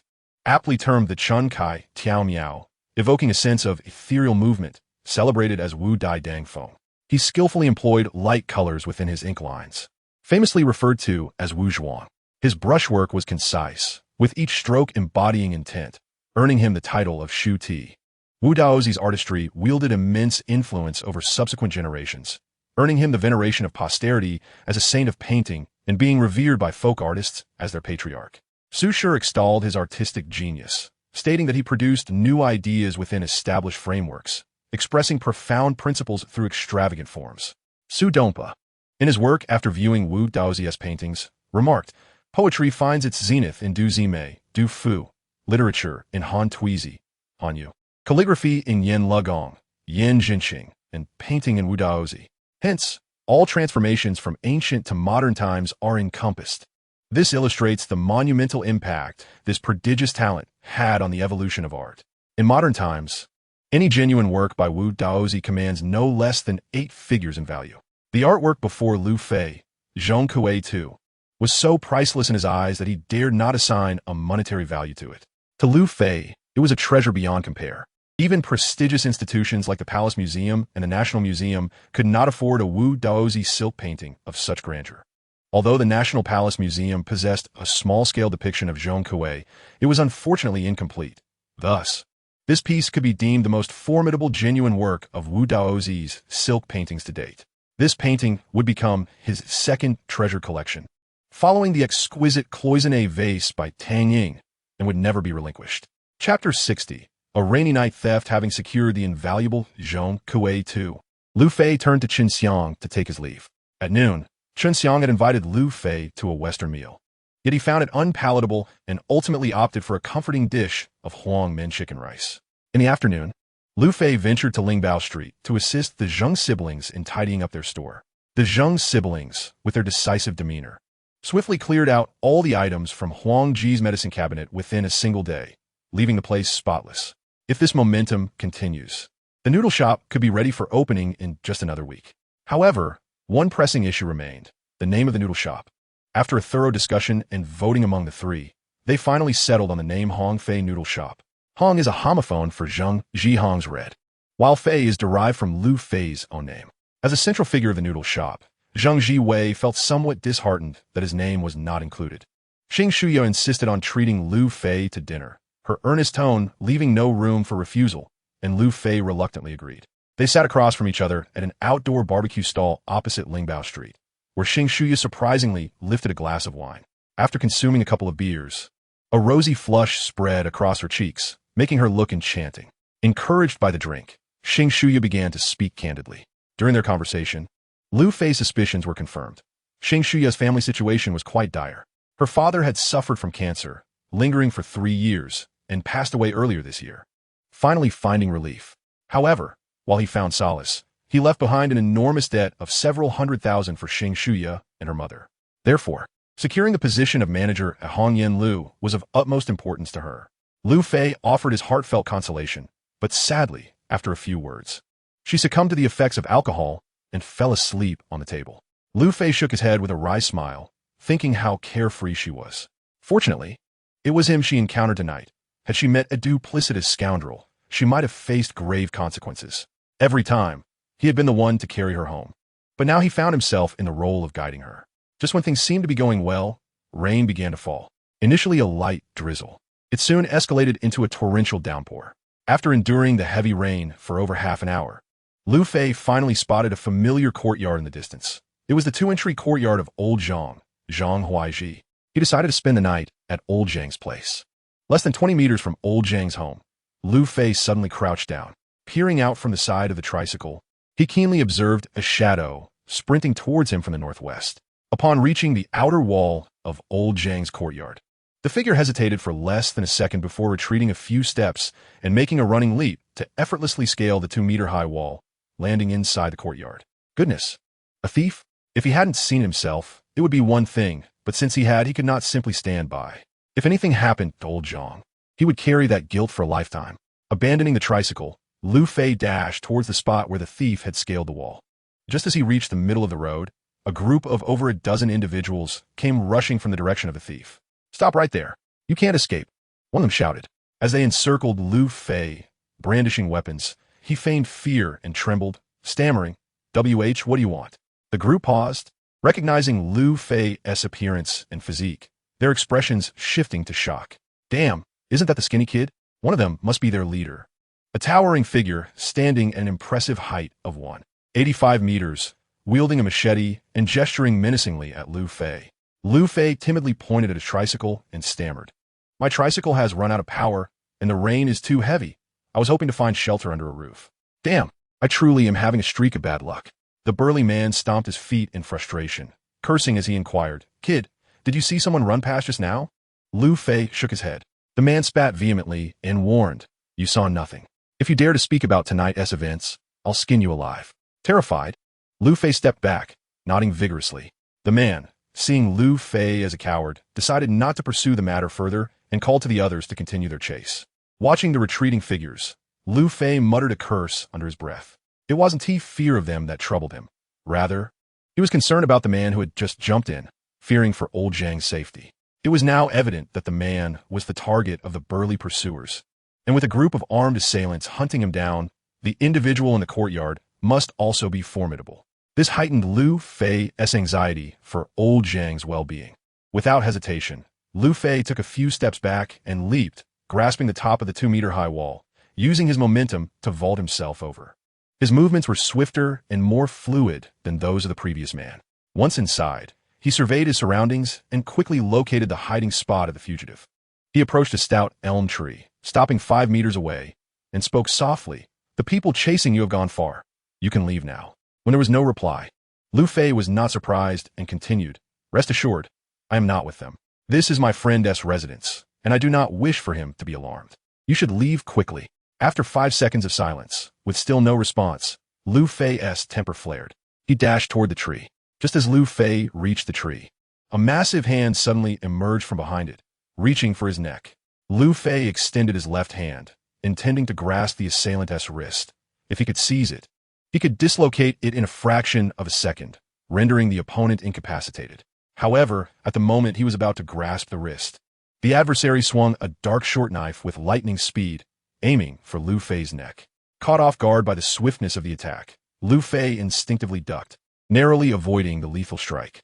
Furious, he thought that had he not reacted swiftly, he might have suffered a grave fate. Initially, he had no intention of engaging in combat, but this unexpected turn of events changed his mind. With a swift motion, Lu Fei reversed his grip and seized the assailant's right hand, shaking it violently until he dislocated the wrist. Simultaneously, the short knife fell into the puddle below. The opponent, refusing to yield, retaliated with a left fist aimed at Lu Fei's face, but in the following instant, that arm too fell weakly to the ground. With both arms incapacitated, the adversary remained silent throughout, and Lu Fei couldn't help but admire his fortitude. Chapter 61. The Tomb Raider having subdued the opponent. Lu Fei began to scrutinize him closely. The man in his 30s stood approximately 6 feet tall, his honest visage marred by an underlying ferocity. Even when his arms were dislocated, he remained utterly silent. Such fortitude marked him as a true warrior. Lu Fei squatted beside him, exclaiming in exasperation, You refuse to heed my warnings, and now you endure this suffering? Was it truly necessary? I reiterate my offer. If you vow not to harm anyone within this residence, I shall assist in resetting your arms, and you may depart immediately. The man glared at Lu Fei, a cold scoff escaping his lips. Fate has dealt me a poor hand by falling into your clutches. There is no need for your feigned benevolence. Whether to kill or maim is entirely at your discretion. But I shall not relinquish my possessions to you. Dream on. Lu Fei had already surmised that the man harbored a complex backstory, so the hostility did not surprise him in the least. With a cheerful demeanor, he replied, I have no desire to uncover your identity or your secrets. What I wish to convey is that those pursuing you have been misled by me. For now, you are safe. My counsel to leave stems not from fear, but from the desire to avoid enmity. If you doubt my sincerity, I can do little to change your mind. You have 10 minutes to contemplate your options. Depart on your own accord, or I shall summon the authorities to escort you away. The choice is yours. The man stared at Lu Fei for a full 10 seconds before inquiring, Will you truly let me go? Lu Fei shot him a fierce glare, retorting, Enough with the idle chatter. Just give me a straight answer. What do you intend to do? I have no inclination to linger in the rain. Very well. Return my knife, and I shall leave at once, the man declared. At the mere mention of the knife, Lu Fei felt a surge of anger. Had he not reacted swiftly earlier, he might have become a casualty of that very weapon. Fearing disturbance to old Zhang, he had refrained from exacting retribution.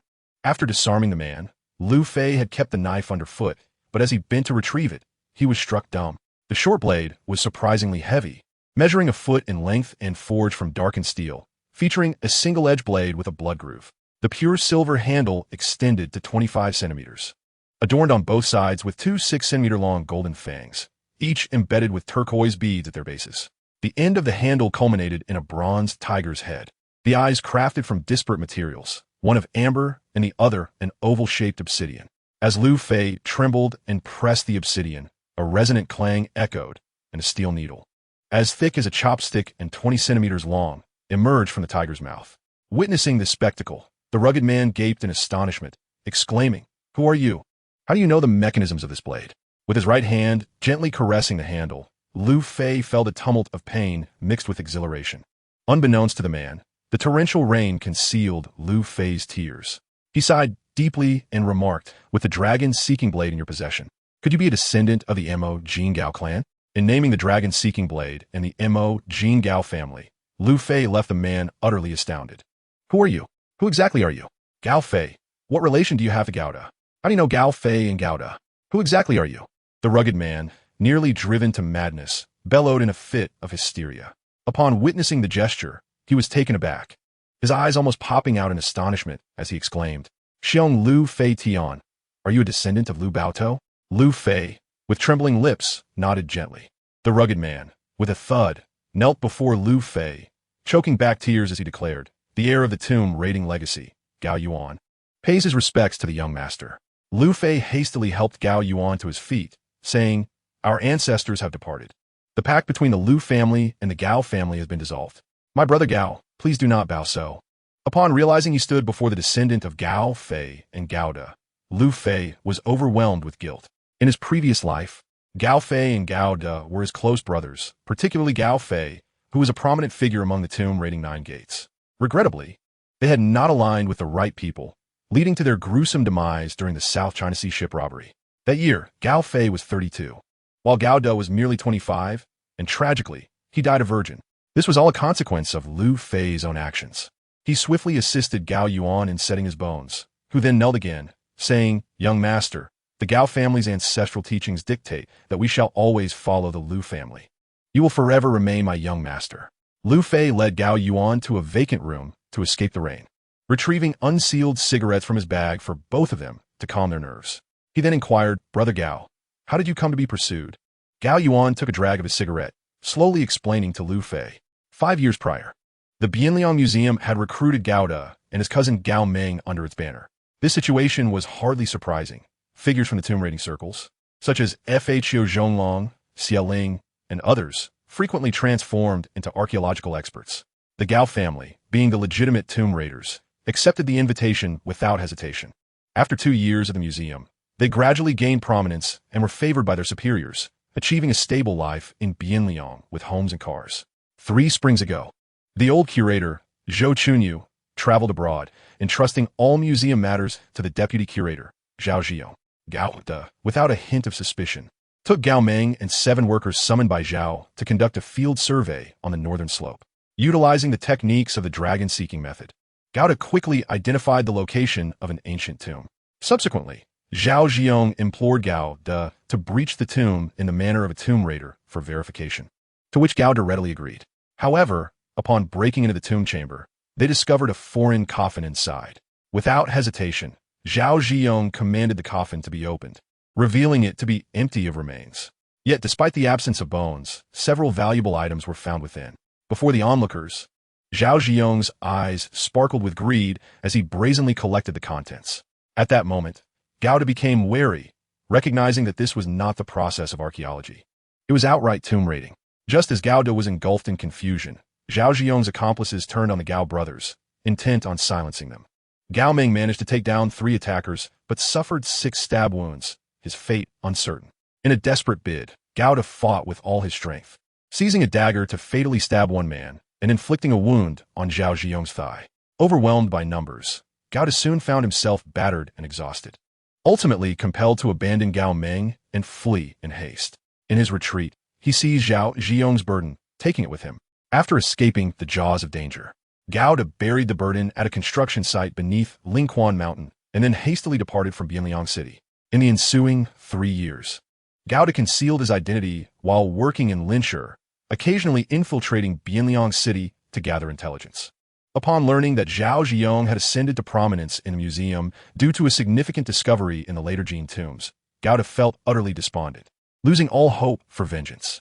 3 months ago, he once again ventured into Bianliang City, intending to retrieve the burden, but instead uncovered crucial information.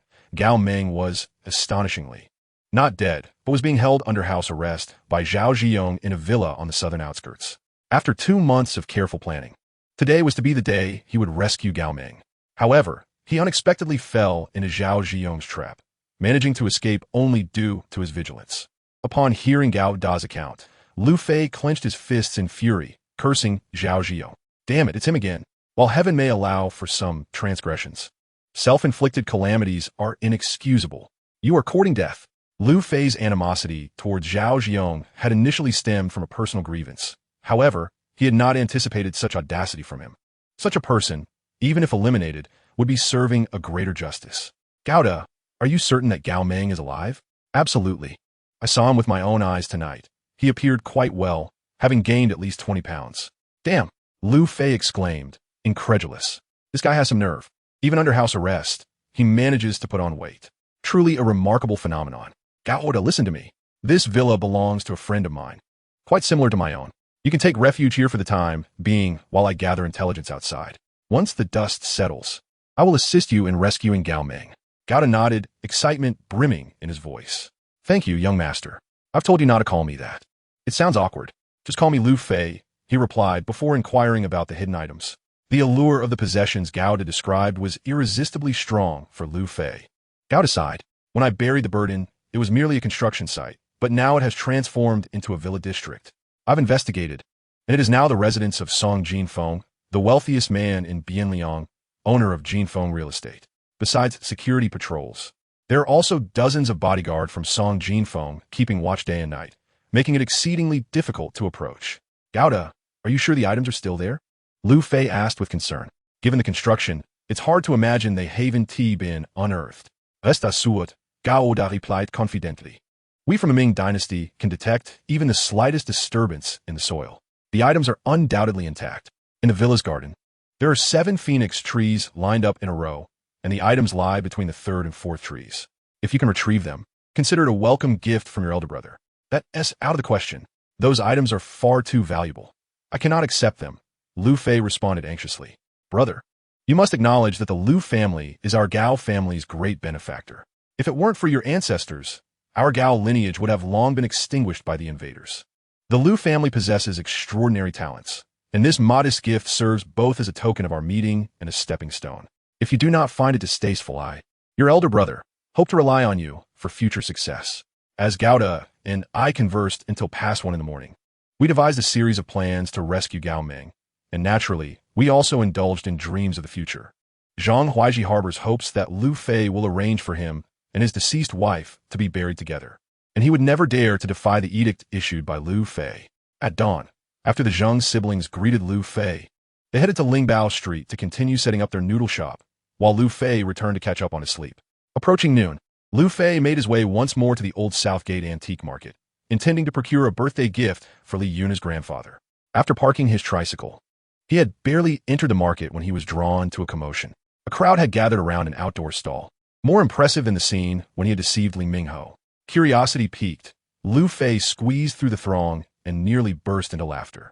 He had expected something of great value, only to find a group of older men gathered to admire a beautiful woman. In the midst stood a tall young lady, holding a blue and white plate, inquiring about its price in a distinct Beijing dialect from the stall owner, Zhu Laosi. Dressed in a sky blue, form-fitting outfit and pristine white Nike sneakers, her long hair cascaded like a waterfall down her back, secured by the elastic of her MLB baseball cap. She radiated youth and vitality, with a textbook-perfect oval face and skin that glowed like jade. Her high nose and long eyelashes complemented her rare, doe-like eyes, making it easy to discern that she was an extraordinary beauty, even with her mask partially concealing her features. Antique markets are typically frequented by retirees who, having watched a few episodes of appraisal shows, consider themselves experts. It was no surprise that this young and beautiful lady became the center of attention. the moment she arrived. Zhu Laoxi's eyes transformed, thoroughly fixating on her as he unabashedly scanned her from head to toe. When she inquired about the price, Zhu Laoxi regained his composure, swallowing the saliva that had almost escaped, and began to engage her enthusiastically. "Ah, you have a keen eye. This is the double dragons playing with pearls blue and white plate. The dragons are vividly depicted, adorned with fiery cloud patterns." As he flipped the plate over, pointing to the 6-character mark on the bottom, he continued, "See here? Made during the Ming Dynasty's Xuande period. This is a treasured heirloom of our family, and today is the first time it has been offered, seeking a fateful encounter. I can tell from your accent that you are from Tiandu, having traveled nearly 700 kilometers to our Bianliang city, and you have instantly taken a liking to this plate. This is indeed destiny." It must be said that Zhu Laoxi was quite the conversationalist, eloquently articulating his points. With such persuasive skills, it would be impossible for his business to falter. However, the beauty seemed indifferent to Zhu Laoxi's fervent pitch, raising her hand to halt his passionate discourse.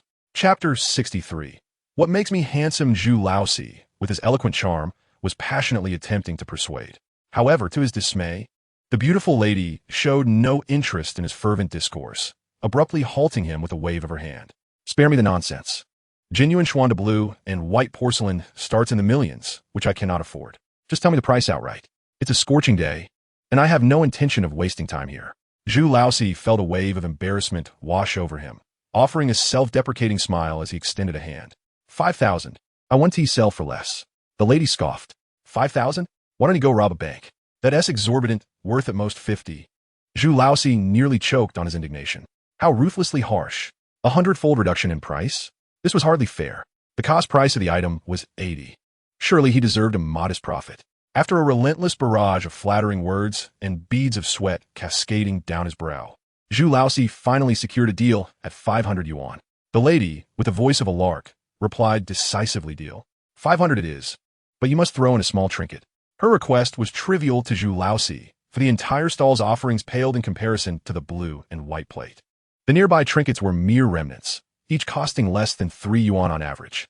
With this transaction, Zhu Laoxi would pocket 350 yuan, igniting a flicker of joy within him, though he maintained a facade of dismay. "Miss, you are quite formidable. I am humbled," he lamented, feigning distress as if he had lost 10 pounds of flesh. "However, let us agree that I have dependents. I cannot give away anything substantial." The lady, with a triumphant expression, handed over 5 crisp red bills. "Rest assured, I only desire this small pipe." Her name was Kong Jiechi, a distinguished heiress from a prominent family in the realm of Chinese antiques. Having been immersed in the world of collectibles from a young age, she possessed a keen eye for appraisal. While she had appeared to engage Zhu Laoxi, her true intent was to acquire a small item from the pile of trinkets nearby. As the plate was successfully negotiated, Zhu Laoxi agreed to include a small piece for her. Yet, when Kong Jiechi turned to retrieve her coveted trinket, her heart shattered at the sight that unfolded. A slender youth, not particularly tall and clad with a backpack, had handed Zhu Laoxi's wife 50 yuan and claimed the very small item she desired. With a gaunt thumb, he pinched the trinket, a satisfied smile dawning on his face. The duck that had been so easily cooked now fell from her grasp.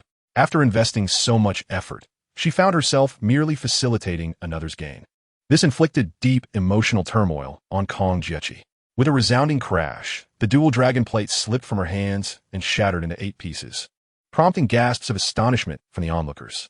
As the contented Lu Fei began to depart, Kong Jiechi, in a fit of urgency, strode forward, her long legs covering the distance swiftly, blocking his path. "Stop!"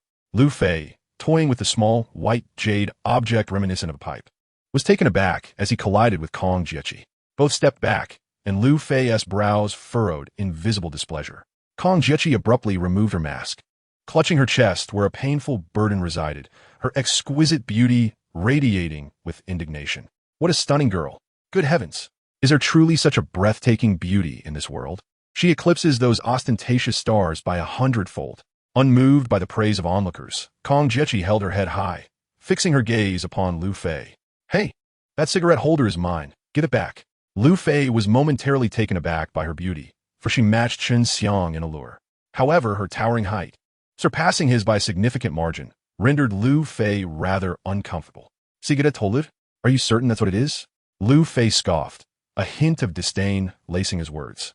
Kong Jiechi, keenly aware of Lu Fei's disdain, felt a surge of irritation. How could this ungracious fellow remain indifferent to her beauty? It was infuriating, regardless of its nature. It was hers by right of first glance, and it must be returned to her. With a cold snort, Lu Fei turned to leave, only to find his path obstructed. The stunning Kong Jiechi had firmly grasped his sun-kissed arm. You cannot leave. If you go, the item stays. The beauty disregarded her modesty, exuding an air reminiscent of a woman scorned, ready to resort to tears and tantrums, much to the astonishment of the onlookers. Lu Fei's brows furrowed, and his piercing gaze shot forth, akin to arrows aimed directly at Kong Jiechi's captivating eyes. A chill crept down her spine, causing her to tremble involuntarily and gasp. Miss, do we not uphold any decorum? I made a transaction with the proprietress. This is none of your concern. Please refrain from causing a scene.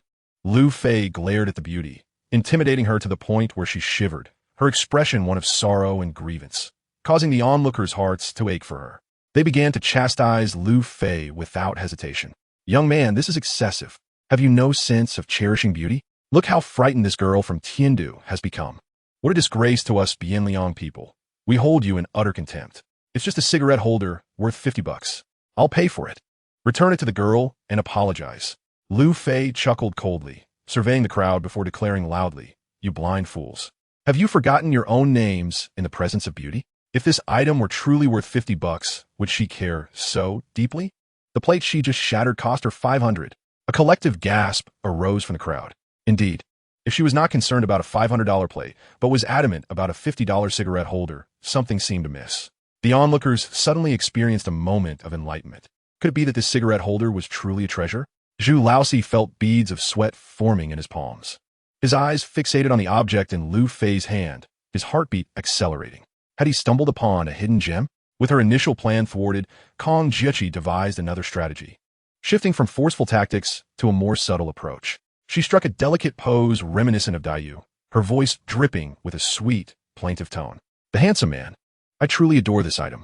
Would you kindly relinquish it to me? This tactic would undoubtedly work wonders on that scoundrelly Yunhe, but alas, she is involved with Lu Fei, which complicates matters. Lu Fei chuckled and said, My dear lady, do enlighten me. What makes me handsome? Kong Jiechi was momentarily taken aback. To be frank, the Lu Fei before her hardly resembled a paragon of attractiveness, yet for the sake of the object he held, she feigned agreement. You are handsome in every way. Please, just give it to me, and I shall treat you to coffee. Truth be told, I have little interest in this item. If the price you offer is agreeable, I could part with it. Lu Fei replied with a smile. I shall offer you 50,000 for it. How does that sound? Upon hearing the bid, the onlookers were suddenly alert, and Zhu Laosi felt his heart leap into his throat. Lu Fei smirked and shook his head. 50,000? Is that really all it's worth? The crowd was envious, while Zhu Laosi quietly inquired of his wife. How much did you sell this for? 50. Isn't that what you told me? Zhu Laosi lamented, realizing he had missed a golden opportunity. Kong Jiechi bit her lip, pondering once more. What about 200,000? Surely that would suffice? Gasps filled the air. 50,000 had already been staggering, yet she now proposed 200,000. Was this even conceivable? The crowd was left in shock, and Zhu Laosi's face drained of color as tears welled in his eyes. Lu Fei held the item aloft in his palm, swaying it before Kong Jiechi. You have but one opportunity left. Do not squander it. She stamped her foot, playfully pouting. Are you not a man? Would it kill you to let me have it? If 200,000 isn't satisfactory, what more do you desire? One should not be so greedy. Regrettably, her pleas fell on deaf ears. Lu Fei merely snorted and turned to leave. Kong Jiechi blocked his path once again. You cannot depart. I still have one chance remaining. Didn't you just accuse me of being greedy? If that is the case, is there any need for further negotiation? Lu Fei replied. Kong Jiechi sukiri puted. A true gentleman should not be so petty. Very well, today I shall grant you a windfall, for this item has captured my heart. Listen closely, give it to me, and I shall reward you with 500,000. At that moment, the crowd erupted into a frenzy. 50 turned into 500,000. The young man stood to gain an astonishing tenfold return. My goodness, what sheer profit! Why was I not the one to acquire that item? Zhu Laosi and his wife clung to each other, weeping profusely, lamenting the loss of 500,000 slipping through their fingers, a blow too great to bear. Kong Jiechi believed that at this price point, Lu Fei would certainly not refuse. In fact, he would be endlessly grateful. To her surprise, Lu Fei simply smiled. With a dismissive pout, Kong Jechi scoffed, "What are you laughing at? Have you never seen so much money before? Rest assured, since I promised. I will not go back on my word. I will transfer the money to you immediately upon receiving the item." Lu Fei, suppressing his smile, let out a cold snort. "Humph. You offer a mere 500,000 for a first-grade official's feathered ornament? Do you take me for a fool? To be frank, there are certainly those who could benefit from my generosity, but clearly, you do not qualify. My apologies, beautiful, but you have exhausted your 3 chances. The deal is off. Farewell." With that, Lu Fei turned and navigated through the crowd, disappearing into the sea of people. Kong Jiechi yelled after him, but he had already vanished without a trace. The leading characters of this dramatic scene had departed, yet the onlookers remained in a state of bewilderment. Feathered ornament? That young man referred to it as a feathered ornament? My heavens, it truly is a feathered ornament. What a treasure. A first-grade official's feathered ornament could be worth far more than 1,000,000. How I lament that I am not the one to have acquired it. Hey, Zhu Laosi, what's wrong with you? What the hell? Zhu Laosi is about to faint. Someone hurry and help him. Quickly call 120. Acquiring a bargain is not merely a matter of luck. It also necessitates a wealth of knowledge and experience. Otherwise, even if a treasure were placed before you, you might fail to recognize it. Take this feathered ornament, for instance. It had been on Zhu Laosi's stall for over 3 months.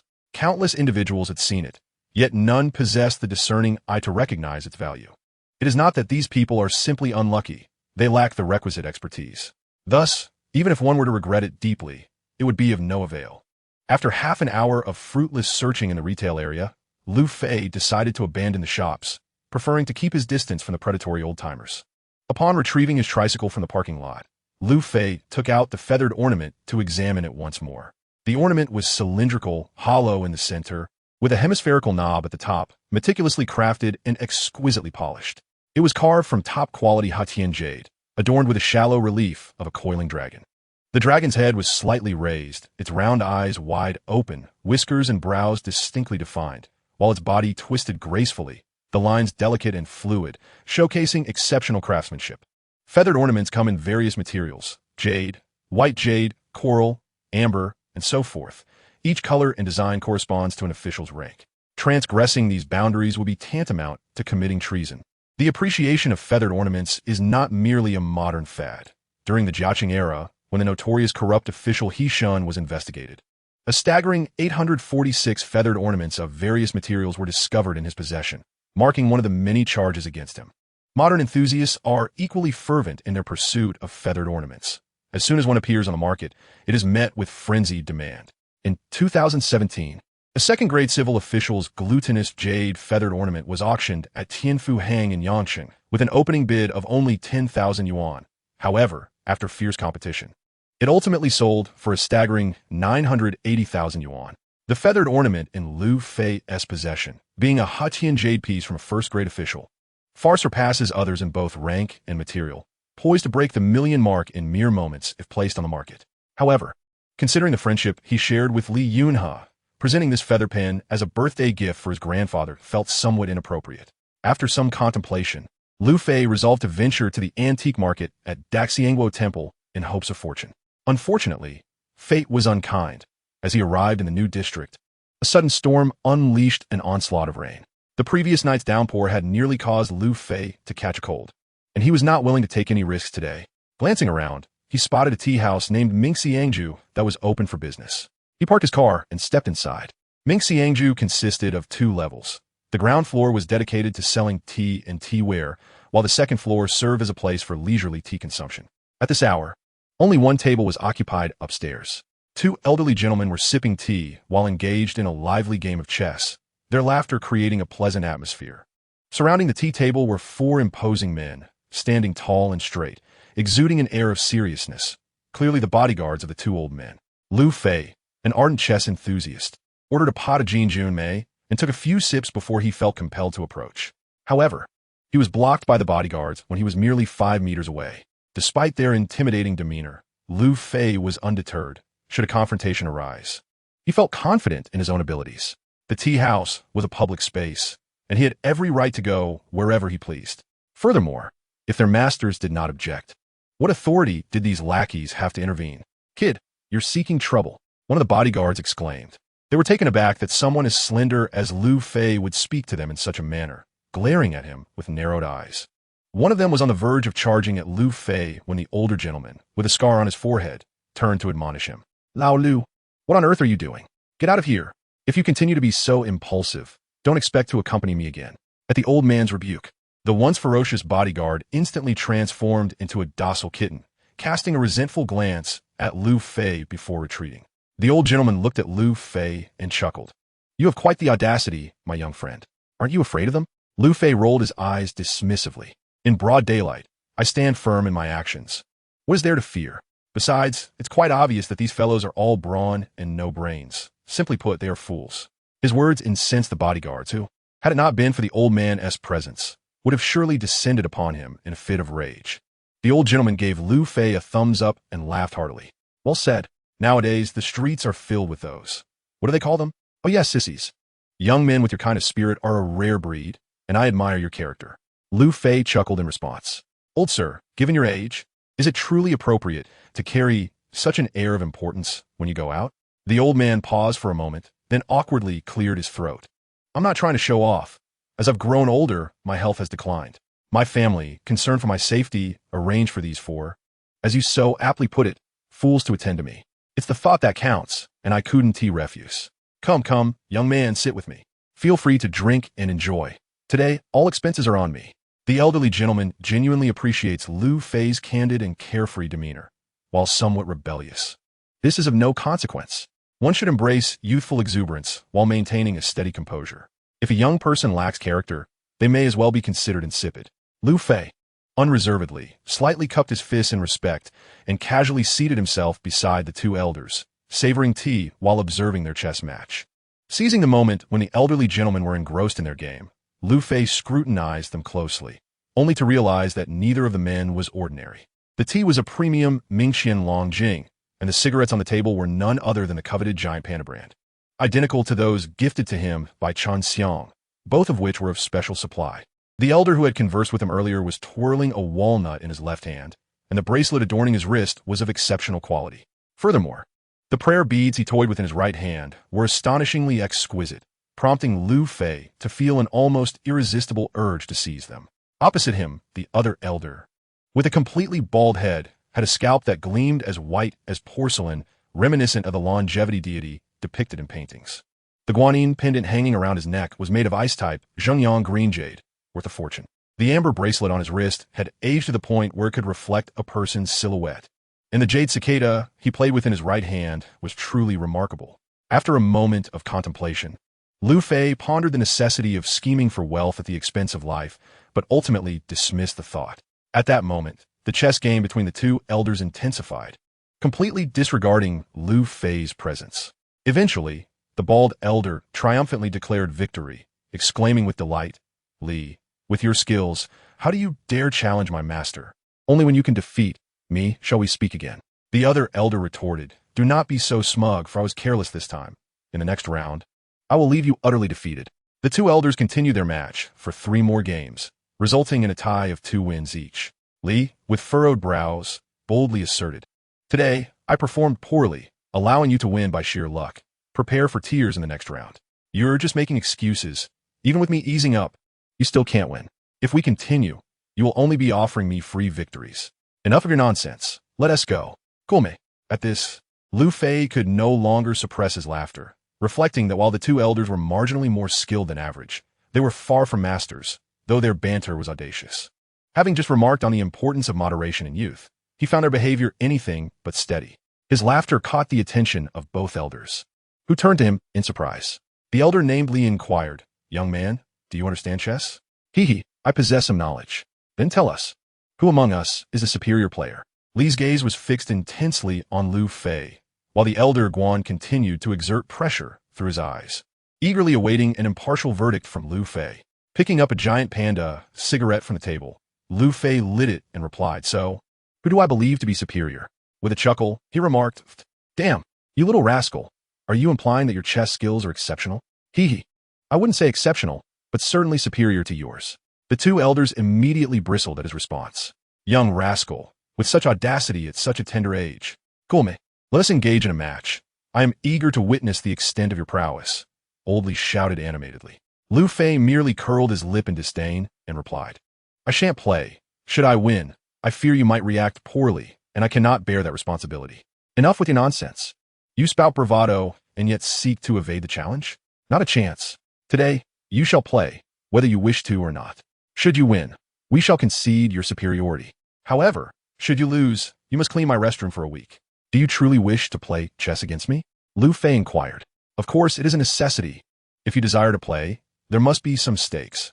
I lack the leisure to indulge in a game without consequence, Lu Fei asserted. Stakes? What do you wish for? Lu Fei smirked cunningly. That depends on which of you elders wishes to engage with me.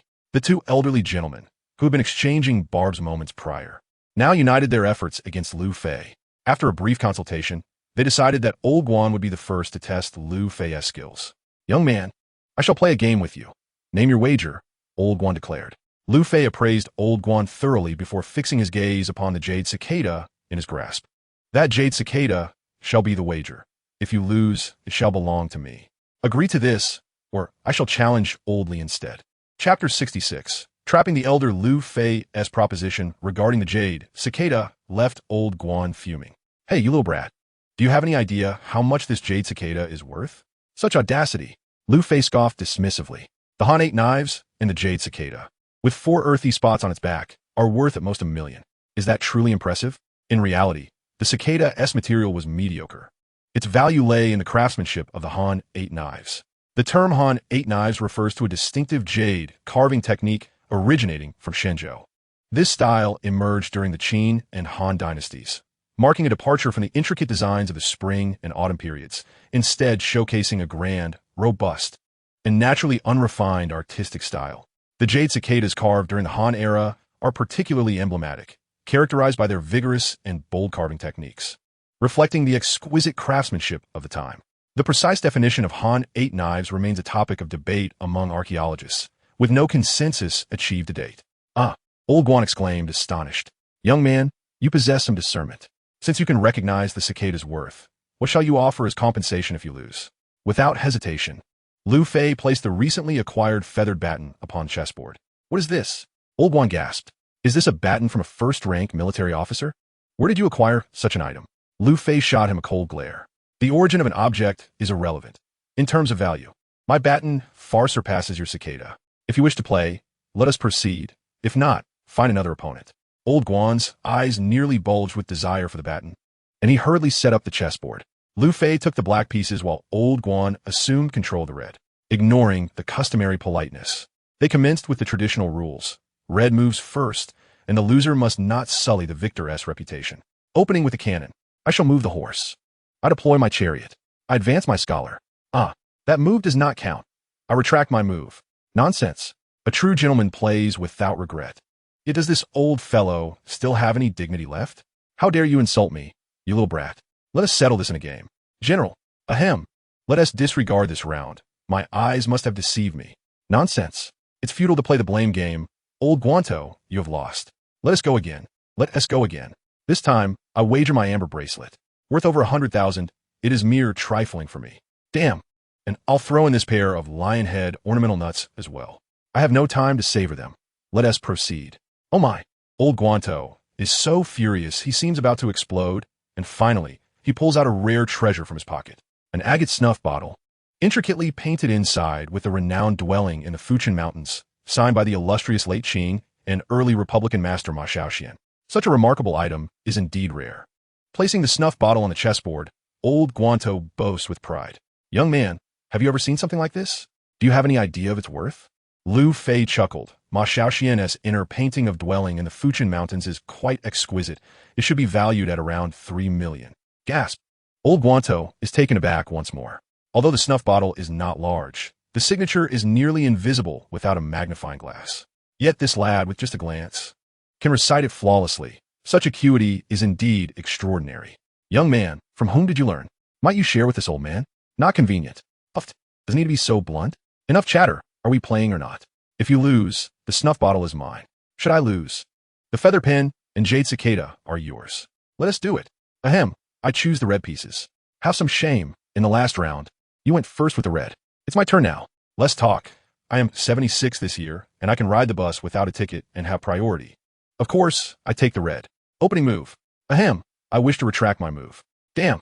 Ha ha ha, old man, you've lost again. The snuff bottle is now mine. Old Guanto appeared utterly defeated, and soon after, Oldley made his grand entrance. After 3 rounds, all of Oldley's possessions had been transferred to Lu Fei's pocket. The most valuable among them was a strand of white chi Namprayer beads, aged over a century. The inscription was erroneous. It should denote agarwood, which is extremely rare and precious.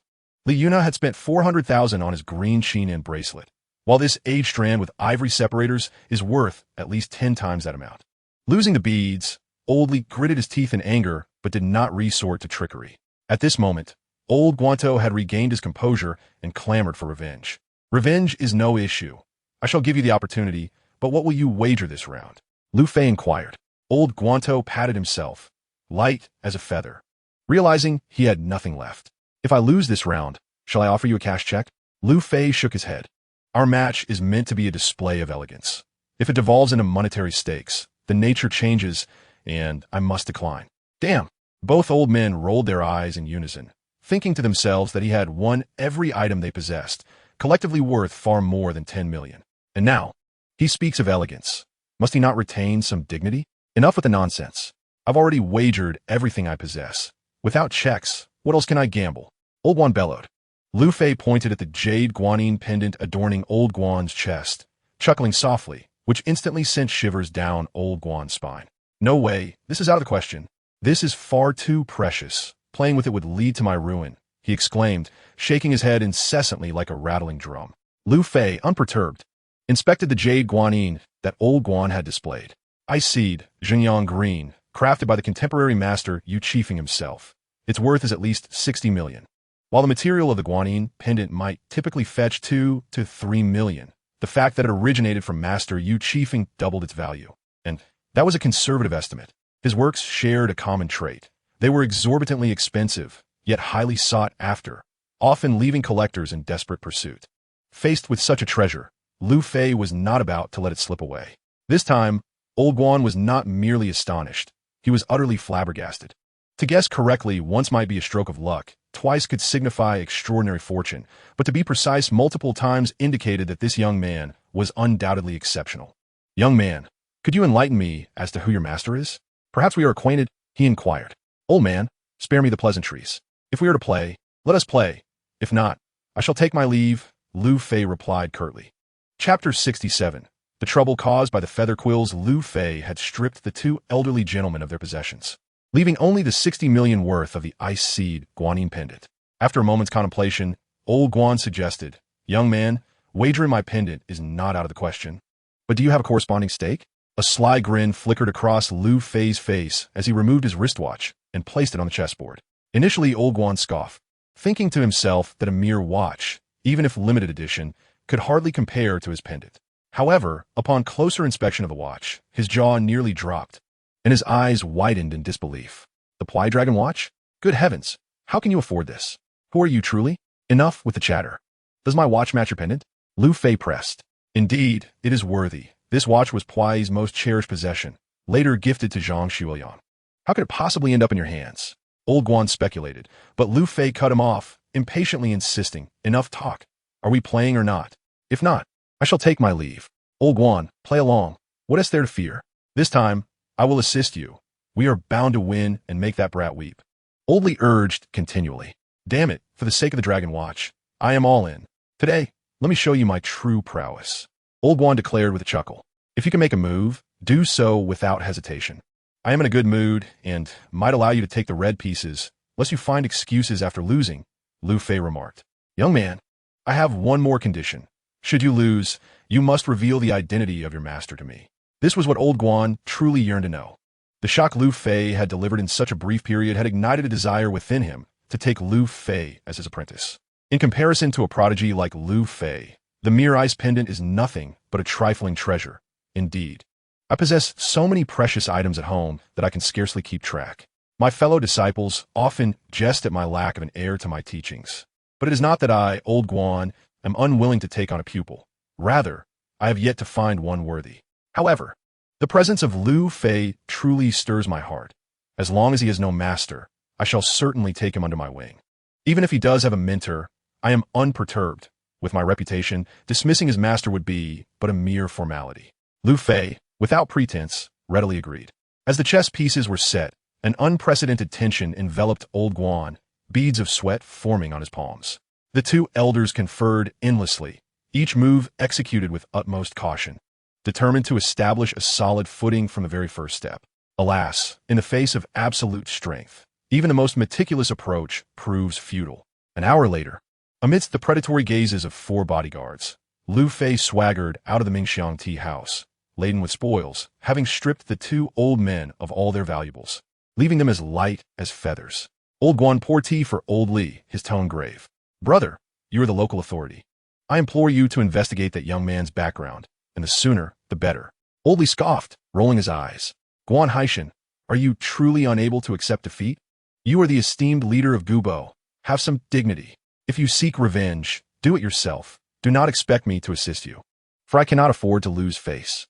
Lu Fei perceived that old Guan was no ordinary man. Yet he never imagined that old Guan was the formidable boss of Gubo, Guan Haishan, a renowned historical archaeology consultant and one of the 5 direct disciples of the living legend Kong Fanzhong. Guan Haishan was acknowledged as a grandmaster in the field. With a smile, Guan Haishan waved his hand.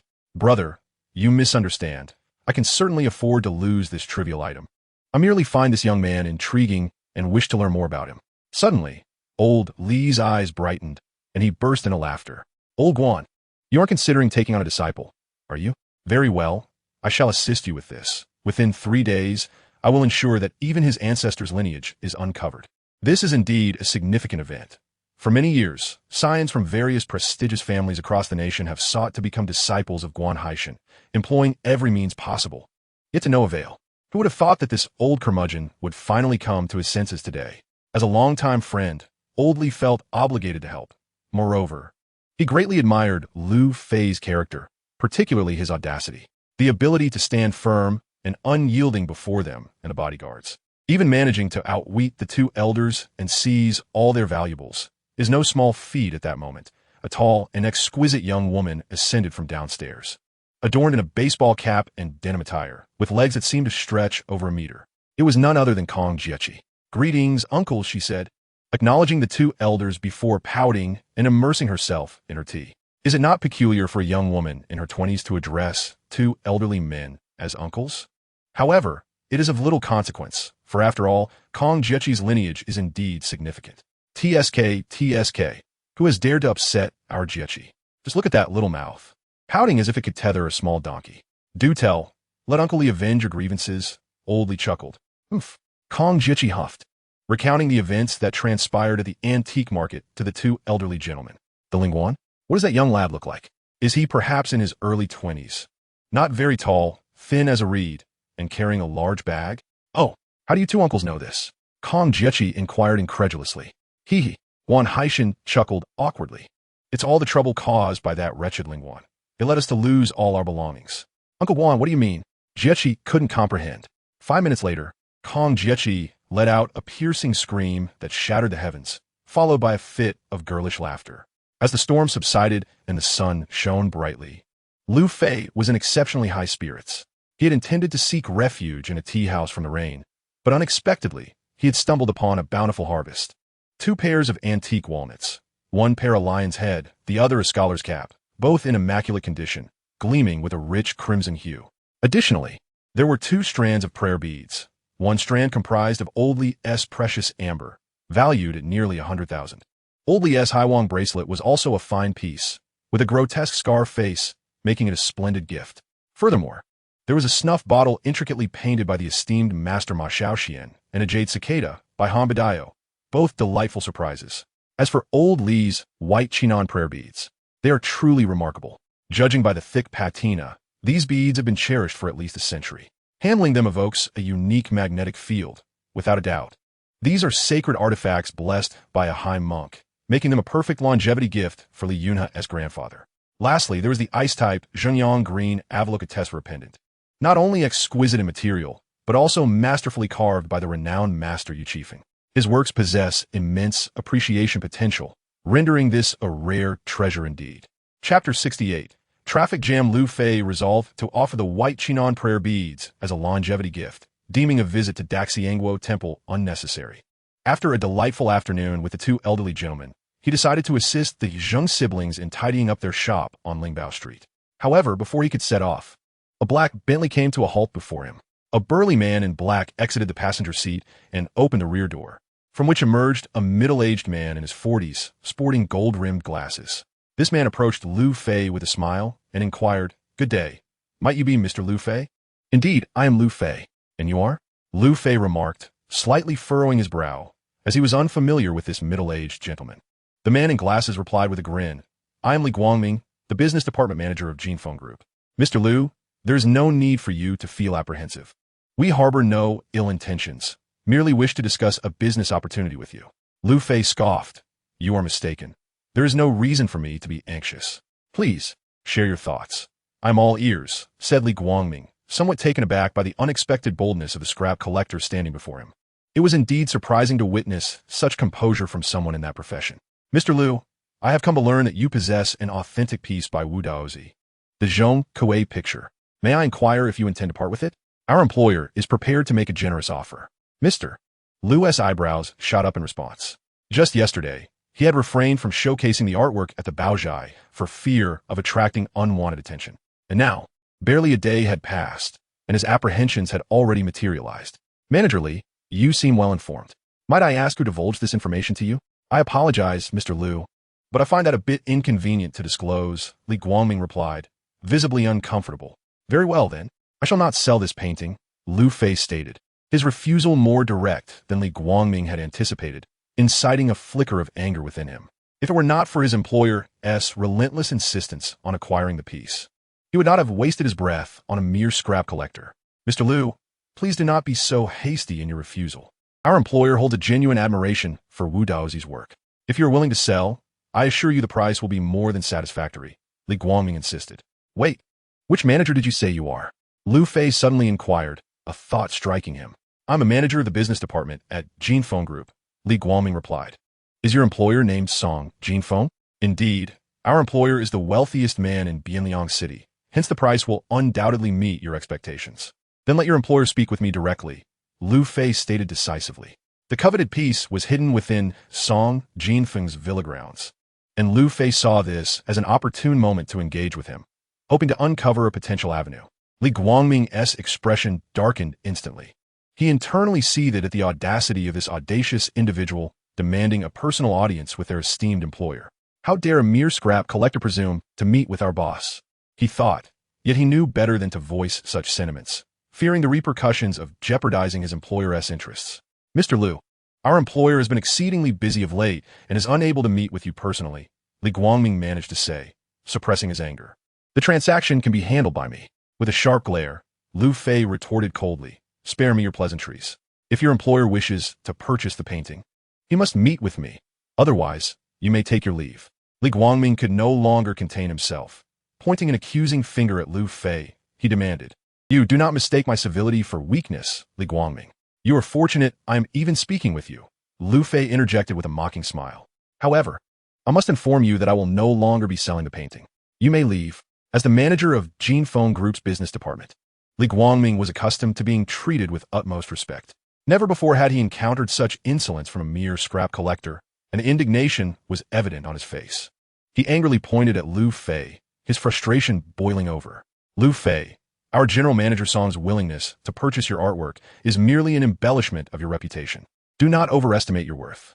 If you provoke General Manager Song, the consequences will far exceed what a mere scrap collector like you can endure." "Are you, Mr. Li, threatening me?" Interpret it however you wish."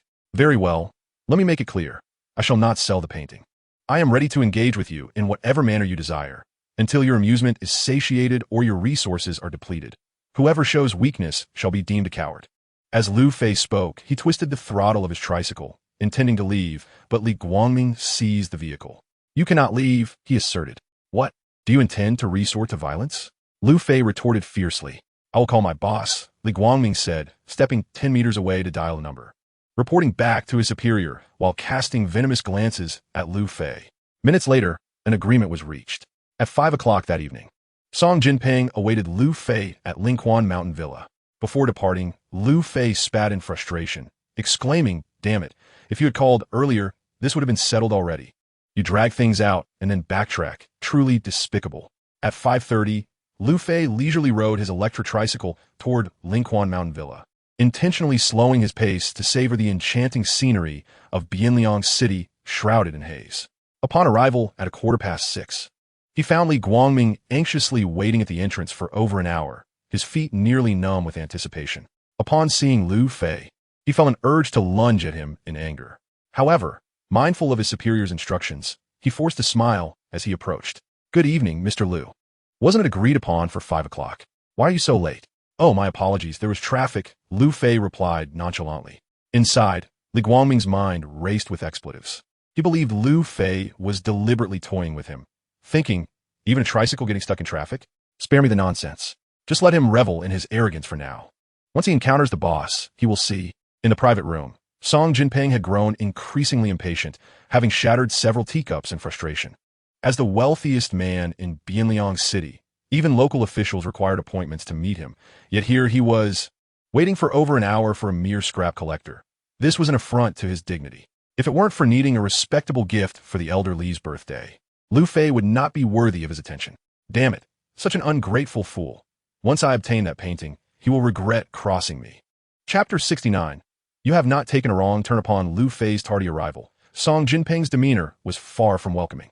Unfazed, Lu Fei boldly took a seat and began eating with gusto, eliciting utter disdain from both Song Jinping and Li Guangming. "So you're Lu Fei?" Song Jinping inquired sternly. Towering and imposing with a square face, his skin darker than Lu Fei's by a shade, he resembled a fierce warrior. Lu Fei peeled a large shrimp, responding casually, "Indeed. I am Lu Fei. Thank you for your generous hospitality, Mr. Song. Now, please do not just stare. Join me for a meal." Li Guangming grimaced at Lu Fei's gluttonous display, feeling a wave of nausea wash over him. I have encountered individuals lacking in decorum, yet none quite as uncouth as Lu Fei, who is even inferior to the laborers on the construction site. Song Jinfeng lit a cigarette, crossed his legs, and disdainfully cast a glance at Lu Fei, saying, "As per your request, I have come to meet you, thus granting you the courtesy you sought. Now, shall we discuss the matter of the painting?" Lu Fei deliberately sought to irritate Song Jinfeng, for if it was a performance, he intended to play his part to the fullest. After a hearty meal and a sip of tea, he finally spoke. "It is indeed an honor for me that the esteemed Mr. Song has taken an interest in my artwork, though I am curious to know how much you're willing to offer. In this city of Bianliang, there is nothing one desires that cannot be obtained." Song Jinfeng inhaled deeply from a cigarette and replied, "I have inquired, and typically, the works of Wu Daisy fetch around 500,000 per square foot. For your piece, I shall offer you 1 million. Lu Fei chuckled lightly. "Are you certain you mean Wu Daisy and not Wu Mingda?" Song Jinfeng's expression remained impassive. "Young man, 1 million is a substantial amount. With that, you could purchase a modest home in the city, acquire a domestic vehicle, and perhaps even engage in a small business venture, thus stepping into a more comfortable life without the need to toil from dawn till dusk collecting refuse. Is that not a favorable proposition? By selling the painting to me, you would become my friend, and, as my friend in Bianliang, any endeavor you undertake would bear fruit." Lu Fei responded with a cold laugh. "And what if I refuse?" Song Jinfeng scoffed. "Lu Fei, you are still young and do not yet grasp the perils of society. An innocent man may suffer for possessing something valuable. I am merely aiding you in averting trouble. Otherwise, should someone with ulterior motives take an interest in you, the consequences could be dire, perhaps even threatening your very life. Am I to express gratitude to you, Mr. Song, for alleviating my burdens?" Lu Fei replied with a smile. Song Jinfeng produced a checkbook, filled it out with flourish, and handed it to Li Guangming to present to Lu Fei. "Young man, I advise you to contemplate this decision seriously. Not everyone is worthy of being my friend." Lu Fei took a glance at the check, unhesitatingly stowed it away, and then remarked, "Since Mr. Song has made such an assertion, to refuse would be to fail to recognize a favor. Very well, let us proceed as you suggest." A smile finally graced Song Jinfeng's face, though internally he held deep contempt. According to Li Guangming's account, this scrap collector was unbearably arrogant, yet in the face of absolute power, all must submit. Li Guangming relished the situation, recalling how Lu Fei had promised him 20 million, only to now be reduced to meekly surrendering his painting for a mere million. This was a consequence of his own folly. "Since you have consented, I shall require the painting now," Song Jinfeng stated. The painting is not with me, Lu Fei replied. Song Jinfeng slammed the table in anger, exclaiming, "You dare to deceive me?" Lu Fei waved his hand dismissively. Mr. Song, why the haste? That is a painting valued at 1 million. How could I possibly carry it carelessly? An innocent man may suffer for possessing something valuable. Should I encounter robbers, I would not only lose the painting, but potentially face dire consequences. What is your true intention? Song Jinfeng inquired, as Lu Fei shook his phone in response. I have already mentioned not to rush. I shall have my friend deliver it shortly. Rest assured, having accepted your payment, I will ensure you receive the artwork. Let's hasten. My time is exceedingly precious, Song Jinfeng coldly remarked. Lu Fei opened his phone and sent a WeChat message, signaling Song Jinfeng that all was well, before pouring himself a drink and tending to the stove. After a 20-minute wait, Song Jinfeng fidgeted impatiently, while Li Guangming stood with his legs growing numb, and Lu Fei, having feasted to his heart's content, let out a series of burps. How much longer must we wait? Song Jinfeng inquired irritably. It should be soon, if you cannot wait. Mr. Song, I can refund your money, and we shall consider this transaction null and void. You best not deceive me. Another 10 minutes passed before the door to the private room finally swung open. Guided by a server, a young man and woman entered. The man was clad in a white shirt and black trousers, adorned with a Vacheron Constantine watch on his left wrist and a green agarwood bracelet on his right. The woman, dressed in a coffee-colored professional outfit, was tall and voluptuous in her allure. Song Jinfeng, initially as sullen as a stormy sea, instantly transformed into a smiling Buddha upon seeing the young man, his dark countenance brightening into an exuberant grin as he hurriedly stood to greet him. Li Zong, it has been too long. I have missed you dearly. In Bianliang City, few could prompt Song Jinfeng to rise in greeting. Yet this young man was undoubtedly one of them. He was Li Yunhe. Li Yunhe cast a glance at Song Jinfeng and furrowed his brow. What brings you here? Old Song, I seem to have entered the wrong room. From his corner, Lu Fei chimed in while sipping his drink. You haven't erred. I am right here. Li Yunhe tilted his head and finally noticed Lu Fei, bursting into laughter as he approached. I tell you, with your slight frame, next time you ought to sit in plain view. Otherwise, I might think you've become invisible. What is the urgent matter that summoned me so hastily? Lu Fei gestured for Li Yunhe to take a seat and produced a pack of exclusive Zhonghai cigarettes from his pocket, tossing them onto the table. Li Yunhe's personal assistant, Zhang Huan, swiftly opened the pack and lit cigarettes for both Lu Fei and himself, starting with Lu Fei's. At that moment, Song Jinfeng was utterly taken aback, as if struck by celestial lightning, trembling uncontrollably. He could hardly fathom that Li Yunhe had come at Lu Fei's behest, and that Lu Fei had not made a call nor a prior arrangement, merely a simple WeChat message. Lingquan Mountain Villa was situated 50 kilometers from the city center, and at this hour, the quickest drive would take at least 40 minutes. Yet Li Yunhe had arrived in a mere half hour, a feat unmatched in all of Bianliang City. Moreover, the cigarettes Lu Fei had produced were entirely unfamiliar to him, and even Li Yunhe's favorite assistant, Zhang Huan, lit Lu Fei's cigarette first. Good heavens! What on earth is Lu Fei's true standing? And it appears I have unwittingly crossed paths with someone I ought not to have. Chapter 70. As long as young Master Lu is happy from the moment he sat down, Li Yunhe disregarded Song Jinfeng's presence entirely, engaging Lu Fei in conversation about the potency of medicinal liquor before inquiring about preparations at the noodle shop. For Song Jinfeng, the time spent listening to their banter felt like an eternity. His mind was consumed with thoughts of Lu Fei's identity and how he might rectify the misstep he had just committed in Lu Fei's company. Lu Fei may remain indifferent, but Li Yunhe cannot afford to provoke him. The wealthiest man in Bianliang is utterly insignificant in the face of the Li family's overwhelming power. He is nothing but a mere speck, a wretched triviality. The lengths to which he has gone to acquire Lu Fei's painting are merely to curry favor with the esteemed elder of the Li family.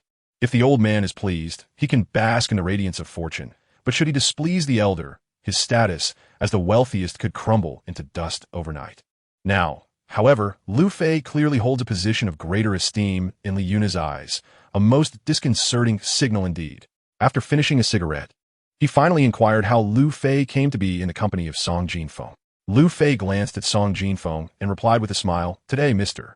Song invited me with the intention of purchasing one of my paintings." "Oh, have you managed to acquire another masterpiece? Whose work is it? How does it compare to mine?"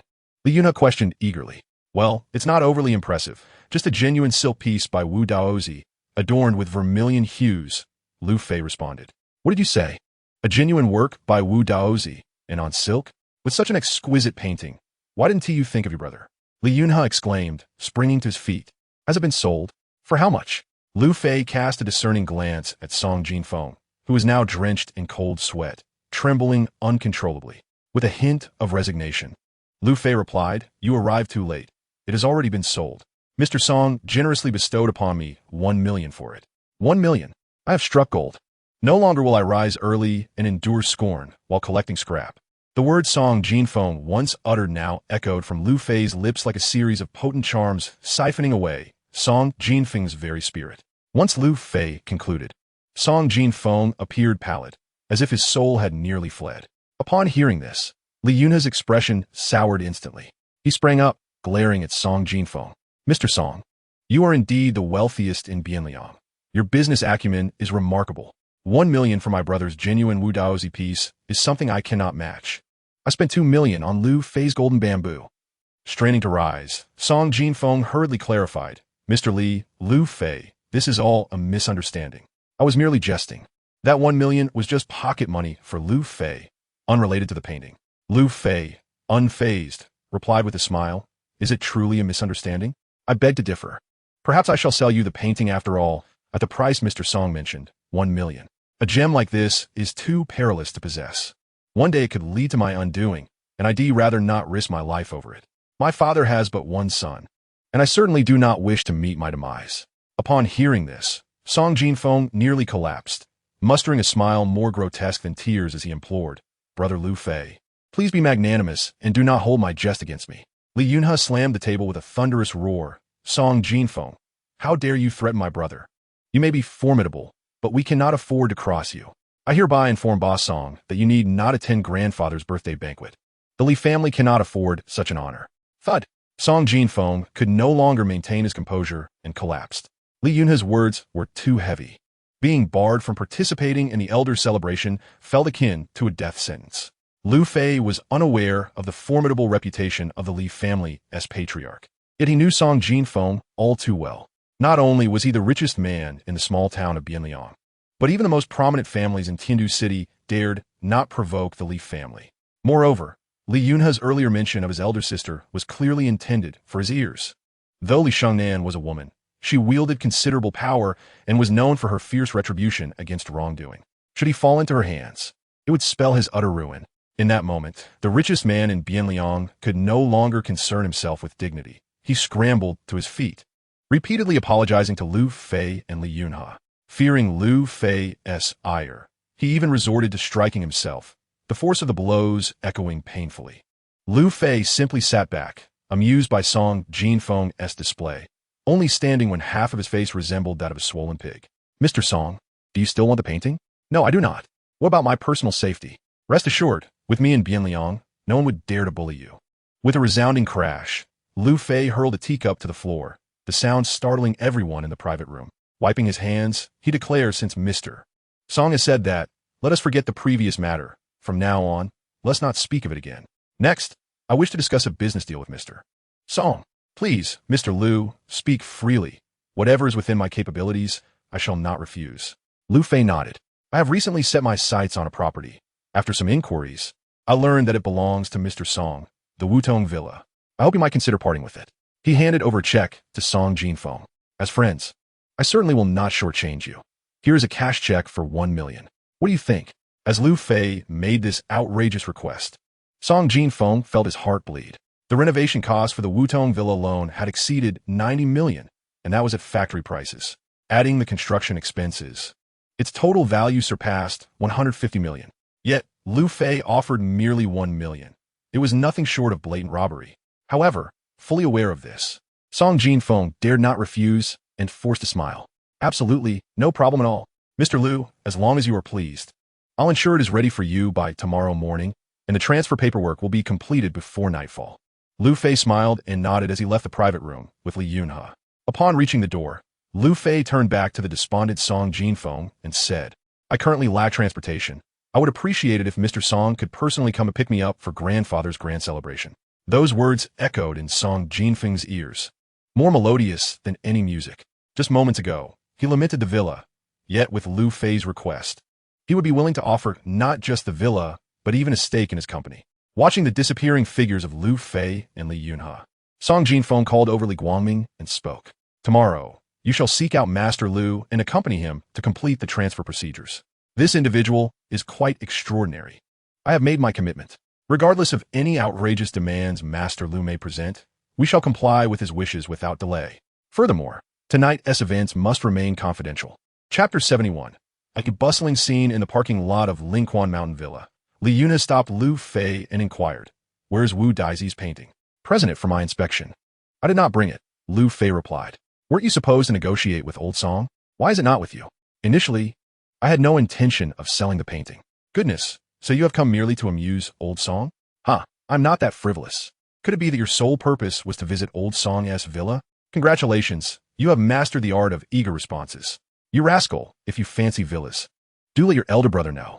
I have several unoccupied properties under my name. I could simply gift you one. That is not the same.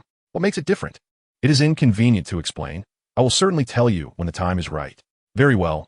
I shall head to the airport to greet my sister. She is a stunning beauty, still unmarried. Will you accompany me?" "Get lost. I'm not well acquainted with her." With Zhang Huan in tow, Li Yunhe headed straight to the airport. Lu Fei, in high spirits, purchased a plethora of snacks and went to share this joyous news with Gouda at Zhang Huaiji's residence. The following morning, Lu Fei found himself once again confronted at his doorstep. Recently, he had formed an inexplicable bond with an elderly gentleman, and this time the one blocking his way was indeed a troublesome old man. It was none other than Liang Guanxing, the president of the Traditional Chinese Medicine Association, who had once knelt publicly to seek him as a master. Accompanying him was a man in his 60s, fair-skinned and possessing an ethereal demeanor, none other than the esteemed physician Xue Taihe. Upon seeing Lu Fei, Liang Guanxing was nearly brought to tears with excitement. Speaking in the dialect of Zhongzhou, "At last, I have found you. Goodness, these past few days, in my quest for you, I have nearly worn myself to the bone. Despite leveraging connections, I could not ascertain your whereabouts, and my efforts to stumble upon fortune proved futile. After much difficulty, I finally located Li Yunhe, yet he refused to divulge your contact information. In utter desperation, I resorted to offering a reward for information. The diligent pursuit bore fruit, and last night, I confirmed your address. Thus, this morning before dawn, we rushed here to finally corner our precious master." "President Liang, what brings you here?" Lu Fei inquired. "Please, do not stand on ceremony. Simply call me Xiao Yang." "Goodness." Lu Fei shivered at the thought. "President Liang, might you refrain from jesting? Given your age and mine, referring to me as master is akin to shortening my lifespan. Should you persist in this manner, it may be best for us to avoid future meetings." With a slight bow, Liang Guanxing replied, "Let us set aside that matter for now. I wish to introduce you to someone. This is a friend from Tiandu City, and also a junior of mine.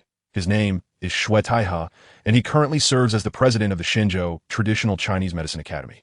At this revelation, it was now Lu Fei who found himself unsettled. The Shenzhou Traditional Chinese Medicine Academy is no mere local institution. It is a nationally recognized key establishment, where every faculty member is undoubtedly a distinguished physician of the realm, holding the official title of academician. The prowess of academicians is well known among the people of the divine land, and the venerable elder before me is the director, an embodiment of authority over these illustrious figures, a veritable paragon of excellence. Xue Taihe, adhering to tradition, clasped his fists in a respectful salute. "Mr. Lu's ghost gate needle is indeed astonishing. I hope my uninvited visit does not offend you." "Xue Lao, you are overly courteous. In your presence, I cannot presume to call you Mr. You are my senior. Please refer to me as Lu Fei or simply Xiao Fei." Lu Fei replied graciously. "Not at all. In our field, we value knowledge above age, and one with such abilities as yours ought to be accorded respect," Xue Taihe remarked. With just these few exchanges, Lu Fei's admiration for Xue Taihe grew immensely. "Then I shall not stand on ceremony with you, Xue Lao. May I inquire, are you a descendant of the esteemed Xue Fucheng?" Xue Taihe paused momentarily before responding. "It is said that Mr. Lu possesses extensive knowledge, and indeed, I see that this reputation is well-deserved." "Yes, Xue Fucheng is my grandfather." Lu Fei was not making an unfounded assumption. The Xue family of Tiandu City was a prominent and revered lineage. Xue Fucheng, the esteemed doctor, was once appointed as the imperial physician by the Empress Dowager Cixi, unmatched in his medical prowess. As Xue Taihe hailed from Tiandu and held significant stature, it was easy for Lu Fei to connect him to Xue Fucheng. Lu Fei invited the two elders into his courtyard, offering them a rare treat of giant panda tea and the exquisite Da Hong Pao. The presence of such luxury immediately captivated the two elders. After some pleasantries, they swiftly transitioned to the matter at hand. Their purpose was simple. Liang Guanqing sought to take Lu Fei as his mentor, while Shui Taihe was inquiring about the whereabouts of the spirit snake vine. Spirit snake vine? I am unfamiliar with it. I have not heard of it, Lu Fei replied. It is the segment of the counterfeit Qi Zhu vine enclosed in a crystal box. Shui Taihe clarified. I apologize, I did not see it. I departed early and did not witness who took it, Lu Fei stated. How do you know that the bristles of the spirit snake vine are toxic? They pressed. I guessed. It was a stroke of luck that my conjecture was correct. Lu Fei admitted. Very well, let me pose another question. Who is your master? I have no master. I am self-taught, Lu Fei responded. And the ghost gate needle? I encountered it in an ancient text and practiced it on my own, he answered. And that ancient text? Where is it now? It is lost. I have long been unable to find it, Lu Fei confessed. Though the two elders were keenly aware that Lu Fei was fabricating his claims, they refrained from pressing further. Just as they were about to take their leave, another visitor arrived. After being previously rebuffed by Lu Fei, Wan Jiakai had returned with several renowned physicians to treat his ailing wife. However, after days of futile efforts, her condition had worsened, leaving them no choice but to seek Lu Fei's assistance once more. Before this visit, Wan Xiaofeng had laid down the law with Wan Jiakai. It was clear that Lu Fei harbored a grudge against him, and if he wished to solicit Lu Fei's help, a sincere apology was essential. For the sake of his wife's health, Wan Jiakai reluctantly set aside his pride and approached Lu Fei to express his contrition. Xiao Fei, it was my fault for being misled and offending you. If you have any grievances, direct them towards me. However, you cannot disregard Xiaofeng's mother. To save a life is to surpass the construction of a 7-story pagoda. My wife has endured much, sharing in my hardships and striving for nothing. Just as life appeared to be improving, she fell ill, and my heart aches for her. For the sake of Xiao Feng, and out of compassion for a patient, Xiao Fei, you must not remain indifferent. The reason Lu Fei previously declined Xiao Feng's request was that he awaited an apology from Wan Jiakai. Now that his objective has been achieved, he found it difficult to refuse and consented on the spot. The Wan family was overjoyed, and Wan Jiakai presented a document to Lu Fei, saying, Xiao Fei, this is the deed for the Zijing Garden Villa. Once you sign it, it will belong to you. The villa has been beautifully furnished by my uncle, ready for you to move in at any moment. Rest assured, regardless of whether your aunt's illness can be cured, the villa is yours as a small token of my uncle's goodwill. Please accept it. Chapter 72. No words of refusal. Lu Fei, however, would not accept the villa. His roots do not lie in Bianliang, and he would eventually depart, making the acquisition of real estate unnecessary. Moreover, he had just invested $1 million to purchase Song Jinfeng's Wudong Villa, which, given Song Jinfeng's stature, was undoubtedly superior to Wan Jiakai's offering. Despite Wan Jiakai's insistence, Lu Fei remained resolute in his refusal, earning him greater respect from the two elderly gentlemen. Mr. Wan, there is no need for such generosity. Setting aside our friendship, I cannot accept the villa. I appreciate your kind intentions, but we should promptly attend to my aunt's medical needs. If I am unable to assist, you may wish to seek another renowned physician. Wan Jiakai found himself at a loss for words. Lu Fei packed the necessary items into his backpack and addressed Shui Taihe. If you're not preoccupied, I would be grateful for your company. Should I overlook any details, I would appreciate your guidance. Shui Taihe smiled and nodded. Mr. Lu, you are too gracious. In that case, I shall gladly accompany you. Today, Lu Fei's home was bustling with activity. Just as he was about to depart for the Wan residence, there was another visitor. Young Master Lu, the boss has asked me to bring you to complete the transfer procedures. I hope it is a convenient time for you. The visitor was Li Guangming, the manager of Jinfeng Group. Unlike yesterday, Li Guangming's demeanor towards Lu Fei was excessively respectful, akin to a servant attending to a revered figure.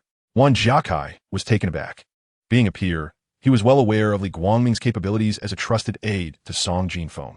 While his Kunping Group was formidable, it paled in comparison to Jinfeng Group, much like a helpless infant.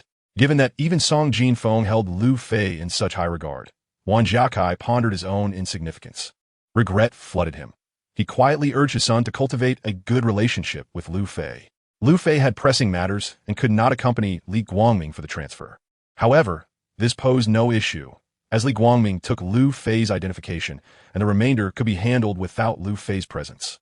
Just then, A pristine white Porsche Cayenne pulled up, and the ethereal Chun Xiang emerged, dazzling everyone in her wake. Lu Fei was unaware of Chun Xiang's purpose and did not inquire. But Wan Jiakai and Li Guangming were acutely aware. This year, a formidable real estate mogul, the Yunlong Group, made a grand entrance into Bianliang City, swiftly securing the entire construction project in the high-tech development zone. The local real estate developers initially intended to devise strategies to share in the profits with Yunlong Group. However, upon uncovering the true background of Yunlong Group, they were nearly paralyzed with fear. A few days ago, the real estate industry in Bianliang City held a networking soiree, where Chun Xiang made a fleeting appearance. It was then that the attendees learned that this enchanting beauty, resembling a celestial maiden, was none other than a mastermind behind Yunlong Group, the esteemed heiress of the prestigious Chun family from Tiandu City. Upon meeting Chun Xiang, Li Guangming and Wan Jiakai hastily introduced themselves, bowing in deference. After exchanging a few pleasantries, Chun Xiang approached Lu Fei. In the presence of Li Guangming and Wan Jiakai, she assumed the role of a formidable businesswoman. Yet, before Lu Fei, she transformed into a charming and demure figure, leaving the two men utterly astonished. Li Guangming hurriedly called Song Jinfeng, exclaiming, "Boss, we're in trouble. Something significant has occurred. Why are you here? Aren't you busy today?" Lu Fei asked with a smile. Chun Xiang responded with a grin. "I have no pressing matters today. I was hoping to accompany you on a little adventure." Prior to seeking out Lu Fei, Chun Xiang had battled with her reservations all night, but ultimately decided to set aside her pride and approach him. She simply adored the thrill of uncovering secrets and watching the tables turn, nearly becoming obsessed with it. "Apologies, but I might disappoint you. I have to attend to an elder's medical needs. I made a promise and must honor it," Lu Fei replied. Chun Xiang's eyes lit up with curiosity. "You possess medical skills as well? Would it be convenient for me to join you?" In their brief encounters, she had already discerned Lu Fei's impressive array of talents, his prowess in combat, keen perception, extensive knowledge, exceptional artistic appreciation, and masterful sculpting skills, not to mention his understanding of feng shui. She was eager to witness yet another of his skills being unveiled and did not wish to let this opportunity slip by. Lu Fei sought Wan Jiakai's opinion, considering that they were going to his home to treat his wife, and it would be inappropriate for him to make decisions on his behalf. Wan Jiakai had no objections. The chance to engage with the big boss of Yunlong Group was an opportunity he could hardly resist. At that moment, Shui Taihe, standing behind Lu Fei, chimed in with a smile, "Xiang, I never anticipated your close relationship with Lu Fei. Had I known earlier, I could have avoided many detours." "Anquixu. What brings you to Bianliang?" Chun Xiang exclaimed, swiftly linking her arm with his. "Well then, another familiar face," Lu Fei remarked as they traveled towards the Wan residence in his Cayenne, with Liang Guanxing in the passenger seat. In the back seat, Shui Taihe quietly inquired of Chun Xiang, "Xiang, how is your grandfather? Aside from his lingering leg ailment." "He is doing well," she replied. "How did you come to know Lu Fei?" Quite unexpectedly, she giggled. "Is he aware of your family's circumstances?" "No, please don't mention it, Uncle Shui. You aren't developing feelings for this young man, are you?"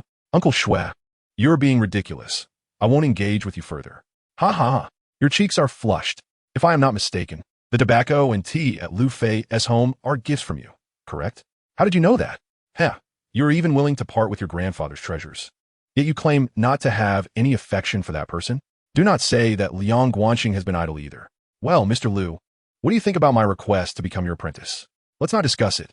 I am quite serious, and I have even prepared for the apprenticeship banquet. Get lost. I will never attend. I have heard that you have a penchant for collecting. Should you acquiesce to my request, I shall present you with a remarkable treasure." "Huh, what treasure could you possibly possess? Truly, I would not dare to deceive you. Pray, do enlighten me as to what this item is." "A bronze alchemical furnace, which is said to have once belonged to." Suddenly, Lu Fei slammed on the brakes, leaving the unprepared individuals in utter disarray. Lu Fei grabbed Liang Guanxing and exclaimed, "Are you speaking the truth?" Liang Guanxing's face turned pale as he stammered, "Of course it is true. Would I jest about such matters? Quickly, send someone to Wanjia. If it is indeed genuine, I shall accept you as my devoted disciple and pass down the Ghost Gate needle technique to you," Lu Fei declared excitedly. "Is this truly the case?" "Of course, I never speak falsehoods." "Haha, thank you, master. Your disciple shall act promptly. Do not get ahead of yourself. We shall speak further once we see the item." "Understood." Chapter 73. corpse poison. The alchemical furnace that Liang Guanxing spoke of filled Lu Fei with exhilaration. Such furnaces are recorded in numerous ancient texts, medical manuscripts, and various Taoist scriptures, yet genuine artifacts are exceedingly rare. Across the entire realm, only the Shuangxi City Museum and the Fengtian Museum possess two, and the one in Shuangxi City is incomplete. If the furnace Liang Guanxing mentioned is authentic, it would be quite acceptable to accept such a dutiful disciple. The Wanjia Villa spans an impressive 500 square meters, with interiors adorned in utmost opulence. However, none of this captivated Lu Fei in the slightest. Upon entering the master bedroom, Lu Fei encountered one Xiaofeng's haggard mother, Huang Yakin, for the first time. Huang Yakin, enduring her ailments, forced a smile as she greeted everyone.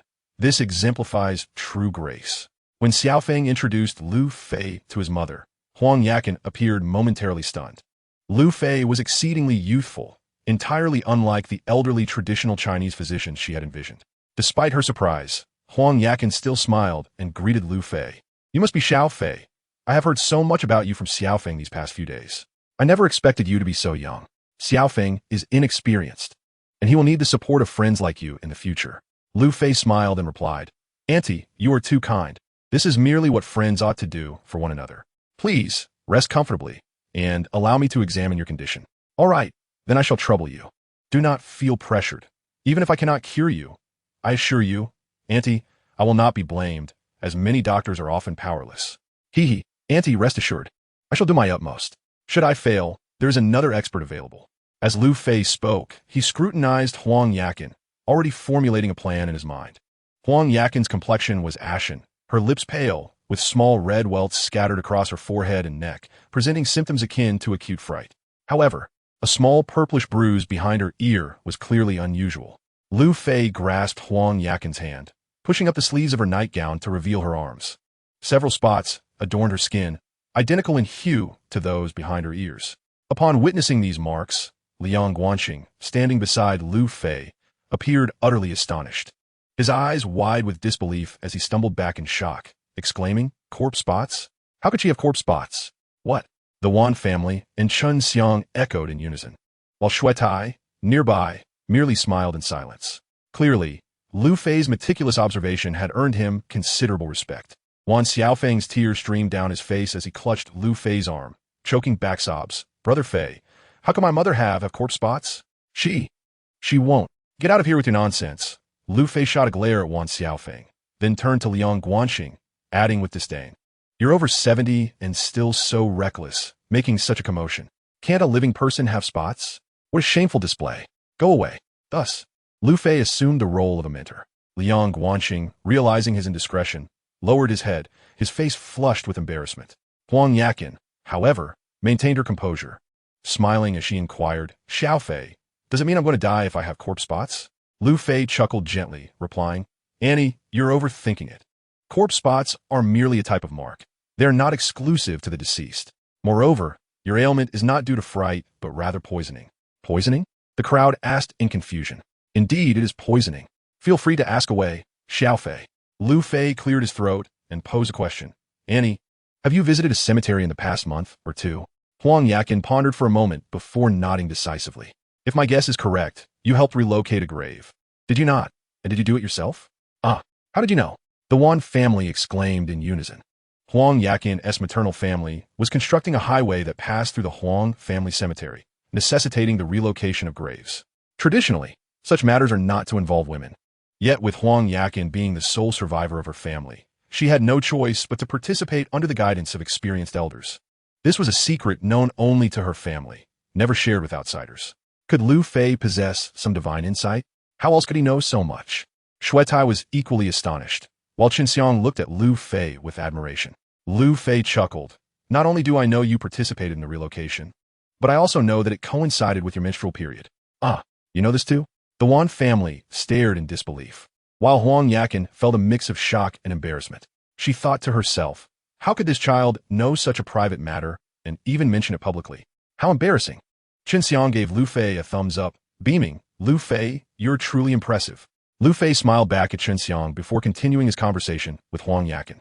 "Aunt, you have been afflicted by corpse poison, but fret not. I shall have you healed within a week at most." "Corpse poison?"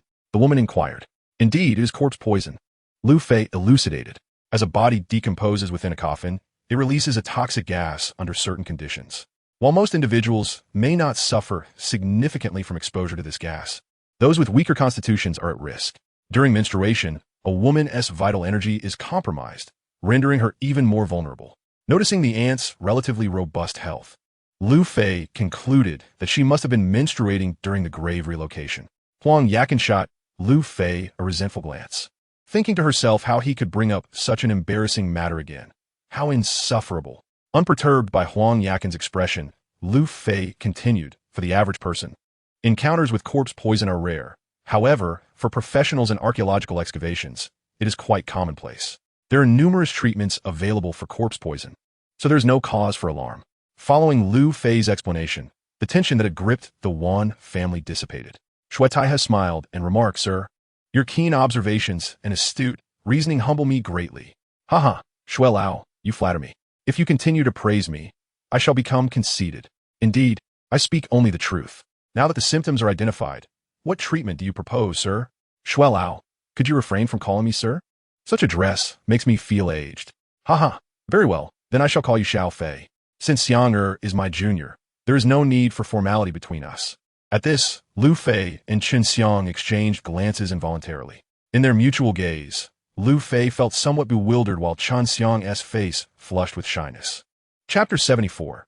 Astonishment. There are numerous prescriptions for treating corpse poison, but those remedies are often slow to take effect, requiring over a month for recovery. Lu Fei, however, possessed his own expedient method, a combination of acupuncture and medicinal treatment. From his bag, Lu Fei retrieved a wire loop, upon which were strung 4 shriveled, brownish items the size of quail eggs. Upon seeing them, one Xiaofeng's eyes brightened. "Brother Fei, isn't this the cobra gall you purchased on Lingbao Street that day?"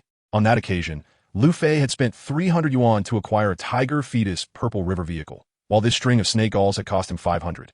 Comparing the two, Xiaofeng mused whether this was also an unexpected find. Shui Taihe frowned at the sight of the items, taking them from Lu Fei to inspect. After examining them, he, much like when testing the tiger fetus purple river vehicle, extended his tongue to taste.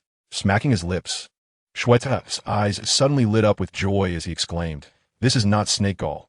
It is pangolin gall, and the most precious kind at that. The black pangolin gall. You truly are fortunate to have encountered this. How much did you pay for it?" "What? 500 yuan for 4. Goodness. Sell me 2, and I shall give you 500,000. Astonishment rippled through all present, though none were financially strapped. The offer of 500,000 left them utterly astounded.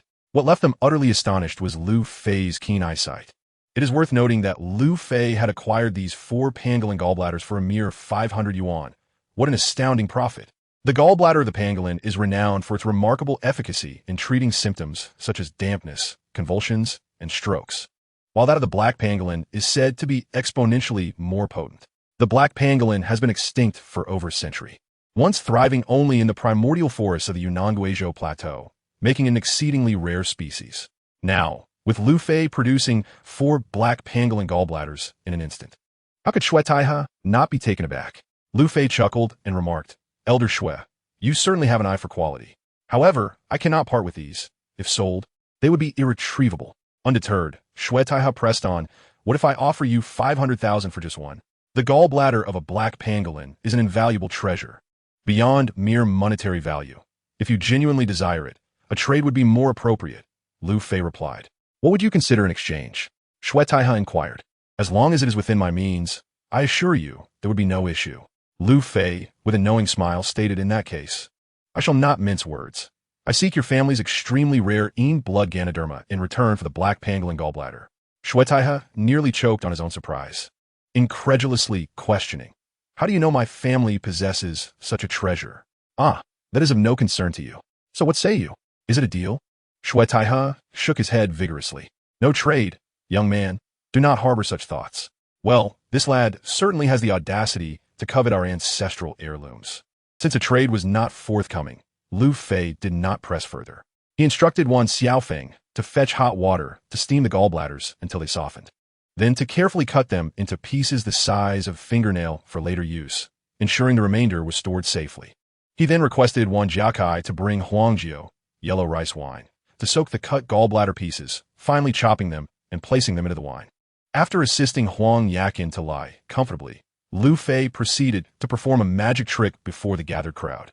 With a gentle touch upon the ring on his left hand's middle finger, he revealed a dark blue, 3-inch needle in his palm. The spectators were left dumbfounded, while Shui Taihe, in a moment of sheer astonishment, grasped Lu Fei's left hand, scrutinizing it closely for 2 seconds before letting out a piercing scream. "Ah, the Qila needle. How can you possess such a thing? Who are you? Who on earth are you?" Chen Xiang had never witnessed Shui Taihe in such a state of disarray, and concern washed over her. Unperturbed, Lu Fei pushed Shui Taihe away, his displeasure evident. "Elder Shui, what is the meaning of this? Are you attempting a daylight robbery?" "No. I must know who you are and where this Qila needle comes from." Shui Taihe pressed urgently. "Of course it is mine. As for its origin, that is not your concern. Please take a moment to rest. I still need to administer acupuncture to Andy." "Wait a moment, Xiao Fei. Could you let me see the Qila needle?" "Absolutely not. How about a trade? I will give you 50 grams of the rare Yin blood Ganoderma in exchange for the Qila needle," Shui Taihe suggested. "Dream on. I wouldn't trade the entire Ganoderma for it." "Chen Xiang, please take Elder Shui aside. I must proceed with Annie's acupuncture." The allure of the Qilin needle to a practitioner of traditional Chinese medicine is beyond the comprehension of an outsider, observing such a rare treasure adorning another's finger. Shui Tai and his heart ached as if pierced by needles. When pulled aside by Chen Xiang, Shui Tai resembled a wilted eggplant, tears streaming down his face. After sterilizing the Qilin needle, Lu Fei struck with lightning speed. First, he deftly inserted the needle into the 3 upper acupoints, Chengling, Lu OK, and then the 3 major points at the top, each penetrating by 2 inches. Next, he targeted the 3 lower acupoints, Fengqi, Tianzhu, and Yamen, with the same depth of 2 inches for each. Following that, he focused on the 2 major acupoints in the center, Tianchong and Qiangjin. The Tianchong acupoint was penetrated 3 inches with a 3-inch needle, while the Qiangjin acupoint received 5 inches with a 5-inch needle. Lastly, he addressed the Baihui acupoint at the crown of the head, using a 7-inch needle to penetrate 2 inches. In a mere 3 seconds, 9 needles struck their targets with precision and force, leading to the most critical aspect of the technique, the manipulation of the needles. While nearly every seasoned practitioner could accurately insert the silver needles, the true skill lay in the direction, sequence, and frequency of the needle manipulation. As Lu Fei performed this technique, Shui Tai and Horan stood in astonishment. Liang Guanxing, overwhelmed, sank to the ground, tears streaming down his face. "The 3 talents mysterious detoxification needle. Good heavens, I can do that too," he exclaimed. "Master, I bow to you. I may not respect anyone else, but I certainly do you." Though the Wan family and Chen Xiang did not grasp the full extent of the prowess embodied in the 3 talents mysterious detoxification needle, the visible transformation in Huang Yakin was enough to astonish them. Her previously ashen complexion had remarkably improved, shedding nearly 70 to 80% of its pallor within 10 minutes of Lu Fei's treatment. While not entirely restored, such a significant change was enough to leave them questioning their beliefs. After 15 minutes, Lu Fei withdrew the Qila needle, and Huang Yakin's complexion had nearly returned to normal. He then instructed her to drink a strong yellow wine brewed from the gallbladder of a black pangolin in one go and beckoned everyone to the living room for tea. "Brother Fei, should we not be concerned?" asked Wan Xiaofeng. "You told us to leave, so let us do so without further ado." Reluctantly, he complied. Within 5 minutes of their departure, Huang Yakin's stomach began to rumble incessantly, prompting her to leap from the bed and dash towards the bathroom, overwhelmed by the urge to expel. It was then she realized why Lu Fei had asked everyone to leave. He was being considerate to spare her embarrassment. What a thoughtful child, she mused. Chapter 75. The alchemical furnace in the living room. The 2 elderly men flanked Lu Fei, with Shui Tai gazing intently at him. "Young man, who exactly are you? What do you mean, am I not just a scrap collector?" He countered. "Do not try to deceive me. Who is your master?" "I have no master," Lu Fei replied. "Then from whom did you learn the long-lost 3 talents mysterious needle?" "I discovered it in an ancient text and taught myself through diligent study." "Ah, but that ancient text was lost, correct?" Shui Tai interjected.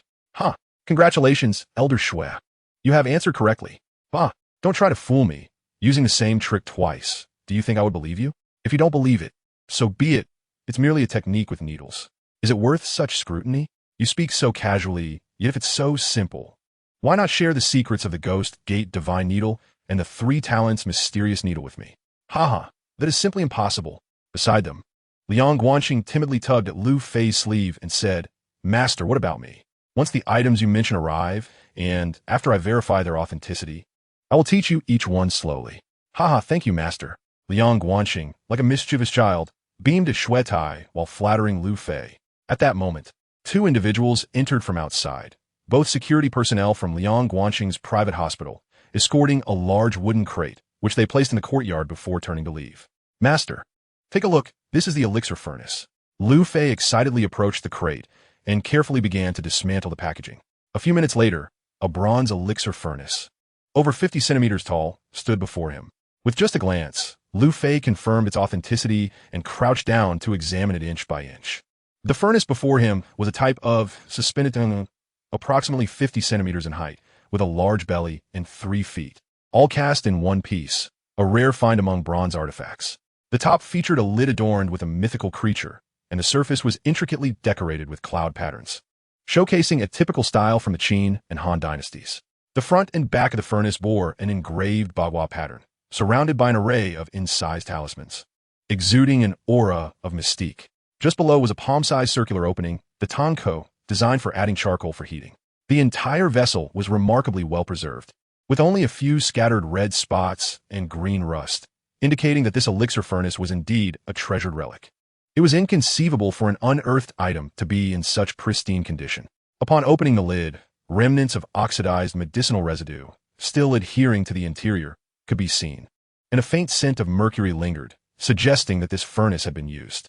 The interior was divided into 3 layers, for brewing medicine, filtering residues, and forming the elixir. Every part remained intact, showing no signs of damage, a veritable miracle. Lu Fei gazed at it intently for over half an hour, nearly drooling, until Liang Guanxing tugged at him, bringing him back to reality. Is this for real? Liang Guanxing asked nervously. Lu Fei nodded, affirming, indeed, it is a genuine elixir furnace from the Qin and Han period, remarkably well preserved.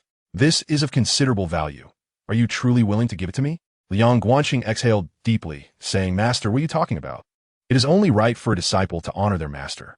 Hee, then I suppose I shall be rich. Liang Guanxing responded, pleased. By the way, where did you acquire this? Wow, such good fortune. Master, since you have accepted the elixir furnace, what about my apprenticeship? No problem. I shall accept you as my old disciple. This elixir furnace could be considered a priceless treasure if Lu Fei were to buy it. He would undoubtedly have no hesitation in spending up to 100 million as long as he had the funds. Given the immense value of such a treasure, it would be unreasonable for Liang Guanxing not to impart some genuine knowledge in return. Hearing this, Liang Guanxing was overjoyed and immediately prepared to kneel and pay his respects, but was stopped by Lu Fei. No need for kneeling. There's no need for a formal apprenticeship banquet either. Just honor me with a cup of tea, and that will suffice, Lu Fei said.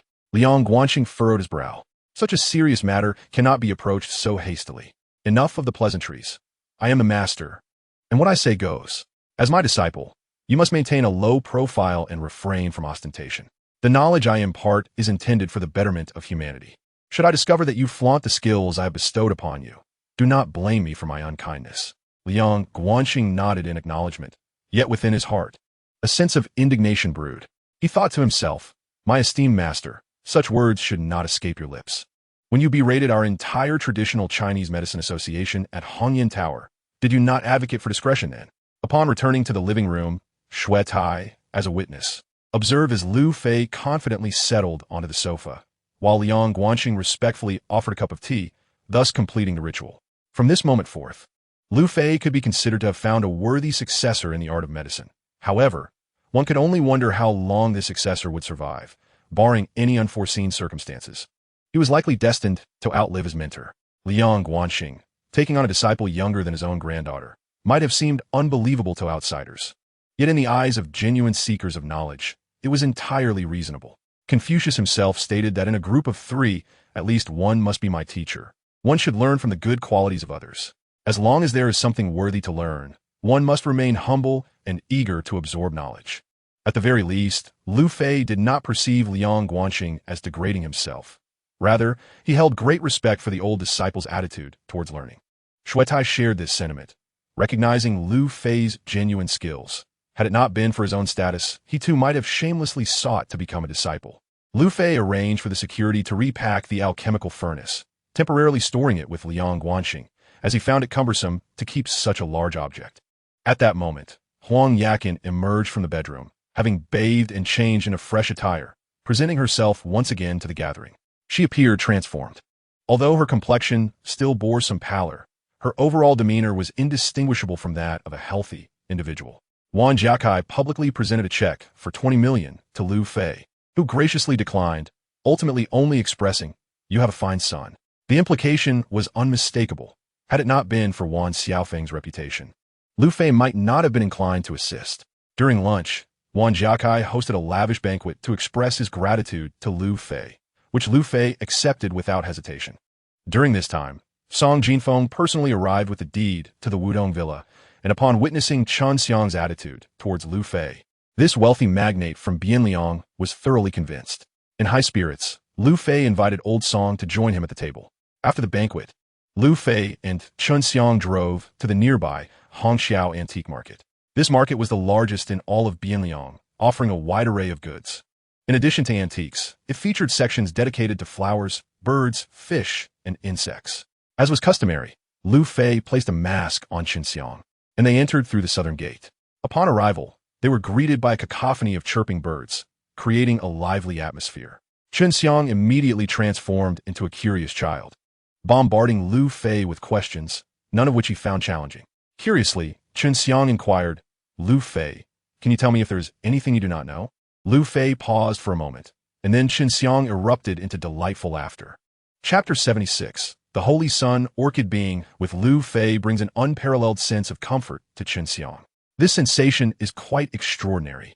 Her body and mind are in blissful harmony, devoid of any pressure, in stark contrast to her life abroad and the relentless hustle of the business world. In a nutshell, it is profoundly relaxing. Wearing a modest straw hat worth 10 yuan and sipping on inexpensive sour plum juice, Chen Xiang bounces around like a jubilant fish, overflowing with joy. As they traverse the bird market, they enter a veritable ocean of flowers, which only heightens Chen Xiang's excitement. "Lu Fei, is this a camellia?" she inquires. "No, that's a gardenia," he replies. "I recognize this one. It's a rose." "No, my lady, that is a Chinese rose." "Surely, you have received flowers from gentlemen before?" "Never." "Is that strange?" She responds, a hint of curiosity in her voice. "Well, it is rather novel. How about I offer you the chance to receive your first bouquet?" "Oh, that sounds rather odd," she retorts playfully. "Stop overthinking it." Upon receiving a lily from Lu Fei, Chen Xiang cradles it tenderly, her delicate face, concealed beneath a mask, flushes with a rosy hue. As they stroll up a gentle slope, an elderly sanitation worker struggles to push a large cart filled with refuse. Without a moment's hesitation, Chen Xiang rushes over to assist, much to Lu Fei's astonishment. It is indeed rare to encounter a young lady of her stature willing to lend a helping hand. "Hey, what are you waiting for? Come help," Chen Xiang playfully urges. With Lu Fei's support, they effortlessly maneuver the cart to the designated refuse point, proving far more effective than Chen Xiang alone. The elderly man expresses his heartfelt gratitude and offers Lu Fei a pack of cheap white cigarettes, which he graciously accepts as a sign of respect. As the old man begins to unload the garbage, Lu Fei and Chen Xiang prepare to depart. However, in a fleeting moment as Lu Fei turns, he notices something utterly unexpected. "Wait a moment, sir," he calls out. "What is it, young man?" The old man replies, bewildered. Without further ado, Lu Fei rushes to the pile of rubbish, carefully sifting through the recently discarded refuse. This scene leaves not only the old man, but also Chen Xiang in a state of confusion. "Lu Fei, what are you searching for?" she asks, puzzled. "Uh-huh, found it," he exclaims. Chen Xiang looks over to see him holding an exceedingly unattractive orchid. This orchid boasts a pitiful 7 leaves, each about 20 centimeters long, though upright. They're a sickly yellow, clearly lifeless. The roots are enmeshed in a small clump of soil, lacking even a pot. Chen Xiang cannot comprehend what value this dead orchid holds, yet she notices Lu Fei's hands trembling ever so slightly as he clutches it, a sinister smile playing at the corners of his mouth. Could this truly be a treasure? It seems implausible, yet Lu Fei appears genuinely exhilarated, a stark contrast to his reaction upon receiving the Tang Yingmei vase. What could possibly be the reason behind this fervor? The subsequent scene leaves Chen Xiang even more bewildered. Lu Fei suddenly seizes a withered Chinese rose, yanking it out of the ground with brute force, leaving behind only the plastic pot, his palm pierced and bloodied. yet completely indifferent to the pain. Carefully, he planted the exceedingly unattractive orchid, then wrapped it along with some old newspapers and the pot, placing the bundle into his backpack. Throughout the entire process, Lu Fei maintained a fervent smile upon his face. With the backpack secured on his shoulders, he extracted 2 packets of special provisions for the giant pandas and handed them to the elderly sanitation worker, leaving the man bewildered as he took Chun Xiang by the hand and departed. In a secluded corner, Chun Xiang, like a dutiful wife, gently tended to the wound on Lu Fei's hand, which had been pricked. Is this orchid truly a treasure? Indeed, it is an extraordinary gem. Yet, one must not be so reckless with such a treasure, Chun Xiang remarked with a hint of melancholy. Ah, I was simply too excited to think. What is so special about this orchid? It appears to be dead, Lu Fei said, presenting the orchid before Chun Xiang once more. This particular orchid is known as the Sacred Sun orchid. Its vitality is remarkably resilient, and it will not perish even if left without water for a month. The leaves are naturally this color, only transforming into a vibrant green just days before blooming. Can it actually flower? Chun Xiang inquired. During this period, it is crucial to promptly collect and process the flowers. Otherwise, if the timing is missed, one must wait another year. Why must the flowers be harvested? Chun Xiang asked. Lu Fei chuckled lightly and replied. The Shinong Bin Chao Jing, Bin Chao Gongmu, and Shanhai Jing record a wondrous treasure known as orchid essence, which is derived from the blossoms of the Sacred Sun orchid. Such marvel? What ailments can this orchid essence treat? Chun Xiang asked, intrigued. Lu Fei patiently explained. The Sacred Sun orchid possesses extraordinary vitality, and its essence, the orchid essence, serves as a versatile medicinal catalyst, regardless of the nature of the prescription. Orchid essence can be utilized, significantly enhancing its efficacy. It is particularly effective for stomach cancer, esophageal cancer, and alleviating menstrual pain and coldness in women. Furthermore, there exists an even more remarkable application. Lu Fei stated, his gaze fixed towards the west, a sinister grin spreading across his face. Additionally, orchid essence can effectively curb and treat a certain hereditary disease prevalent in the West, rendering it invaluable to those afflicted. The scarcity of the Sacred Sun orchid is rivaled only by the preciousness of the spirit snake, vine, I once possessed. In my previous life, there existed but a single specimen under the heavens, owned solely by the Chuanjian sect. This singular Sacred Sun orchid brought boundless wealth to the sect, yet many risked their lives in perilous attempts to seize it. Thus, encountering the Sacred Sun orchid today is indeed a stroke of fortune for me. After securing the orchid once more, Lu Fei addressed Chun Xiang. Let us go.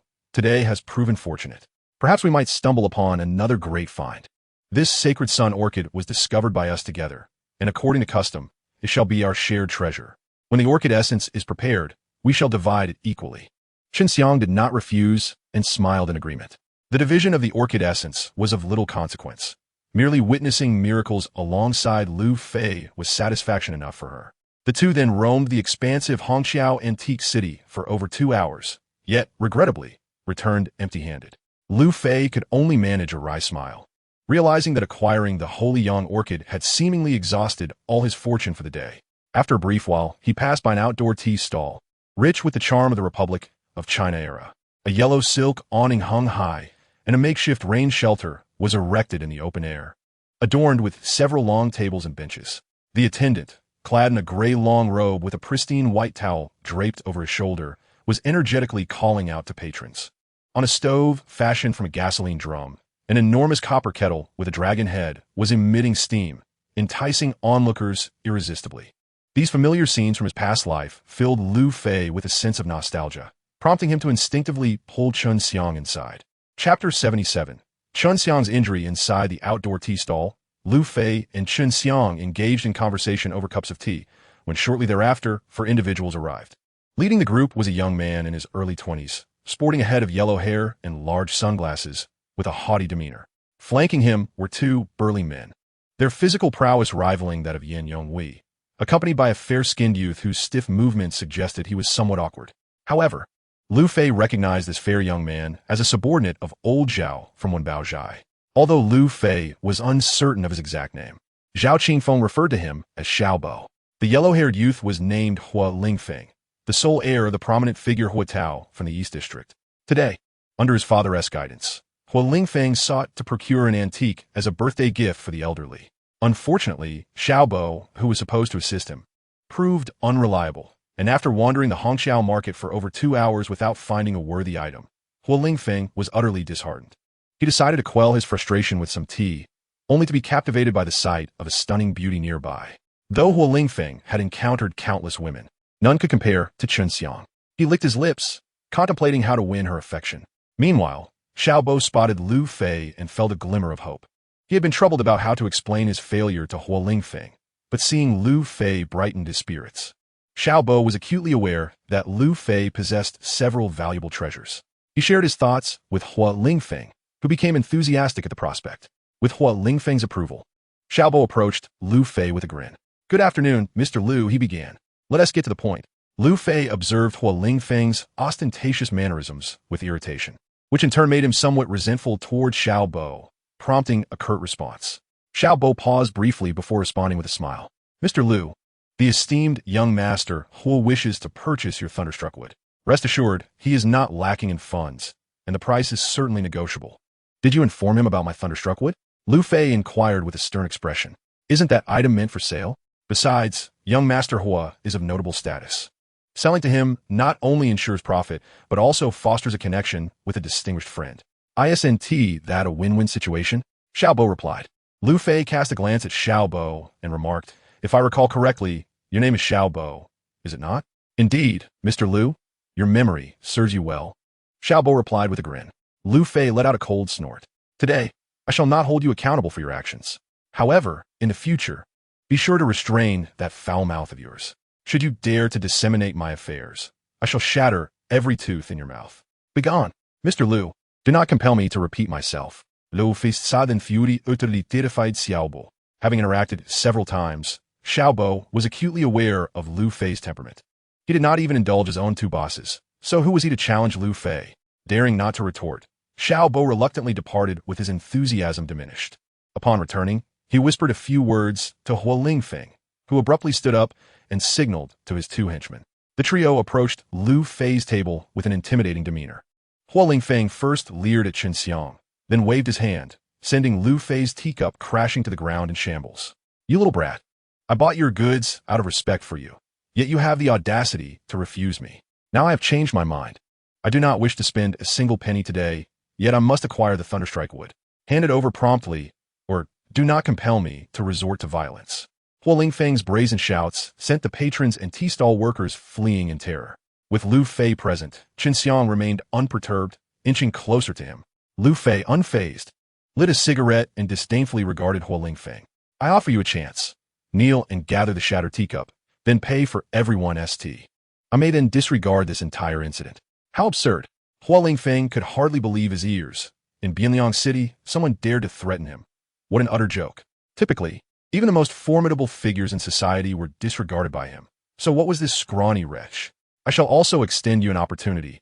Obediently surrender the thunderstrike wood, and allow your girl to accompany me for a month. I might then exhibit great mercy and not pursue this matter further." Before Huo Lingfeng could finish his boastful tirade, Lu Fei exploded into action. Grasping Huo Lingfeng's collar with his left hand, he seized Chen Xiang's teacup with his right and forcefully smashed it against Huo Lingfeng's forehead. The cup shattered upon impact, and Huo Lingfeng, now bloodied, fell to the floor with a pained cry. Before the two henchmen could react, Lu Fei was upon them, yanking their hair and smashing their heads together with a resounding thud. They collapsed without a sound, their bodies limp as if turned to mush. From the moment Lu Fei engaged until all three fell, a mere 3 seconds elapsed, prompting Xiaobo at another table to exclaim in shock and take refuge beneath it.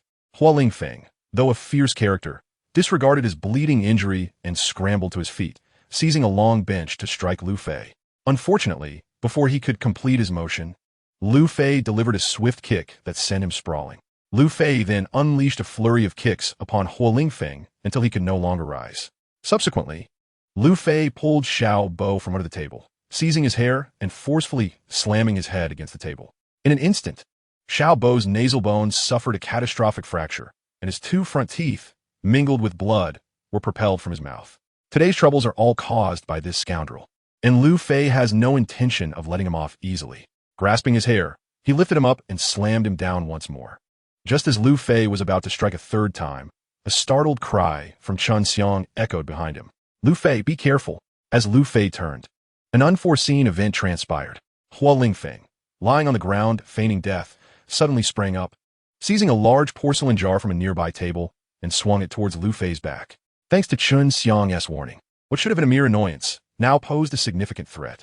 To Lu Fei's astonishment, in that critical moment, Chun Xiang lunged forward and embraced him from behind. The porcelain jar struck her back with unerring precision. The force of the impact was such that even Lu Fei, held in her embrace, could feel its weight. But that was not the worst of it. The scalding water within the jar splashed onto Chun Xiang's back. Steam rose as she cried out in agony, and Lu Fei felt as though his heart was shattering. "I will kill you," he exclaimed, gently pushing Chun Xiang aside and charging at Hua Lingfeng, who, seeing his plan thwarted, fled in haste. Lu Fei intended to pursue, but his concern for Chun Xiang compelled him to abandon the chase. Inside the open-air tea stall, Lu Fei inspected Chun Xiang's injuries, his heart heavy with despair. Her once flawless skin was now a vivid red, marred by countless blisters. A few had burst, oozing a mixture of fluid and blood, a sight too painful for Lu Fei to bear. The unbearable pain contorted Chun Xiang's exquisite features, her complexion pale and drenched in sweat. Yet, despite her suffering, she mustered a faint smile. "Don't worry, I'm fine." Why are you so foolish?" Lu Fei stammered, trembling. "As long as you're unhurt, that is all that matters," Chun Xiang replied calmly, to avoid causing her further distress. Lu Fei hoisted her onto his shoulder, disregarding the gazes of onlookers as he strode out of the Hongqiao market. Gently placing Chun Xiang in the back seat, Lu Fei drove straight to the Wudong Villa at Lingquan Mountain. Along the way, he called his apprentice, Liang Guanxing, instructing him to prepare the necessary medicinal herbs and instruments, and informed Song Jinfeng of his arrival at the villa. Upon reaching the villa, Song Jinfeng was already waiting. Seeing Chun Xiang in such a dismal state startled him. "Lu, what happened? If you need help, just say the word." "There was a mishap, but I can handle it myself," Lu Fei replied.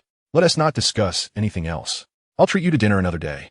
For now, please leave, as I need to attend to Chun Xiang's injuries." Noting Lu Fei's fierce demeanor, Song Jinfeng dared not linger and promptly departed, taking the 3 maids with him. Once the atmosphere settled, Lu Fei found himself lacking the heart to appreciate the sprawling 6,000-square-foot mansion. He carried Chun Xiang directly to the bedroom, helping her lie down on the bed. Soaking a fresh towel in warm water, he carefully dampened her dress, which had adhered to her wounds. Each touch elicited involuntary shudders of pain from Chun Xiang. Every time Chun Xiang twitched, Lu Fei felt a sharp pain in his heart, akin to being pierced by a needle. "I'm sorry. It's my fault that you're suffering," Lu Fei murmured. "It's all right. I do not blame you," she replied. "It will hurt a lot next. If you cannot endure it, just shout. W, what are you going to do?" "I must cut your clothes to expose the wound so that I could treat you." "I apologize for the intrusion. Is there truly no other way?" Knowing this was imperative, the thought of exposing herself to Lu Fei made Chun Xiang feel unbearably shy. As Lu Fei meticulously cut away the delicate fabric, large swathes of white skin were revealed, causing Lu Fei's breath to quicken and his pulse to race. Chun Xiang, tense and rigid, was so overwhelmed that she could not even feel the pain. When he reached the area of injury, Lu Fei proceeded with utmost caution, slowing his movements considerably. It took a full 40 minutes until he finally cut through the last strap of her bra. Wiping the sweat from his brow, Lu Fei genuinely admired Chun Xiang's resilience. This kind of pain would be unbearable for even the toughest of men, yet she had not uttered a single sound. Little did Lu Fei know that Chun Xiang was not exceptionally resilient. Rather, all her pain was overshadowed by the myriad of whimsical and embarrassing thoughts swirling in her mind, rendering her unaware of the physical discomfort.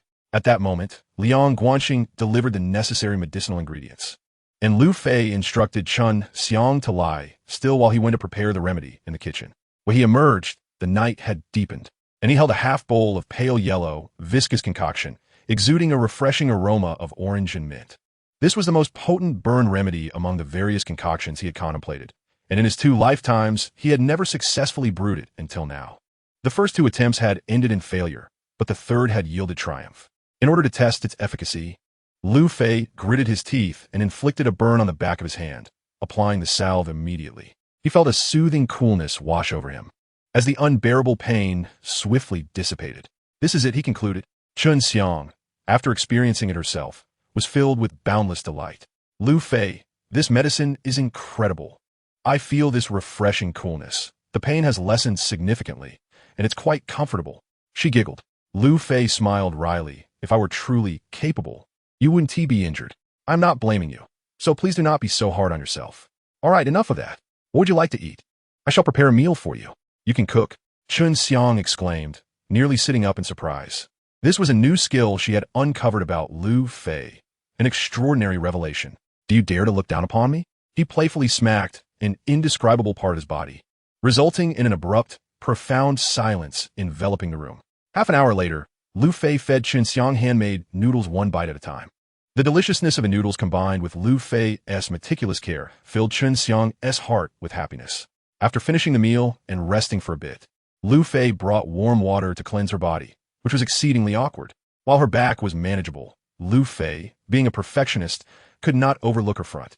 By the time he had cleaned her thoroughly, Chun Xiang's face was flushed to the point of almost resembling a ripe fruit. The most pressing issue remained a physiological one, requiring the assistance of a man of the same age, leaving Chun Xiang feeling utterly bashful. Lu Fei stood by Chun Xiang's side, watching her drift peacefully into slumber, concerned that she might inadvertently roll over and aggravate her injury during the night. He thoughtfully secured her with 2 blankets, ensuring her body remained stable in the center. Once satisfied that all was well, Lu Fei quietly exited the room. Upon leaving the bedroom, a storm of darkness clouded Lu Fei's expression as he retrieved his phone and dialed Yin Yonghui's number. Within half an hour, I expect to know the precise whereabouts of Hua Tao and his son, Hua Lingfeng. Rest assured, young Master Fei, it shall be done without fail. 40 minutes later, Lu Fei met Yin Yonghui in the parking lot of Shunkaida nightclub.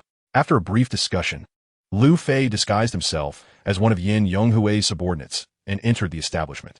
20 minutes later, he emerged with an air of confidence. 5 minutes thereafter, the entire venue was plunged into darkness. As the patrons dispersed, cloaked by the shadows, Yin Yonghui and several of his men hastily loaded 2 large black bundles into an off-road vehicle and sped toward Lingquan Mountain. These bundles concealed the bodies of Hua Tao and his son, Hua Lingfeng. With the aftermath entrusted to Yin Yonghui, the East District would henceforth belong to him, though he remained merely a pawn in Lu Fei's grand design. Returning to the Wutong Villa, Lu Fei confirmed that Chun Xiang was safe before stealthily making his way to the courtyard. Following the guidance of Gauda, he located the remnants of what had been buried between the 3rd and 4th Wudong trees. The objects buried by the Tomb Raider were typically difficult for the average person to uncover, yet under the watchful eyes of a hawk, nothing could remain hidden. After digging to a depth of over 2 feet, Lu Fei's gaze fell upon a pine branch, thick as a wrist. A surge of exhilaration coursed through him. Thank heavens. The items were indeed still there. Chapter 79. At your service, the pine branch served as a support, safeguarding whatever lay beneath. As long as the branch remained intact, the treasures were assuredly present. With great care, Lu Fei removed 6 pine branches, finally revealing a waterproof travel bag concealed below. Overwhelmed with emotion, he carefully wrapped the bag in his clothing, then slowly ascended back to the surface. Though the motion was not grand, beads of sweat dotted Lu Fei's forehead from anxiety. In the villa's living room, gazing at the travel bag resting upon the coffee table, a ferocious smile crept across his face. The zipper had succumbed to rust, prompting Lu Fei to procure scissors and meticulously dismantle it. 5 minutes later, the first item he extracted was a statue of Guanyin carved from white jade. Standing at 25 centimeters tall, with a lotus pedestal exceeding 10 centimeters in diameter, it was meticulously sculpted from Hatian jade, its hue pure and warm, reminiscent of mutton fat jade. The Bodhisattva held a pure bottle in her left hand and a willow branch in her right, standing barefoot atop a 9-tiered lotus seat. Her form was graceful, her countenance solemn, with eyelids gently lowered as if surveying all of creation. Behind her head was a halo of flame patterns, adorned with a cylindrical floral crown, and she was draped in ethereal white garments. Around her chest, she wore intricate adornments, with the silk flowing over her shoulders, crossing at her knees, cascading elegantly downwards, exuding an air of unparalleled grace. The exquisite craftsmanship of the jade sculpture appears to be a flawless masterpiece, a harmonious creation born of nature's artistry. Such a magnificent piece of white jade is truly a rare treasure, unparalleled in any era. After indulging in its beauty for a while, Lu Fei reluctantly set it aside. Next, he retrieved an object tightly wrapped in a black t-shirt, his hands trembling with anticipation. As he carefully removed the fabric, a striking pale blue-green hue captivated his gaze. It was a jade whose spring vase, standing less than 20 centimeters tall, featuring a flared opening and a slender neck that gracefully descends into a rounded belly with a flat base adorned with 3 small firing supports, known as sesame nails. These nails serve to prevent the glaze from adhering to the kiln floor during firing, exemplifying the style of the Northern Song dynasty. The entire vessel is impeccably flawless, with a delicate body, exquisite craftsmanship, and smooth, flowing lines. The glaze incorporates agate, enhancing its lustrous appearance, reminiscent of jade, soft and rich in texture. Due to the separation of agate crystals, the surface displays tiny, fish scale-like cracks. The agate crystals within the glaze appear pearl-like, scattered around bubbles, as rare as stars in the morning sky, creating a unique allure. Agate glaze, sesame nails, and fish scale cracks. This splendid color heralds a promising future. This is none other than the Qing Tianru porcelain, one of the 5 renowned kilns of the Northern Song dynasty. Only 65 such extraordinary treasures exist in the world, with the esteemed Palace Museum possessing merely 17 pieces, while the Shanghai Museum boasts a commendable 8. Furthermore, the National Palace Museum in Taiwan has 23 pieces, with the remainder lost to foreign lands. Now, possessing a relatively larger Ru porcelain whose spring vase, Lu Fei's excitement reached its zenith. Upon inspecting the base, he made a momentous discovery. Fenghua. This was indeed a piece from the Fenghua Palace, favored by Emperor Huizong's beloved concubine Lu. The presence of these 2 characters as a mark significantly enhances the vase's value. However, as he reached back into his travel bag, Lu Fei's exhilaration plummeted. Fragments. Although Ming had clearly informed him about a broken piece, the reality before him was still hard to accept. Fortunately, all the fragments of this broken item were intact, and Lu Fei was fully capable of restoration. It was a Narcissus basin, also crafted from pale blue Ru porcelain and bearing the Fenghua mark, but notably larger in size. Lu Fei estimated the basin's diameter to exceed 35 centimeters. Among all verified Ru porcelain, the pieces are typically small, with the largest not surpassing 20 centimeters. Hence the saying that there are no large Ru porcelain items. Yet, if this basin were to be revealed, it would surely leave many faces flushed with embarrassment. Lu Fei was filled with regret. How could such a precious treasure be damaged? It was truly a lamentable loss. A total of 19 fragments of varying sizes were carefully set aside. Now, only one final item remained in the travel bag, a box made of golden threaded Namu wood, measuring 40 centimeters on each side. Without delving into the contents within, the box itself is a priceless treasure, crafted from a sizable piece of golden silk Namu wood with a diameter of 40 centimeters, valued at a staggering sum. Upon opening the Namu box, one discovers a Bible wrapped in cowhide paper. This particular edition is an English version from the 3rd year of the Republic of China, unremarkable in itself. However, what captivates Lu Fei is a small wooden box, measuring 10 centimeters on each side, adorned with gold leaf, gleaming resplendently. Inside the box rests a crystal-crafted hexagram, with 12 points encrusted with gemstones of various hues. At its center lies an obsidian stone, approximately the size of a dove's egg, its natural patina thick and its color exquisitely perfect. Upon seeing this obsidian, Lu Fei gasped in astonishment, springing to his feet. How could this be? This is impossible. After a few moments of bewilderment, Lu Fei cradled the hexagram and stepped into the courtyard, pointing westward with his right hand, a manic grin spreading across his face. Huh. The heavens are watching. Retribution is swift. In his second life, Lu Fei had originally aimed for a life of opulence and grandeur. Yet today, having acquired both the Holy Sun orchid and the hexagram, it seemed a destined arrangement. If that is the case, he thought with a chuckle, there will be plenty of opportunities ahead. Prepare yourselves, for soon, I shall unleash my prowess. I hope you do not disappoint me. Lu Fei, may I put on my clothes now? No. Can I get out of bed? No. But I no longer feel pain. That still doesn't allow it. But I need to use the restroom. I shall assist you. Could you not be a tad more refined? Of course. May I inquire, Miss Qinxiang, do you require a moment? I am at your service. After a night of recovery, the burns on Qinxiang's back had begun to scab. However, complete healing would not come swiftly. After breakfast, Lu Fei, at Qinxiang's earnest pleading, helped her stand for 5 minutes. Though this duration seemed brief, it was immensely precious for Qinxiang, who had been lying down all night. Throughout the day, Lu Fei dedicated all his energy to her care, preparing medicine, applying ointment, and attending to her needs with meticulous attention.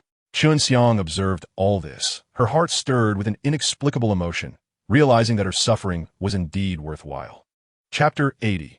Porcelain Restoration. Chun Xiang, feeling the need to guard herself due to her injury, seized the opportunity to commence the restoration of several broken artifacts. After entertaining a few waves of friends who came to inquire about her well-being, Lu Fei prepared to begin the repairs after changing Chun Xiang's dressings in the evening. Lie still, do not move, and call for me if you need to use the restroom. Are you going out? I will be just outside. There are a few items that require restoration. Restoration? Chun Xiang asked with surprise, for this was yet another novel skill of Lu Fei's. Is it not possible to restore them here? I wish to observe. Not long ago, Lu Fei had boasted that no one could discern any flaws in his restorations. It was imperative for her to witness this for herself. Perhaps it's best to let it be, Lu Fei remarked. Some things may emit volatile odors that you might find unbearable. Do not concern yourself with my feelings. I'm not that delicate, he added. Lu Fei paused momentarily.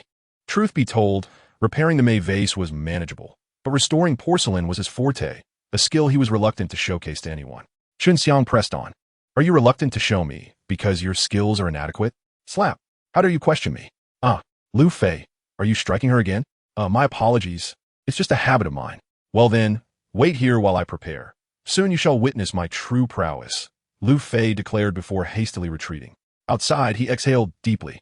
Goodness, the sensation is exquisite. I might indeed be growing fond of this feeling.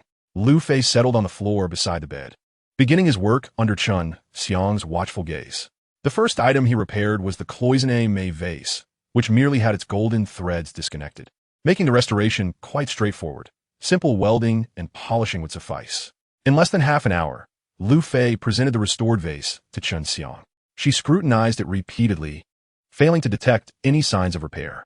It was evident that Lu Fei had never disappointed himself. He took a photograph of the vase with his phone, accompanied by a caption sent to his QQ friend, Fei Xiang. This is a cloisonné Mei vase, a gift from Empress Zhen Huan to Tang Ying. Indeed, a genuine article. Ding. As soon as the message was dispatched, Lu Fei's phone chimed beside Chun Xiang. Fully engrossed in adjusting the adhesive, Lu Fei remained oblivious to the sound, while Chun Xiang, noticing his dedication, chose not to interrupt. At this moment, Lu Fei blended 3 dry powders in equal proportions, resulting in a light yellow powder. He then added a small amount of glutinous rice to the mixer, followed by a bottle of oddly scented water to create a slurry, filtering out the residue for later use. What Lu Fei prepared left Chun Xiang's jaw nearly unhinged. Flour, salad oil, dry starch, baking powder, cornmeal, and a touch of water to form a dough. My heavens, is Lu Fei restoring porcelain or preparing steam buns? Why would he need such ingredients? Chun Xiang struggled to suppress her curiosity and focused instead on the QQ chat interface. Fei Xiang, are you not available? Ding. Just as she sent her message, Lu Fei's phone chimed once more. Chun Xiang was taken aback. The coincidence seemed too uncanny. 2 consecutive messages she sent matched perfectly with Lu Fei's phone notifications. How could this be? To test her hypothesis, she sent a question mark to Fei Xiang. As she pressed send, her palms grew clammy with anxiety. Ding. Unsurprisingly, the synchronization occurred again. Boom. At that moment, Chun Xiang felt as though her head might explode. If Lu Fei truly was Fei Xiang, she would find herself in quite the predicament. Recently, while engaging in conversation with Fei Xiang, I found myself expressing an abundance of admiration for Luffy, even resorting to rather intimate vocabulary. If it were truly the case, wouldn't Luffy have already discerned my feelings for him? Oh dear, how embarrassing. Chun Xiang furtively cast a glance at the engrossed Luffy and stealthily reached out to grasp his phone with trembling hands, gently unlocking the device. A notification appeared on the screen. QQ Guardian informs you. Your friend, Xiang Zhu, has sent you 3 messages. Please check them. Oh my goodness. This is a disaster. I can't bear this any longer. Chun Xiang's face flushed crimson. Until now, she had revealed every last secret in front of Luffy. How utterly mortifying. What must Luffy think of me? In a flurry of anxiety, Chun Xiang resolved to feign ignorance, quietly opening Luffy's phone to delete the 3 messages she had just sent, then resetting the device. After completing this task, she was drenched in sweat. Meanwhile, Luffy was not idle either. The dough was covered with cling film to rise. He poured the prepared powder into the glutinous rice paste and placed it on the induction cooker to heat. As the temperature of the rice paste gradually increased, it emitted a tangy aroma reminiscent of pickled vegetables. The addition of the pale yellow powder did not alter the color of the rice paste, Instead, it became even more milky white. Luffy stirred the rice paste clockwise with 3 chopsticks, and it thickened at a visible pace. When bubbles began to form without reaching a rolling boil, Luffy decisively turned off the heat and let it rest. At this moment, he placed the fragments of a blue and white porcelain cup into a plastic basin, dousing them in white liquor for a meticulous cleanse. After washing them thoroughly, he rinsed with purified water repeatedly and finally used a hairdryer to dry the moisture from the porcelain shards. As the dough continued to rise and the rice paste cooled naturally, Luffy flexed his fingers. With his left hand, he picked up the largest piece of porcelain, while his right hand retrieved another shard, evenly brushing rice paste along the edges and quickly aligning the pieces together. Releasing his grip, he shook the joined shards vigorously to ensure the adhesion met his satisfaction, nodding with a smile. Luffy's hands moved swiftly, completing the assembly of the remaining shards almost in the blink of an eye. Once he released his hold, the fragments seamlessly formed a blue and white porcelain cup. He then affixed the lid of the cup and set it aside, tearing off 2 pieces of risen dough to roll into wrappers, encasing both the cup and its lid as one would with dumplings before placing them into the oven. Chapter 81. Chun Xiang's request. Having placed the 2 dough pieces into the oven, Luffy lit a cigarette and waited in silence. "Luffy, may I speak now?" Chun Xiang timidly inquired. "I never silenced you," Luffy replied. Chun Xiang exhaled in relief and asked, "What kind of water did you add to that rice paste?" "It has a peculiar smell. It's brine, the same used for tofu," Luffy explained. "Then why did you wrap the glued porcelain cup in dough?" "This is called secondary firing. Why not just bake it directly? Why the need to wrap it?" "Baking directly is not advisable, as it would ruin the ancient patina of the artifact, rendering all prior efforts futile. Instead, encasing it in dough for baking allows the steam within to reach extraordinarily high temperatures, which is sufficient for our purpose. Once completed, might I procure this exquisite cup as a memento?" "No need for payment. I shall gift it to you." "How can that be?" "Absolutely, I insist." "Oh dear, here we go again." The oven emitted a crisp sound as it automatically shut off, and, as Lu Fei opened the lid, a delightful aroma of freshly baked bread wafted through the air. In truth, what Lu Fei retrieved were 2 loaves of bread, their crusts a golden hue and fragrant. But the fillings contained porcelain. Once the bread had cooled completely, he removed the outer crust and cleaned it thoroughly, revealing a flawless blue and white porcelain cup before them. The body of the cup was impeccably shaped, with evenly distributed patterns and vibrant colors, a sight to behold. Lu Fei examined the cup, running his fingers along the rim from top to bottom. He then used 3 fingers to tap the base, producing a clear sound. He handed the cup to Chun Xiang, along with 2 formidable tools, a magnifying glass and a powerful flashlight, smiling as he said, "Please, Miss Chun, inspect this piece and see if you can detect any traces of repair." Chun Xiang scrutinized the cup with a magnifying glass for a while, then illuminated it with a flashlight, ultimately gasping in astonishment. "Goodness, it is absolutely perfect. I cannot find a single seam." "Lu Fei, how on earth did you achieve this?" Lu Fei smiled softly, replying, "I have mentioned before, the items I restore bear no flaws detectable by anyone. Do you now believe me?" In that moment, Chun Xiang regarded Lu Fei as a creator, a being capable of such miraculous feats. "Wait, Lu Fei, this cup isn't a counterfeit, is it?" Chun Xiang inquired. Lu Fei was momentarily taken aback, surprised that someone with limited knowledge of antiques could pose such a question. "What makes you say that?" he asked, with a furrowed brow.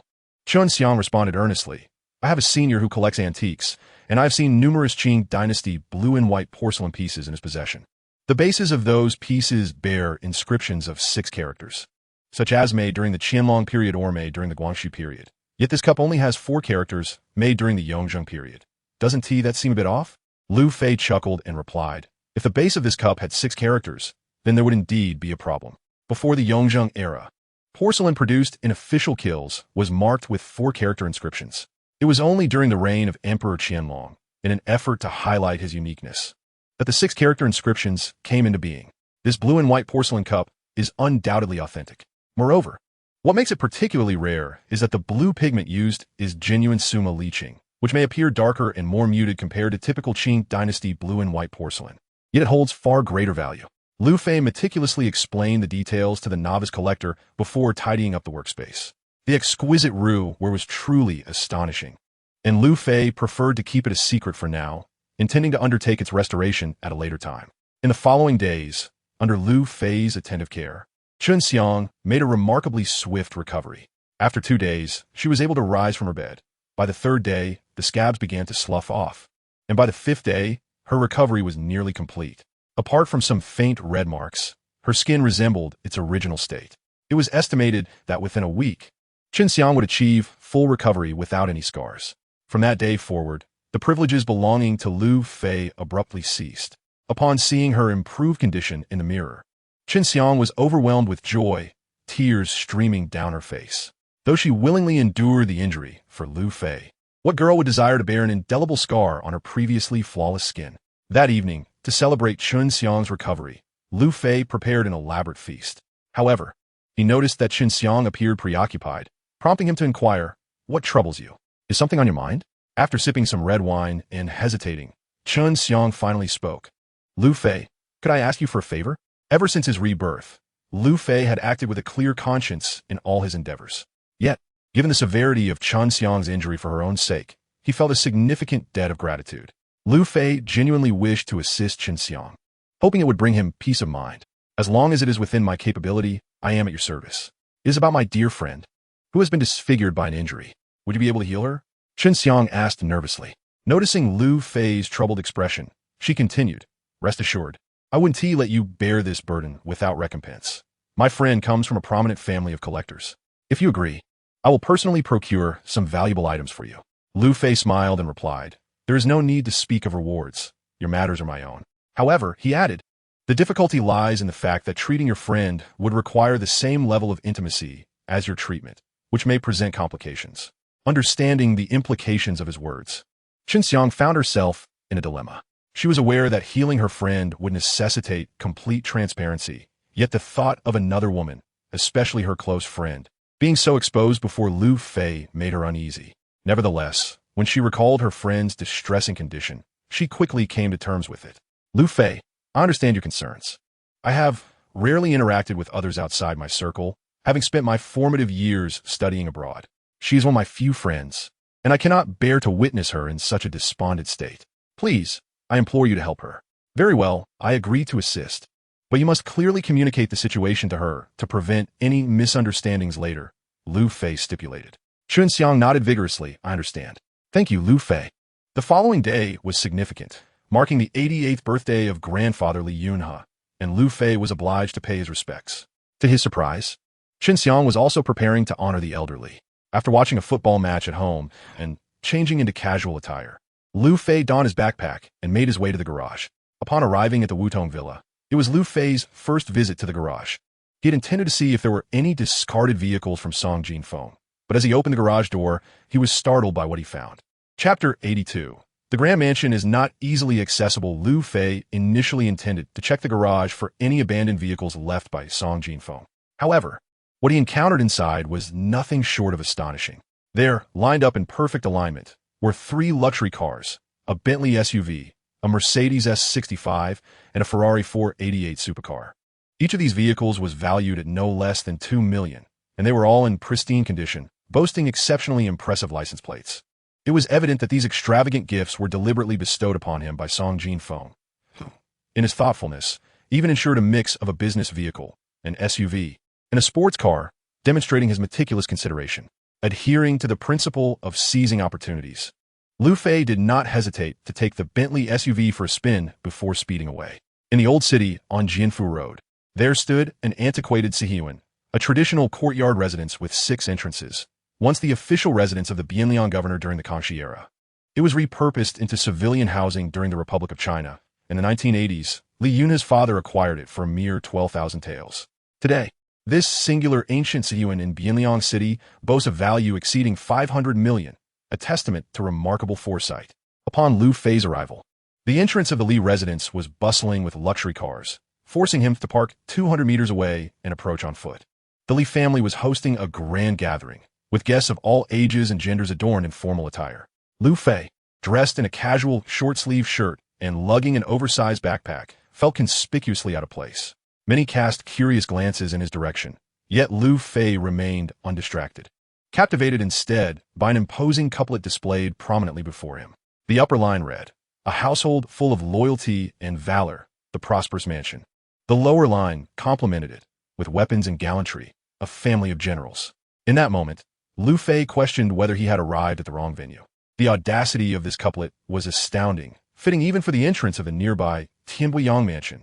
Yet from this couplet, Lu Fei gleaned the true heritage of the Li family. No wonder the Li family held such influence in Bianliang City.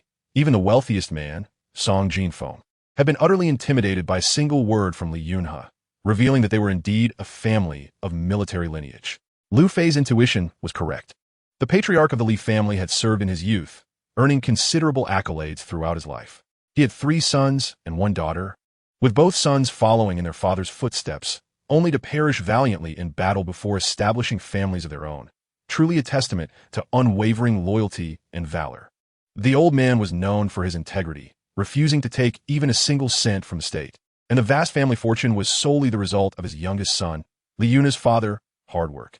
Consequently, the elder was not only revered in Bianliang City, but throughout the entire nation. Such a distinguished lineage made it impossible for the Li family not to stand out in the modest confines of Bianliang City. As Lu Fei moved with the crowd towards the entrance, he was halted by 2 welcoming attendants. "Esteemed guest, may I kindly request your invitation letter?" The invitation letter again.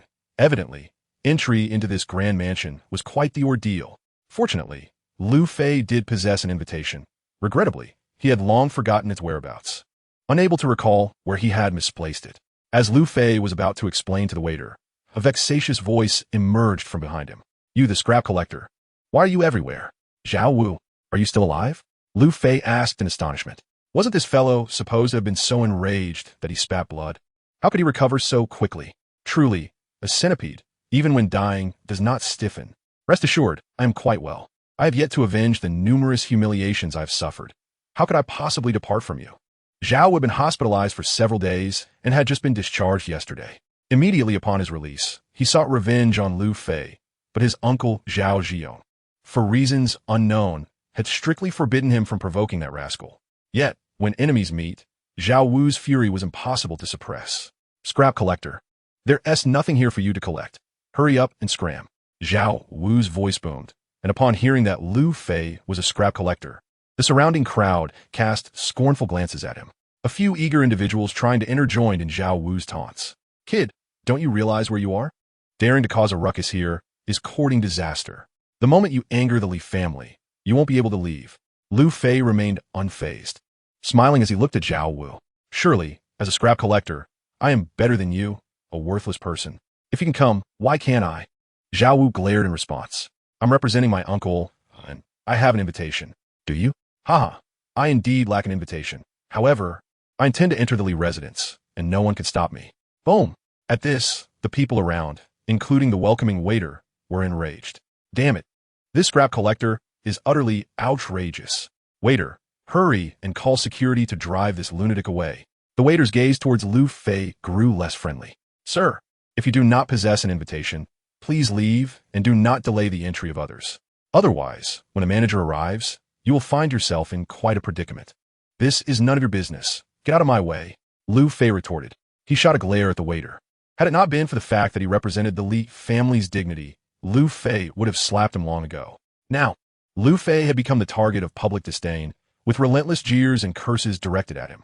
Zhao Wu, arms crossed, wore a smug grin, relishing the unfolding drama. Though the waiter held a lowly position, he represented the Li family's honor. As the saying goes, one must consider the owner when striking a dog. To publicly insult a waiter meant inviting the wrath of the Li family. "Ha ha, you little scrap collector, let us see how you escape this time." The waiter, infuriated by Lu Fei's rebuke, pointed at him and shouted, "Kid, do you dare to insult? This is the Li residence, not a place for your antics.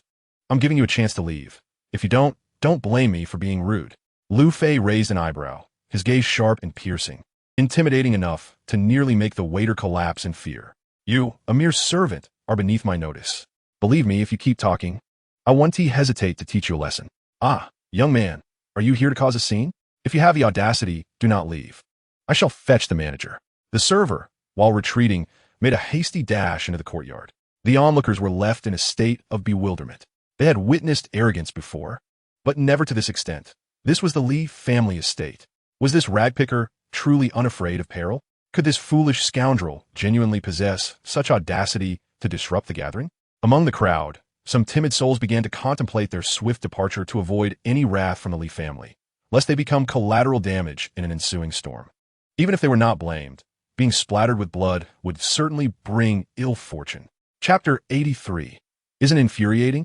The server entered the courtyard, blowing a whistle, while Lu Fei, unfazed, leisurely took out a special cigarette from Zhonghai, inhaling deeply as the thick smoke enveloped Zhao Wu's face. "You, ragpicker, are courting death," Zhao Wu bellowed. Yet, Zhao Wu was merely boasting. Had he been asked to engage Lu Fei in combat, even with 800 times his courage, he would not have dared. Lu Fei smirked disdainfully and said, "What's the matter? Are you intimidated? If you lack the guts, then refrain from blustering. Otherwise, you may find yourself nursing broken limbs." At this, Zhao Wu fell silent. Only those who had crossed paths with Lu Fei understood the ferocity of this scoundrel, and unfortunately, he was among them. With a cold snort, Lu Fei pulled out a luxurious watch from his pocket, waving it before Zhao Wu. "Do you know what this is, you scoundrel? Allow me to enlighten you. This is a wristwatch." The majority of those in line erupted in laughter, thinking to themselves how utterly shameless this ragpicker was. Who among them did not know what a watch was? As Zhao Wu's features contorted with rage, and his eyes turned crimson, Lu Fei relished the moment and continued, "This is no ordinary watch. It is a diamond-encrusted timepiece custom-made by Patek Philippe for the last Emperor Puyi. Do you have any idea how much this watch is worth?" The crowd began to stir once more. A diamond-encrusted Patek Philippe, custom-made for Puyi, what could it possibly be valued at? The notion of such an exquisite item being in the hands of a ragpicker seemed implausible. Yet under the sunlight, the watch sparkled with a brilliance that left no room for doubt, prompting many to consider approaching for a closer look. Lu Fei continued, "Let me tell you, scoundrel. Just days ago, an elderly gentleman offered me jewelry worth 60 million for this in exchange, which I dismissed without a second thought. By the way, do you know where I acquired this watch? Remember that compartment in the Yulong where the cricket cage was? That's where I found it. Alas, it should have been yours, but your lack of discernment led you to sell it for a mere 50,000 to me. What once was a trivial item has transformed in my possession into something of immense value. Isn't that infuriating? Ah, scoundrel, have you truly not vomited blood from the indignation? What a failure on my part." At this point, someone in the crowd recognized Lu Fei. "I remember now. He was the one who caused the ruckus that day at Yulong. Yes, I recall. I even watched the live stream." The gentleman possessed an extraordinary eye, unmatched even by the esteemed appraisers of Yulong.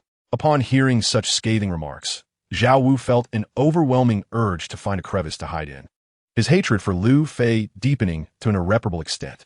"You, scavenger, have truly reached the pinnacle of audacity today. With the old master of the Li family celebrating his grand birthday, you dare to cause a scene here? You are doomed. Mark my words." Zhao Wu remarked with malicious glee. "Ha! The manager of the Li family has arrived. You are finished." The elegantly dressed lady who had just arrived was indeed the manager in charge today, summoned by the staff to quell the disturbance. However, to everyone's astonishment, instead of displaying anger, the manager bowed respectfully before the scavenger and, with a flirtatious glimmer in her eyes, said, "Good afternoon, Mr. Lu. On behalf of Chairman Li, I extend a warm welcome to you. Please do come inside." Zhao Wu was utterly flabbergasted. The staff stood in disbelief, and the crowd outside erupted in a frenzy. Isn't he just a scavenger? Why is the manager treating him with such courtesy? This is not mere courtesy. This is respect, mind you. Did you not see the manager throw him a flirtatious glance? Wait, what did the manager just say? She represents Chairman Li? Could it be that the scavenger is acquainted with Chairman Li Yunhe? My heavens, what kind of world is this, where even a scavenger can wield such influence? Disregarding the commotion around him, Lu Fei smiled at Xing Shuya and remarked, "You've made quite the advancement. It's impressive that the Li family entrusted such an important matter to you. It speaks volumes of their regard for you." Xing Shuya, with a radiant smile, replied, "Is all due to your esteemed presence, Mr. Lu. But let's not linger. You should come inside and enjoy some tea." Lu Fei waved his hand dismissively. "Not just yet. I still have some unfinished business." He pointed at Zhao Wu, saying, "I cannot stomach seeing that scoundrel. Make him leave." "Very well," the staff member replied. "This individual argued with me earlier. Consider him dismissed. And him, and them, they insulted me just now. Understood. Everything shall be as you wish." Accompanied by Xing Shuya, Lu Fei strutted into the Li residence, leaving a multitude sprawled on the ground behind him. Upon reaching the second courtyard, Lu Fei instructed Xing Shuya to attend to her duties while he wandered about. "Scavenger Fei, ah, it is truly you. Where have you been, you rascal? A throng of elderly gentlemen encircled Liu Fei, led by the venerable Gao Henian, flanked by a cadre of seasoned connoisseurs from the antique market of Xiamen. Come now. In such a gathering, can you not address me with respect? Liu Fei chuckled. Spare us your pleasantries. Let us see what treasures you have in your bag. Without further ado, the old gentleman lunged to seize Liu Fei's bag, leaving him utterly helpless to resist. My word, these lion heads are magnificent. They must be at least 30 or 50 years old, exclaimed one. Goodness, what is this? A Han-style jade cicada. What a treasure. Another chimed in. That is nothing, behold this. A snuff bottle painted by Ma Xiaoxian, featuring the dwelling in the Fuchin Mountains. Liu Fei's chess pieces, which he had used to outsmart the elderly, were unearthed by this group of elderly gentlemen. The old fellows excitedly announced the names of the items, attracting even the attention of some uninformed wealthy patrons. Sir, are you selling that snuff bottle? I'll offer 1 million. Fool, if you lack expertise, do not embarrass yourself. Master Ma Xiaoshuan's snuff bottle is worth no less than 3 million. I bid 4 million for the snuff bottle. I offer 1 million for the jade cicada. Just moments ago, Liu Fei had been the target of everyone's disdain, yet here he was suddenly in high demand. However, the overwhelming enthusiasm of these individuals became quite unbearable for him. Once he managed to disperse the overly eager patrons, he found himself drenched in sweat. To make matters worse, he discovered that his short-sleeved shirt had been torn by one of the gentlemen. Chapter 84. Li Xiaonyao entering the courtyard again. Liu Fei endured the trials of being encircled by the older gentleman, a situation that was both painful and pleasurable. The courtyard behind was nearly 2,000 square meters, comprising the Li family garden, where the evening birthday banquet would soon take place. Dozens of round tables were adorned with festive red tablecloths, displaying an array of cups, plates, seasonal fruits and vegetables, pastries, and an abundance of drinks. Although the banquet was scheduled for the evening, many guests had arrived early, recognizing such gatherings as splendid opportunities for networking. Under the bountiful grapevine in the southeast corner, Chun Xiang sat on a bamboo chair, savoring fragrant tea while conversing on the phone with her close friend. After repeated assurances, her friend finally agreed to come visit Liu Fei soon to tend to his injuries. Setting down the phone, Chun Xiang let out a long sigh, murmuring to herself, "Rest assured, Liu Fei will not disappoint you." Xianger, who are you talking to? At that moment, a young man with a buzz cut approached, holding a glass of red wine. The youth stood about 6 feet tall, with a complexion as fair as jade and well-defined features. Dressed in a well-tailored, unbranded white suit, he casually raised his hand, revealing a dazzling gold Rolex 5511 limited edition watch on his wrist. Chun Xiang glanced at the newcomer, slightly displeased, and replied, "Young Master Zhou, please refrain from addressing me that way. We are not familiar." Zhou Haoran smiled faintly. "Xianger, such words wound my heart. Upon learning that you were representing the Chun family to celebrate grandfather Li's birthday, I made a special effort to accompany you." With a furrowed brow, Chun Xiang coldly responded, "Young Master Zhou, please conduct yourself appropriately. I do not wish for others to misunderstand our relationship." "Misunderstand? Not at all. You see, I have already informed my family that my father will propose to yours before the end of the year. Given the friendship between Chun uncle and my father, I believe he will not refuse." Chun Xiang scoffed. "Zhou Haoran, you would do well to abandon this notion. No one could dictate my personal affairs. Not my grandfather. Nor my father. And please address me as Director Chun. The name Xiangru makes me uncomfortable." "Xiangru," Zhou Haoran attempted to argue further, but was interrupted by a voice. "Zhou Haoran, she is clearly ignoring you, yet you shamelessly pursue her. Have some self-respect, will you? You are truly bringing shame to the Zhou family of Renan." Li Yunhe, who had been attending to guests nearby, suddenly noticed Zhou Haoran's harassment of Chun Xiang. Chun Xiang is indeed Liu Fei's woman and his own sister-in-law. How could he, before Liu Fei's arrival, stand idly by while his sister-in-law is being bullied? The Zhou family of Renan is a descendant of King Ping of Zhou, a true aristocracy with a history spanning a millennium, inextricably linked to the thousands of years of civilization in the Middle Kingdom. Zhou Haoran, as the eldest son of the Renan Zhou family, is revered wherever he goes. Even the elite members of the top families in Tiandu City must show him respect. Yet, Li Yunhe, in front of the woman he cherishes, dares to humiliate him, leaving Zhou Haoran in a state of utter dismay. "Li Yunhe, I urge you to speak with more respect," Zhou Haoran said, irritation evident in his voice. "Respect? You of all people deserve it?" Li Yunhe raturta disvemfuli. "Today is my grandfather's birthday. I can hardly be bothered to engage with you. Find a secluded spot and keep to yourself. Once you've had your fill, be sure to leave promptly. Li Yunhe, I am here on behalf of the Zhou family to pay respects to the elder. Do you not fear incurring the wrath of the entire Zhou family with such insults? Zhou Haoran exclaimed in anger. Li Yunhe smirked. Do not presume that everyone fears your Zhou family. I, Li Yunhe, certainly do not. You dare bully my sister-in-law. It is already quite generous of me not to throw you out. What? Li Yunhe, what did you just say? Your sister-in-law? When did I ever bully your sister-in-law? Zhou Haoran asked, bewildered, while Qin Xiang appeared exceedingly shy beside him. Li Yunhe shukulat. Not only are you foolish, but clearly your mind is also muddled. My sister-in-law is... Of course, Qin Xiang. To be frank, she is already taken. You would do well to leave her be, or I shall not be so courteous to you. No, this cannot be true. You must be lying. Li Yunhe. I refuse to believe it. Zhou Haoran shouted, nearly driven to madness. Qin Xiang's father and Zhou Haoran's father have a deep business relationship, and their personal rapport is equally close. 3 months ago, Zhou Haoran accompanied his father on a visit to Qin Xiang's home, where he was fortunate enough to glimpse her unparalleled beauty. Ever since, he has been haunted by her enchanting figure, nearly becoming obsessed. Just a few days prior, he had finally convinced his father to propose to Qin Xiang, only to discover that the woman he adores belongs to another, an utterly devastating blow he cannot accept. Facing the almost frantic Zhou Haoran, Li Yunhe coldly remarked, "You are insane." Then turned to Qin Xiang with a smile. "Sister-in-law, where are you? Lu Fei has yet to arrive."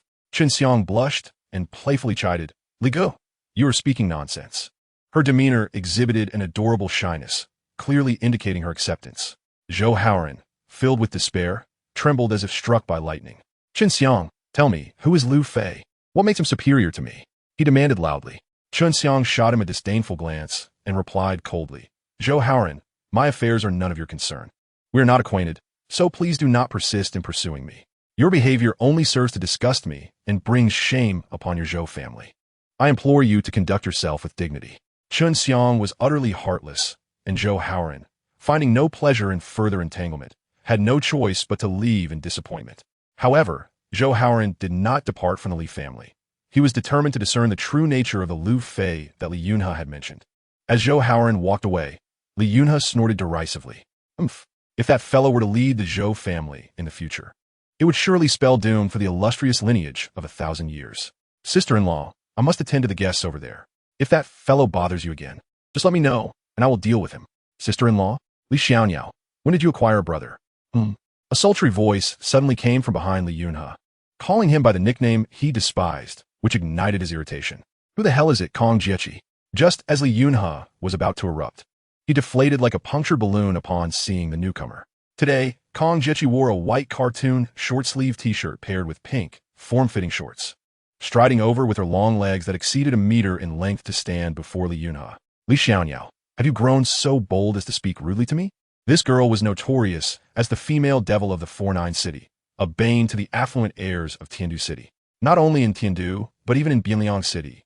The so-called little overlord Li Yunhe dared not provoke her. It's been over a year, Jiechi, and you've become even more beautiful. What did you call me, Li Xiaonyao? I'll give you a chance to say it again. Chapter 85, it's you? Li Yunhe's reputation as the little overlord in Bianliang City was well known. He had once compelled Guan Jinyu to apologize to Lu Fei with a mere word on Lingbao Street, and had instilled fear in the wealthy Song Jinfeng at Lingquan Mountain Villa. Yet, faced with the stunning beauty of 20-something Kong Jiechi, he appeared utterly intimidated. Kong Jiechi glared at Li Yunhe, demanding, "What did you just call me?" Li Yunhe, breaking in a cold sweat, managed to force out a smile that was more painful than tears. "Well, there are many outsiders today. Could you perhaps give me a little face?" "Not a chance. If you refuse to say it, I will go find your grandfather to settle this." Li Yunhe cursed under his breath, but ultimately chose to swallow his pride. Aunt Jiechi, I misspoke earlier. Would you forgive me?" Addressing her as Aunt left Qin Xiang utterly astonished. Kong Jiechi wore a smug grin, relishing the moment. "Speak up. This aunt didn't hear you. Damn it." Li Yunhe felt overwhelmed, cursing inwardly. Despite his reluctance, he realized he could not provoke this formidable lady. Only when he addressed her to her satisfaction did Kong Jiechi finally relent. Recognizing that this was no place to linger, Li Yunhe turned to take his leave. "Aunt, do you have any further instructions?" he asked, bracing himself. "What did you just call Xiang? Brother, sister-in-law? What of it? Does it bother you, Aunt?" The Kong family and the Chun family share a long-standing friendship, and Kong Jiechi and Qin Xiang are not only childhood friends but also close confidants. The explosive revelation from Li Yunhe, who referred to Qin Xiang as sister-in-law, truly shocked Kong Jiechi. Grasping Qin Xiang's arm, she curiously inquired, "Sister Xiang, what does Li Xianyao mean? Have you truly begun a romantic relationship?" "Oh dear, I don't know. Please don't ask me. It's so annoying." Qin Xiang's face flushed crimson with embarrassment. Although Li Yunhe's jest was one thing, having Kong Jiechi discover was an entirely different predicament. Lacking the courage to confront her friend, Qin Xiang opted to flee. As she watched Qin Xiang's retreating figure, Kong Jiechi fell into contemplation and then summoned Li Yunhe, demanding, "Li Yunhe, it's already bad enough that you insist I call you aunt, but you can't expect me to address my sister-in-law as aunt too. Isn't that unreasonable? Regardless, I will not comply, even if you report me to grandpa." Li Yunhe protested, nearly in tears.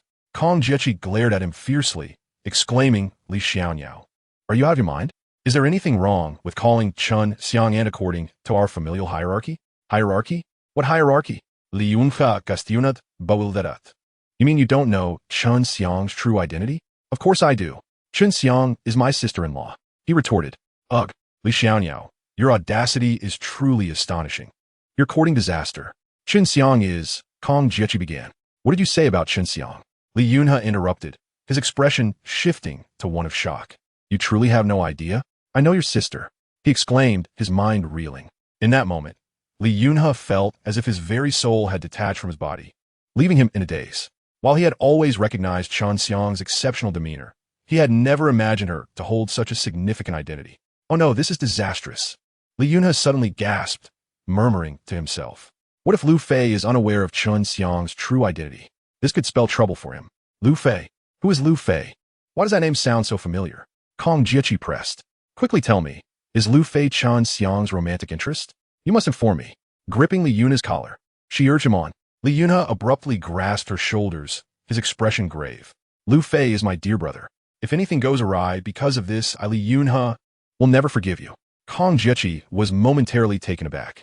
Though she had frequent interactions with the Li family and was well acquainted with Li Yunhe, she had never witnessed him so serious before. "First, tell me who Lu Fei is and what makes him so remarkable that he has captured Sister Xiang's heart. If you cannot provide a satisfactory explanation, I will not let him off easily." "Ah, dear lady, beware of gossiping behind others' backs. The punishment in the afterlife is to have one's tongue pulled out, never to be released from torment." "Is it you? Are you the scoundrel? Are you that lunatic?" Both Lu Fei and Kong Jiechi exclaimed in astonishment. Upon seeing Lu Fei, Kong Jiechi felt a surge of anger. This scoundrel not only snatched away her beloved Lingguan, but also used it to effortlessly win over two gentlemen. Kong Jiechi had long harbored a desire for vengeance against the despicable villain, and unexpectedly, her quest led her to her target without any effort at all. She stamped her foot forcefully and pointed at Lu Fei, exclaiming, "You insolent rogue! Who are you calling crazy?" Lu Fei, undeterred, retorted, "Crazy? Who are you calling a scoundrel?" Li Yunhe, exasperated, placed his hand on his forehead, feeling utterly helpless. He thought to himself, this situation could not be more complicated. One was a formidable sorceress, the other a stubborn mule, and it appeared they were destined to clash, making a bloodshed inevitable. Lu Fei had just arrived at the courtyard, engaging in light-hearted banter with some acquaintances, including the Wan family and Song Jinfeng, when he overheard someone slandering him. To his surprise, it was the beautiful yet eccentric woman he had encountered at the antique market. A cosmic collision was about to ensue. Meanwhile, from a distant corner, two piercing glares of resentment were fixated on Lu Fei. Zhou Haoran had initially presumed that the man who won Qin Xiangfang's heart must be a paragon of charm and prowess. However, upon scrutinizing Lu Fei's appearance and attire, he was left profoundly disappointed.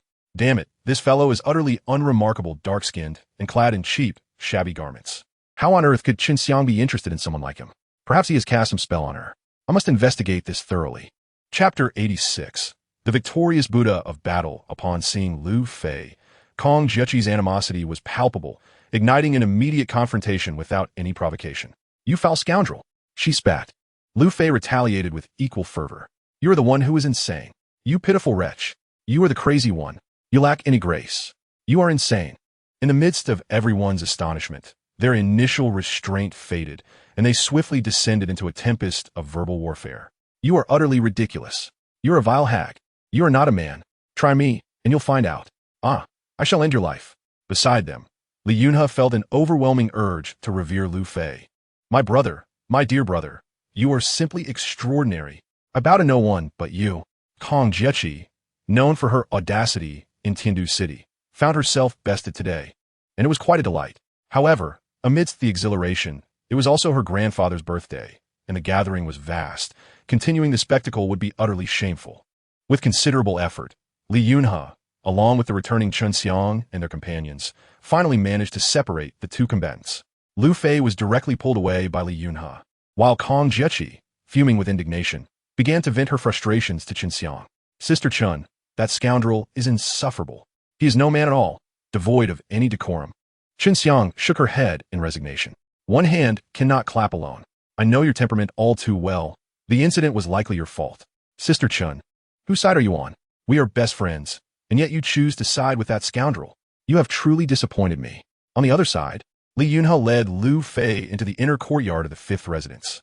Outside, the clamor was overwhelming, but here, an eerie silence enveloped them. After pulling Lu Fei to a stone table to sit, Li Yunhe's expression turned grave. Upon discovering Chen Xiang's true identity, a wave of concern washed over him for Lu Fei. Throughout history, noble families have harbored countless grievances, given Lu Fei's status. The challenges he would face to be with Chen Xiang were daunting. Subjective and objective pressures, those from the Chen family and external forces, converged, rendering the hope of Lu Fei and Chen Xiang uniting exceedingly bleak. A single misstep could lead to disgrace, and worse, the loss of life was not an uncommon fate. Brother, let us be honest. How far have you progressed with Chen Xiang? Has anything happened? Li Yunfe inquired. Lu Fei responded with an exaggerated eye roll. Don't assume I'm as sordid as you think. Chen Xiang and I are merely friends. Spare me that nonsense. Do you think anyone would believe that? Chen Xiang stayed with you for a week. Something must have transpired. Li Yunhe retorted scornfully. Believe it or not, we are innocent. Besides, even if there was something between us, why would it concern you? Lu Fei countered. It's not that I'm anxious. I just feel it's inappropriate for you to rush into things with Chen Xiang. Li Yunhe replied, scratching his head. My point is, you don't know her well enough. Rushing into it is detrimental for everyone. Moreover, there are plenty of good women in this world. Why risk everything on one?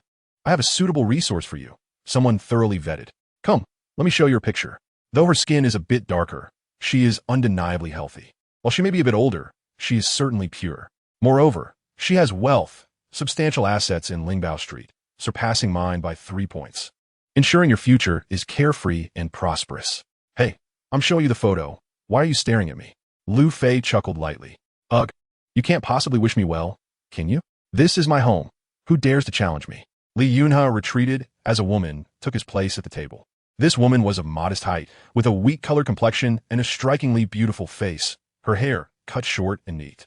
She sat opposite Lu Fei, her demeanor serious yet authoritative. You are Lu Fei? Little bird has spoken very highly of you, the woman remarked. Lu Fei lit a cigarette and replied nonchalantly. If I'm not mistaken, you must be Li Guo's sister? Li Shengnan nodded. No wonder that kid thinks so highly of you. You are indeed clever. I enjoy conversing with intelligent individuals. Now, tell me, what is your true purpose in associating with Little Bird? Lu Fei smiled. I am indeed clever, but I must respectfully disagree with your assessment of your own intelligence. Li Shengnan furrowed her brow, her tone growing firmer. What do you mean by that? Lu Fei glanced at Li Shengnan, his curiosity piqued. Between me and your brother, there exists no vested interest. Our harmonious interaction is purely a matter of mutual affinity. Do not assume that everyone covets the trifling power within your household. I, Lu Fei, hold no regard for it. Allow me to offer one final piece of advice. As a woman, one ought not to be excessively assertive, lest it disrupt one's hormonal balance. With that said, our conversation lacks synergy, so I shall take my leave. As Lu Fei turned to depart, he found the discourse with this woman rather unengaging. Stop. Clarify your words. Li Shengnan exclaimed loudly. Lu Fei turned with a slight smile and remarked, Look at you, so quick to anger. This is a classic case of hormonal imbalance. I advise you, your condition is severe. It may be time to seek a man, the victorious fighting Buddha. Ah, Lu Fei, you seek your own doom. The mention of the victorious fighting Buddha incensed Li Shengnan, her temper flaring uncontrollably. In a sudden burst, she leapt onto the stone table and executed a powerful kick aimed at Lu Fei's head. The force was formidable, yet it was utterly inadequate before Lu Fei. With a mere sidestep, he deftly extended his right hand, catching her ankle with lightning speed, effortlessly neutralizing her momentum. As Li Shangnan teetered on the brink of falling, Lu Fei extended his left hand behind her, applying just enough force to lift her up and subsequently position her upon the stone table. However, his placement was not entirely precise, leading to an awkward moment as he grasped her in a rather soft manner. Clearing his throat, Lu Fei said, "Let's keep matters verbal and refrain from physical altercations. For the sake of Brother Li, I shall overlook this incident. Should there be a next time, I shall not be so lenient." Chapter 87. A warning from the Chun family. Having subdued Li Shengnan, the situation was somewhat embarrassing. Releasing her, Lu Fei made his hasty exit. It was one thing to be toyed with, yet to have this young man take advantage of her was intolerable. Li Shengnan, flustered beyond measure, instinctively reached for her waist, only to find nothing there, leaving her astounded. As he walked away, Lu Fei called out, "Ah, Shengnan, I did not mean any offense. My apologies. I must take my leave now." "Lu Fei, stop right there. Where's my gun?" She retorted. "A lady should embody gentleness. Do not resort to violence so readily, for that is a poor habit. Your gun is in the fish tank. Until we meet again, farewell." With that, Lu Fei hastily departed, and as he walked a distance away, he felt a wave of trepidation wash over him. Who would have thought the victorious fighting Buddha would be armed? That was no mere toy. Had it not been for my vigilance, I might have found myself in dire straits today. As Lu Fei moved further away, Li Shangnan retrieved her firearm from the lotus pond. Shaking off the water, she chuckled at the direction in which Lu Fei had vanished. Had the scene been witnessed by Li Yunhe and Lu Fei, it would have surely driven them to madness. Turning a corner, Lu Fei encountered Li Yunhe, who was sitting on the ground, trembling. "Brother Li, why are you on the floor?" Li Yunhe suddenly embraced Lu Fei's legs, bursting into laughter. "Brother, you are incredible. You have managed to tame the victorious fighting Buddha so thoroughly. You are nothing short of extraordinary. Let's exchange roles. From this day forth, you shall be my brother, my true brother, and I am utterly convinced of your worth, dear brother. In the vast expanse of our nation, there exists a highly mobile official organization known as Qianlong, wielding unparalleled power. Beneath Qianlong are 4 elite special forces: Qinglong, Baihu, Zhuke, and Xuanwu. Remarkably, his elder sister, Li Shangnan, serves as the leader of Qinglong, a formidable presence indeed. In close combat, even the most seasoned men find themselves no match for her. However, today, she was unexpectedly dispatched by Lu Fei with a single move. Such a turn of events is profoundly satisfying. Wait, your sister is a woman? Shouldn't a woman belong to Zhuke? How is she the leader of Qinglong? Lu Fei inquired. Li Yunhe rolled his eyes and replied, "Look at her. Does she even resemble a woman? Aside from her different posture when relieving herself, she is more manly than any of the men." "What then is the purpose of this Qianlong organization?" Lu Fei asked with curiosity. The power of Qianlong is indeed immense, primarily. After conversing with Li Yunhe for over an hour, the revelations were nothing short of astonishing to Lu Fei. No wonder the Li family is so formidable. Even excluding the patriarch, his sister Li Shengnan's influence alone is enough for the Li family to maintain its status as the premier family in Bianliang. Upon departing from Li Yunhe's chamber, Lu Fei ventured to the front courtyard, intending to engage in banter with the older folks. However, upon reaching the front courtyard, he was taken aback. The once vibrant garden was now eerily silent. Apart from the servants and cleaners of the Li residence, only 3 figures remained beneath the great trellis. "Xianger, that boy Lu Fei is narrow-minded and unruly, wholly unworthy of you." "Indeed," echoed Kong Jiaqin, who stood nearby. "If he can treat even gentle and kind Miss Kong with disdain, he is certainly no man."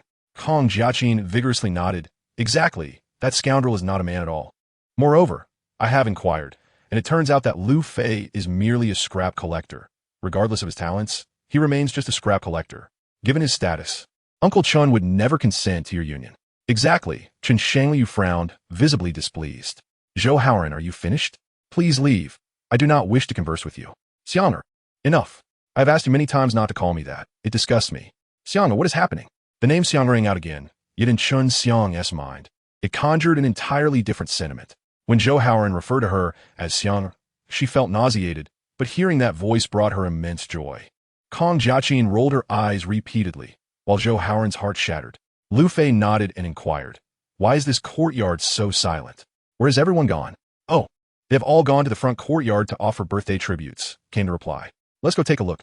Chun Xiang's demeanor towards Lu Fei inflicted a tremendous wound on Zhou Haoran, who, in a fit of rage and humiliation, leaped in front of Lu Fei. Lu Fei, what do you think you are? A mere scrap collector, a lowly peasant, aspiring to ascend to greatness? You are nothing more than a toad yearning for a swan's flesh. Utterly shameless. Listen closely, Xiang is mine, and it would be wise for you to keep your distance. Otherwise, I shall not hold back. Kong Jiechi's doe-like eyes sparkled with mischief as she realized that, surprisingly, Zhou Jiahua had shown some bravado today. Enough of mere words. It would be best if you took action swiftly and tore that scoundrel's foul mouth apart, and I shall commend you for it. Lu Fei cast a cold glance at the boisterous Zhou Haoran and inquired of Chen Xiang. Who is this person? Lu Fei, let us depart. I do not know this individual. Chen Xiang replied curtly. Hey, Chen Xiang, how can you speak such falsehoods? Let me enlighten you. This charming and dashing gentleman is Zhou Haoran, the eldest son of the Zhou family from Renan. Soon enough, the Zhou family shall seek to propose to the Chun family, as they are a match made in heaven. You, a mere ragpicker, ought to recognize your place. Chen Xiang is not someone you can aspire to. It would be wise for you to leave at once. Kong Jiechi interjected, fanning the flames of conflict from the sidelines. Chen Xiang, incensed, stamped her foot in frustration and shouted at Kong Jiechi. Kong Jiechi, you have gone too far. What is it that you truly desire? This was the first time Kong Jiechi witnessed Chen Xiang lose her temper, causing her heart to race with unease. Jiechi, you are not a child anymore. Could you not be so willful? If you continue in this manner, I ask that you refrain from associating with me in the future. Turning away, tears welling in her eyes, Chen Xiang explained to Lu Fei, please disregard Jiechi's ramblings. I am not acquainted with Zhou Haoran. He is simply deranged. Lu Fei chuckled softly, casting a knowing glance at Kong Jiechi. Understanding the subtle implication, Kong Jiechi clenched her teeth in anger, her features contorted with disdain. With a stern expression, Chen Xiang addressed Zhou Haoran. I kindly request that you cease your harassment. Consider this a warning from the Chen family. Do not allow your recklessness to bring misfortune upon your Zhou family. The gravity of her words left Zhou Haoran stunned, his mind momentarily paralyzed with trepidation. Chapter 88. The offering of blue glaze. Lu Fei and Chen Xiang walked side by side into the courtyard, with the statuesque beauty Kong Jiechi trailing 2 meters behind them. Upon their arrival, the atmosphere grew lively. Along the northern wall, for long tables were lined up, presided over by Su Jianya, an archaeological advisor from the Bienliang Museum, along with 3 venerable figures from the antique market. Before each of them stood a queue of individuals prepared to present their tribute gifts. Xing Shuyan held a microphone, continuously announcing the names of the donors and their offerings. Mr. Zhao Jinliang, chairman of Jinliang Logistics Center, presents a white jade ruby. Mr. Hu Jigang, CEO of the Film City, presents a Qianlong period pastel sunflower vase.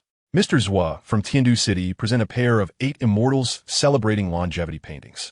Mr. Long Sihai, CEO of Hongxing Real Estate, presents a 113-gram chicken bloodstone. Indeed, there are quite a number of attendees, including the owners from Tiandu City and Modu. Lu Fei remarked softly. Fool, what do you know? Uncle Li is a person of great esteem, well-connected throughout the nation. Were it not for his modest nature, this gathering would be of little significance. Have you made your offering yet? Lu Fei inquired with a smile directed at Chen Xiang. I have offered it. The Songhua inkstone you helped me acquire. Thank you, Lu Fei. By the way, Lu Fei, have you presented your gift yet? Yes, I did when I arrived. There are many people here. Let's find a spot to sit over there. Certainly.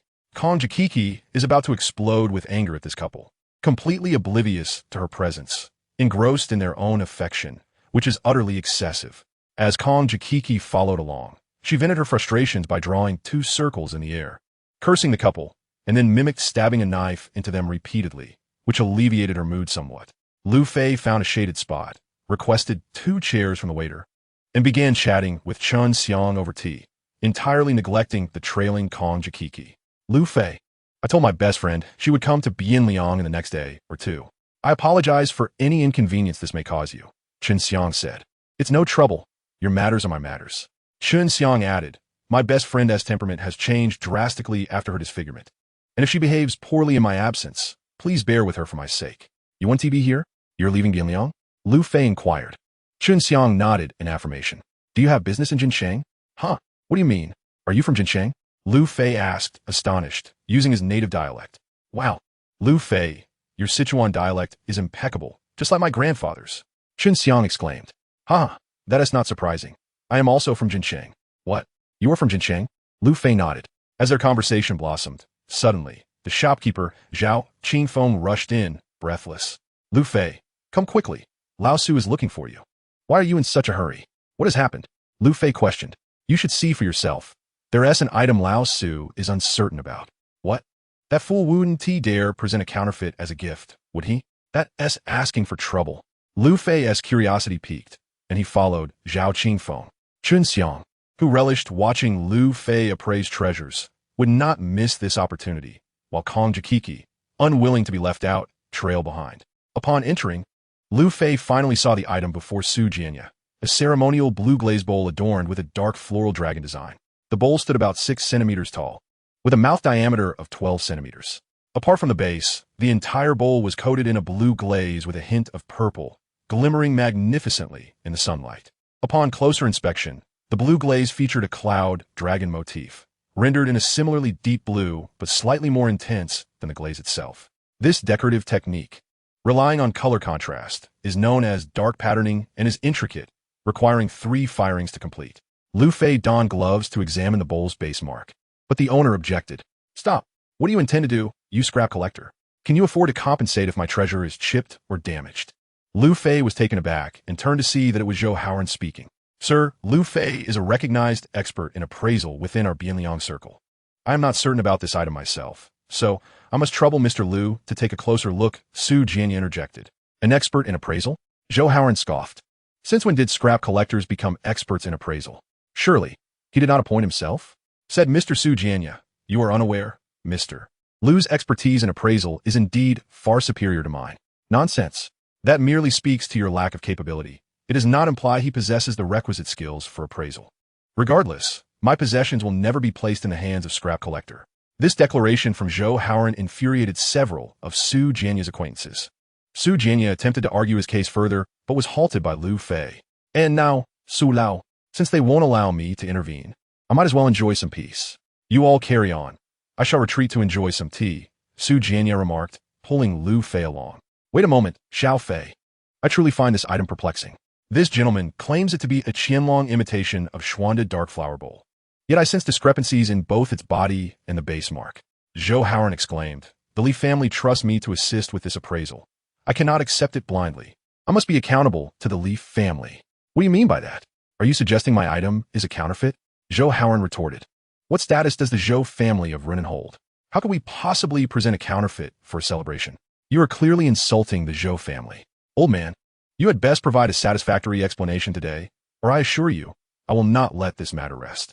Others in line to present their gifts began to murmur quietly, united in their belief that the Zhou family's possessions could not possibly be forgeries. After all, the Zhou family boasts a millennia-long heritage, rich in cultural depth, and surely possesses only genuine treasures. In such a gathering, it would be inconceivable for a member of the Zhou family to bring a counterfeit as a substitute for the genuine article. At that moment, Kong Jiechi stepped forward. Zhou Haoran, may I handle this small bowl? Zhou Haoran smiled. It would be my honor. The esteemed Kong is an expert, and I implore you to render justice.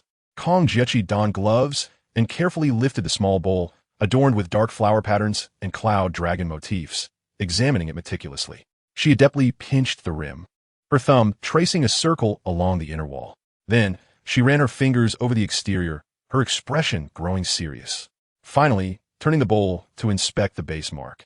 She scrutinized it for several moments, her concern evident as she retrieved a magnifying glass. In that fleeting moment when Kong Jiechi adjusted the bowl, Lu Fei had already discerned the base mark clearly, forming his own conclusion. Kong Jiechi examined the item for a full 5 minutes, shaking her head as she did so. Chapter 89. I fear you shall weep setting the bowl down. Kong Jiechi addressed Zhou Haoran. This is not a Qianlong imitation of Xuanda bowl. The porcelain of Qianlong imitations is thin, with an even glaze. However, this bowl has a thicker body, the glaze appears somewhat coarse, and there are even sand spots present. Furthermore, the base mark is incorrect. The character for made from a Ming Xuanda period is comprised of 2 parts, the character G above and the character for clothing below. Yours lacks the critical dot above the E.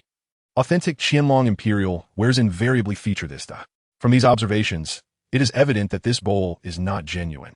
Zhou Haoran's face flushed crimson, realizing the gravity of the jest. He dared not question Kong Jiechi's appraisal skills, yet inwardly, he berated the appraiser from his own household mercilessly. Should this incident circulate, the the Zhou family's reputation would be irreparably tarnished. As Zhou Haoran grappled with his turmoil, Kong Jiechi spoke once more. Greetings, Zhou Haoran. Have you truly contemplated whether your bowl has been swapped? Such an obvious flaw could not have escaped the discerning eye of your family's appraiser. Kong Jikiki was graciously providing Zhou Haoran an escape route, and he was so moved that he nearly shed tears, silently expressing his gratitude towards this benefactor. For without her assistance, he would have faced considerable embarrassment. On behalf of the Zhou family's ancestors, I extend my heartfelt thanks to you, Zhou Haoran exclaimed with fervor. By the way, I just remembered that upon waking today, I noticed my bag seemed to have been tampered with. After checking and finding nothing missing, I dismissed it. In hindsight, it must have been swapped last night during the theft. Zhou Haoran, in a fit of rage, smashed the ceremonial blue-glazed small bowl onto the ground. And feeling unsatisfied, he stomped on it with great force, only ceasing after a few more strikes. Damn, what a wasteful item, Lu Fei lamented, cursing under his breath. To whom were you referring with that remark? Zhou Haoran glared fiercely, demanding an answer. Naturally, I'm speaking of you. You, who so carelessly smashed a treasure worth millions. How can you not be deemed wasteful? Fool! The crowd of hundreds in line erupted into chaos at once. Zhou Haoran stood there, utterly bewildered. Gong Jiekiki, in a fit of rage, pointed accusingly at Lu Fei and exclaimed, What do you mean by that? This is clearly a counterfeit. How can it be considered treasure? Lu Fei scoffed, rolling his eyes. Forget it, I won't say anything more. After all, it's already smashed. If I were to elaborate, I fear you might break down in tears. No, you must clarify. Kong yoki shutet tuging ot Lu Fei. You insist I explain? It must be articulated, otherwise. I shall not relent. Kong Jikiki was confident in her appraisal skills, and the audacity of that scoundrel to question her was infuriating, if he could not substantiate his claims. She would not let him off easily. Lu Fei slowly picked up 2 pieces of the shattered bowl, shaking his head in regret. You mentioned earlier that the body of the Qianlong official imitation is thinner, correct? Indeed, that was my assertion. Kong Jikiki placed her hands on her hips, fuming. You also claimed that the bottom mark of this bowl is slightly incorrect, right? Indeed, that was also my claim. What of it? Lu Fei aligned the 2 broken pieces, which perfectly matched the bowl's base, revealing the double circle and 2 vertical lines inscribed with the characters Great Ming Xuanda period.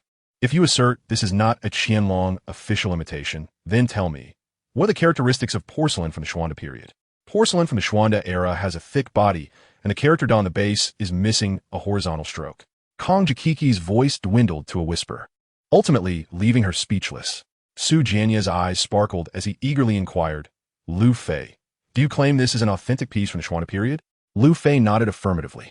Indeed, this bowl, known as the ceremonial blue-glazed small bowl with dark floral cloud dragon patterns, is truly an artifact from the Xuanda period, albeit from a folk kiln.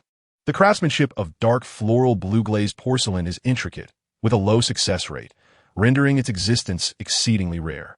Even a piece from a folk kiln holds considerable value. If this bowl were to be sold, it would fetch at least 2 million. What a tragedy that it was destroyed by a fool. Such a waste. Zhou Haoran clutched his chest, nearly choking on his regret, as he lamented the loss. Upon reflection, this bowl had been meticulously selected by his father as a birthday gift for elderly. It could not possibly be a counterfeit. It was all my fault for believing in Kong Jikiki's words, and in a fit of rage, I shattered the bowl, thus bringing disgrace upon the Zhou family. Zhou Haoran, who had just expressed gratitude towards Kong Jikiki, now found himself gritting his teeth with resentment. Yet he dared not confront her, for she was not someone he could provoke. Embarrassed, Zhou Haoran hung his head and silently departed from the Li residence. Kong Jikiki felt utterly humiliated. She had been so focused on the characteristics of the Qianlong imperial style that she had overlooked the fundamental traits of Xuanda porcelain. How could I be so foolish? I am filled with regret, she lamented. Suddenly, a spark of inspiration ignited in her eyes as she picked up a shard and addressed Lu Fei. You insolent scoundrel! If you claim this is an authentic piece from the Xuanda folk kiln, how do you explain the sand pits and the glaze? Such crude craftsmanship would have been undesirable even back then, wouldn't it? Lu Fei chuckled and replied, Are you out of your mind? Do you even know how this bowl was made? Do you understand the number of processes required to create the dark decorative patterns in sacrificial blue glaze? Do you have any idea how long it takes to fire such a small bowl? Kong Jikiki found herself at a loss for words. Lu Fei continued, It's all right if you don't know. I shall consider this a session of psychological counseling for a troubled individual. Let me enlighten you. To craft this sacrificial blue glaze small bowl, one must first shape the clay, which must then be air-dried naturally for about 40 days. Once completely dried, it is placed in a kiln for firing, followed by the application of cloud dragon motifs, and then it undergoes another drying process, which also takes 40 days. Afterward, it is fired again, and only in the final step is the glaze applied. The entire process takes at least 80 days. If the weather is uncooperative, it could extend to 3 months or even longer. What you refer to as sandpits are merely dust particles that adhere during natural drying. This was unavoidable at the time, understand? People favor sacrificial blue glaze not for its tactile quality, but for its vibrant color. Do you comprehend? You, a young woman, should find a suitable man to marry and lead a life of domestic bliss instead of indulging in antiquities like a man. Are you not simply overindulging? Among all the women in the world, only you, with your peculiar obsession, stand out. I can hardly muster the energy to address you, Lu Fei concluded, eliciting thunderous applause from the audience. Yet no one noticed that Kong Jikiki was already in tears. You scoundrel, I despise you. Kong Jikiki chuted, covering her face with her hands as she fled to the backyard. Chen Xiang looked at Lu Fei with a reproachful expression. Mr. Lu Fei, you have gone a bit too far this time. Unfazed, Lu Fei replied, I am merely speaking the truth. A young lady who neglects luxury to pursue antiquities. What else could that be but a sign of excess? Jikiki comes from a family of collectors. She has been surrounded by antiques since childhood. There is nothing wrong with her passion, Chen Xiang defended. However, the way you speak is quite hurtful. It truly is excessive. You voiced your concerns, so what now? What?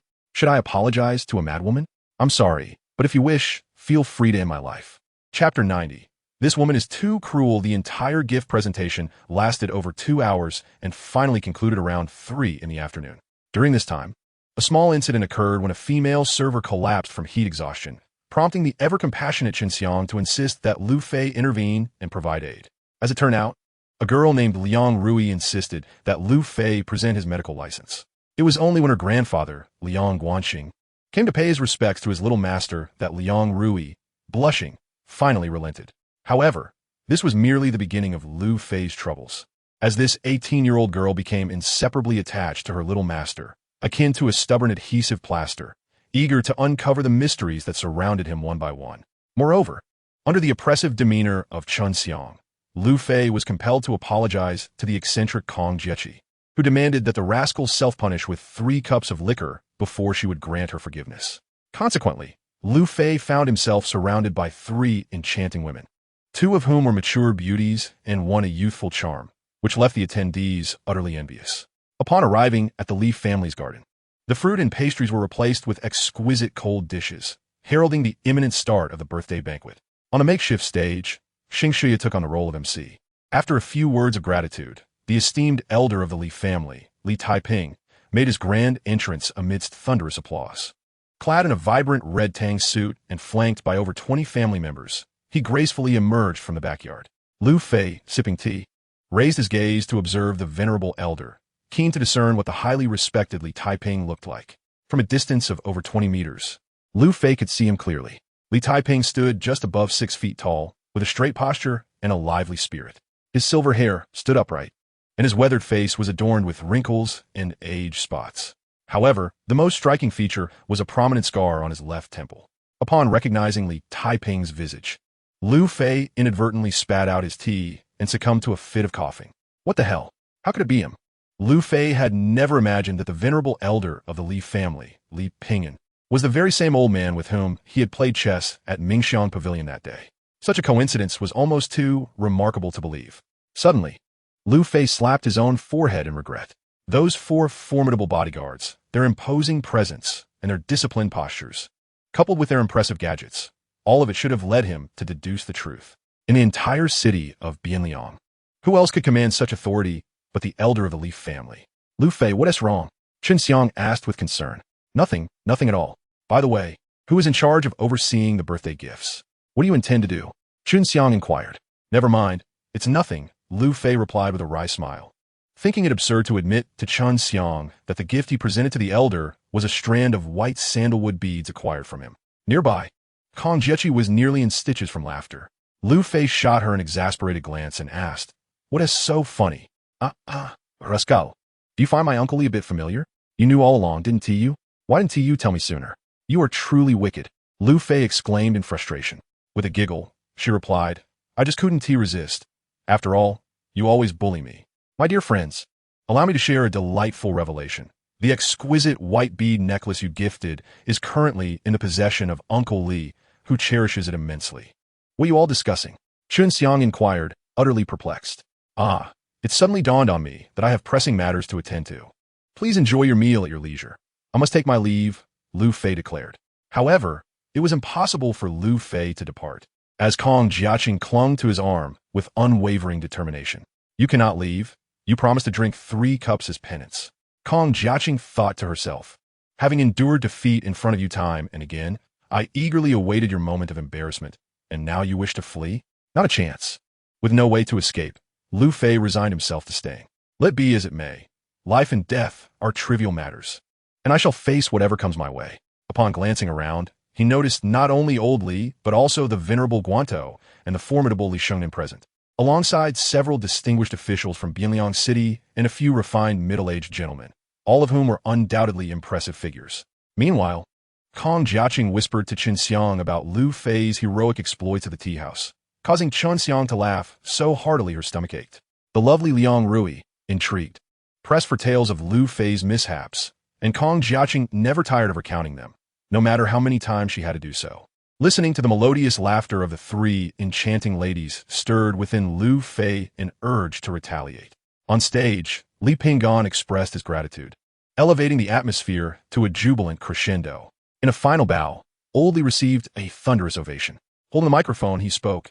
I, Li Pinggan, have lived for 88 years without ever celebrating a birthday. This year, my grandchildren and dear friends insisted on organizing this event, which has resulted in considerable expenses for all. I extend my heartfelt thanks to everyone. The applause resonated thunderously, with a few sycophants rising in excitement, exclaiming, Old sir, your words are quite unnecessary. Your esteemed reputation and remarkable achievements make it our honor to partake in your birthday celebration. Indeed, sir, please do not be so modest, they echoed. Li Pinggan waved his hand dismissively, stating, I have led a life of integrity, never taking even a needle or thread from the common folk. This is my principle, one I shall uphold until my last breath. I have learned that the gifts bestowed upon me today are valued in the millions, which fills me with trepidation. Therefore, I have consulted with our city's leaders and decided to hold an auction at a later date, selling all the gifts I received today. The entire proceeds of this auction, under the supervision of the Finance Department Construction Committee and the Municipal Party Committee, will be dedicated to establishing several kindergartens in our city, with the number dependent on the generosity of your bids. I, Li Taiping, humbly beseech you all to open your hearts and bid generously. The more we raise, the better. Bravo. Well said, sir. You are indeed a role model for our generation. Song Jinfeng stood up to propose. Since we are all gathered here today, I suggest we hold an impromptu auction while enjoying our drinks. This proposal met with unanimous support, and, after a brief discussion with a few leaders from Bianliang City, Old Li agreed that a live auction would indeed be a splendid idea. The affluent merchants of Bianliang City were nearly all present, and with the atmosphere today being exceptionally vibrant, it was certain that the auction would yield astronomical prices. Chapter 91. A lack of common language, Old Master Li acquiesced to Song Jinfeng's suggestion and resolved to conduct the auction on site.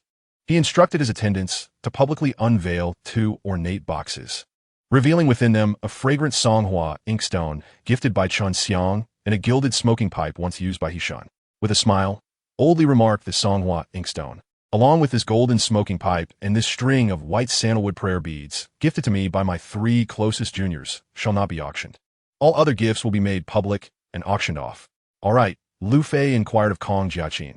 Is that golden smoking pipe yours? How did you know? She retorted, exasperated. Oof. TCH. Chun Xiang shook her head in resignation, pondering that these 2 must have been rivals in a past life, for their interactions ignited sparks akin to a collision of celestial bodies. Before long, the birthday celebration commenced, featuring an exquisite array of 8 cold and 8 hot dishes, culminating in the signature yellow river carp from Zhongzhou. Naturally, Old Master Li occupied the main table, accompanied by Guan Haishan, Shui Tai, and several notable leaders from Bianliang City, with the sole youthful presence being the formidable Buddha of battle. Even the local ruffian, Li Yunhe, had been relegated to Lu Fei's table. As speculation swirled among the guests, Old Master Li called out, Lu Fei, come over for a drink with me. In an instant, Lu Fei became the center of attention. Those familiar with him focused their gazes intently, while those unacquainted were equally captivated by the young lad, undoubtedly recognizing him as Lu Fei. Wow, this lad seems unfamiliar. Which distinguished family does he hail from? Could he possibly be a second-generation heir from Tiandu City? It is clear that anyone favored by Old Master Li is no ordinary individual. A group of elder gentlemen genuinely rejoice for Lu Fei, exclaiming, "Ha ha ha! From this day forth, that scruffy boy will transform from a mere chick into a phoenix. With Old Master Li's favor, he will be able to stride confidently through Bianliang City." To everyone's astonishment, Lu Fei grinned and replied to Li Taiping, "No thanks, I'm quite content right here." The garden erupted with over 200 attendees, buzzing with excitement as they whispered among themselves. Doubts arose as to whether Lu Fei had lost his senses. After all, this was an invitation from Old Master Li, an opportunity that others would scramble for had been rejected by this fool. Was he out of his mind? Beside him, Li Yunhe cradled his head in despair, resting it on the dining table, his expression one of utter torment. Little did they know that Lu Fei was feeling a pang of anxiety. Had it not been for Kong Jiaqin's intervention, he would have excused himself long ago. The prospect of facing Old Li and Old Guan was daunting, and he was certain it would not end favorably, just as everyone anticipated Old Master Li to become enraged. He and Guan Haishan exchanged glances and burst into hearty laughter. "Young man, come over here at once. Consider it a command." Old Master Li bellowed, laughter in his voice. As Lu Fei contemplated a refusal, he was unceremoniously pulled up by Chun Xiang and Li Yunhe, leaving him no choice but to grit his teeth and proceed to the main table. Upon sitting down, Li Taiping chuckled, "You little rascal. Did you not just show me respect out of fear?" Lu Fei replied with a grin, "Old man, you think too highly of yourself. What is there for me to fear? Are you going to eat me? The truth is, I am surrounded by beauties over there, and I find little common ground with you elder gentlemen." "Ha ha, you are quite straightforward," Li Taiping responded, "but do come by when you have time." Lu Fei raised his glass and stood, declaring, "Let us set aside such matters for now. Allow me to toast you first, wishing you the blessings of the East Sea and longevity surpassing the southern mountains, with each year bringing this day anew." "Well said, young lad," came the old man's praise. To everyone's surprise, Li Taiping stood as well, prompting the entire gathering to rise. As Li Taiping and Lu Fei clinked glasses and drank in unison, the birthday feast commenced in earnest. The grand celebration, attended by over 200 guests, was truly splendid, filled with the sounds of clinking glasses and warm exchanges. The liveliest table was that of Li Yunhe, where Kong Jiaqi recounted Lu Fei's embarrassing moments to the arriving Li Yunhe and Wan Xiaofeng. Upon learning the reason for Lu Fei's earlier absence from the main table, Li Yunhe erupted in laughter.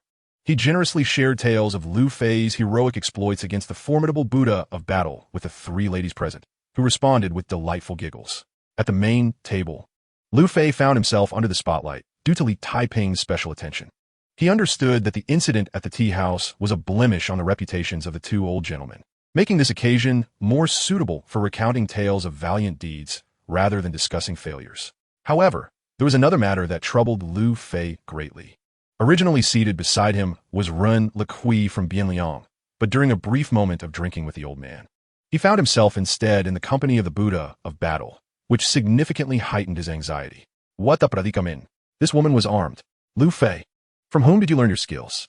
The Buddha of battle inquired in a lowered voice. "I possess innate strength and am self-taught," he replied. "Nonsense. Can you not speak properly?" "I am merely stating the truth," Lu Fei insisted. "Ridiculous. Without guidance from a master, you could never surpass me," she retorted. "Ha ha. It's not that I am exceptional, but rather that your skills are rather lackluster. Are you seeking death?" Lu Fei shot back. "What do you intend to do?" "If you dare to bully me here, I will inform your grandfather," she threatened. "Uft. Oh dear, you've learned to tattle on me now?" The mere thought sent shivers down Lu Fei's spine. The Buddha of battleless laughter was truly terrifying. As the wine flowed and the atmosphere grew lively, the auction began. The first item on the block was an exquisite enamel cup from the Guangxu era, with an opening bid of 6,000 yuan. Li Taiping rose, waving his hand grandly, and offered an astounding 500,000. The tumultuous times of the Guangxu era had produced artifacts that paled in comparison to those from the prosperous Kangxi and Qianlong reigns. The old man was simply demonstrating his generosity, and no one dared to compete with him. The subsequent array of items, all artifacts from the late Qing dynasty to the early Republic of China, captivated the attention of the assembled auctioneers, who exhibited a fervor to outshine one another, all in hopes of leaving a favorable impression on the esteemed Mr. Li. Consequently, these trifles commanded prices that far exceeded their intrinsic worth. The next item to be auctioned drew Lu Fei's keen interest, a gold hairpin, exquisitely crafted in the form of a phoenix in flight. The wings of the phoenix gracefully curved upwards, forming a U shape, with a pristine pearl nestled within. 5 delicate tails cascaded downward, each adorned with a minuscule tourmaline at their tips. The design was intricate, the craftsmanship unparalleled, a clear testament to the artistry of the Qing dynasty's imperial workshops. Xing Shuya announced into the microphone, "Here we have a mid-Qing gold hairpin, starting bid set at 50,000 yuan, with increments of no less than 5,000 yuan. The bidding commenced. I bid 50,000. I bid 80,000. I bid 100,000. The gold hairpin represented the pinnacle of sophistication, and the fervor among bidders surged. Within 5 minutes, the bids had escalated beyond 200,000 yuan, with participants continually joining the fray. Guan Haishan chuckled, addressing Li Taiping, "Your esteemed reputation certainly adds value. This item wouldn't fetch such a high price at a conventional auction." Li Taiping laughed heartily. "It's simply that we, the people of Bianliang, are known for our generosity. We never shy away from charitable acts." Guan Haishan turned to Lu Fei. "Young man, aren't you inclined to contribute a token of appreciation in support of Mr. Li?" Lu Fei rolled his eyes and replied, "Mr. Li has mentioned the generosity of Bianliang's people, but I'm not one of them. Even if I were to show support, no one would remember my good intentions." With a light slap, Li Taiping chuckled, "You rascal, your tongue is quite sharp. I suppose I misspoke now. Why not lend your support? Are you suggesting I serve as a shill?" Lu Fei inquired. "Enough of your nonsense. Hurry and place a bid." "Alas, I cannot. I lack the funds." The 2 elderly gentlemen, exasperated, let out exclamations of frustration. "Feel free to bid. If no one else joins in, I will cover the cost. That's a promise you can't retract. How slow you are. Do you think at my age I could deceive you? Very well, I shall show my support." At this moment, the highest bid stood at 220,000. Lu Fei cleared his throat and proclaimed loudly, "I bid 1 million." The 2 elderly gentlemen nearly choked in shock. In a different time, Li Taiping would have surely reprimanded Lu Fei. "This little rascal is quite the opportunist. I intended for you to raise the stakes, not to show off." Indeed, upon the declaration of 1 million, the previously eager bidders retreated, for while they were financially capable, they were unwilling to squander such an exorbitant sum on ostentation that far exceeded the item's actual value. Xing Shuyan repeated her inquiry thrice, yet no further bids emerged. Thus, the golden hairpin officially became the possession of Lu Fei. The brilliance in Xing Shuyan's enchanting eyes sparkled as she proclaimed, "Let us all extend the warmest applause to Mr. Lu Fei for his benevolence." The applause reverberated throughout the hall, echoing endlessly. Lu Fei, with a chuckle directed at Li Taiping, remarked, "My apologies. It seems I've acquired this by chance. I shall fetch my belongings. Do remember to settle the payment." Li Taiping's hand trembled around his wine glass, inwardly cursing. This little rascal must be doing this deliberately. The audacity of this scoundrel was utterly infuriating. However, having initiated the arrangement, he begrudgingly allowed his granddaughter to accompany Lu Fei to settle the bill. With the golden hairpin in hand, Lu Fei approached Chun Xiang amidst the cheers of the crowd, presenting her with the exquisite piece. Another wave of applause erupted, and while Chun Xiang felt a rush of sweetness in her heart, she was also engulfed by shyness. Receiving a gift from Lu Fei in front of so many was overwhelmingly embarrassing. Lu Fei, unperturbed, smiled at Chun Xiang, saying, "As I promised, I have procured an item belonging to the esteemed Zhen Huan. I am relieved to fulfill my promise." "Huh? What? You mean this is Zhen Huan's golden hairpin?" Both Chun Xiang and her friends, Kong Jiaqin and Liang Rui, were suddenly agitated. "You scoundrel! How did you ascertain that? Where is Zhen Huan's name inscribed?" They clamored, shaking Lu Fei's arms insistently. Nearby, Li Yunhe and Wan Xiaofeng exchanged eye rolls, simultaneously thinking of a certain term. "Scoundrel." Kong Jiaqin snatched the hairpin, scrutinizing it closely, yet found no secret. However, Chun Xiang harbored no doubts. If Lu Fei claimed it was Zhen Huan's, then it undoubtedly was. "You little rascal. Spending 1 million for such a trinket to woo a girl. Do you have no shame?" "Ah, old man, one cannot speak so harshly. You were the one who urged me to bid, and I was merely supporting you. True, I did encourage you to bid. But who on earth told you to bid 1 million? Well, 1 million. Doesn't it show even more affection?" Li Taiping realized he could no longer communicate with Lu Fei. If they conversed for half an hour, he might not even celebrate his next birthday. Meanwhile, Kong Jiaqin approached the main table, demanding, "You scoundrel, clarify this. How did you determine that?" Lu Fei grinned mischievously. There must be a mark that proves it. You can find it yourself. If you cannot, it merely indicates your lack of discernment. Scoundrel. Kong Jiaqin pouted, stomping her feet, causing a delightful commotion. Jiaqin, what are you discussing? Guan Haishan inquired. Seeing Guan Haishan, Kong Jiaqin felt as if she had found savior. She shot Lu Fei a glare and turned to Guan Haishan, saying, Uncle Guan, this scoundrel claims that this golden hairpin belonged to Zhenhuan. Could you please verify? Zhenhuan? Are you referring to Empress Dowager Xia Shengxian? Niugu? Guan Haishan asked in astonishment. Indeed, it is her esteemed self. Could you kindly assist me in verifying this?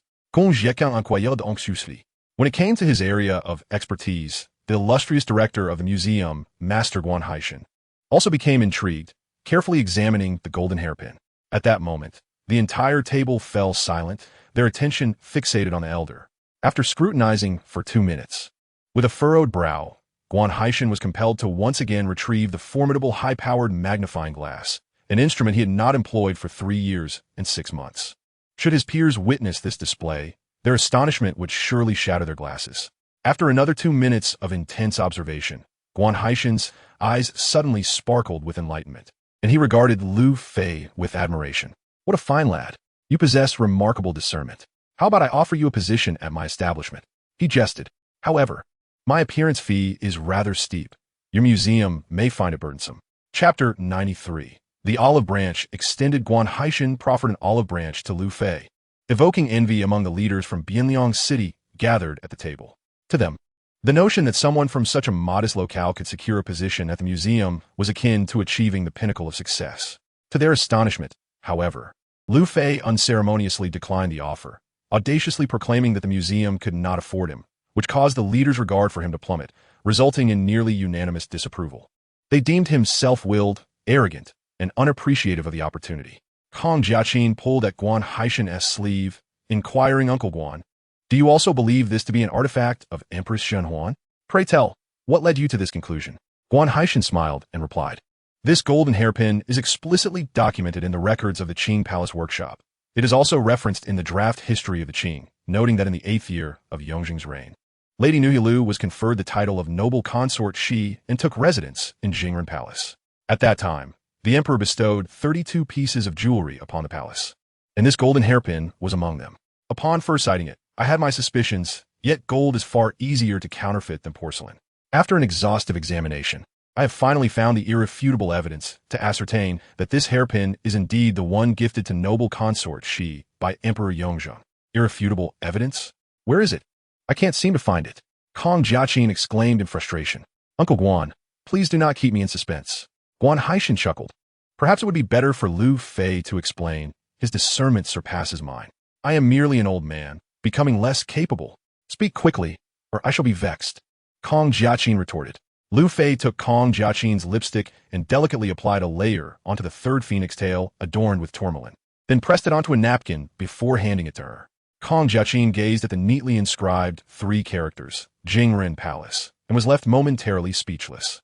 After a prolonged silence, she shot Lu Fei a glare and then cast a reproachful look at Guan Haishan, pouting, you are all insufferable. Guan Haishan erupted in laughter. Lu Fei is even more insufferable than I. The confirmation that the golden hairpin belonged to noble consort she spread rapidly, and within minutes, over 200 people in the garden were informed. The seasoned collectors at the Southgate Antique Market lamented their missed opportunity, exclaiming, damn it, I should have thought of that sooner. Anything that catches the eye of the discerning is never an ordinary object. When this individual calls out 1,000,000, it is undoubtedly a treasure that cannot be overlooked. My frustration is beyond measure. As everyone indulged in food and drink, the live auction continued. Guan Haishan whispered to Lu Fei, young man, did you learn your skill from your father or your grandfather? Lu Fei paused for a moment, his brow furrowing. Mr. Guan, have you investigated me? Young man, let's speak plainly. I have indeed looked into your background, but I assure you, it was without malice. I simply wish to know who your master is, as he did not disclose that to me. Guan Haishan's inquiry stemmed from a desire to take Lu Fei under his wing, but upon learning of Lu Fei's recent accomplishments, he abandoned that thought. It was not that Lu Fei lacked talent, but rather that Guan Haishan felt he could no longer teach him anything. The cloisonné vase, the Songhua inkstone, the authentic works of Wu Dazi, and Lu Fei's various performances at the tea house, along with the golden hairpin from earlier. All suggested that Lu Fei's abilities surpassed even his own. Is that all? Lu Fei asked with a serious expression. Well, let us set that aside for now. I want to discuss a matter with you. With your talents, it would be a waste not to serve the nation. If you agree to work with me, I can arrange for you to receive a master's degree in archaeology. You would assist me for a year to acclimate to the environment, and then after a year, I would appoint you as a cultural consultant at the museum. When I retire, the museum will be entrusted to you. What do you say? Guan Haishan's offer, had it come a few months earlier, would have elicited an unhesitating agreement from Lu Fei, but now he merely chuckled. Guan Haishan, desperate for talent, was determined to win Lu Fei over, and seeing Lu Fei's dissatisfaction, he took a deep breath and pressed on. Lu Fei, I'm laying it all on the line here. If you agree, I assure you a doctoral degree, which is the highest authority I can secure for you. Lu Fei smiled and replied, Please, do not concern yourself with me. I am accustomed to a leisurely life and cannot endure constraints. I must respectfully decline. Young man, are you still troubled by the matter of Zhao Ziyong? If that is the case, rest assured, I will keep a close watch on him. Once I find a weakness, I will personally ensure justice is served. I appreciate your goodwill, Mr. Guan. I will seek my own revenge against Zhao Ziyong, and as for what you just proposed, let's not speak of it again. Lu Fei was indeed intent on dealing with Zhao Ziyong, but he felt the timing was not yet right, especially with Gao Meng still under Zhao Ziyong's control. Without absolute certainty, Lu Fei would not act recklessly. Given Guan Haishan's capabilities, uncovering Zhao Ziyong's misdeeds would be a simple task, but that was not Lu Fei's goal. He wished for Zhao Ziyong to vanish entirely from this world. With Lu Fei's resolute stance, Guan Haishan could only shake his head in resignation. As the two conversed, Xing Shuya announced another item for the birthday celebration. The next auction piece was a landscape painting titled Bamboo Grove Pavilion, starting at a price of 10,000 yuan, with each bid increasing by no less than 2,000. Wait a moment, Lu Fei interjected as Xing Shuya was about to declare the auction open. Xing Shuya smiled gently and inquired, Mr. Lu, do you have something to discuss? Well, may I take a look at this painting? Lu Fei asked. Of course, it's no problem. Any esteemed guest present may view it, Mr. Lu. Please, came the reply. Lu Fei nodded and approached, while a group of seasoned collectors, like cats sensing fresh prey, eagerly surrounded him. The painting depicted a bamboo house nestled against a mountain, with a gentle stream flowing nearby. A bamboo water wheel channeled the stream's water into a vegetable garden not far off. An old man was leading a child through a grove of mozo bamboo, foraging for bamboo shoots. The old man lifted a shoot from the earth, causing the child to dance with excitement. The overall composition was exceedingly expressive, reminiscent of a master artist's work. Look here, this is paper from Chengsintang. It must be a Song Dynasty painting, someone remarked. Nonsense. Can a Song painting start bidding at 10,000? Another retorted. It matters not what era the paper is from. Any esteemed figure from our Central Plains could procure paper from any dynasty. Without knowing the artist's identity or the painting's era, a wave of uncertainty swept through the crowd. Chapter 94. The Bamboo Grove Pavilion. As the seasoned collectors departed, the auction commenced. A starting bid of 10,000 was mere pocket change for these moguls. Despite the uncertainty of authenticity, they clamored to raise their bids, not for any other reason than to flaunt their wealth, or perhaps to showcase their philanthropy. Lu Fei sat expressionless, discreetly texting Chen Xiang, then engaged in a bidding war reminiscent of the legendary Monkey King. 5 minutes later, the painting had reached a final bid of 60,000 yuan, and just as no one else was willing to raise the price, Chen Xiang stood and offered 62,000. Her act of charity was met with applause, and ultimately, she successfully acquired the painting. After payment, she handed the artwork to Lu Fei. This scene did not go unnoticed by the seasoned collectors, who erupted in indignation. Underhanded tactics. That scoundrel, one exclaimed. How could I be so blind? I forgot that girl is in league with that rascal. Another lamented. What a loss, an absolute treasure, slipped away. If that scoundrel employed such underhanded methods, it must be a priceless gem. Lu Fei responded to their outrage with a most mischievous grin, prompting a collective roll of the eyes from the collectors, some nearly choking in disbelief. Hey, you scoundrel, let me see the painting. Gong Jieki insisted. It would be futile. Your discerning I would hardly grasp its essence, he quipped. How dare you underestimate me? She retorted. I speak only the truth. You wouldn't recognize it even with a golden hairpin, let alone this painting. Perhaps your grandfather, Kong Fam Long, could discern its value, but you, my dear, cannot. How do you know who my grandfather is? I'm not naive. To have instilled fear in the likes of Bian Liang's little tyrant. To refer to two elderly gentlemen as uncle, Combined with your interests and solid foundation, it's quite easy to deduce your esteemed lineage. There was one more matter that troubled Lu Fei. Chen Xiang's family background was undoubtedly on par with the Kong family, if not surpassing it. The number of affluent families in the Xinzhou region that could rival the Kong family was exceedingly scarce, and the mere thought of it was daunting.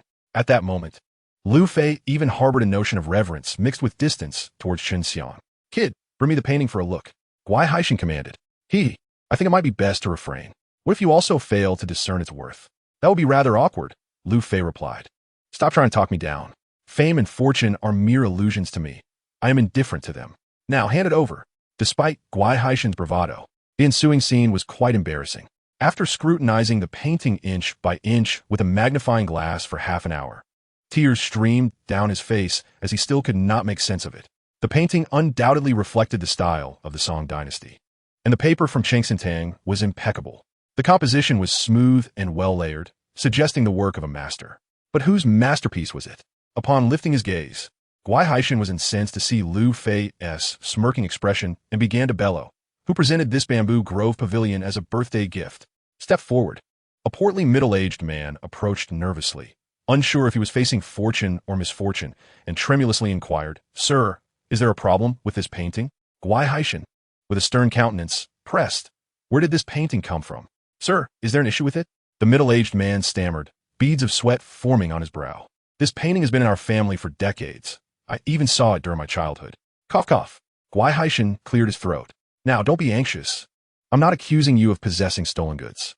I merely wish to know if your childhood friend ever mentioned who the artist was." "He never mentioned it. This was his father's collection, and he did not disclose anything before his passing." Well, that inquiry proved fruitless, with no evidence to corroborate the claim. Guai Haishan dismissed the middle-aged man with a darkened expression and turned to Lu Fei. "Don't try to play coy with me. I concede defeat. Now tell me, whose work is this?" Lu Fei chuckled softly. "Perhaps it is best if I refrain. I fear the revelation might be too much for you to bear." "Cut the nonsense. I can handle it. Speak." Lu Fei glanced at the grim-faced Guai Haishan, then at the ravenous onlookers and the eagerly awaiting Kong Jiaqing, and smiled faintly. He extended his finger and gently tapped one of the countless needle-thin bamboo leaves in the painting. Guai Haishan bent down, peering through the magnifying glass. After a second, 2 seconds, 5 seconds, the esteemed master of Shenzhou's historical archaeology, Guai Haishan, let out a spine-chilling scream. Fan Quan. As the lights dimmed, the live auction continued. But Lu Fei managed to slip away. He had no choice but to leave. The artist who had presented the bamboo grove pavilion lamented upon realizing the painting's true value, pounding his chest and weeping bitterly. A throng of elderly merchants from the Southgate Antique Market surrounded Lu Fei, mercilessly berating him, casting aspersions upon the pitifully shrewd dealer until he was utterly drenched in shame. The most terrifying figure is Guan Haishan, who, with a combination of reason and emotion, coercively entices Luffy to donate the painting. This is a work by Fan Quan. Fan Quan, Fan Quan, Fan Quan. It is crucial to emphasize this name thrice. Fan Quan stands as one of the most unconventional painters of the Northern Song dynasty, known not only for his eccentric temperament, but also for his notorious penchant for hidden signatures. The cunning Lu Zigong from the Ming dynasty cannot be dissociated from this old man. However, it is undeniable that every piece created by Fan Quan is worth a fortune, with even the collections of national museums being sparse. Upon encountering the genuine artifact by Fan Quan, Guan Haishan could no longer contain himself. Resembling a monk drawn by the scent of dog meat, resolutely determined to achieve his aim.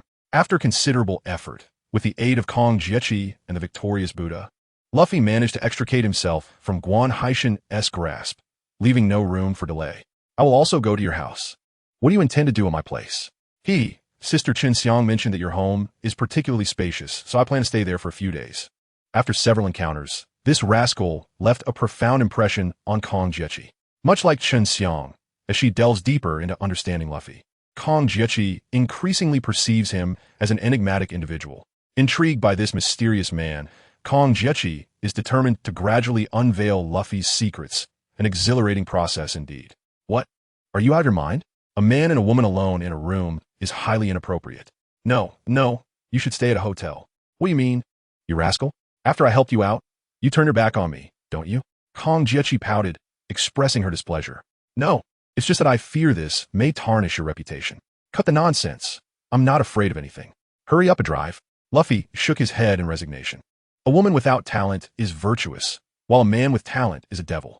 Luffy led the way, with Chun Xiang following closely behind, as their vehicles meandered through the streets of this ancient city, rich in history. As the haze of day faded, the vibrant neon lights of the night shone even more brilliantly.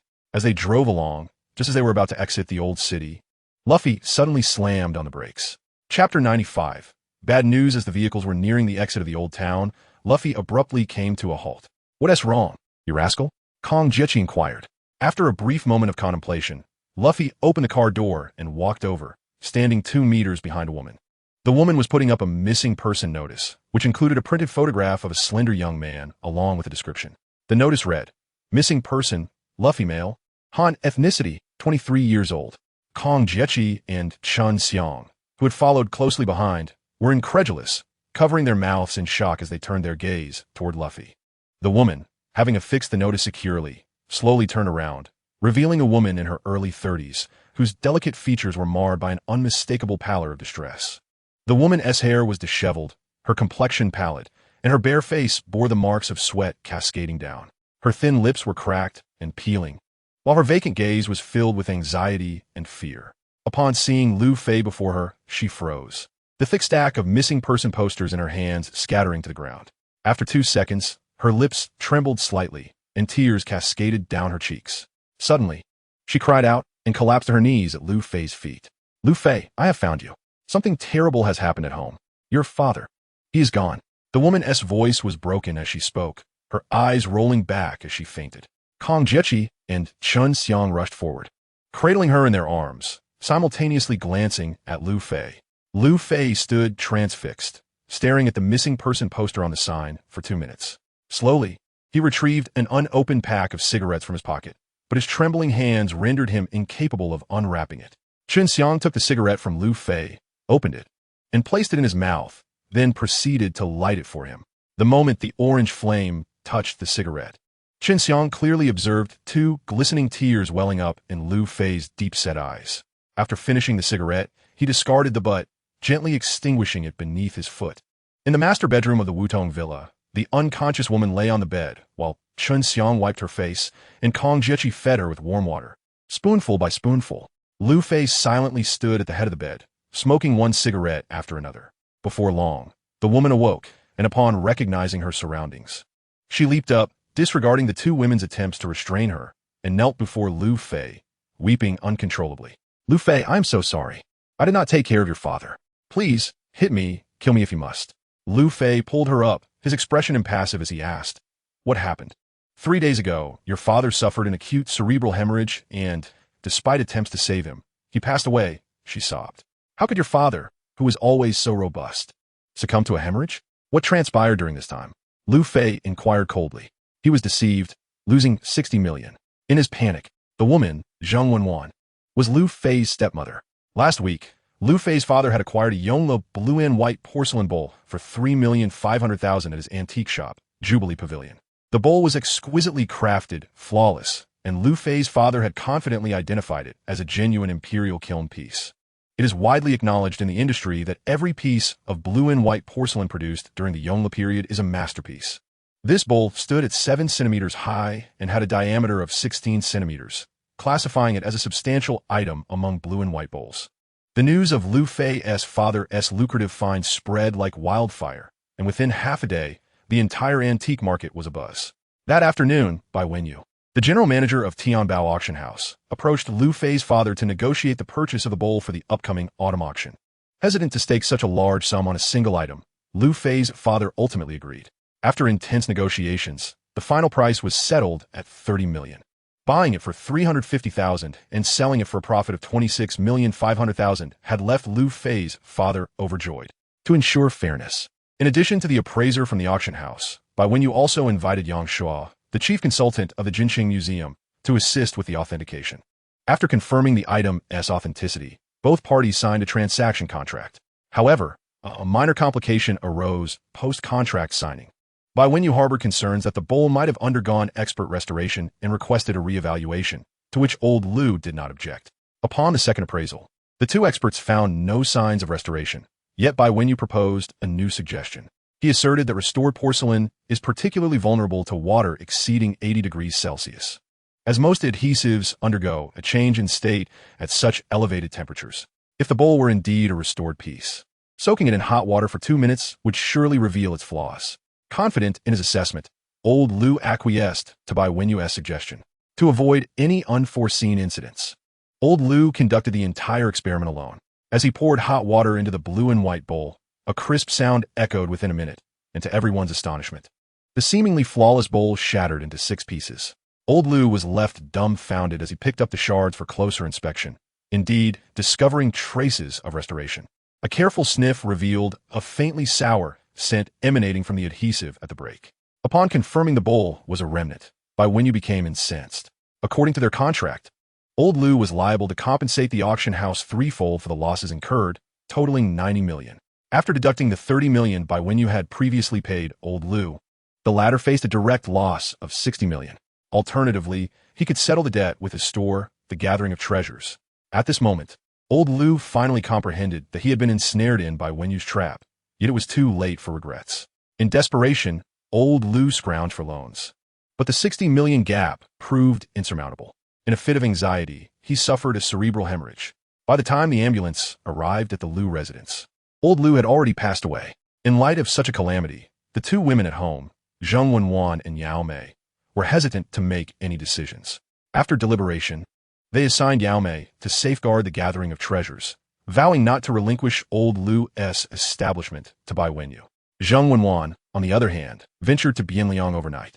Lacking contact information for Lu Fei, she resorted to aimlessly searching the streets for 2 days. Exhausted and having eaten only a bowl of noodles, Zheng Wenwan was struck by inspiration upon seeing a lost dog notice on a utility pole, leading her to fortuitously encounter Lu Fei. Chapter 96. A night of graying hair. Upon hearing Zheng Wenjuan's account, a tempest of wrath ignited within Lu Fei's eyes, instilling fear in the 3 women present. Clenching the shard of the blue and white phoenix pattern bowl brought by Zheng Wenwan, blood trickled from his fingers, dripping onto the exquisite Persian carpet. It was only after Chen Xiang pleaded tearfully that Lu Fei relinquished his grip. Chen Xiang cautiously tended to Lu Fei's wound. Gazing at Zheng Wenwan, Lu Fei spoke solemnly. Sister Zheng, you have endured much. Zheng Wenwan sobbed in response. It is my fault. I failed to care for old Lu. This is not your burden to bear. Do not feel guilt. It was old Lu's fate, Lu Fei mused, lost in contemplation for several moments. What shall we do about the treasure pavilion? Lu Fei remarked as he took a puff from a cigarette. Xiang'er, please prepare a bowl of noodles for Sister Zheng. And tonight you shall keep her company. Hello, which one are you? The voice on the other end of the phone was unmistakably that of Yao Mei, brimming with urgency. Yao Mei, it's me. You're Lu Fei? Lu Fei, where on earth have you been? You must be aware of the chaos at home. The old man has passed away. He is gone. The old man died, and Xia Kai went to confront them. But he was beaten and now lies in a hospital with a broken arm. Damn it. In a fit of rage, Lu Fei seized the crystal lamp from his bedside and smashed it against the wall with all his might, tears streaming down his face. Xia Kai was his childhood friend, his closest brother, and possibly his future brother-in-law. The thought that he was grievously injured because of their family's troubles was unbearable. It felt as if misfortune had compounded upon misfortune, and Lu Fei's heart bled. Yao Mei, do not be anxious or weep. I understand. Leave everything to me. Just take good care of Xia Kai, and do not let anything else happen. After carefully instructing Yao Mei, he hung up the phone and surrendered to his grief, burying himself under the covers. A man rarely sheds tears, but when sorrow strikes, it becomes inevitable. The news of calamity at home is enough to crush anyone. He had left home in a fit of anger towards his father, yet he could not deny the bond of blood. In retrospect, what was it that the old man had done? Merely sought out a younger wife. In the grand scheme of things, it hardly mattered. After all, the old man had toiled tirelessly to raise him and Yao Mei. Even if the old man were to marry 8 times over, it was not his place to react with such fury. Regret, however, had come too late. The desire to care for one's parents is often thwarted by time, and he would forever bear the label of an unfilial son. After regaining his composure, Lu Fei dialed Wan Jiakai's number. Hello, is something the matter, Xiao Fei? It's quite late. President Wan, I am in urgent need of funds. I would like to use Wu Daizijong Koei as collateral to borrow 60 million. Xiao Fei, what do you mean by that? Are you mocking me by offering a painting as collateral? Do not speak further. I need 100 million transferred to your account by 10 o'clock tomorrow morning. Thank you for your trust, President Wan, but could you expedite the process? I have an urgent need. If it's urgent, a bank transfer may not suffice. I could write a check and have Xiao Feng deliver it to you right away. Wan Jiakai suggested. Lu Fei's request for a loan did not provoke Wan Jiakai's ire. Rather, it delighted him. Not only was he repaying a favor to Lu Fei, but through the Li family's banquet, he had witnessed the extent of Lu Fei's connections in Bianliang. Having a friend like Lu Fei, whom his son Wan Xiaofeng could befriend, was priceless. After expressing his gratitude, Lu Fei ended the call. Although he could have sought assistance from the Yunhe or Song Jinfeng, and even Qin Xiang, he ultimately chose Wan Jiakai, both out of sense of obligation and as a measure of trust. Fortuitously, Wan Jiakai's response was satisfactory, and Lu Fei deemed the friendship with the Wan family to be worthwhile. Half an hour later, Lu Fei received a check for 100 million in cash delivered by Wan Xiaofeng. Shortly after returning to his room, Kong Jiechi knocked and entered. How do you plan to deal with the Tianbao auction house? Lu Fei coldly glanced at Kong Jiechi and inquired. What do you mean? I mean, you must not act impulsively. The Tianbao auction house has deep roots. Do not do anything foolish. Oh, you're quite familiar with the Tianbao auction house? Lu Fei asked. Qin Xiang nodded and began to enlighten Lu Fei. In the realm of collecting, there are 4 prominent families in Shenzhou.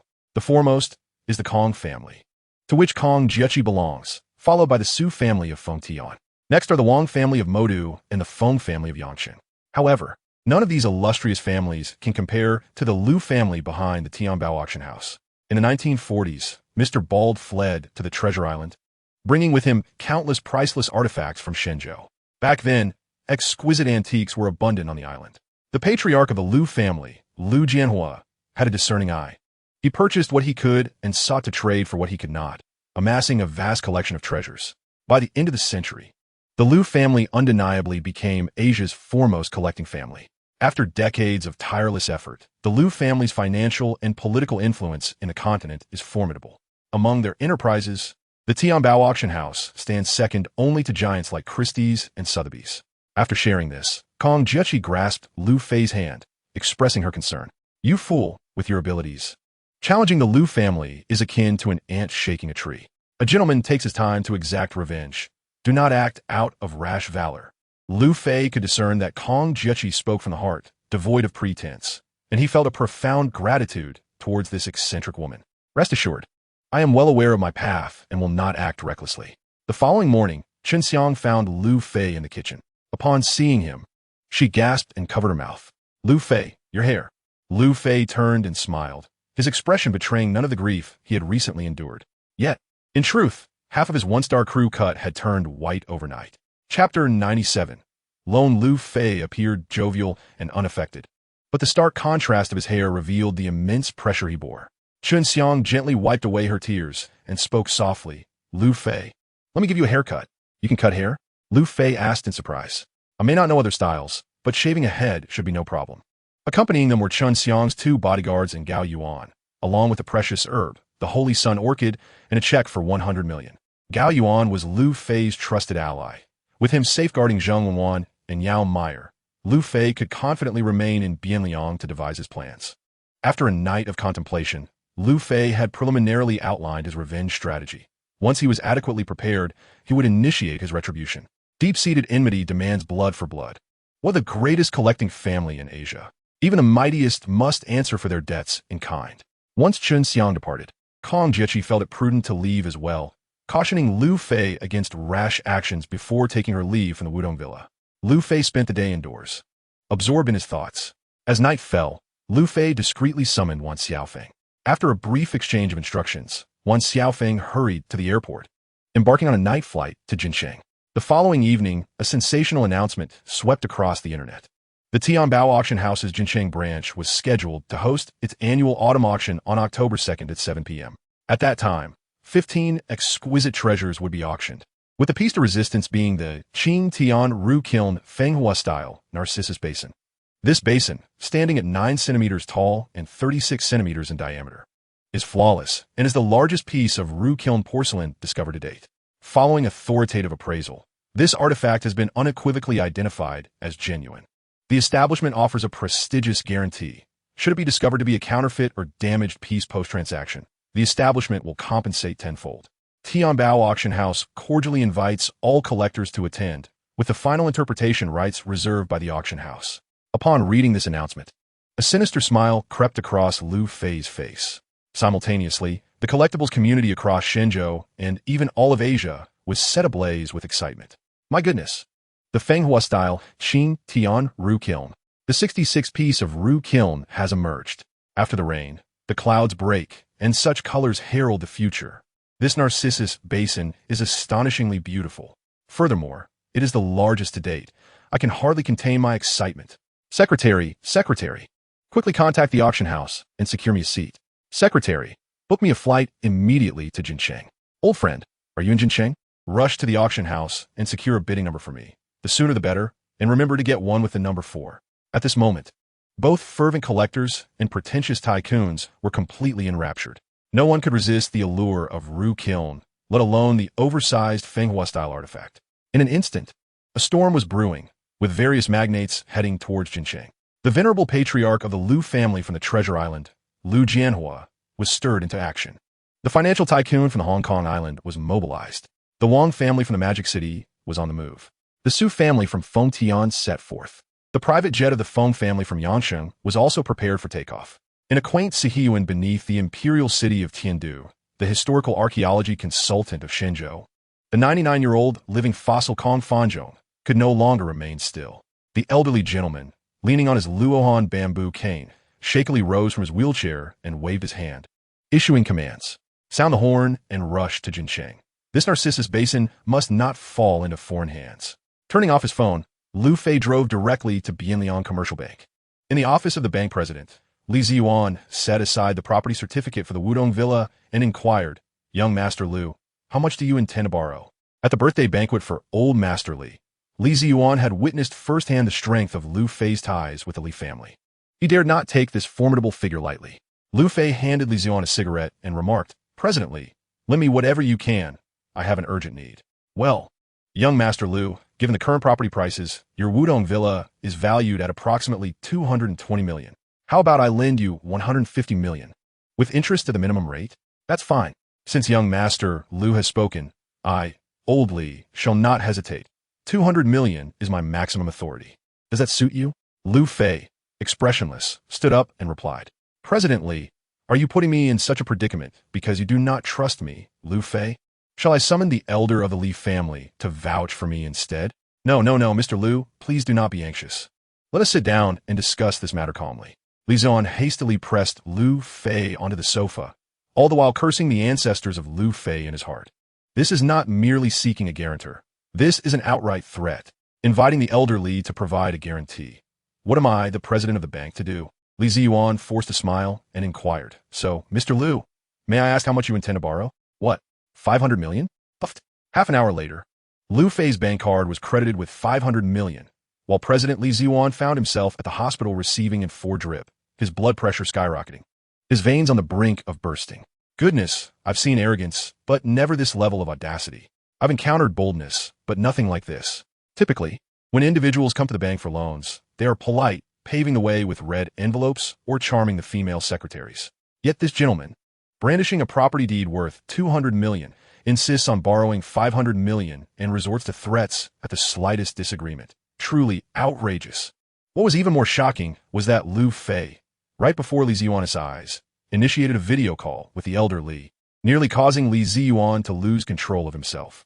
Under such circumstances, Li Ziyuan, with no alternatives left, reluctantly signed the most shameless loan contract in history. With the 500 million secured, Lu Fei had completed the crucial step of his plan. Feeling a bit more at ease, Lu Fei purchased some sacrificial offerings and loaded them into his car, then bought some food to share with Zhang Huaiji, enjoying a hearty afternoon of drinks. That evening, Lu Fei ascended to the peak of Lingquan Mountain to pay homage to the late Old Lu. As he descended, he pointed westward and shouted, "Old Lu, may your spirit not waver. Your son is here to avenge you." Upon returning home, he slept soundly until dawn, then changed his clothes to head to Lingbao Street. Today marked the grand opening of Hongfei Noodle House, and, as a shareholder, his presence was essential. There were no firecrackers nor grand ceremonies, simply hanging 2 colorful ribbons. And at the auspicious hour, Unveiling the red silk from the plaques sufficed for the opening. Although the ceremony was understated, the business flourished beyond expectations. What else could one expect when this was the only noodle house on all of Lingbao Street? Chapter 98. A low-key opening despite its understated opening. Hongfei Noodle House was experiencing a remarkable surge in business. By 11 in the morning, both floors of the establishment, with over 70 tables, were filled to capacity. For the shop owners and workers of Lingbao Street, who had grown weary of takeout, the luxury of sitting down to enjoy a warm bowl of noodles was previously unimaginable. Yet today, it had become a reality. Initially, Xiao Hong intended to manage the establishment alone without hiring any staff, but upon Lu Fei's insistence, she eventually recruited 2 swift young waiters. However, it soon became evident that 3 individuals were simply inadequate. Fortunately, Xing Shuya arrived with a group of servers from Hongyan Tower to lend a helping hand, alleviating some of the pressure. The most unfortunate among them was Zheng Jiwei, who toiled alone in the kitchen, so busy that he hardly had a moment to relieve himself, dancing a jittery jig in desperation. Lu Fei, unable to bear the sight any longer, changed his clothes and offered assistance. Bro, why is business so flourishing? My hands are on the verge of cramping, Zheng Jiwei lamented. Lu Fei, with a serious expression, replied, What is wrong? Are you regretting it? What are you saying, bro? Opening a noodle shop has always been our dream. No matter how tough it gets, I wouldn't regret it. It's that feeling of pleasure intertwined with pain, right? I just didn't anticipate the noodle shop would be this popular. Zheng Jiwei grinned widely. Lu Fei scoffed, This is just the beginning. With over 300 shops on Lingbao Street and thousands of casual customers, the daily foot traffic reaches tens of thousands. With such a vast street, our noodle shop alone must thrive as long as the taste is decent. Tomorrow, we'll put up advertisements to recruit a few noodle chefs and apprentices. Don't hesitate to spend. You must invest to gain. Do you understand? Got it, bro. And tomorrow, arrange for the landlord to terminate our current lease. From today onwards, you all will stay in my villa. Bro, is that really appropriate? Why wouldn't it be? The larger the house, the more it needs an atmosphere.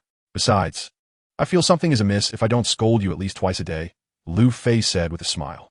Haha, I feel the same. If I don't receive a scolding from you in a day, I feel quite uncomfortable. Finally, the lunch rush at 2 o'clock had passed, and everyone could finally enjoy their delayed lunch. After tallying the numbers, the revenue for lunchtime alone reached 8,000 yuan. Calculating the profit margin from the noodle dishes, they netted at least 3,000 yuan, and seeing such figures brought tears of joy to Zheng's younger sister. If recognized by acquaintances, her plans might be entirely thwarted. With nothing pressing to do, she decided to scout for bargains. The market here was vastly different from Xiaonanmen, bustling with casual vendors and no formal stores, creating a lively atmosphere. Not long after, Lu Fei found himself squatting at a bookstall. This stand, over 5 meters long, displayed hundreds of books, including bound volumes, stitched editions, and various prints. From ancient Shanhai Jing to contemporary comic books, it encompassed an array of genres. In this era of peace, the collecting industry flourished, appealing to diverse tastes. Lu Fei recalled an elderly gentleman he once met, who specialized in collecting vintage cigarette and matchboxes, showcasing them in a distinctive manner. Collecting old books and comic books had surged in popularity in recent years, particularly the comic book market, where certain rare editions commanded astronomical prices. At this stall, many were rummaging through the books. Among them was a gentleman in his 60s, who haggled with the vendor for a while, ultimately spending 5,000 yuan on 2 copies of the 1981 Salmon edition of Water Margin. Upon completing the transaction, both parties wore satisfied smiles. The 1981 Salmon edition of Water Margin is indeed a treasure, a collaborative work by masters like Hu Ruofu, Zhang Lingtang, and Dong Tianai. A few years ago, the Salmon edition of Dream of the Red Chamber, illustrated by Hu Xuefua and others, fetched an astounding price of over 3 million. The circulation of the Salmon edition of Water Margin is even lower than that of Dream of the Red Chamber. Although the elderly gentleman's 2 volumes do not form a set, if they are indeed authentic, they would be worth at least 50,000. Investing 5,000 for a return of 50,000 is already an exorbitant profit.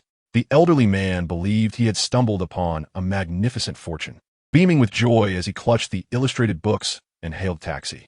Meanwhile, the vendor's smile was even broader, for the 2 volumes of Water Margin were nothing but artificially aged fakes, purchased in bulk for a mere 10 yuan. The forgery of illustrated books is not uncommon. Whatever holds value, the ingenious people of Zhongzhou will invariably devise a strategy to exploit it. For instance, after the debut of the Fruit 4S, old Zhou passed away. which caused great distress among the skilled artisans of Zhongzhou. Why, you ask? Because they had already developed concepts for the Fruit 55S and Fruit 6. Eagerly awaiting the moment the American version was released to seize a share of the market, Lu Fei offered a cigarette to the vendor, exchanged a few casual words, and bought a family genealogy for 100 yuan, placing it into his bag as he continued his stroll. After more than half an hour of browsing, Lu Fei felt a tinge of disappointment. He had spotted a couple of minor treasures worth 20 to 30,000, yet he could not muster the enthusiasm to acquire them. Suddenly, a pressing urge to relieve himself overtook him, prompting Lu Fei to weave through the crowd and dive into a temporary restroom adjacent to the market. Upon emerging after his brief respite, he noticed a group of guerrilla vendors had appeared not far from the restroom entrance. As the name implies, guerrilla vendors operate by swiftly relocating after each transaction. Currently stationed at Xiangwu Temple, they might just as easily appear at Xiamen or Hongxiao within the hour. These individuals do not occupy fixed stalls. Instead, they spread a tarp on the ground, displaying an assortment of items that can number in the dozens. Upon sighting a market administrator, they hastily roll up the tarp and vanish within seconds. Do not underestimate these vendors. They are far more cunning than traditional stall owners, luring customers only to exploit them mercilessly. Once a transaction is successfully completed, they guarantee that you will not find them again within minutes. The stall before Lu Fei was scarcely 2 meters long, with a scattering of a dozen items atop a red tarp. The vendor appeared quite young, in his early 30s, with a sharp, shrewd demeanor. He smoked a cigarette while scanning the surroundings, ready to flee at the slightest hint of an administrator's presence. Lu Fei crouched down and picked up a bronze Buddha statue, inquiring about its price. The vendor, noticing the inquiry, instantly perked up. Ah, young brother, you have a keen eye. This bronze Buddha statue hails from the Southern dynasties, an absolute gem. Lu Fei then asked, which dynasty do you mean by Southern dynasties? The vendor, inwardly cursing himself, blushed, for he had barely graduated from elementary school. He had just memorized that line from a poem the day before while practicing with his daughter. If you ask me, who should I ask? He stammered. Ahem. Never mind which dynasty it belongs to. Simply recognize it as an antique. Lu Fei chuckled softly, setting the Buddha statue aside, and picked up a double fish jade pendant to inquire further. Initially, the stall owner was enthusiastic, eloquently extolling the virtues of his wares. However, a few minutes later, he grew disheartened by Lu Fei's apparent lack of intent to purchase. This lad only asked for prices, as if he were merely here for a free tale, treating the vendor like a jester. At that moment, Lu Fei picked up a semicircular jade ornament and asked, How much is this, my good sir? The vendor, with a scowl, glanced at Lu Fei and replied with displeasure, Friend, are you going to buy something or not? Please don't toy with me. Lu Fei retorted, What do you mean by that? Am I here merely to endure the stench of your makeshift restroom? I have no such inclination. Just tell me the price. If it's reasonable, I shall make a purchase, for this odor is unbearable. The vendor curled his lip, examining the jade trinket in Lu Fei's hand. He had acquired it from the countryside and couldn't quite recall its exact value, but he was certain it would not exceed 50 yuan. Gritting his teeth, he extended his hand and declared 5,000. 50? Will you sell it? Lu Fei responded. The vendor, unable to contain his frustration, exclaimed, Are you deliberately provoking me? Is this how one bargains? Lu Fei chuckled. You said an outrageous price, and I simply counter with a fair offer. Even supermarkets offer discounts. What is wrong with haggling? The vendor, eyes wide, shot back. Enough chatter. 4,000 is the lowest. If not, then we're done here. Lu Fei glanced at the 11 o'clock direction, a slight smile curling at the corners of his mouth. At most, 1,000. It's too expensive for me. 3,000. 1,005. 2,000. 1,006. All right, I concede. It's a deal. Lu Fei slowly picked up the jade ornament, examined it tenderly, and then carefully placed it into his bag. With utmost caution, he extracted his wallet, inching the zipper open millimeter by millimeter. The stall owner, witnessing the drawn-out process, felt his heart race with anxiety. At last, the wallet was open, revealing only a handful of coins and not a single note. The vendor's frustration boiled over. Were you playing it with no money? Are you here to stir trouble? Lu Fei shot him a piercing glare, startling the vendor. Mind your tongue. Just because my wallet is empty doesn't mean I can't transfer money via my phone or scan a QR code. Speak carelessly again, and I shall slap you. The vendor, brimming with resentment, dared not retaliate against the imposing bald figure of Lu Fei. Instead, he fished out his WeChat QR code and handed it over. At that moment, instinctively glancing around, the vendor's heart sank. Two young men wearing armbands were approaching him from 20 meters away. After a brief moment of eye contact, they accelerated towards him. Blast it. The inspectors are here. Hand over goods. I'm not selling anymore. Lu Fei feigned panic, nodding slowly as he set down his bag.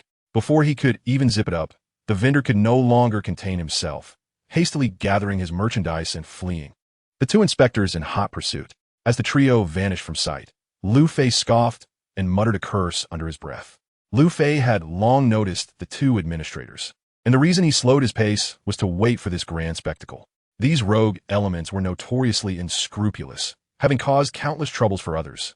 And today they found themselves outsmarted by Lu Fei, which could be seen as their just desserts. Seeking refuge under a tree's shade, Lu Fei took out the jade pendant to examine it closely. This pendant boasted a lustrous jade quality, with a naturally infused hue and an exceptionally thick patina, taking on a semicircular form. Among jade artifacts, the round ones are known as Bai, while the incomplete ones are referred to as Huang. This piece was the illustrious jade Huang. The jade Huang was flat, divided into upper and lower layers.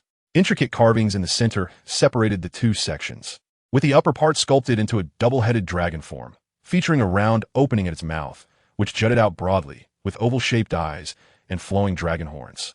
The dragon's body was adorned with cloud patterns carved in relief. The lower section also depicted a double-headed dragon, with the dragon's heads intricately carved, its mouth slightly agape. The upper jaw extending to connect with the upper dragon body, while the lower jaw was shorter and curled upwards. The surface of the dragon's body was embellished with fine incised lines depicting cloud patterns, net patterns, twisted cord patterns, and feather-like motifs, with the contours of the two dragon bodies outlined by string patterns. In the Liangzhu culture, jade Huang served as a ceremonial ornament. During religious rituals, shamans would don it, often combining it with jade tubes and strands to create an exquisite adornment that signified the shaman's mystical identity. Each piece was engraved with either elaborate or simple images of divine beings or beasts. The patterns and craftsmanship of this jade Huang reflected the typical artistic style of the spring and autumn and warring states periods, and the patina further corroborated this. Before the Han Dynasty, jade artifacts were collectively referred to as ancient jade. Many archaeological discoveries of such ancient jade exist, though they're primarily housed in major museums. The ancient jade that is scattered among the populace is exceedingly rare and commands a staggering value. To stumble upon such a treasure today was indeed a worthwhile endeavor. Past experiences had shown that once one found a significant fortune, subsequent gains were seldom forthcoming. Trusting his instincts, Lu Fei decided to depart. Three young ruffians had encircled a tall beauty, exchanging lewd banter. Lu Fei initially intended to ignore them, but he could no longer turn a blind eye, for the tall beauty was none other than the eccentric Kong Jiaqing, having come to Daxiangwo Temple in search of bargains. She was immediately cornered by the three delinquents upon her arrival. While Kong Jiaqing was well regarded in Tiandu City, she was not held in the same esteem in Bianliang City. These three ruffians, notorious for pickpocketing and brawling at the temple, could hardly resist the allure of such a striking young woman. After several taunts, the trio attempted to forcibly drag Kong Jiaqing away for their own amusement. At that critical moment, Lu Fei intervened with remarkable swiftness, dispatching the three ruffians with ease and rescuing Kong Jiaqing. As the three thugs lay incapacitated, Kong Jiaqing seized the opportunity, leaping high to deliver a series of punishing kicks, each strike delivering a decisive blow. Following her onslaught, the ruffians howled in pain, clutching their groins, eliciting a bemused grimace from Lu Fei, who instinctively crossed his legs. Kong Jiaqing, brushing off her hands, unabashedly draped her arm around Lu Fei's shoulder and exclaimed, "You rascal, you're quite the bro. No words needed. Let me treat you to a grand feast." With no time to spare, Lu Fei cast a sideways glance at the taller-than-him Kong Jiaqing and turned to leave. "Hey, wait for me, you scoundrel. What treasures are you hiding in your bag? Have you found something valuable again? Show it to me. Dear sister wants to take a look." "Oh, you naughty rascal, stop right there. I only wish to glimpse it. There's no need to be so stingy. You rogue." Bang. Lu Fei disregarded Kong Jiaqing entirely, getting into the car, shutting the door, and driving away with a flourish. Kong Jiaqing stomped her feet in frustration behind him. How infuriating. You think you can escape? Whether soaring to the celestial palace or descending to the gates of hell, I shall pursue you relentlessly. You scoundrel, I shall not relent.